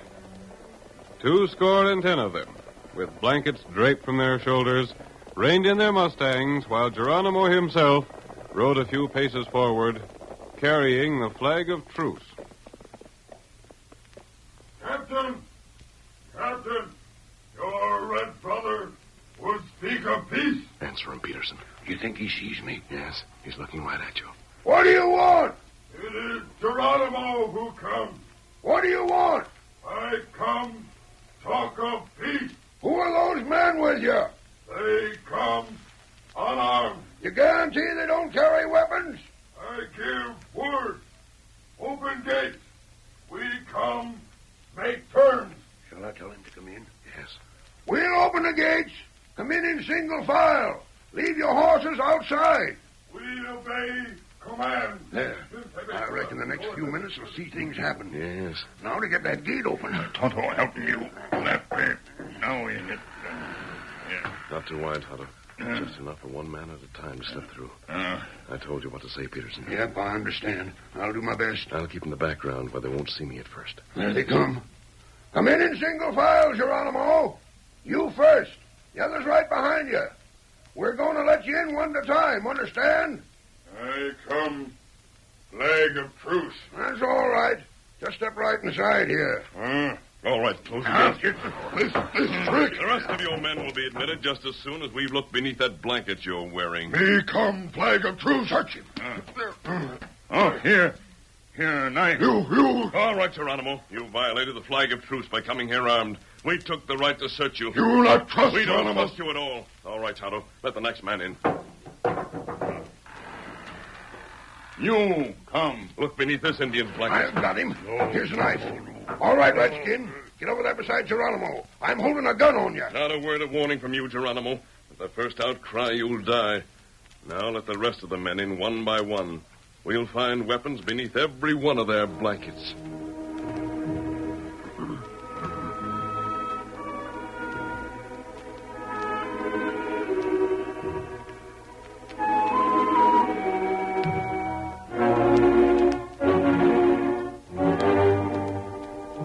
One at a time, the 50 men who accompanied Geronimo were admitted through the narrow opening of the gate and disarmed. The helpless, enraged Indians were herded into a corner of the garrison and held there under the guns of the Lone Ranger and Peterson, the captain's aide. Then the gate was once more closed and barred. Now, Geronimo, we found that your flag of truce was meaningless. What? You do? You see, there are no soldiers in the garrison. You've come to fight an enemy that doesn't exist. You know where the soldiers are? This trick? It is a trick. The soldiers are outside waiting for you and all your men to surrender. Geronimo will never surrender to white men. As to that, we shall see. Here, Silver. Come, white fella. Peterson, you know how to leave the fort. Go now and join your company. Yes, sir. But before I go, will you tell me how long it'll be before you join us? Inside of 5 minutes. You sure it won't be longer than that? I'm sure. I'll tell the captain, sir. Get ready, Tonto. Tommy, ready. Geronimo, there is no food here. The soldiers are no longer in the fort. They're outside. Geronimo, kill all white men for trick. You know that no one can leave the fort while those men are outside to prevent it. When all your men are inside, no one will be able to leave in the face of the army guns. Geronimo got many hundred warrior outside. But those warriors are waiting for your signal to come inside. They not get 'em signal. When that signal is given, they'll storm through the gates on their Mustangs.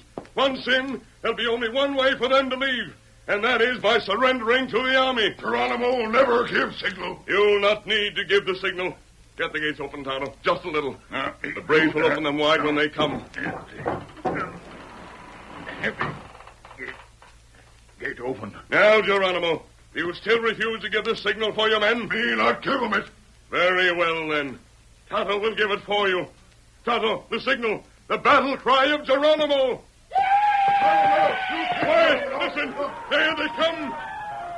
They can't hear you above the shouts, Geronimo. Here they come into the trap. All right, Tonto. I'll get on, white fire!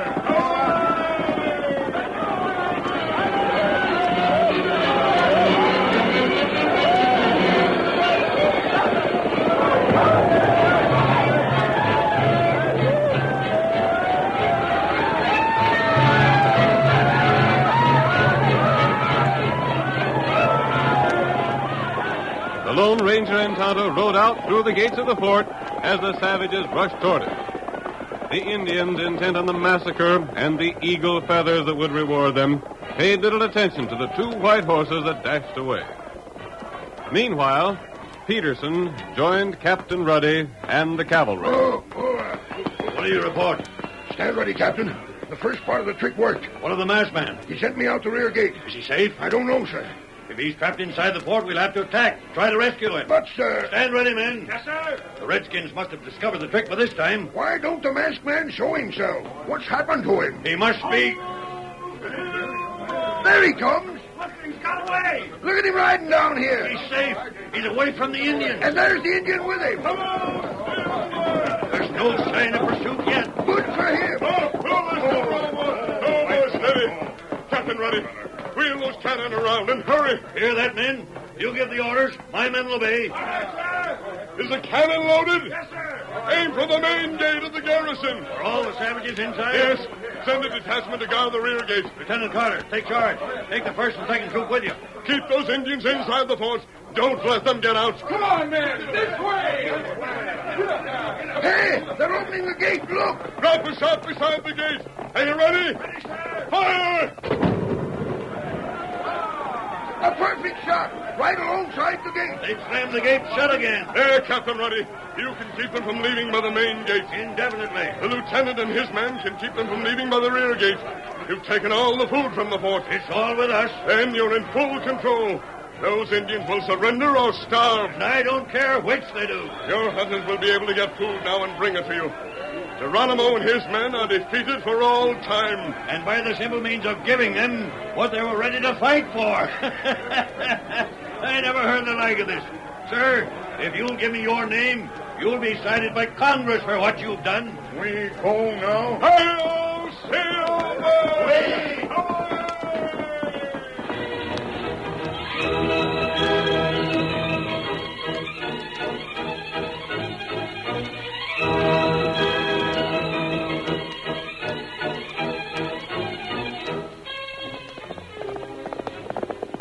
Come on, Silver! There's danger on the trail ahead!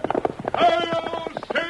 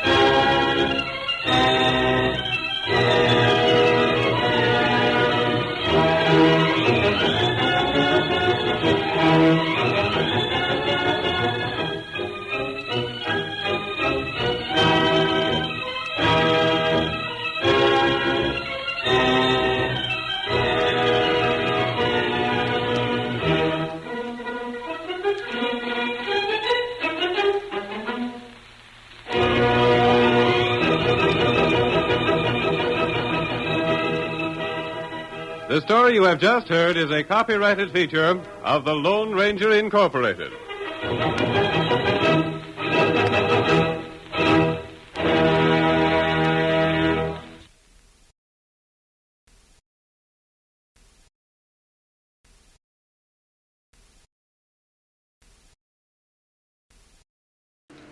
Groucho Marx meets some of the most interesting people you could ever hope to hear on radio in You Bet Your Life, coming up next.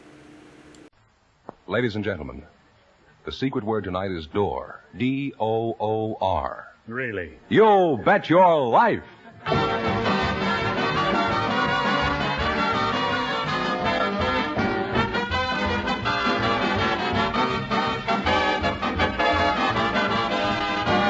The DeSoto Plymouth Dealers of America present Groucho Marx in You Bet Your Life, the comedy quiz series produced and transcribed from Hollywood. And here he is, the one, the only... Groucho! He's the egg the Easter Bunny brought. Oh, that's me, Groucho Marx.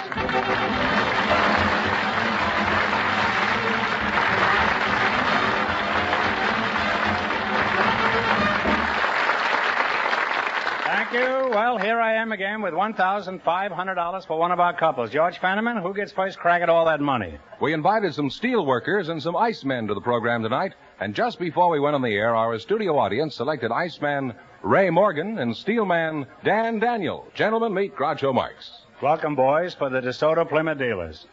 And if one of you says the secret word, you divide $100 in cash. It's a common word, something you see every day. Mr. Ray Morgan, you're the Iceman? Yes, sir. Mm-hmm. Where do you work? Work for Union Ice Company in Hollywood. What do you do? Oh, we make and deliver ice. Oh. Well, how do you make ice? Oh, we put water in tanks. You're welcome, huh?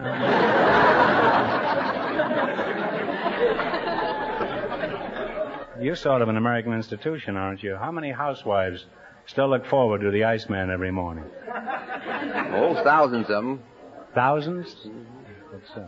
How many of them take ice?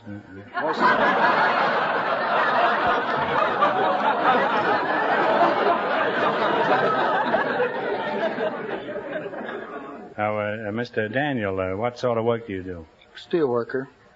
You work at stealing? You mean you're a crook? Now, why do you commit all this larceny? U.S. Steelworks.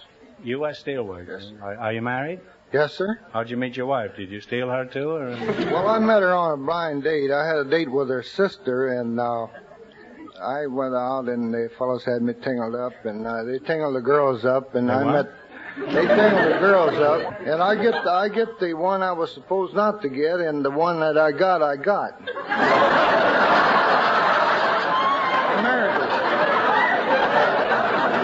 married the girl.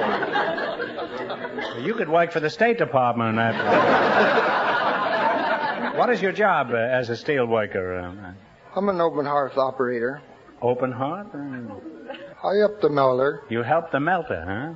At the smelter? No, there's no smelter. That's only when the melter's in a swelter at the smelter, is that? Why don't you have a smelter? We don't have any pig iron. Well, if you don't have any pig iron, obviously you have no use for a smelter, huh? Why don't you have pig iron? We don't have any iron ore.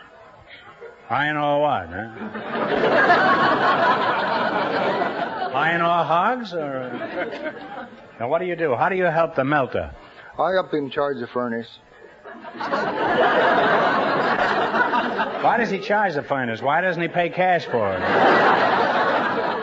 What do you charge the furnace with, Seltzer? The the charging ram. You mean you have a trained goat? Now start from the beginning, will you? Well, the scrap is brought up in charging buggies, and we use the ram. Brought up in what? In charging buggies. Charging buggies? Yeah. What is a charging buggy? I never heard of it. That's electrically operated ram. Oh. Well, you say you got my goat. I don't know about that. Okay, now what happens? Well, that's where I come in, really, as a first helper. When we charge the furnace, I take over there and melt the scrap down. Where does the word pig come from in connection with this? Well, you have to be hammy to make it, or? Well, that's a good answer. Frankly, you don't know, is that it, huh? That's right. You've been shoveling that Schweinerei into that furnace all these years? And you're having the faintest idea why it's called pig iron, huh? I know why it's called pig iron. It's called put in a trough and put in a trough? Yes, put in a trough and I see. Cool down. And the pig goes for the trough, is that it? Now, Rusty, if you had to do it all over again, would you go back into the steel business? Yes, Mr. Marks, I would. Why would you? Well, I know the pig iron. I know that. Well, everything... Goes in the trough, huh? Everything that we have today is basically steel. Not everything, but most of it. Not French pastry. Well, steel is something that's here to stay, and all of these fine cars is made of the best steel, and you just can't get rid of it. That's the truth. 23 years for U.S. Steel, and it's been a fine company to work for. Yeah. That's true. I hear they haven't got a quarter, huh? Well, let's forget about America's industry for now. In just 1 minute, you're going to work together for a chance at $1,500, which is more important.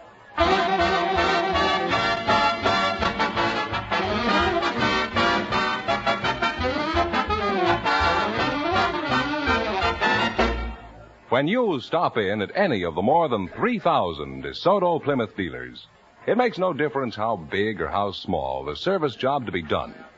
The important thing is, these dealers appreciate your call. And to prove it, they make it their business to please you in every way they can. To do this, they offer you the benefit of not only the best tools and equipment, not only the factory-trained mechanics, but they offer you courtesy and a fair deal. Being courteous and thoughtful, being fair and square is their creed, their way of doing business. So, wherever you drive, remember, across this nation are more than 3,000 DeSoto Plymouth dealers, each with an honest desire to serve you.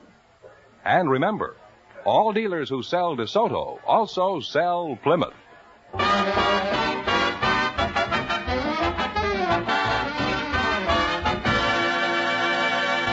let's see if you two will get a chance at the $1,500. Fenneman, bring them up to date on the rules. Each of our three couples has $20. They bet as much of that 20 as they want on each of 4 questions. The couple that earns the most money gets a chance at the DeSoto Plymouth $1,500 question at the end of the show. Our other 2 couples are in a waiting room off stage, so they don't know what's happening out here. Here we go. Let's see how high I can build you $20. You selected sports personalities as your category. Is that right? Now, you have $20. Here's your first question. How much of the 20 will you bet? $5. In what sport is Sam Snead famous?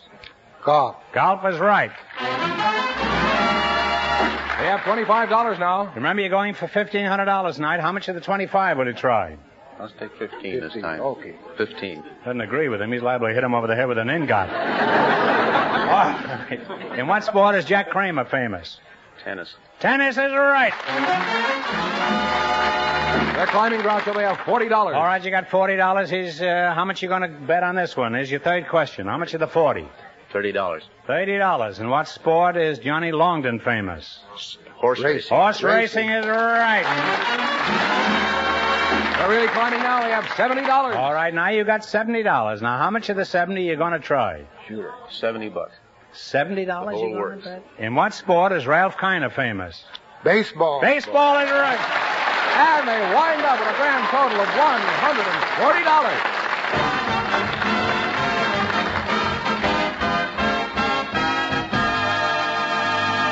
Thanks and good luck from the DeSoto Plymouth dealer. Stick around now. You may get the chance at the big question. Groucho, the secret word is still door. Perhaps the next couple will say it. Just before we went on the air, our studio audience selected a baby photographer and a young mother. And here they are. Mrs. Linda Sutton and Mr. Newell Morris. Meet Groucho Marx. Welcome to You Bet Your Life, folks.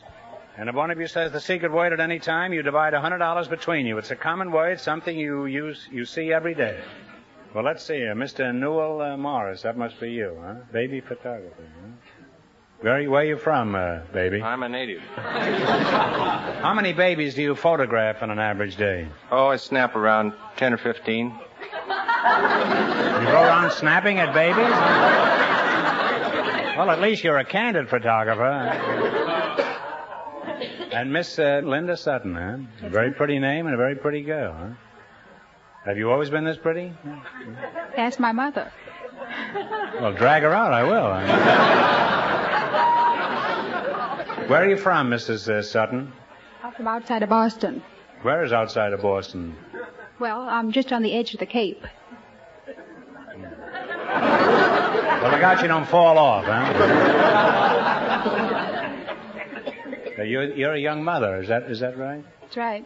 How old are you, Linda? I'm 27. And how old is your baby? Well, they were a year. Christmas Day. I have twins, twin boys. You have twins, huh? And how old is your husband? He's 28. 28? You know what a steel ingot is, huh?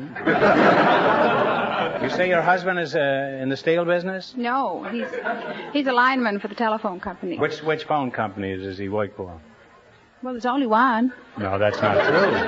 There are many phone companies. You ought to have your husband wise you up to some of these things. You can't just go on having twins, you know. There are other... In other words, he works for AT&T, is that it? How'd you meet him? Oh, I met him. I was fishing for eels. And that's the best you could do? I come from a family of 6. I'm the only girl. I have 5 brothers. And they're always, my big brother... Well, thanks for the warning, Mr. Sutton. My big brother was going to... It was Just how big is your big brother? Well, I have 5. Any size you want, I got them. Now then, we were on the eels, huh? Well, my mother wanted us to go get some eels, not to eat, but just to feed our cats. We had 9 cats. 9 cats and only 5 brothers? That isn't even 2 cats apiece.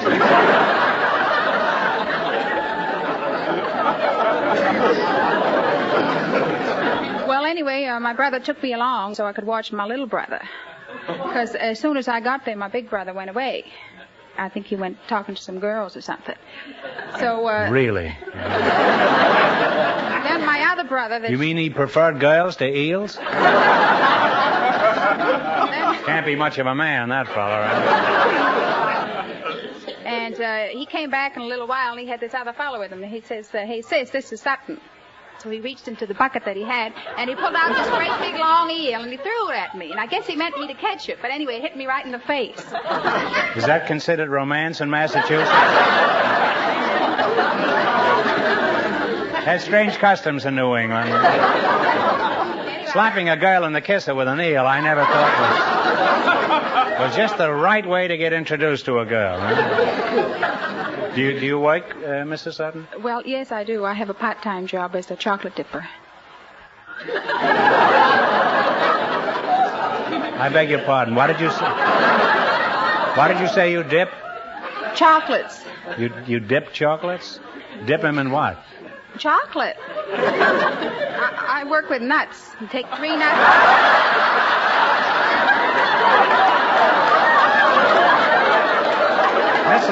Mrs. Sutton, don't think that I don't. Huh?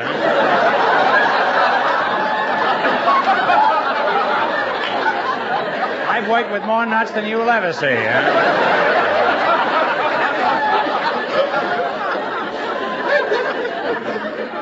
The girl tells me that she gets married because somebody slapped her in the kisser with an eel. Well, are you... Mister, I've been neglecting you, mister. This was such a fascinating saga of love in New England that I just couldn't get away from it. You say you're a baby photographer, Mr. Morris? That's right. How do you go about taking a baby's picture? Well, if they're about 12 pounds, well, you prop them up on a pillow to start. If they're under 12, what do? Throw them back? Are babies like adults in that you can occasionally have to retouch babies' pictures? Oh, yes, you occasionally retouch babies. Well, how do you do it, huh? Well, you have to take out the bags under their eyes and stray hair.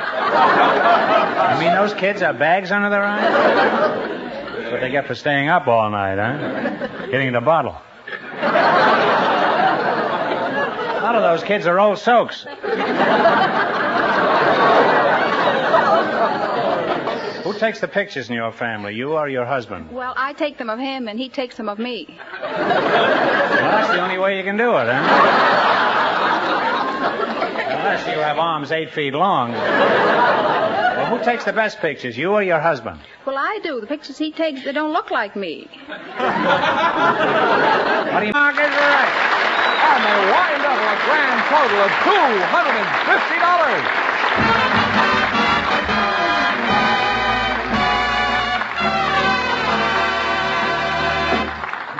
Thanks and good luck from the DeSoto Plymouth dealers. Now, we'll soon know who gets the chance at the $1,500 question. And now, a word from the more than 3,000 DeSoto Plymouth dealers. Just a minute, Fenneman. If each dealer has a word, that'll be 3,000, and this is only a half-hour program. Well, Groucho, actually, words can't do justice to the skilled service you get when you drive your car in to an authorized DeSoto Plymouth dealer's place of business. In that case, this is the only program in radio that doesn't need an announcer. What I mean, Groucho, is that one must experience how the skilled DeSoto Plymouth mechanics working with the finest equipment can save time and money on your car.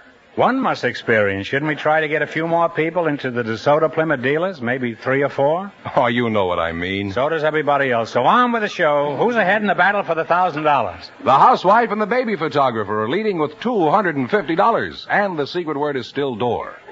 We invited some Belgian war brides and their ex-GI husbands to the show tonight, and just before we went on the air, our studio audience selected Mr. and Mrs. Chico Tellez. Folks, meet Groucho Marx. Welcome, youngsters, for the DeSoto Plymouth dealers. And if you say the secret word while we're talking, you'll win $100. It's a common word, something you see every day. Mrs. Tellez, is that the way you pronounce it? That's right. Tellez, huh? You're a Belgian war bride. Where are you from? I'm from Belgium. Just what I suspected, huh? I mean, what part of Belgium are you from? From Molenbeek-Saint-Jean. Is that anywhere near Brussels? Well, you know, in a country so small, most anything would be close to Brussels. Oh, I don't know. How about Detroit? That's pretty far from Brussels. Yeah, I guess so. You're the Belgian war groom, I presume, eh? Chico? No, I'm Hey, not. I used to have a brother named Chico. Huh? Well, it wasn't me. It wasn't you.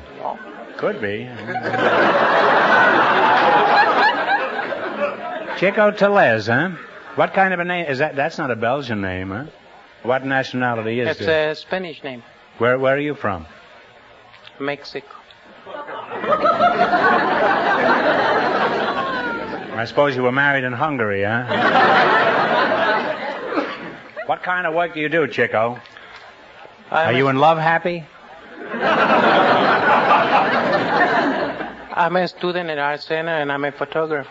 What sort of work did you do in Belgium before you were captured by Chico here? I was secretary. You were a secretary? Mm-hmm. What were you doing for Uncle Sam when you met Lillian? I was in the Signal Corps in the photographic section. In the Army, of course. Yeah. Were you right up front? Naturally, I couldn't get out of there.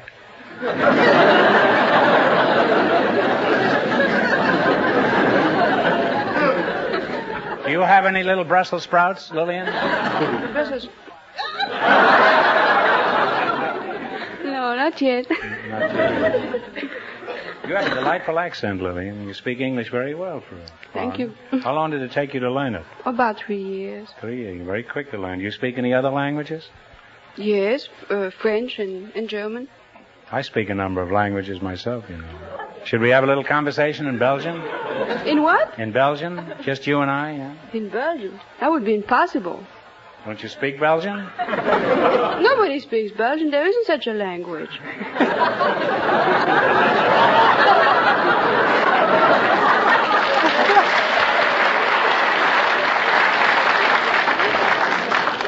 Well, frankly, I don't speak it very well myself. Why don't the Belgians have a tongue of their own? That's because there are 2 types of people in Belgium. Men and women? No, that's not what I mean. They don't have men and women in Belgium? Yes, they do. You better clear up this whole thing, Lillian. Well, yeah, they have men and women, all right. But what I mean by 2 types is that they have Walloon and Flemish people, and they both have a different language, see? Oh, well, could you say something in Flemish? Could you tell me a short Well, joke? I'm from the French part. I don't know Flemish very well. Could you tell me a short joke in French? In French? Yeah. Yes, I could. Let's have one. You mean in French right away like that? No. Yeah, and then tell me what it means. Huh? Oh! I guess I can get away with it. Well,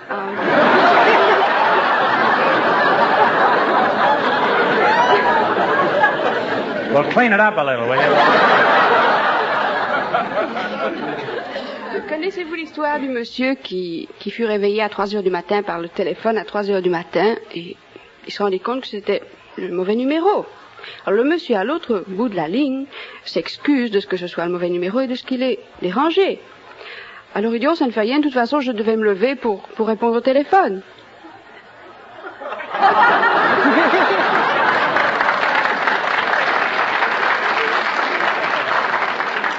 Chico, did you understand that? Well, it's really been very interesting having you both here tonight, and I wish you a long and happy married life.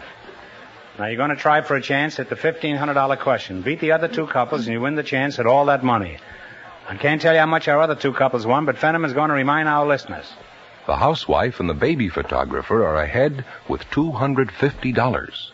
Here we go. Let's see how high I can build you $20. You selected composers of operas as your category. Yes. All right, now you have $20. How much are you going to try? Well, we don't want... $10. Is that all right, Chico? I suppose so. All right, who was the composer of Carmen? Ambroise Thomas? No, I got it wrong. No, I'm sorry, it was Bizet. Oh, yes. They now have $10. You were too busy to remember that, that's all. Well, now you've only got $10. Remember, you're going for $1,500 tonight. Now, how much of the $10 will you try? $5. $5. Who was the composer of Lohengrin? That's a good question. Wait. Can I say? Yes. Wagner. Oh? Wagner. Wagner is right. Well, they're gaining their money back. They now have $15. Chico, that was not only a good question, that was a good answer, too. All right, now you got $15. Here's your third question. How much of the 15 will you bet? And remember, either of you can answer this question, you know. 5. You're going to bet $5, huh? $10. You're back in Belgium. Gotta He's be. the boss over there. Yeah, I can see. All right, who was the composer of The Marriage of Figaro? Oh. Couldn't be Mozart, no. Mozart is right. Mozart. $25. All right, now you got $25, and here's your last chance to beat the other couples. How much of the 25 will you risk? 15. Who was the composer of Rigoletto? Is it Verdi? Verdi is right. And they wind up with $40. And that means the housewife and the baby photographer with $250 get the chance at the DeSoto Plymouth $1,500 question.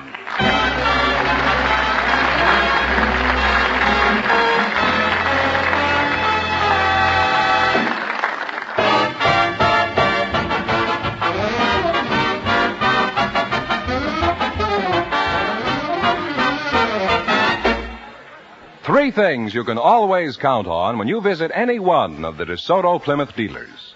Efficient service, courteous service, service at a fair price. These dealers are equipped and eager to give your car the very best in service, no matter how major or how simple a repair job. DeSoto Plymouth dealers have factory-trained mechanics who know your car inside and out, regardless of what make or what year it happens to be. And in the hands of these expert mechanics are the most modern tools and equipment made. In other words, you can always count on really top service when you drive your car in at the sign of any authorized DeSoto Plymouth dealer.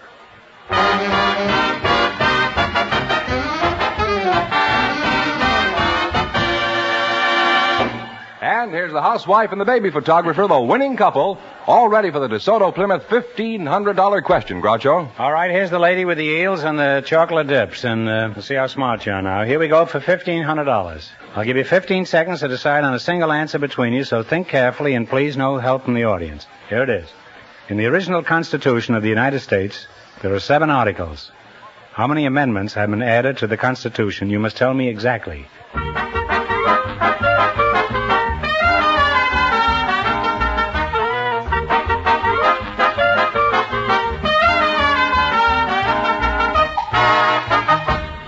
All right, what is the answer you two have decided upon? 22. No, I'm it's awfully close. There are 21 amendments to the Constitution. I'm sorry, that's the correct answer, 21 amendments. So that means the big question next week will be worth $2,000. Well, you lost the big money, but you won $250 in the quiz. Congratulations and thanks to both of you.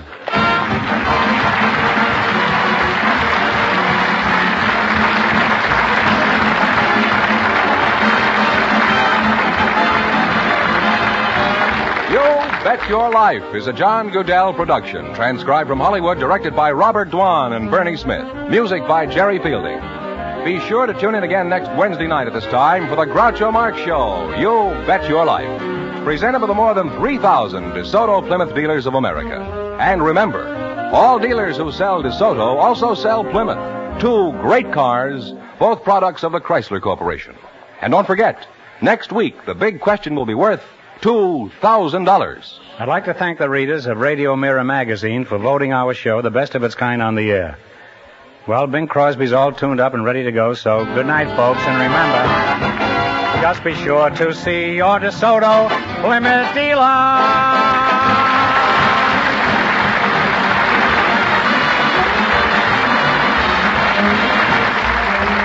Folks, here's a tip from the National Safety Council. If you can't control your temper, you can't control your driving. This is George Fenneman signing off for the more than 3,000 DeSoto Plymouth dealers from coast to coast.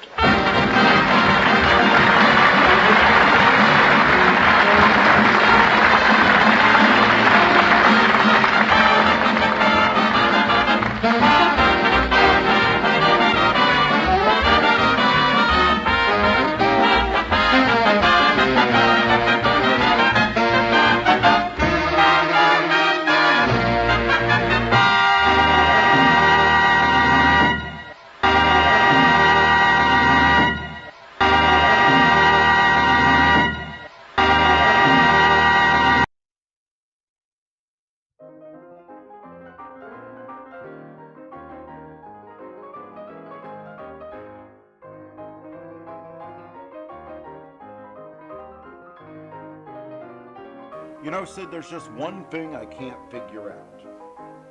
What's that? Why would the Department of Motor Vehicles give a seal a driver's license? I mean, you can't use the pedals and the steering wheel at the same time. Why on earth would they give you one? It's simple. All I did was, I didn't tell them I was a citizen. You didn't tell me I were a citizen. Yeah, I just told them I had just come over the border from Mexico, and they just gave me one.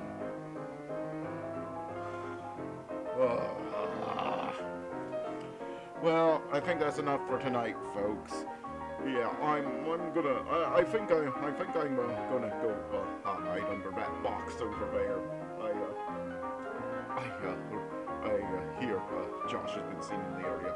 I'm gonna go solid snake for a while. See ya.